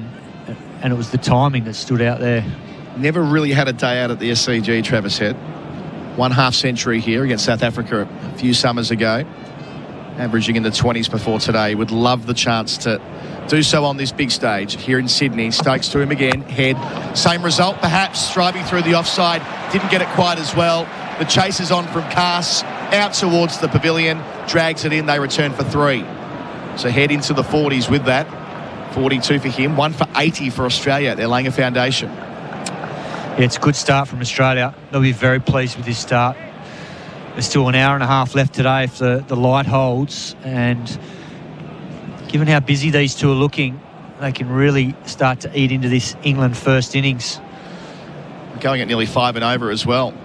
Putting pressure back on England. They keep the field up, but when will they revert to the short pitch strategy and all the rest of it? Time will tell. Expensive over. 11 from it so far. Stokes to finish here to Labuschagne on 14. Bowls. Labuschagne defends. Straight back down the pitch. Good finish. 1 for 80 Australia. Gerard Whateley jumping in. Stuart Broad as well. Head 42. Labuschagne 14. All of those numbers on the Glencore scoreboard. Advancing everyday life. The Ashes on SEN Test Cricket. Half-yearly clearance on now. Shop unbeatable deals on TVs, fridges, furniture, bedding, laptops, mobiles and more. Go Harvey Norman. And Henley Homes. Hard to beat. Ask other builders. Then come back to us. Henley.com.au. Say yes to a day of batting that finishes with a 2 a.m. battered Sav. Say yes to cheap trips so you can do more. Say yes, I dee. SEN Test Cricket for Goodwee Batteries and Solar Heart Expertise, the perfect partnership. Australia 1 for 80, Head 42, Labuschagne 14. Bryden Cass is coming back into the attack. Stuart Broad is here for AIA, protect what matters. Do it for life with AIA. Stuart, hello.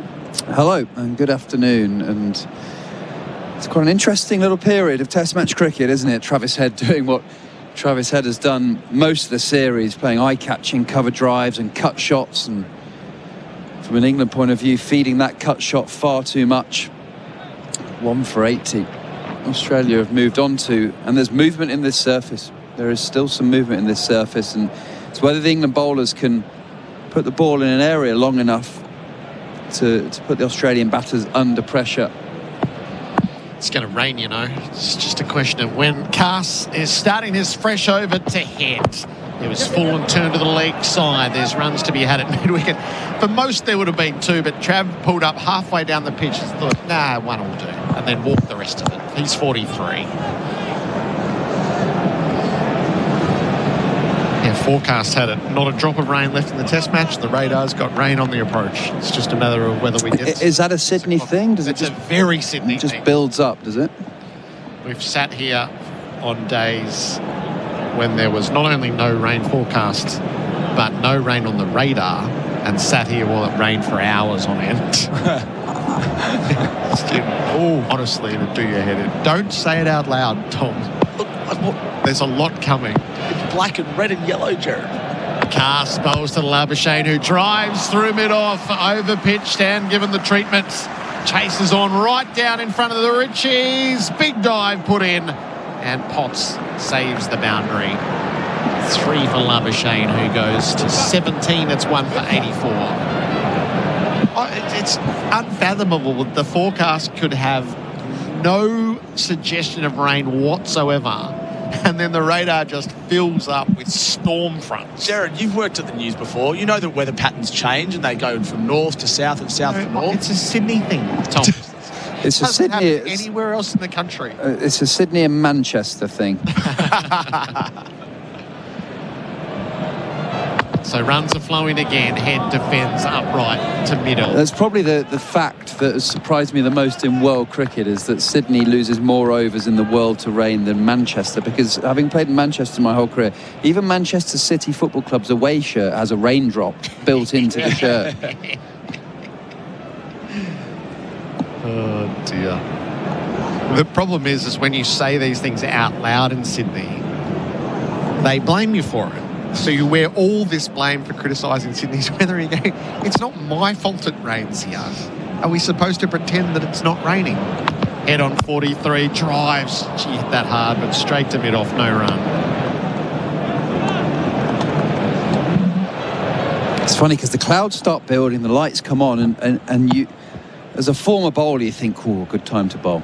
Good time to bowl. Give me that ball now. You know, you have a lot of times in Test match cricket where the sun's out, pitch isn't moving. Now feels like a chance. If you can pick up Travis Head or Marnus Labuschagne right now and expose Steve Smith to these conditions, you only need half an hour to break games open at times, and this feels like one of those times for England.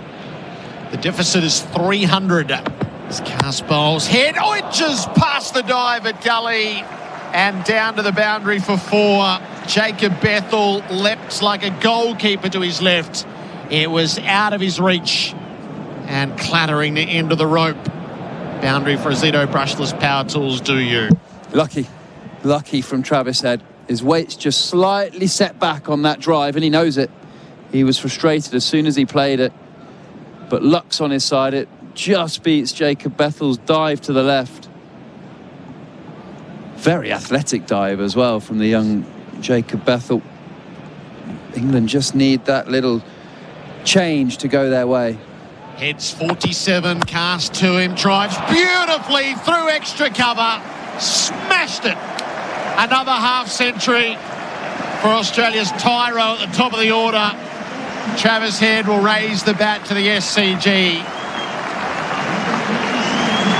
He's roaring along. 51 from 55 balls. And when he hits those ones, Stuart Broad, they stay hit. Wonderful, wonderful cricket shot. Long half volley from Bryden Cass. Travis Head belts it. You wouldn't say a classical cover drive. He didn't lean on it like a Joe Root would. Just belted it through the cover. So dismissive. He's in a dangerous mood, Travis Head, as he has been on numerous occasions in this series. England haven't found a way to stay away from his cut shot and from his cover drive. He is running hot for Ream, Australia's favourite. That's steady, hot and strong. 1 for 92. Stokes begins the fresh over to Labuschagne, who's leaving. So Head he's approaching 500 runs for the series. He's got the 2 centuries, now a half century. He's in the 480s. And Joe Root's second on 394. So he has been head and shoulders above the field.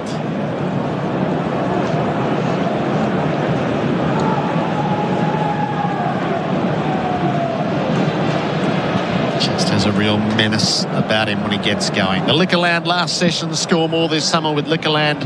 Choose to drink wise.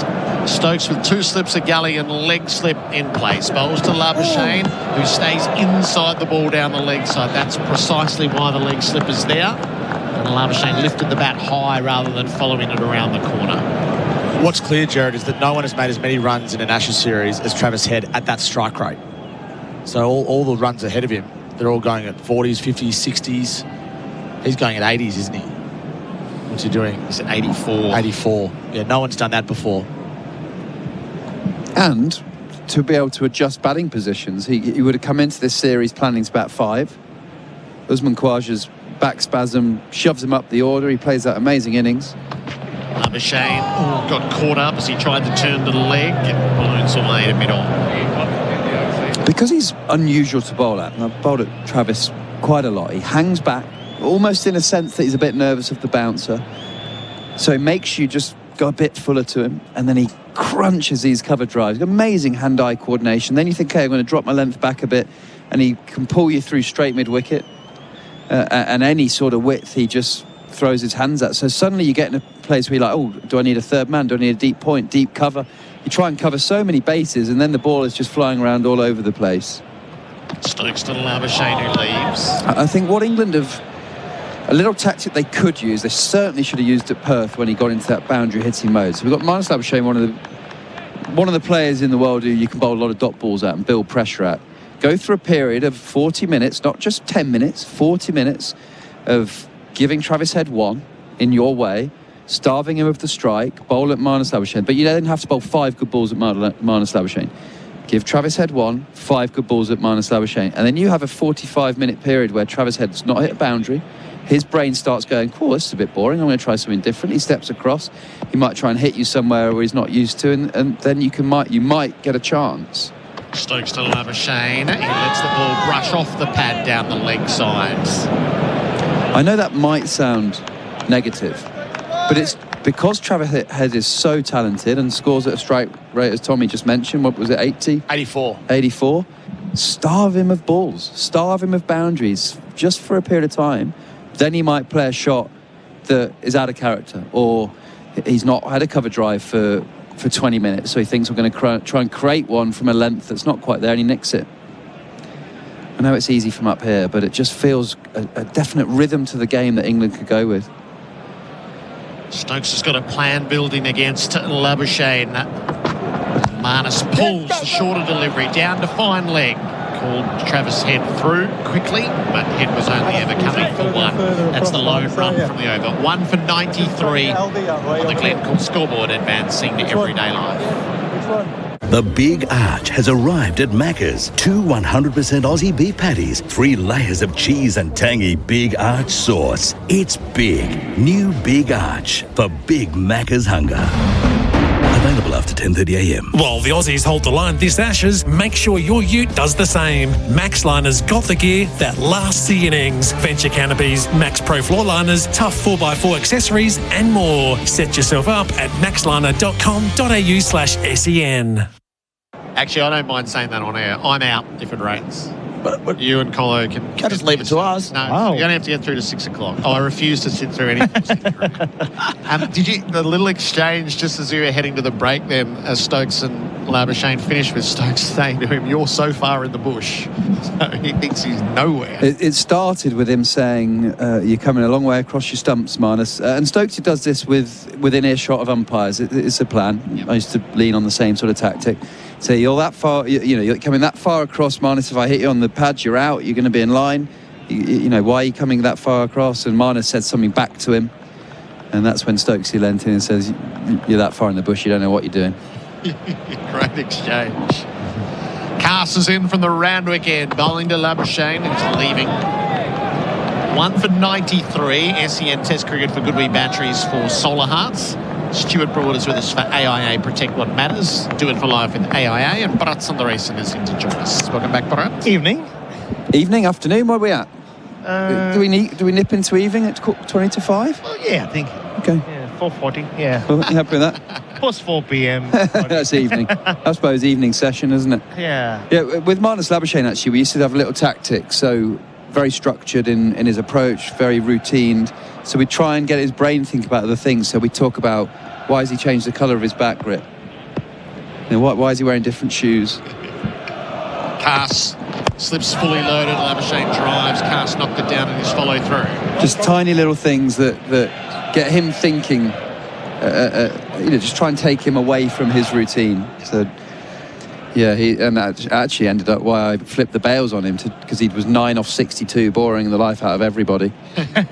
So just tried to sort of change his routine and break the pattern, and he managed to nick his next ball. And that did linger for a while, didn't it? Labuschagne on the Chemist Warehouse replay screen just played that on the up, but only landed just short of Cass. Labuschagne in behind, defending. Runs are hard to come by. And he is that kind of person. You can distract him quite easily in that sense. And we spent a lot of time watching him in the nets and conversing with him. Yeah, so you'll be talking to someone else. You'll be like, what was that? No, not about you, Marnus. Yeah. Are you sure? But he did give Isha, my wife, glowing tribute of what I do for a living the other day at Kirribilli House, Gerard. Nice. Finally, someone after 18 years told my wife, yeah, he actually does work. Basically involved him watching him bat net. Cass and Labuschagne who leaves. So he walked across and he obviously seen Isha in the documentary, so he was very sweet, very nice, and he asked her, how do you deal with Bharat being away all the time? And Isha was like, oh, well, what can I do? And I said, she knows what I do most of the time is watching you bat and sending you clips of you batting. And he's like, oh, yeah, that's why you're the best. Yeah, you spend so much time doing it. And Isha was like, I don't think he has to watch you bat. You guys bat all the time, right? No, Isha, he has to. Otherwise, imagine if he just watched two sessions here, 2 sessions there. He wouldn't get things right the way he does. And there you go, finally. We don't get feedback our partners, Gerard, as you know. 2 covers in catching position. They're closing and around Labuschagne, who taps the ball away to mid-wicket. Can't find a run. This is Stokes playing on Marnus's mind again. So there's no mid-on, no mid-off, no cover. The catching mid-on, catching mid-off, catching cover, 3 slips a gully. Basically saying, come on, Marnus, play a shot. Yeah. Everyone else is striking it all right. Why are you not playing a shot? Just trying to dangle a little carrot, see if he has a drive, gets it slightly wrong. We've brought now square legs coming in, catching at mid-wicket. This is Stokes just winding him up. Yep. So the verbal exchange, and now they're all bar one in catching positions. It's quite a remarkable field. It's brilliant. So the metaphor, but it's physically there, closing in around Marnus. Cass bowls to him. Labuschagne drives straight to the cover. A maiden over. 1 for 93. The game's afoot. The Glencore scoreboard advancing everyday life. Good afternoon. There's been a breakdown on the Calder Freeway just inbound at the entry to the Ring Road Altona bound. It's in the right-hand lane. And in the city, we've had a crash involving a car and a tram at Collins Street, just eastbound at William Street, and we have the right-hand lane closed there. And in Belgrave, there's been a crash at Belgrave Hallam Road southbound after Belgrave Gembrook Road. The Eastern Freeway will be closed between Doncaster and Middleborough roads from 10 p.m. Wednesday to 5 a.m. next Monday. Significant delays expected. Search Big Build for more info. And SEN continues as your home of sport this summer with every ball of the Summer of Cricket live. The Ashes on SEN for Henley Homes. Hard to beat. Ask other builders. Then come back to us. Henley.com.au. Australia 1 for 93. The bowling change is coming here with Matthew Potts back into the attack. 3 overs, none for 25. He was unimpressive in his first spell, although he was unlucky right at the end. He should have had Weatherall's, or he could have had Weatherall, might be more correct. So Stokes comes out of the attack with a whole lot happening. Head has the strike. Stuart Broader's putting us right into the game at the moment. Big spell for Potts. He's around the wicket to Heads, who drives him for 4. Overpitched and whacked through mid-on. You blow a good plan up right there. Heads 55. I have empathy for Matthew Potts. He's sat on the sidelines. Did he play, maybe bowled a few overs in Canberra, played at Lilac Hill. But there's nothing like match practice. He's bowling the nets, but suddenly you're out there, Travis Head's flying, and you've got to hold line and length, full house at the SCG in an Ashes Test match. It's difficult. Nothing sets you up other than match practice. So, unlike Matthew Potts, to drop short in his first spell now, he's overpitched his first ball back.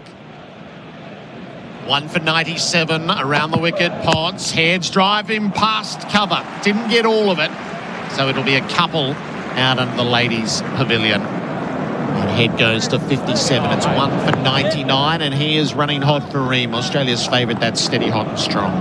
Would you have given the new ball to Josh Tongue, Roddy? Which is, I can only imagine he doesn't like bowling with it, because he doesn't do it for Nottinghamshire, his county back home. Sometimes some bowlers just don't like the feel of that shiny new ball and the control that it comes out. Andre Adams was an example for someone I played a lot of cricket with, who just refused to bowl with the brand new ball. He needed the lacquer to come off it before he'd get into his work. It has kept the strike. He's back and prodding the ball out to deep point. So that's the single. And now Labuschagne, who's got this sequence of dots against him, will have the strike. Australia's 100 comes up in the 21st over to sit against England's 384. The numbers for pay.com.au, points for business. It's quite an interesting little moment, if you noticed, in the over break, where the umpire's got the light, what do you call them, light monitors? Or light meter. Light meter. And they've got it out, and Stokes walked straight up to them and just put his hands on his hips and was looking up to the 360 of the sky and goes, "What have you got those out for?" and carried on. Yeah, so, and I'm with Stokes there. There's no reason for the light meters to be out at the moment, unless you're trying to invent a problem. Potts to Labuschagne, who's forward defending. This protocol, Gerard, because they would have made that, taken a reading yesterday, and I think so if it gets to that reading, Baz, do they then have to go off it's the same reading? Yeah. I remember a real low point. I think it was Joel Wilson at Manchester in 2023, where he took us off for bad light and he's wearing light-enhancing sunglasses.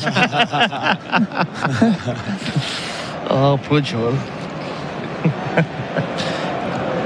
What do we have? 49,932 in. Not quite the 49,500 of yesterday. And they shouldn't be thinking about an early finish. Potts full. Labuschagne pushes and it beats Duckett on the dive at cover.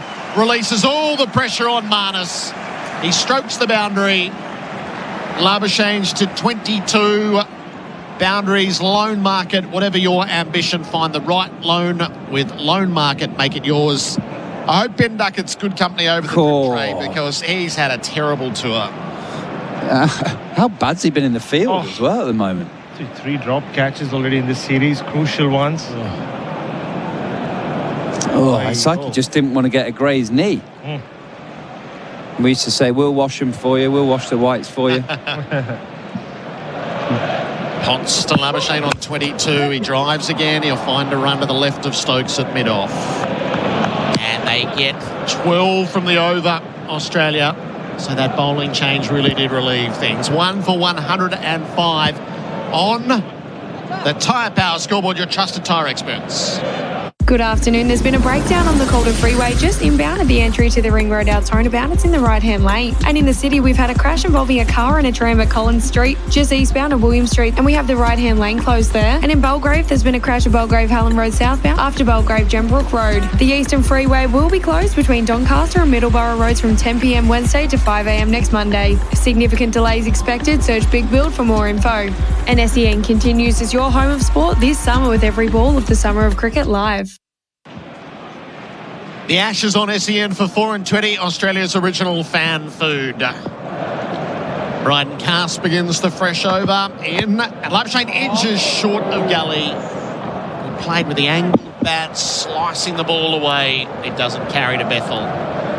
He'll be telling himself, that's okay, because that's exactly what he's been working on, Gerard. The fact that he didn't square up, the fact that the right shoulder didn't come across, this is exactly what Andrew McDonald's been telling him about him. And the kind of head fellow on that occasion. Because when you want to play the drive, just go through with it.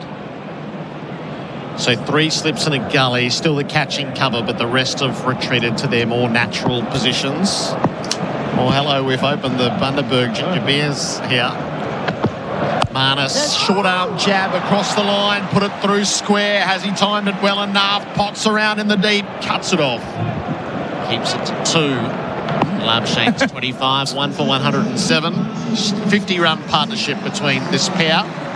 The pay.com.au points for business. And our product review is with Stuart Broad. Sorry, I'm not concentrating. What do you think? Oh, lovely, refreshing. Nice and cold out the fridge. Bundaberg brewed to be better. What is it? A brewed raspberry and pomegranate. Lovely. Refreshingly light. It is. I think they'd be happy with your description there. It's grown on you in the last 24 hours.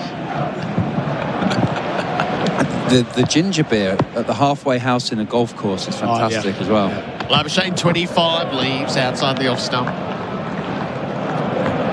I tell you what, guys, there's still some movement out there. Yeah. This is not a 1 for 107 pitch right now.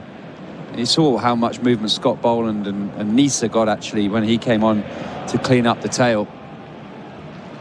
Feel like it's one of those where your batters are going, come on, Bowl, let's get it in a good area, you know? The repeat of the Gabba in a way. I mean, there wasn't that much on offer there. The bowling just wasn't good enough or consistent enough. Bodies, too many leaked runs. Cass, none for 32. He's midway through his 8th over. He delivers to Labuschagne. He's wrapped on the pads. They're asking no. Yeah, Jamie Smith and the slips love this. Cast not so much.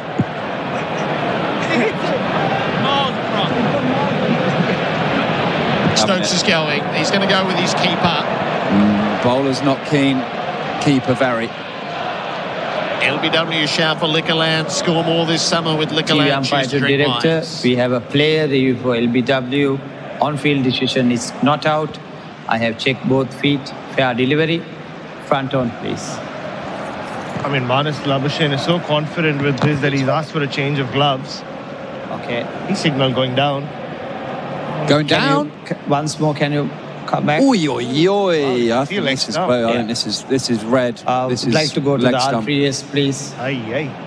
So it's just above the knee roll, and Labuschagne's a long way across. You can see all of the leg stump. Clear gap between the bat and the ball. You can go to the ball tracking when it's ready. It's going to be closer than you thought.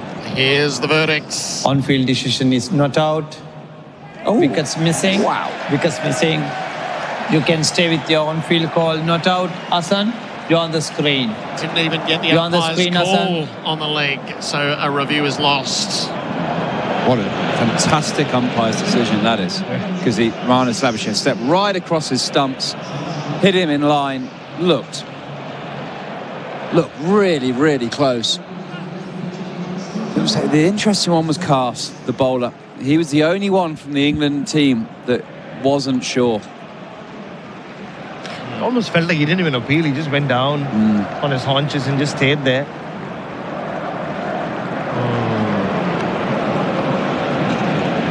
Marnus survives, presenting the Australian team for Australian made by Australian support Australians. Weatherall the man out, LBW Stokes for 21.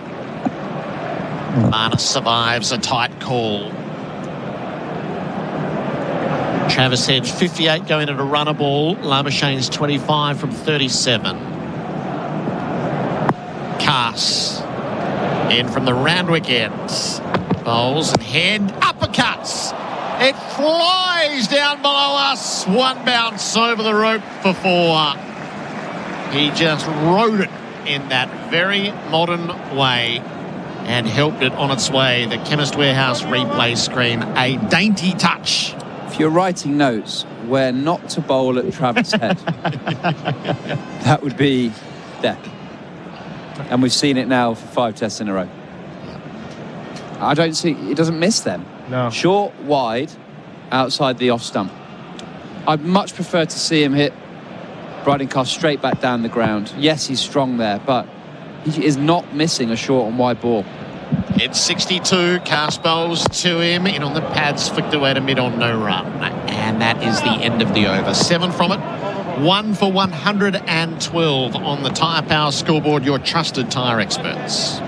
These holidays, the police will be using every tool they have to keep the roads safe. But if you decide to speed, how your holiday ends is your choice. Did you know you can watch all your favourite SEN shows on YouTube? Subscribe today. Do you require a pintle hook for your truck or a towing eye for the trailer? Rogers Willex manufactures a range with a capacity up to 13 tonnes. Order online now at rogerswillex.com.au. Rogers Willex, engineered to perform and built to last since 1896. SEN Test Cricket for Goodwee Batteries from Solar Hearts, Australia. 1 for 112. This pair came together on 57, so Australia have strung together a couple of 50-run partnerships. Ben Stokes taking his time over the field. Potts with a catching cover in for Labuschagne. Forward, punching the ball back down the pitch, knocked down by Potts, fielded by Stokes, who heaves it into the keeper past Labuschagne. I thought of you this morning, Brody, as I was walking in. Harry Brook had just finished the net session. He was walking in. He said, it's so much more enjoyable when you're not playing for England and you're traveling or touring Australia. These 4 kids, must have been 12 years old, following Harry, saying, mate, I'll give you 10 bucks if you get out at the first ball. And then this other kid, and Harry stopped and posed for a selfie with this other little Aussie kid. And he goes, oh, what are you smiling about? You lost the Ashes in Adelaide. And poor Harry had to keep a straight face. And they start very young here. Potts to Labuschagne. Oh, leapt at him, reared off the glove, rips the right hand off the bat. Comes away shaking it, landed short of the slips.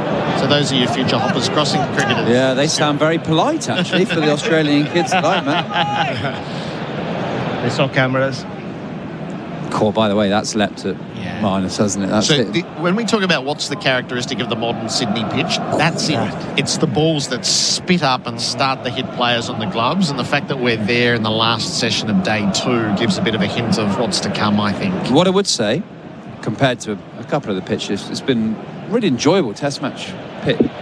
Bowlers have to do a bit of work. I don't know what the Aussie bowlers sort of got through. Was it 20? No, bowling 26 overs, start 23. That's a good amount of work to get through to get your wickets. You can score runs. Joe Root played some classy shots.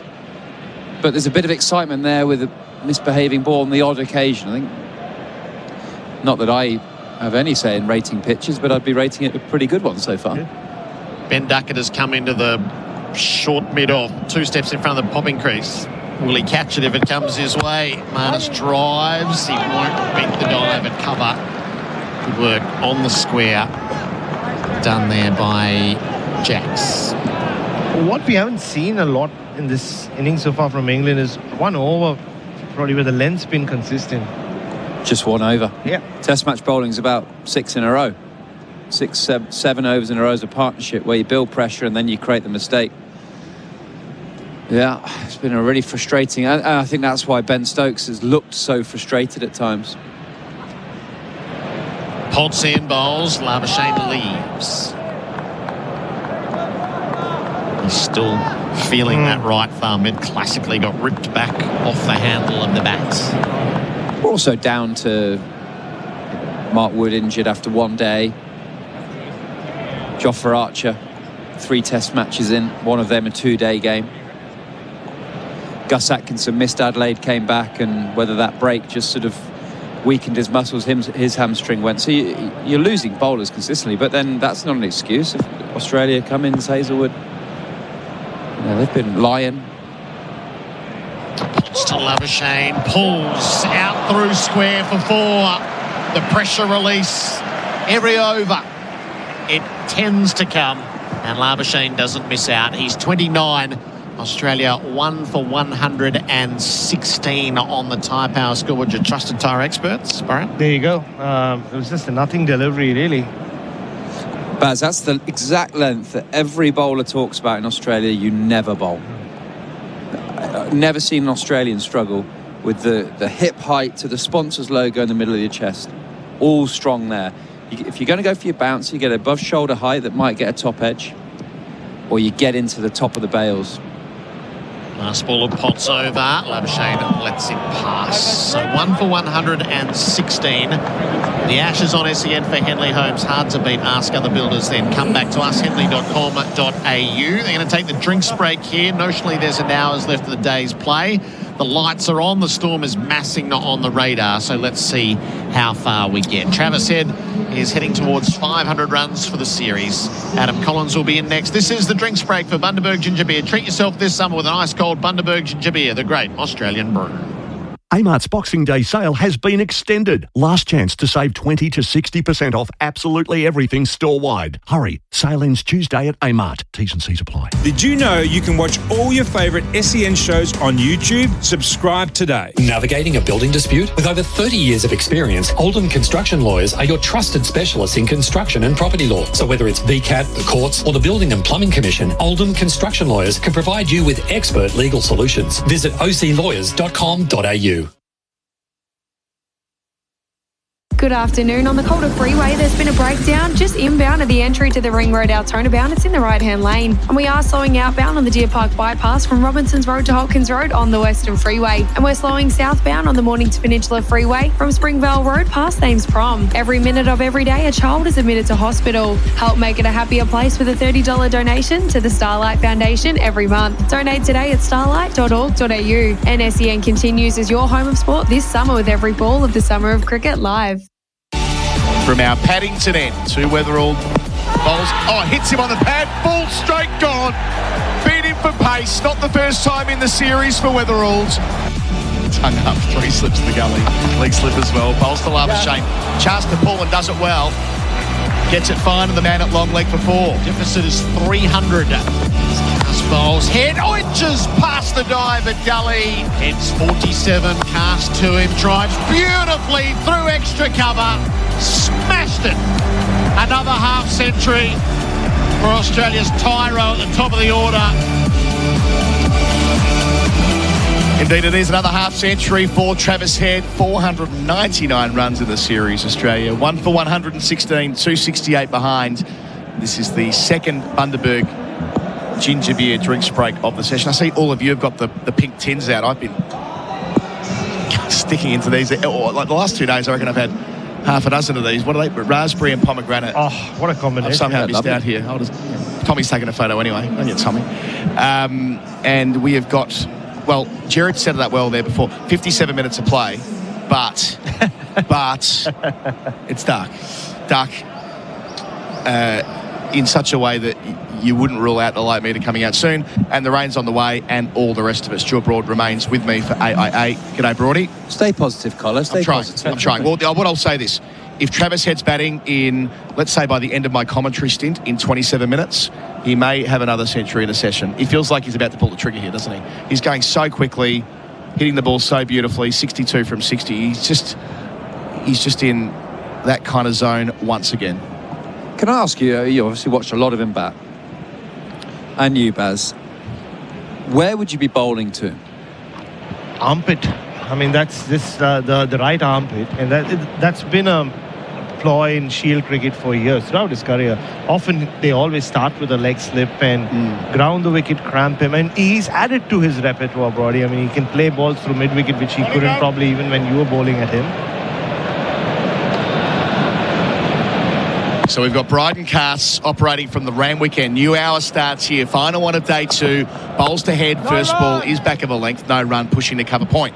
So But you need to be consistent, and I've seen Shield attacks get destroyed when they try it, but they can't be good enough, and they keep feeding him outside. Because once he gets going, as you said, he's such a rhythm player, it's unstoppable.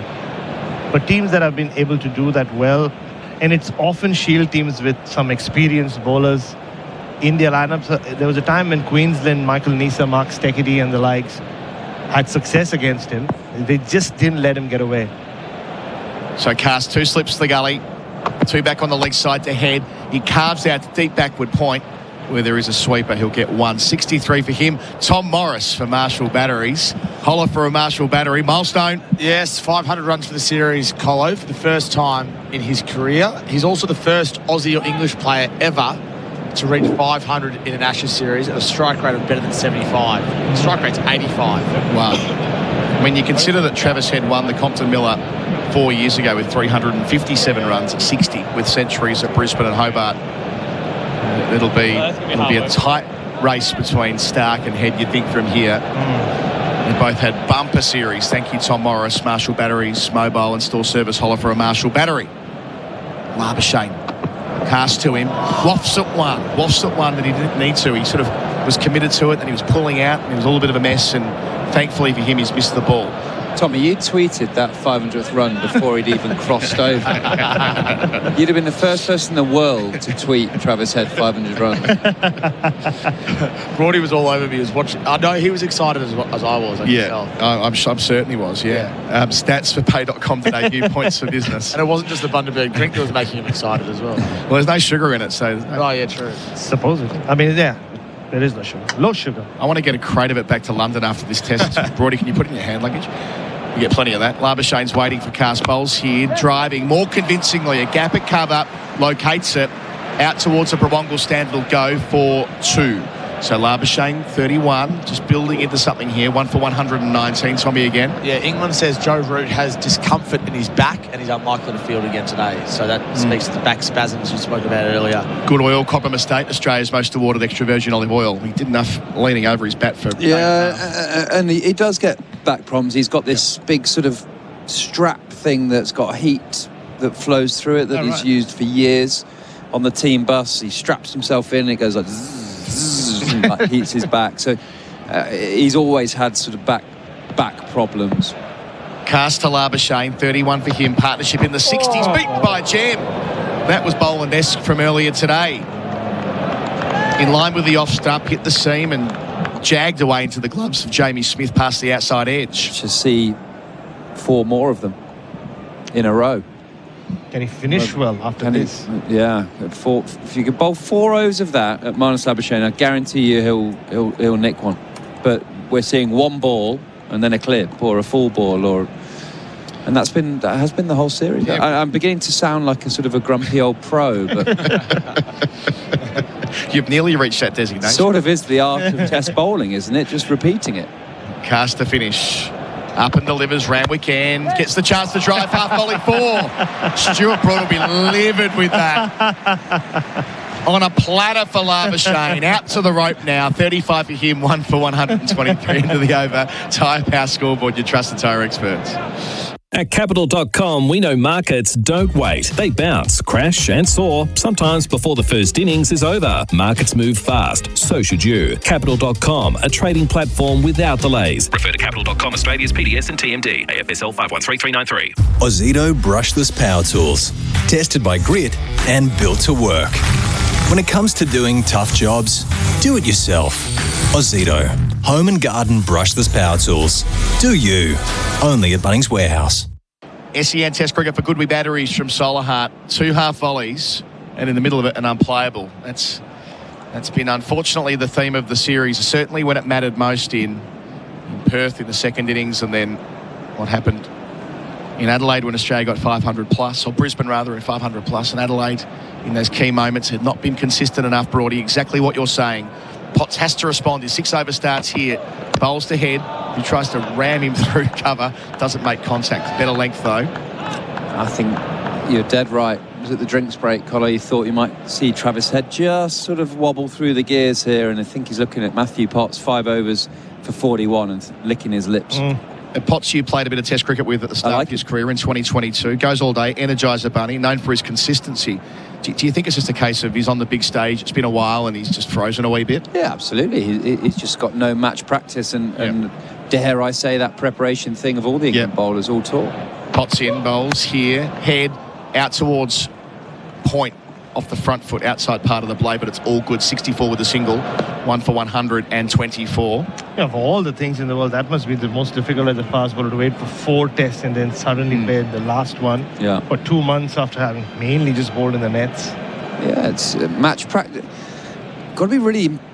It's really important in the modern era we don't underestimate match practice, match fitness. What is that? That isn't just miles in the legs. It's the psychology of being able to bowl 6 balls in the same place and having the patience to do that. In the nets, you'll go, oh, away swinger, in swinger, bouncer, bit fuller. And you get no feedback of whether you're getting driven for 4, edged for 4, get a wicket. So when you're in match mode, you have the patience. Duckett's a catching cover. Potts bowls to Labuschagne, leaving on length. Hits the gloves hard, though. You have the patience in your brain and the physicality, confidence to be able to deliver it, of repeating over and over again the same skill to apply pressure. And look at Stark, he's match ready. Boland is match ready. They play Sheffield Shield games before they come into the Ashes. I looked at the first class overs of these England bowlers before the series since sort of August time, I think. Bear in mind the first test was 21st of November. 0. Feels like that a lot was invested in the idea of them playing well in Hyderabad and winning that miracle game a couple of years ago. Potts up to Labuschagne on 35 and driving again. Another opportunity to thump him through the offside. Labuschagne ain't missing those. He's 39, 1 for 128. Go on, Connor, what were you saying? The point is they had that test win in India off no prep. I think they might have had one in New Zealand as well from memory. And they're like, well, being fresh works for us. We're not going to bother too much with the pre-series business. I hope, well, from an England perspective, you'd like to think they would, in 4 years' time, remember what's happened here about having bowlers who have been clearly underdone, batters that have taken 2 test matches to work out their rhythm in Australia. I mean, surely there'll be enough institutional knowledge and memory when they come back here next time. It's just the scheduling, isn't it? Where do you find that cricket? Potts up bowls here, Labuschagne leaves. It's got to be a priority. I mean, the World Test Championship and the Future Tours program are set well in advance. Rob Key himself has said they wouldn't have played that white ball series in New Zealand when they did if they knew what was going to happen. So it's a small thing, but it's an example of where maybe and the also old little things. They have a preparation match at Lilac Hill, which everyone in Western Australia goes, well, it doesn't bounce above knee height. And then you go into the Optus, which trams through past your hips. So in advance, you go, well, the whackers are non-negotiable. We're having the whacker for a week. We want the nets and the middle. It's a non-negotiable. That's what India did. Potts to Labuschagne. Labuschagne stays at home, plays the point. Quick single for Travis Head, who's through. Direct hit, might be overthrows, cut off by the man backing up necessarily so. Otherwise, it would have ran away. So another busy over for Australia. 6 runs from it. 1 for 129 as we say goodbye to Broady. Tyre Power Scoreboard, your trusted tyre experts. Good afternoon. On the Calder Freeway, there's been a breakdown just inbound at the entry to the Ring Road Altona bound. It's in the right-hand lane. And we are slowing outbound on the Deer Park bypass from Robinsons Road to Hopkins Road on the Western Freeway. And we're slowing southbound on the Mornington Peninsula Freeway from Springvale Road past Thames Prom. Every minute of every day, a child is admitted to hospital. Help make it a happier place with a $30 donation to the Starlight Foundation every month. Donate today at starlight.org.au. And SEN continues as your home of sport this summer with every ball of the Summer of Cricket live. Change of bowler, Josh Tongue. I'm afraid to say light meter out. Chris Gaffney looking at it at the square leg position. Our coverage for Goodwee Batteries from Solar Heart. Tom Morris has got the good oil for Cobram Estate, Australia's most awarded extra virgin olive oil. So we just told you that Travis Head has now surpassed 500 runs for the series at an average of 62, a strike rate of 86. Just looking at other batters who've made 500 runs in an Ashes since 2000. So Vaughan 0203, Ponting 0607, Hussey and Cook did it in 1011, Bell 2013, Warner 13-14, and Smith has done it 3 times. So he's in some pretty good company, Travis Head. Tongue starts a new spell. Bowls to Labuschagne, couple of slips and leaves. He's left pretty well today, Baz. He has. He really has. That's what he's really been working on. And also when he leaves, make it a strong leave, not fall over. And yeah, just during that last drinks break, Colo, he copped that blow to his thumb. He had some painkillers. He got some treatment from the physio. one of those characters, isn't he?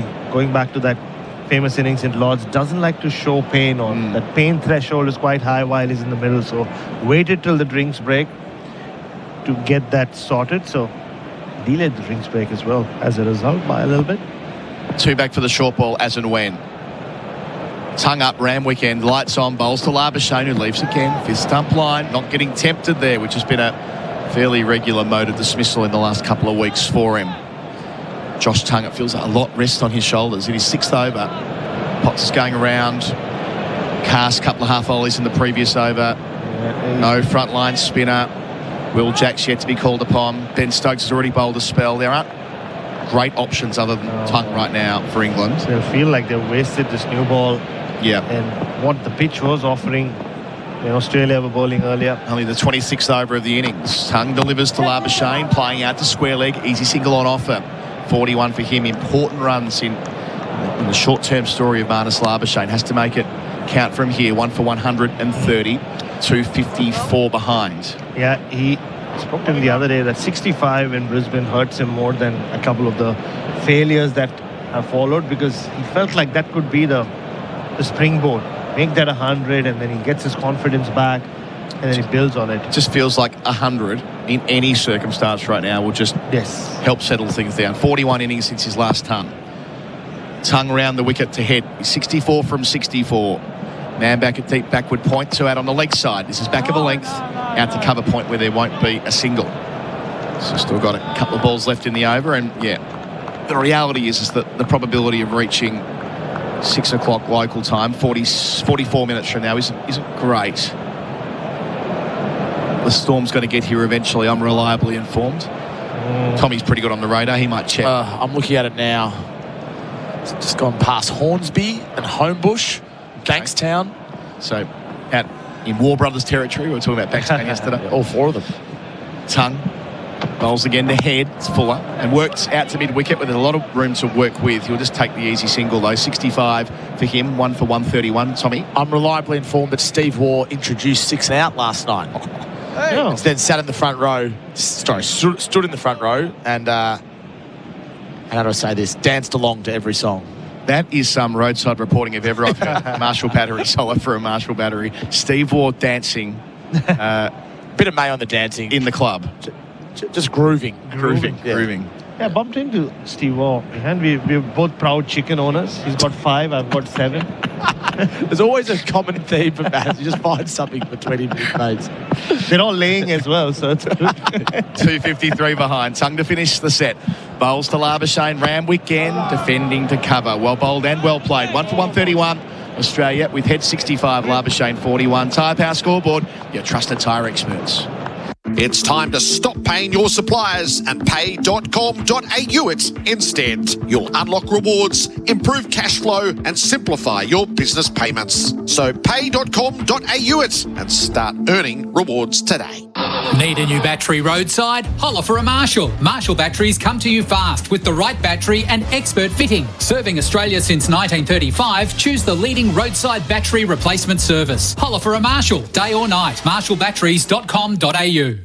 Our coverage from the SCGs for Goodwee batteries from Solar Heart. Light meters back out again, gents, I'm sorry to say. But they're going to go back to their positions. Matty Potts will continue his spell.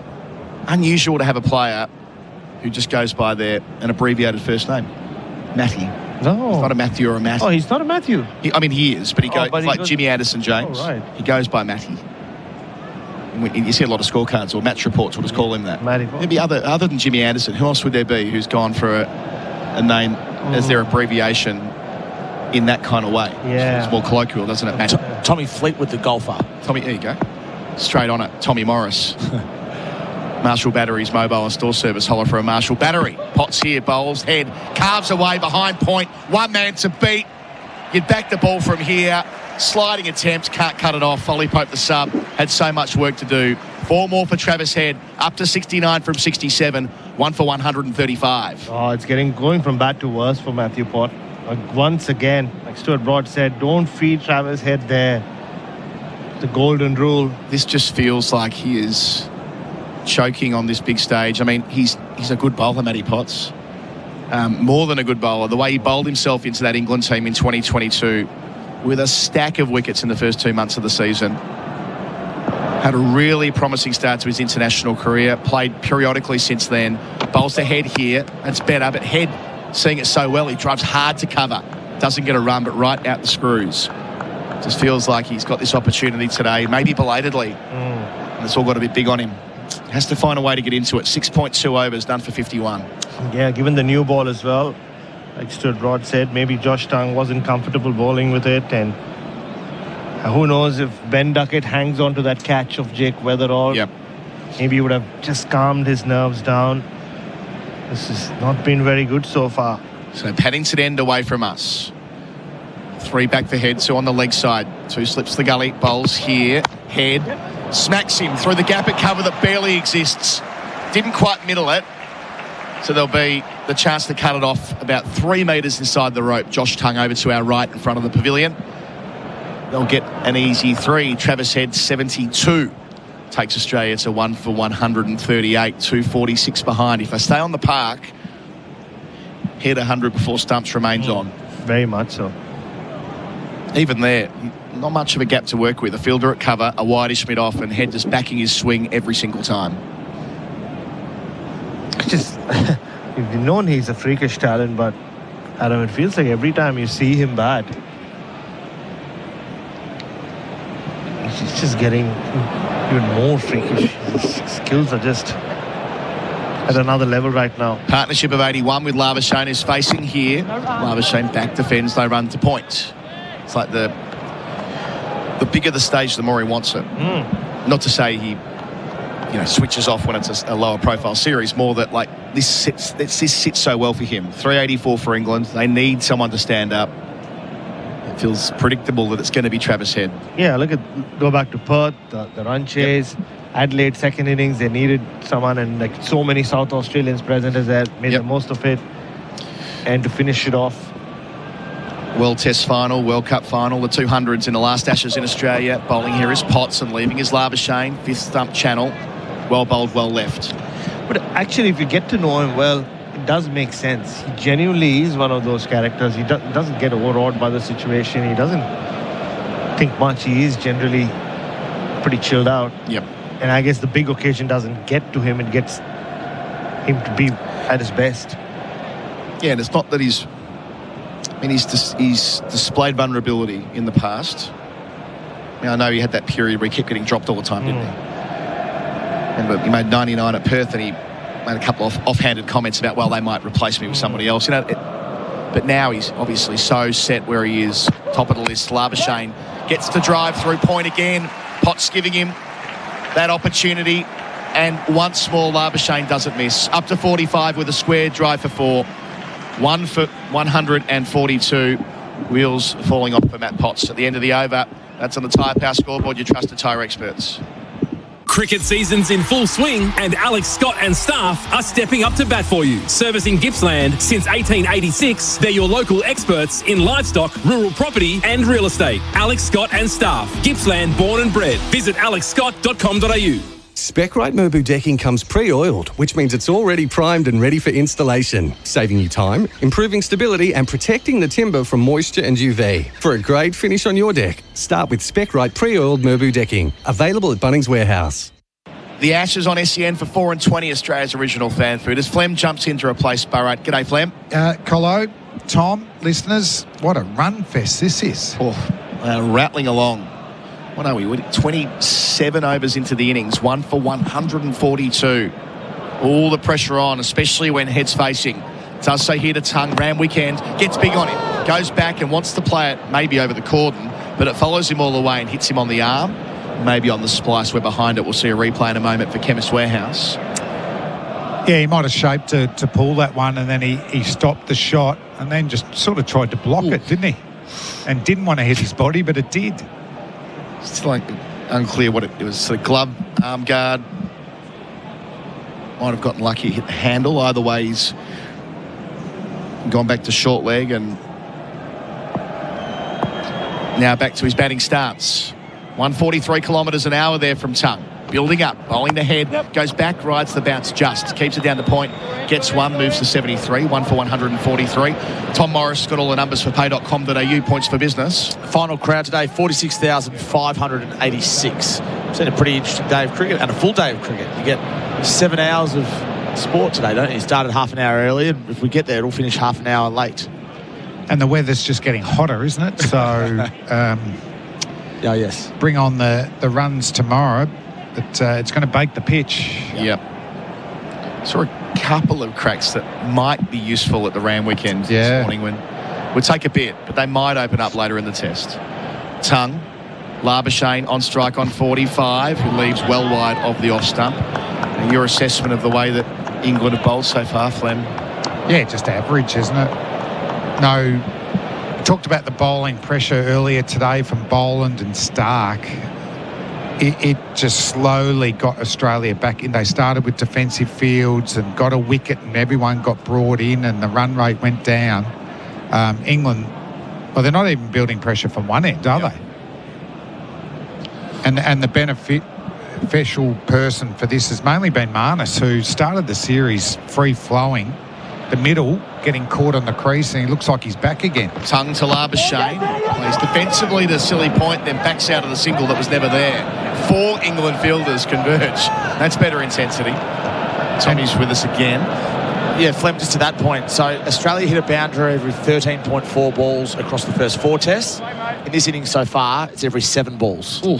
Yeah, and whether it's the Travis Head effect, but Marnus batting with him again, like he did in the Perth second innings. Labuschagne's, he's 45 off 60. Yeah. Pay.com.au numbers, points per business. Thank you, Tommy. All over it today. 2 slips to the gully, 2 left for Tongue. Up to Labuschagne, who leaves. Saying before you jumped in, he's left pretty well, Labuschagne, today. He's been keen to shoulder arms with a bit of purpose.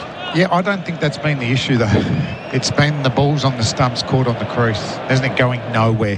Whereas I felt the first 4 or 5 innings, he was moving towards the ball, and some of his cover drives today, I mean, that's the Marnus who averaged 60. And a couple of them were check drives, but there was one lovely one where he just got his hands through beautifully. So I think it's just that positivity to score against some poor bowling. Tongue will finish to him here. Labuschagne pulls through mid-wicket, doesn't middle it, doesn't need to. Lots of space in that direction towards the trumper stand. An easy couple. He's 47, 1 for 145 at the end of the over. 2:39 behind Australia. Tyre Power scoreboard, your trusted tyre experts.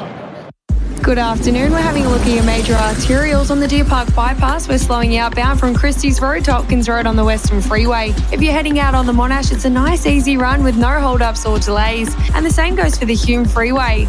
As well as the Westgate Freeway, it's looking cruisy as well. Are you on the road to well-being? Fuel your self-development journey with James Clear's Atomic Habits. Listen now and learn how tiny changes can make a big difference. And SEN continues as your home of sport this summer with every ball of the Summer of Cricket live. So Ben Stokes will return to the attack for Bendix Breaks. Put your foot down with confidence. Bendix Breaks from our Paddington end after that misadventure. 3 overs from Matty Potts, who was going around at the better part of 9 runs and over. Yeah, you got a feel for him, haven't you? He's coming in for the last test match, with no practice games. Who's in between tests for the touring members who aren't getting a game? It'll be a long night for him, thinking about what comes tomorrow. So Stokes, who picked up a wicket in his second over. That was the one to fall today. Weatherald bowling to head. Delivers here full. Inside edge onto the pad. They skip through for 1 because there's no one at mid-wicket. Head 74, 1 for 146. He's a great competitor, Ben Stokes, isn't he? Charges off that run-up. He's the one that goes to field that ball. He can't fold his efforts. Never. 100% competitor.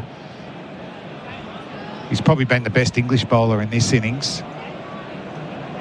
Yeah, the very fact that he's taken his wickets at 20 through the series and their leading wicket taker last year, a reminder, having missed a lot of bowling with that hamstring. Yeah, and he could have easily opened the bowling throughout this series and would have got more wickets. So Labuschagne just retaking his guard. Ben Stokes Our hard worker for work locker, Karam down to St Pakenham. Operating away from us. 3 in the cordon. Delivers to Labuschagne here. Off the hip. Easy single to deep backward square. 48 for him. 1 for 147, Tommy. You know how we talk about batters who hit a lot of balls, Steve Smith and Marnus Labuschagne, but every day apart from one of the Perth Test, Ben Stokes was bowling first in the nets when we were doing the new ball in the morning with Bharat. Like, he was bowling more than any other bowler to David Saker before play. So he's getting the workloads in as well. Good pick up, Tommy. Pay.com.au, points for business. There's a lot of teams that wouldn't allow that, with workloads. Really, yep. So he might be working to his own beat. Stokes up to Head, round the wicket. Head plays and misses in the channel. Now, that's wide of the channel, really. Feet anchored to the crease, trying to pop it out to deep backward point for runs, but doesn't make contact. Just kept low on him, didn't it? And that's the thing with inconsistencies and bounce. It can throw batsmen out. Done a bit off the seam too, Flem? I think he's bowled an away swinger. Yeah. That's not a wobbled seam. He's bowled an away swinger from around the wicket. Good skills. Seeing it on the screen. Save on your prescriptions at Chemist Warehouse. Stokes halfway through the over. Up to Head. Partnership's worth 90. Defends from the off-stump line out to cover. No single. Well bowled. Really well bowled. You can see Head, I think he's just a bit more switched on when Stokes has got ball in hand. He has been the one Englishman to bowl a good line and length. Moves the ball generally in the air. But there's still a lot of gaps, isn't it? Like, if you play a nice defensive stroke into the offside, there's a single. If you tuck it into the leg side, there's a single. Plenty of runs out there. Never stops trying, Ben Stokes. Can he get Head? Bowls here and Head out through cover. Yep, sure is. 4 more. There was a man there at cover diving to his right. Nearly got a hand to it, but Head's hitting the cover off it right now. He's up to 78. And Australia go beyond 150 as well. 1 for 151. Just a bit of a half volley, this one, wasn't it, from Stokes? I think he is pitching it up and trying to swing this ball. And we see Travis Head is just one of the best timers of the ball you've ever seen. 78 from 75. Terrific stuff. Running hot for Ream, steady hot and strong. Stokes to finish to him here. Travis Head, leg stump line, gets it fine. 4 more. Was it pad? Was it bat? It was bat. So back-to-back boundaries from Travis Head to take him into the 80s. He's 82. If they stay out there, a tunnel comes tonight. 1 for 155 at the end of the over. Gerard Whateley to take you through to the close of play. That's on the Tyre Power scoreboard, your trusted tyre experts. At Capital.com, we know markets don't wait. They bounce, crash and soar, sometimes before the first innings is over. Markets move fast, so should you. Capital.com, a trading platform without delays. Refer to Capital.com Australia's PDS and TMD, AFSL 513393. The Berwick Volkswagen Blue Carpet event is on now, and that means it's run-out sale time. Enjoy exclusive deals across the entire Volkswagen range and the premium experience of buying a European vehicle. Kickstart your summer adventure today at Berwick Volkswagen. LMCT 12366. Umpires and batters came together for a moment. The crowd feared they might come off. Just don't come off. What about a Travis Head century off the last ball of day 2 as an homage to Steve Waugh? Yep, book it in. You with me? Yep, like it. You'll have to put the brakes on to wait for the last ball, mind you. I think it might be 130, unfortunately, Gerard. 1 for 155. Labuschagne pops the ball to the leg. So there was a little inside edge in that, or just pad. No, just pad. 1 for 156. SEN Test cricket for Goodwee Batteries from Solar Hearts. We're in the 30th over, Gerard. The old days, 50 over cricket, you'd be happy with this, wouldn't you? Yes, it'd be a great platform on which to build.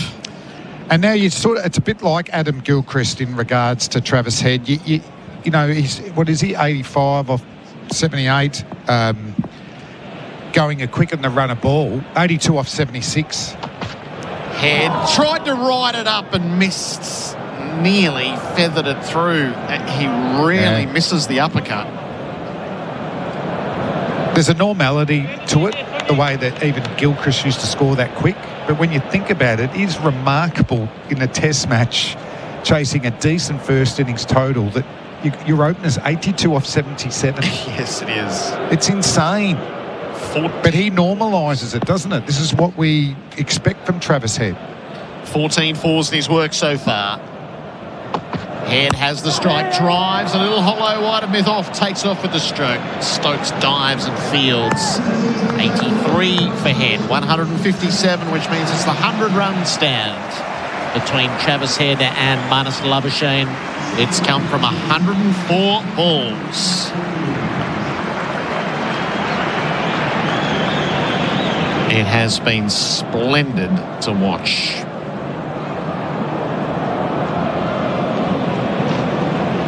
And I've enjoyed Marnus's innings as well, Labuschagne. You know, this I love him to play at this tempo.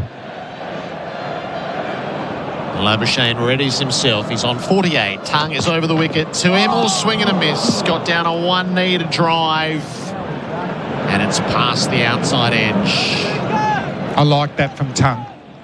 Labuschagne's played some sublime cover drives in this innings.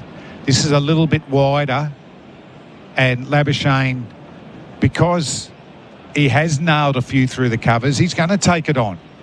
So I don't mind a wider, fuller corridor to Marnus Labuschagne if I'm the English bowling coach. Couple of half centuries in the series, 51 not out in Perth, 65 in Brisbane, then a lean run since then. Labuschagne leaves outside the off stump. Morris chiming in here. It's the 600 partnership with the series across both teams, 3 for England, 3 for Australia. Just putting that into context, in 2017-18 there was 14 century partnerships for the summer, so it's been a lean Ashes for the batters by and large. Leading run scorer through it all is Travis Head. TAC speeding. How your holiday ends is your choice. 2 slips in a gully ready themselves. Tongue with the last ball of the over. Labuschagne plays straight back down the pitch. 1 for 157, the Tyre Power scoreboard, your trusted tyre experts.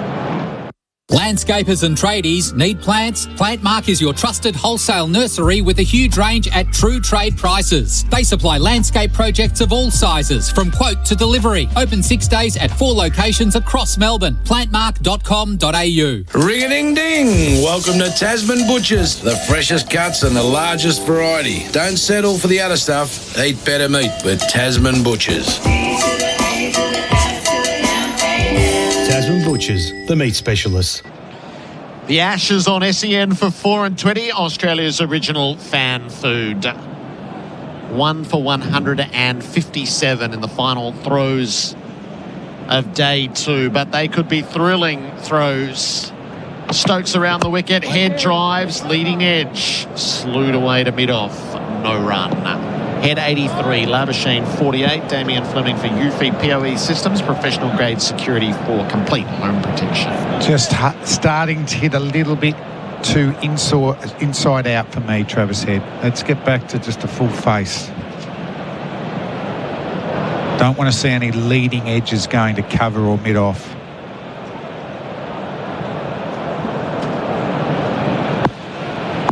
Got 3 in the deep, 2 on the leg side, 1 at deep point. Stokes to Head, jumps and defends to mid-on, no run.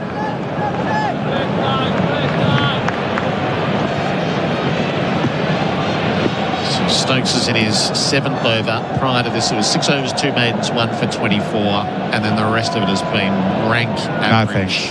Cast 9 overs, 1 maiden, none for 43. Pod 7 overs, none for 58. He's going at more than 8 and over.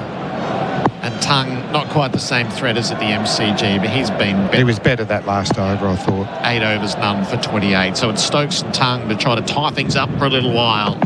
Head keeps the Yorker out. Stokes is trying a little bit of everything under the lights. Yeah, and in theory, I think they both should open the bowling to have their best chance to utilise that new ball.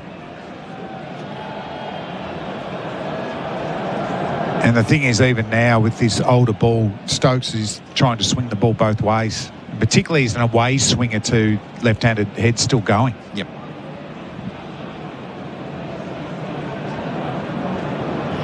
They've given this ball a good solid belt, and this is the 31st over, so think of how much there is in the bright sunshine tomorrow. Stokes to head, back to cut over the cordon, bit streaky, but away for 4. Top edge, flew second slip. Head goes to 87. I think he's cut that off middle stump in the end. Stokes coming around the wicket. He cannot believe it, Stokesy. Yeah. He is shaking his head. He does do that a bit, but on this occasion I can understand. Angling in, might have been the in-swinger. Giving himself room outside leg stump. I swear he's cut that off middle stump. Save on your prescriptions at Chemist Warehouse. The replay screen has closed eyes and muttering to the heavens on the follow-up. Head keeps it out of his pads. Glances it to fine leg. 88 off the Devils number. 1 for 162. Like it, there's a single every time there. And that's why I don't want him hitting inside out, particularly on those straighter balls, because if you play it normally, just punch it into leg stump, you're going to leg side, you're going to get a single every time. I think for Stokes here, he'll be trying to get this outswinger, moving away from Labuschagne's bat. He's played some glorious cover drives throughout this 48. Since 80 overs for the series. Ben Stokes, 14 wickets at 22. He has been the hard worker for Worklocker, Carrum Downs and Pakenham. He's got 1 to go in this over. He'll bowl it to Marnus Labuschagne. They had a good duel earlier on. Labuschagne reaching, edging, caught it gully. Stokes got him before he got to 50. And Marnus leaves another score out in the middle. Dismissed for 48. Stokes strikes late on day 2. It's 2 for 162. Well, I just called it then, didn't I?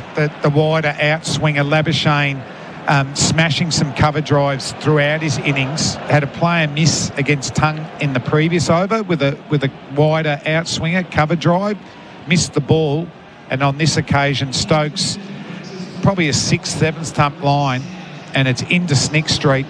And Stokes, well-deserved wicket. He's been the best of the English bowlers. Not that that's got a lot to select from, but Marnus, a bright innings, comes to an end.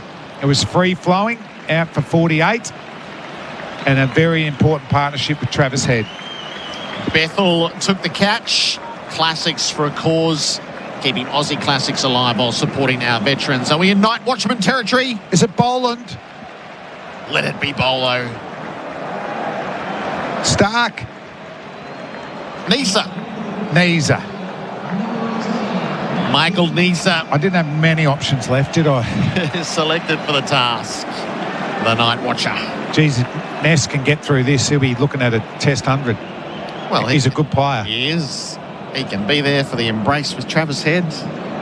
With 12 runs to go and 17 minutes to play.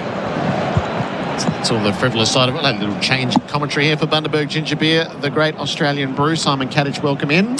Good afternoon, Gerard, Flem, Tommy, all our listeners. Frustration for Marnus. Yeah. Come on, man. Is that score that he's been searching for 2 years? Yeah. All he needed was another 20 minutes. Come back tomorrow with the sun out. But he's driven the ball nicely today. He's getting himself in good positions and definitely had a better intent about him. But he'll be disappointed to not maximise that start, get through to stumps and then go again tomorrow. And if they've meant that Cutto, they've got wider and wider to him, and it worked. He almost nicked Tongue in the previous over. And that ball certainly from Stokes was wider than the ones he'd covered driven earlier. And that's the tricky part of the innings. Early on, he probably would have let that go. I reckon. But once you get going, it's hard to pull back because you feel good and you want to keep scoring, and you just got lured in. The deficit is 222 on the Tyre Power scoreboard, your trusted tyre experts. Tongue to head, jumps and defends out to point, goes to 89. 2 for 163. What a knock from Travis Head. As soon as he senses any sort of nerves or issues with the bowler, and he sensed it in Potts. As soon as Potts got that first spell horribly wrong, run for 25 off 3. He was all over him as soon as he came back. And he's just preying on a inexperienced opponent who doesn't have the firepower to really keep him under wraps. 3 slips and a gully in place. Michael Nisa, who is an accomplished bat. This is a long batting order, so it does make sense what Australia's done here. Tongue bowls. Nisa ducks a bouncer that was a beauty. Right at him. If his heart wasn't pumping as he come out, Michael Nisa, it will be now. 143 kilometres there from Tongue. For England, they're sensing, can we get another wicket? Make Australia 3 or 4 down. Yeah, it's a big difference to the day. You knock over too late. Obviously just got Labuschagne, but if you get the 90 and then get one more, there's still plenty of time for 2 more wickets here. 15 minutes. It ends up being a decent day.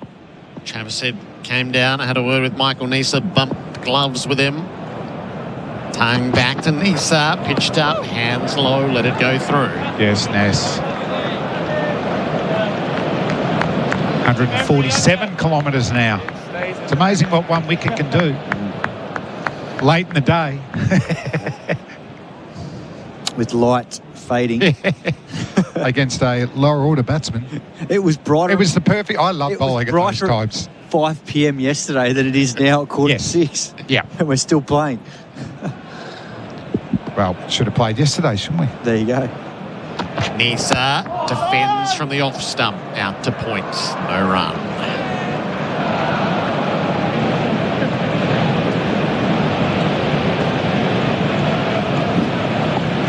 So the day highlighted thus far by Joe Root's 160 and then Travis Head's exploits. Who's to say how far they go?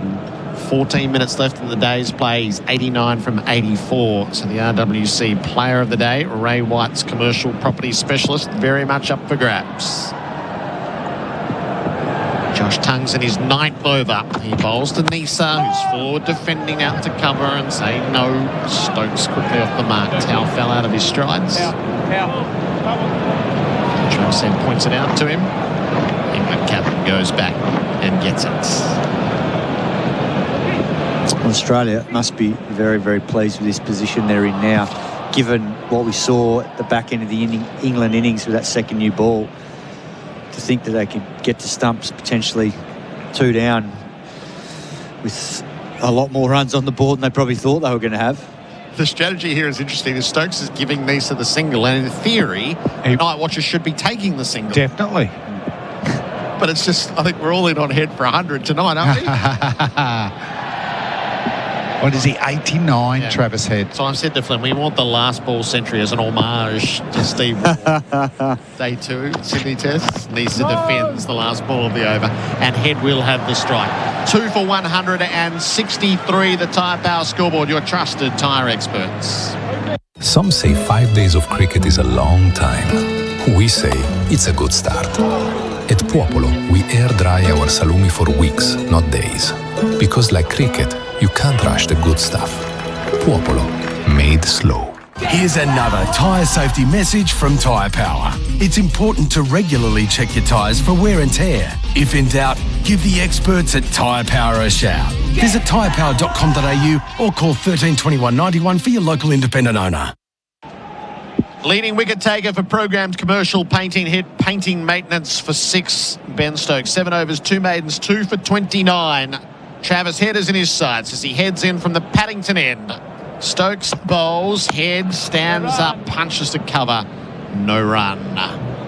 This is a niche category here, Tom Morris. So you find things down to hundreds in the final session in Sydney. That's it, Gerard. It's that time of the day. So, what's this fella's name? George Bonner, who died in 1912. He did it in 1885. Victor Trumper did it in 1903. And VVS Laxman did it 25 years ago. So there you go. So that's what Travis Head could do. Stokes bowls to him. He clips off his pads, back leg up in the air. He'll get a single out to deep mid-wicket, go to 90. Crowd would have went nuts for Victor, wouldn't they? Victor Trumper. What about Bonner as well? I think he was a 6-hitter. He was a power hitter in the day. I played the laxy one. To be fair, I reckon we bowled with 8 slips for the whole innings. He only had to hit it in front of square and he'd get 4. And he kept picking everything off through mid-wicket and square leg, didn't he? Yeah, yeah. But everyone else was getting out. Yeah, what were the circumstances? We wanted to win by the 3rd day. Yes. And we did. Which I think is the only year we won all 6 tests in a summer. Yep. So you worked around him. Yep, so yeah. I think he got 150. Yeah. You hadn't got to run the whole series. 160 odd, wasn't it? Did you get that scorecard up, Tommy? Yeah, I'll get it up. Nisa faces up to Stokes. Defends. 3 slips and a gully and a catching cover. He got 167. But I don't think there was too many runs from other batters. And we won it. I reckon it was darker than this. I tell you, we wouldn't have been playing. The next highest score was 25. Surav Ganguly, all out, 261. Damien Fleming, 1 for 47. Who'd I get out? Do you know the answer? He knows the answer. He knows the answer. Yes, he does. He got 10 dollars. He got a few, though, didn't he? He got 4. Yeah. Stokes bowls the Nisa, who lets it pass. How did you get him out, Flem? Oh, I think it pitched on leg and reared off a length and... Actually, I don't really remember. I know I got him out. Caught Langer, so probably one in the gully or 3rd slip. I reckon it might have been catching cover. Oh, right. Yep. I think catching cover. Brett Lee was bowling, I reckon, 200 miles an hour. He went at a run. Got he bowled fast. 2 for 67 from 11. Yeah, just those first 2 tests from Brett Lee. Wow. Nisa looking to hold Stokes out. He plays and misses. Yeah, well that bowled. had a lot of shape to it. That was a seriously good ball, that. And 130, nearly 138 clicks. Yeah. He's bowling with good pace, Ben Stokes. Been really noticeable. I wonder how he would have went, Cato, opening the bowling at times. Because he swings it both ways. If he'd known what Potts and Cass were going to serve up, then he should have opened the bowling with tongue. Yeah. He should have known with Cass. He's only had 5 tests to realise. Stokes in bowls, Nisa leaves, and that again did plenty. It moved away. Ben Stokes snatches his cap from the umpire. The Tyre Power scoreboard, your trusted tyre experts, 2 for 164. He's sort of back in that same territory of dragging the other 10 along, which is not quite true as Root batted so well. But the 2 olds. Oh, he is fired up. Look at him. He is seething. Come on, Trav. Right, probably 2 overs left in the day's play. Heads on 90. So you're comparing to Steve Waugh. I think it was Dawson, the off spinner. Do we get an over at Jacks? Oh, that's not just bad. to set it up like the Steve Waugh. I don't think so, but sort of half like the idea. Probably needs 1 cheap boundary, I reckon, just to get the scent in the nostrils rather than play for tomorrow. But Travis Head is the sort of guy. Do it now. Head back, punches the ball out to deep cover. So a single, and he might not see the strike for the rest of the over. Takes tongue away for that first run. 91 for Head. 165 on the board. The Tyre Power scoreboard, your trusted tyre experts. And the only reason he's slowed up is because we're late in the piece. Australia have galloped along at 5 and over. Joe Root's been off the field for a prolonged period of time with the back complaints. he looked in serious pain, didn't he, Joe Root? Yeah. Seized up, left the field. So Crawley's at first slip. Nisa faces tongue, tucks it to leg, no run. Yeah, you wonder if there was a little bit of a cramp in there as well. I'm not sure if you can cramp in your sort of back muscles. Have you ever had one? I've had spasms, and that locks up, but not a cramp in the back. No, not cramping. Yeah. Had a bit of disky problem against you guys at the Wacker one day, and I seriously thought my back had broken. And then a couple of days later, it was fine. He batted for 398 minutes, faced 242 balls, made 160 Joe Roots. Nisa leaves tongue alone. This has been really sharp from Michael Nisa. He must have jumped at the chance to do this because if he's otherwise not out. he's batting at 10. Yeah. 9 or 10? 9. 9. He was ahead of Starkey, yeah. That's a big call in front of Stark, given his form. Yeah, but the way Nessa batted at Melbourne. True. But yeah, night watchman. 100 as a night watchman. What's in that list, Tommy? Call it early. Wow, his Bo Webster's going to bat 9. Yeah, that's the bigger thing. 2 for 165. Tungan Nisa drives. He liked the look of the full ball. Didn't quite get it the way he wanted. Fielded by Tungan is followed through. 5 first-class hundreds, Michael Nisa. Yeah, and he's probably got them against these guys in county cricket. So he's probably looked at this attack and gone, I fancy this. Bring it on. Yeah, I'll take 20 minutes tonight, knowing that it's going to be sunny tomorrow, and get out there with Trav and get into it. He's actually never been a night watchman for Queensland either. He's considered too good to be a night watchman at that level. Yep. Love it. The Tyre Power scoreboard, your trusted tyre experts. 2 for 165. Nisa's seen off 12 balls so far. Tongue bowls to him. Nisa pushes to mid-off. Another dot. He's got one more to survive this over. 55. Sneaky Jack's over. Wouldn't go astray, Flem. Is he warming up? Is he warming it up? So you could get Stokes for one more and then have Jacks just chime in. Set our scene perfectly. The Steve Waugh moment.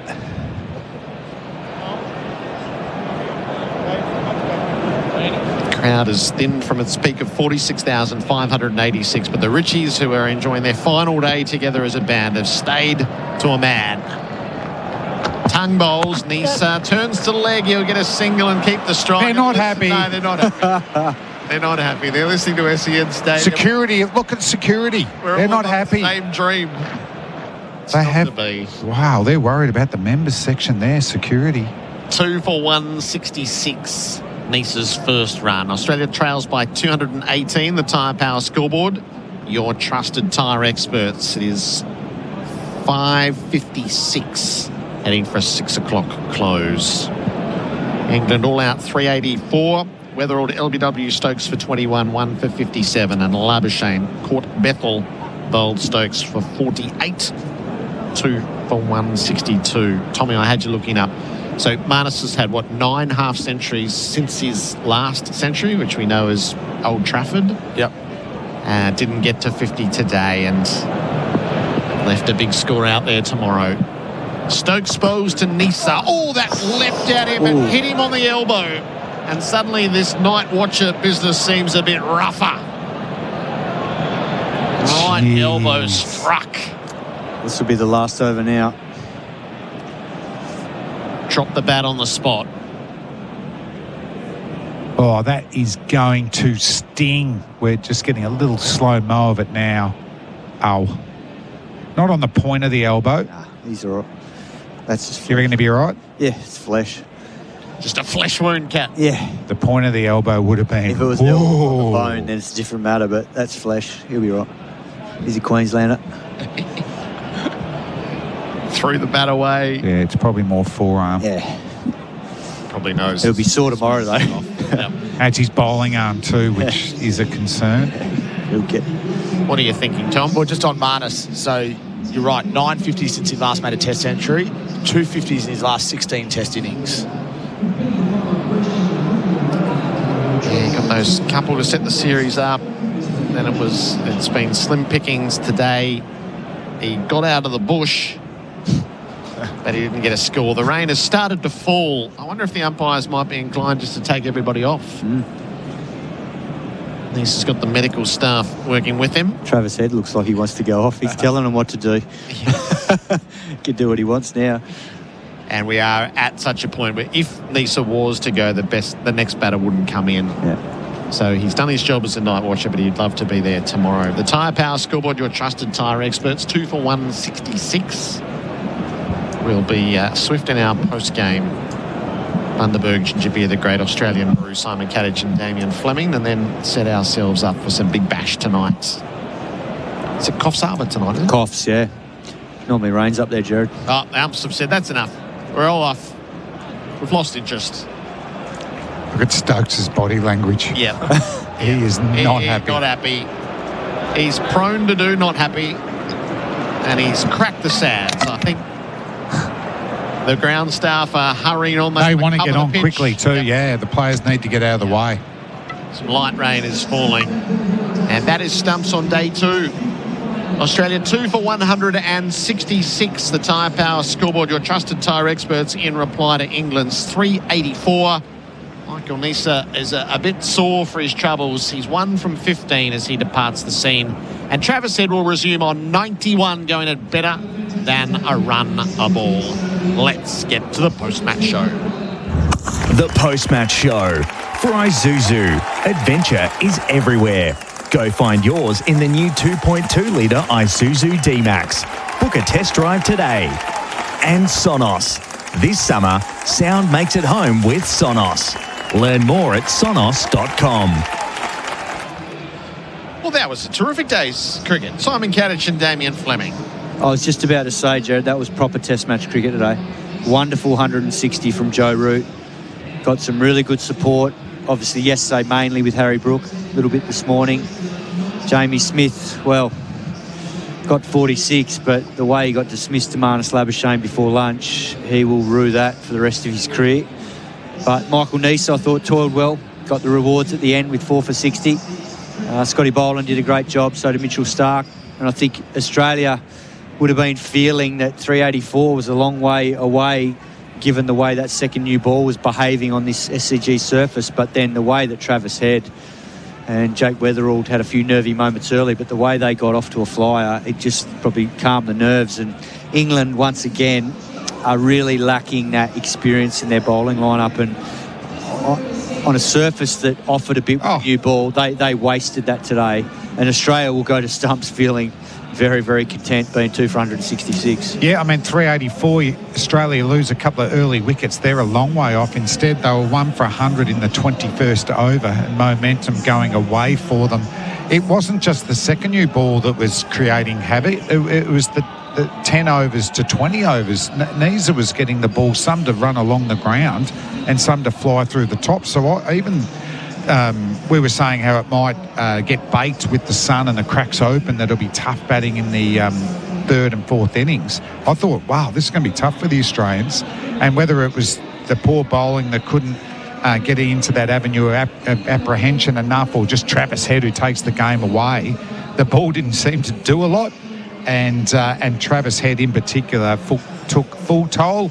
And Marnus will be disappointed, because that's probably as well as he's batted throughout, the series. And once again, he's not raising a bat for 100. This is our post-game wrap for Sonos. Sound makes it home, and for Isuzu, adventure is everywhere. Test drive the new 2.2-litre Isuzu D-Max. So just that fade, the fall of wickets late in the England innings for Smarter Light. Smith and Root had a 94-run stand going, and then Smith throws it away, so 6 for 323. And then the mop-up, 4 for 9 at the end. Wickets fell at 375, 382, 384 and 384. So Australia didn't allow any nonsense runs at the end, and that might be absolutely crucial when the sums are done. Well, particularly when you compare the two teams throughout this series, Australia have definitely outscored England in the bowlers when they go out to bat, and that's a massive advantage, because it has this mental impact on the team, knowing that if you can go bang, bang, bang, you work hard for those first 6 or 7, and then you can get the job done quickly, whereas England, on the other hand, have to fight like tooth and nail for every wicket, because the Australian tail will wag, and they've got an even longer tail in this game because of the extra all-rounder being played. Made tough like the Aussie cricket team's Smarter Light environmental exit signs. No batteries required. smarterlight.com.au. Nisa 4 for 60. Starc 2 for 93. Boland 2 for 85. Green took a wicket. Labuschagne took a wicket. Just the overall assessment of Australia's bowling efforts. Yeah, I mean, 7.5 overs. Yeah, I wouldn't say that was the best Australian bowling effort for the series there, but I think Boland's 2 for 85 was a little bit unlucky. And Michael Nisa probably jumped in on the back of that, but he still bowled in pretty good areas. I thought Mitchell Starc was good today. He was off a bit yesterday, but that opening partnership, the bowling partnership, was superb, and I think just set up the day. Cameron Green fractionally better today, but he just looks like he needs a lot of bowling. to be able to handle that ball. So, yeah, I'd just say good. The Australians be happy with their efforts in the field today. Bo Webster bowled 5 overs in the 97.5, so that was sort of interesting, the dynamics in its own right as well. Our play of the day for Drinkwise, you won't miss a moment if you drink wise. Do you want to, let's have Travis Head here and we'll do Joe Root shortly. There's Head's innings of 91 from 87 balls, and the way that, and you referenced it there, sense of vulnerability, and just suddenly he's through and gone. Yeah, and he sensed it early because he was all over Potts early. He was not fractionally short, he was too short, and Travis Head put him away, and that just took him out of the attack. And then when he came back, he probably sensed that Potts had got it short in the first spell. Now he's going to go fuller. First ball, bang, straight down the ground for 4. So he was ready and waiting, and then he consistently went full in the second spell, and Travis Head was all over it. So just that level of awareness around the adjustment that the bowler's going to make because of what's happened in the previous spell, that's the art of batting. And in Travis Head's case, he only needs it to be out fractionally. He pounces on anything fractionally full or short, and it was, fantastic batting to watch. He's got 528 in the series at 66 and a third century at his mercy here tomorrow. I mean, if you weighted that with the average runs scored and the strike rate, it's even actually better than that, isn't it, in a poor batting series? And we take it for granted. I was comparing him to Adam Gilchrist, who made so many hundreds at quicker than the run of ball, but someone else at the other end would do something and they'd be the spotlight. But it's funny when you just take it for granted that he scores quicker than a run of ball opening up. Yep. Choose to drink wise. This is our post-game wrap for Sonos. This summer, sound makes it home with Sonos. Learn more at sonos.com. And Isuzu. Adventure is everywhere. Go find yours in the new 2.2-litre Isuzu D-Max. Book a test drive today. Our player of the day and contender for player of the match, thanks to Ray White commercial. We saw Joe Root make test century number 41 to draw alongside Ricky Ponting with his beautiful 160 at the SCG. Yeah, it was exquisite, wasn't it? He just manipulated the strike. He worked the ball to his areas, running the ball off behind point. Australia allowed him to sort of rotate strike a lot with the fields they set. Then when they came straight, some of his on drives and hitting through mid-wicket were first class, and that's been his trademark shot throughout his career. A couple of beautiful drives, and then once he got going past 100, it was at will. He was scoring wherever he wanted. So I dare say that had he not got that ball that sort of reared a bit off Michael Neser, he was on his way to 200. He looked like he was in for the last couple of partnerships, and it took a pretty good piece of bowling and a very good return catch from Michael Neser to remove him. Yeah, magnificent. Just really loved his cover driving. His late cutting down to third man. Today he got a few more to work through the leg side, but we've seen 2 classic Joe Roots hundreds in this series, something we hadn't seen in Australia coming in, but you can see why he's regarded as one of England's greatest test batsmen of all time. RWC Ray White's commercial property specialists, the dig for Sherlock wheelbarrows and carts, available at Bunnings Warehouse. It has to be Jamie Smith, doesn't it? Just for the sheer ridiculousness of what he did. Yeah. Oh, I'd love to know how it was described on all the different platforms today. But I heard dumb.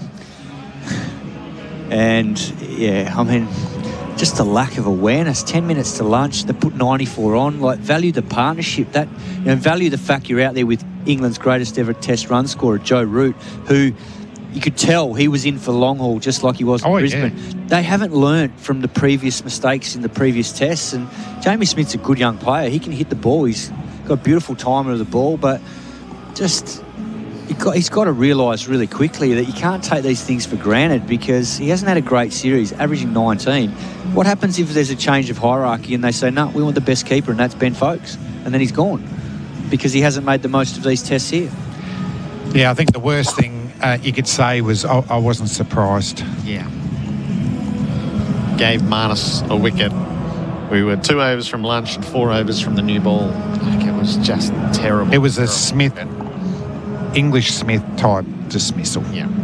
Sherlock wheelbarrows, tough loads made easy. Who's been our hard worker? The Working Hard Award for Work Locker, Carrum Downs and Pakenham. Gee, off the top of my head, I was going to go Scott Boland. And the figures 2 for 85 is nowhere near the best he's done. But, he bowled a mountain of overs. And I reckon he helped set the tone opening the bowling today. Nisa being night watchman as well. And popping one on the elbow. And then the catch as well. He worked hard to get to that return catch. Yeah. Yeah, they've worked this. How many overs Bolo, though? 26. Nah, I'm going Boland. Fair enough. And then an honourable mention to Ben Stokes, who's bowled 8 overs, 2 maidens. Yeah, I mean, he could generally be an honourable mention just about every day, Ben Stokes. Work like a Carrot Downs and Pakenham, work for wherever you work. So this will be your starting point tomorrow. Is Australia trail by 218?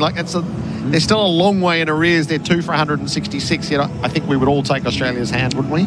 Yeah, definitely. And not losing another one. Nessa can certainly score runs out there in the middle, but it's pushed everyone down. As you said, Webster at 9. There's some real batting depth, isn't there? And, who's going to provide the spark for England? So if they do what Australia did and go with their best 2 bowlers, if it's Tongue and Stokes, the Australian batsmen, once they get through that bowling partnership, it is cash in time. Yeah, the run rate could be flowing tomorrow. No spinner. So Jax is probably going to have to bowl at some point. But the leaking of runs. Mind you, they fought back in Melbourne in that second innings. It looked like it was getting out of control, and then Cast knocked overhead. So maybe they'll reassess overnight, like Australia did yesterday, and come back better for it, and come back with some better plans and better lengths tomorrow morning. Ream is steady, hot and strong, but you can take the heat out of summer in a corporate box at the Ashes. Hurry, register now for your chance to win at iCanWin.com.au. Simon Katich, Damien Fleming, see you for our pre-game tomorrow. Thanks, Gerard. Thank you. That is Stumps on day 2 here at the SCG. Our post-game wrap for Sonos this summer. Sound makes it home with Sonos. Learn more at sonos.com. And for Isuzu, adventure is everywhere. Go find yours in the 2.2 litre Isuzu D-Max. Book a test drive today. England 384, Australia 2 for 166 in reply. Don't miss the start because Travis Head is on 91, eyeing a 3rd century in this series. First ball at 10. Our broadcast starts at 9. Big Bash Nation about to come to life. Coffs Harbour, Sydney Sixers against the Brisbane Heat. As we sign off, the Tasman Butchers sizzling moments of today's play. The seaming ball, I think most batsmen will say it's always harder. Last ball of Starks over to Root, who plays out to deep backward point for 1, which will mean he gets the chance to raise his bat again. Joe Root reaches 150. He has done everything right for England here. He's been their standard bearer for so long, and so it proves again today. England 6 for 370. And the 17th time in Test cricket he's gone beyond 150, Kat. Yeah, it's real knock. Sizzling moments. Eat better meat with Tasman Butchers, the meat specialists, offering top quality fresh cuts for your family. OMG Oatmeal Goodness are celebrating local cricket's everyday champions. One local club has the chance to win a junior cricket coaching session with Alex Carey. To win, visit sen.com.au/win and nominate an everyday champion at your local club. Your machinery shouldn't sound like a drop catch. Keep it in top form with Sinopec Premium Lubricants. Whether you're running trucks, tractors or anything in between, visit Sinopec's new warehouse at 1 Rosebride Place, Truganina. Hit performance for 6 with Sinopec Premium Lubricants. Visit sinopeconline.com.au.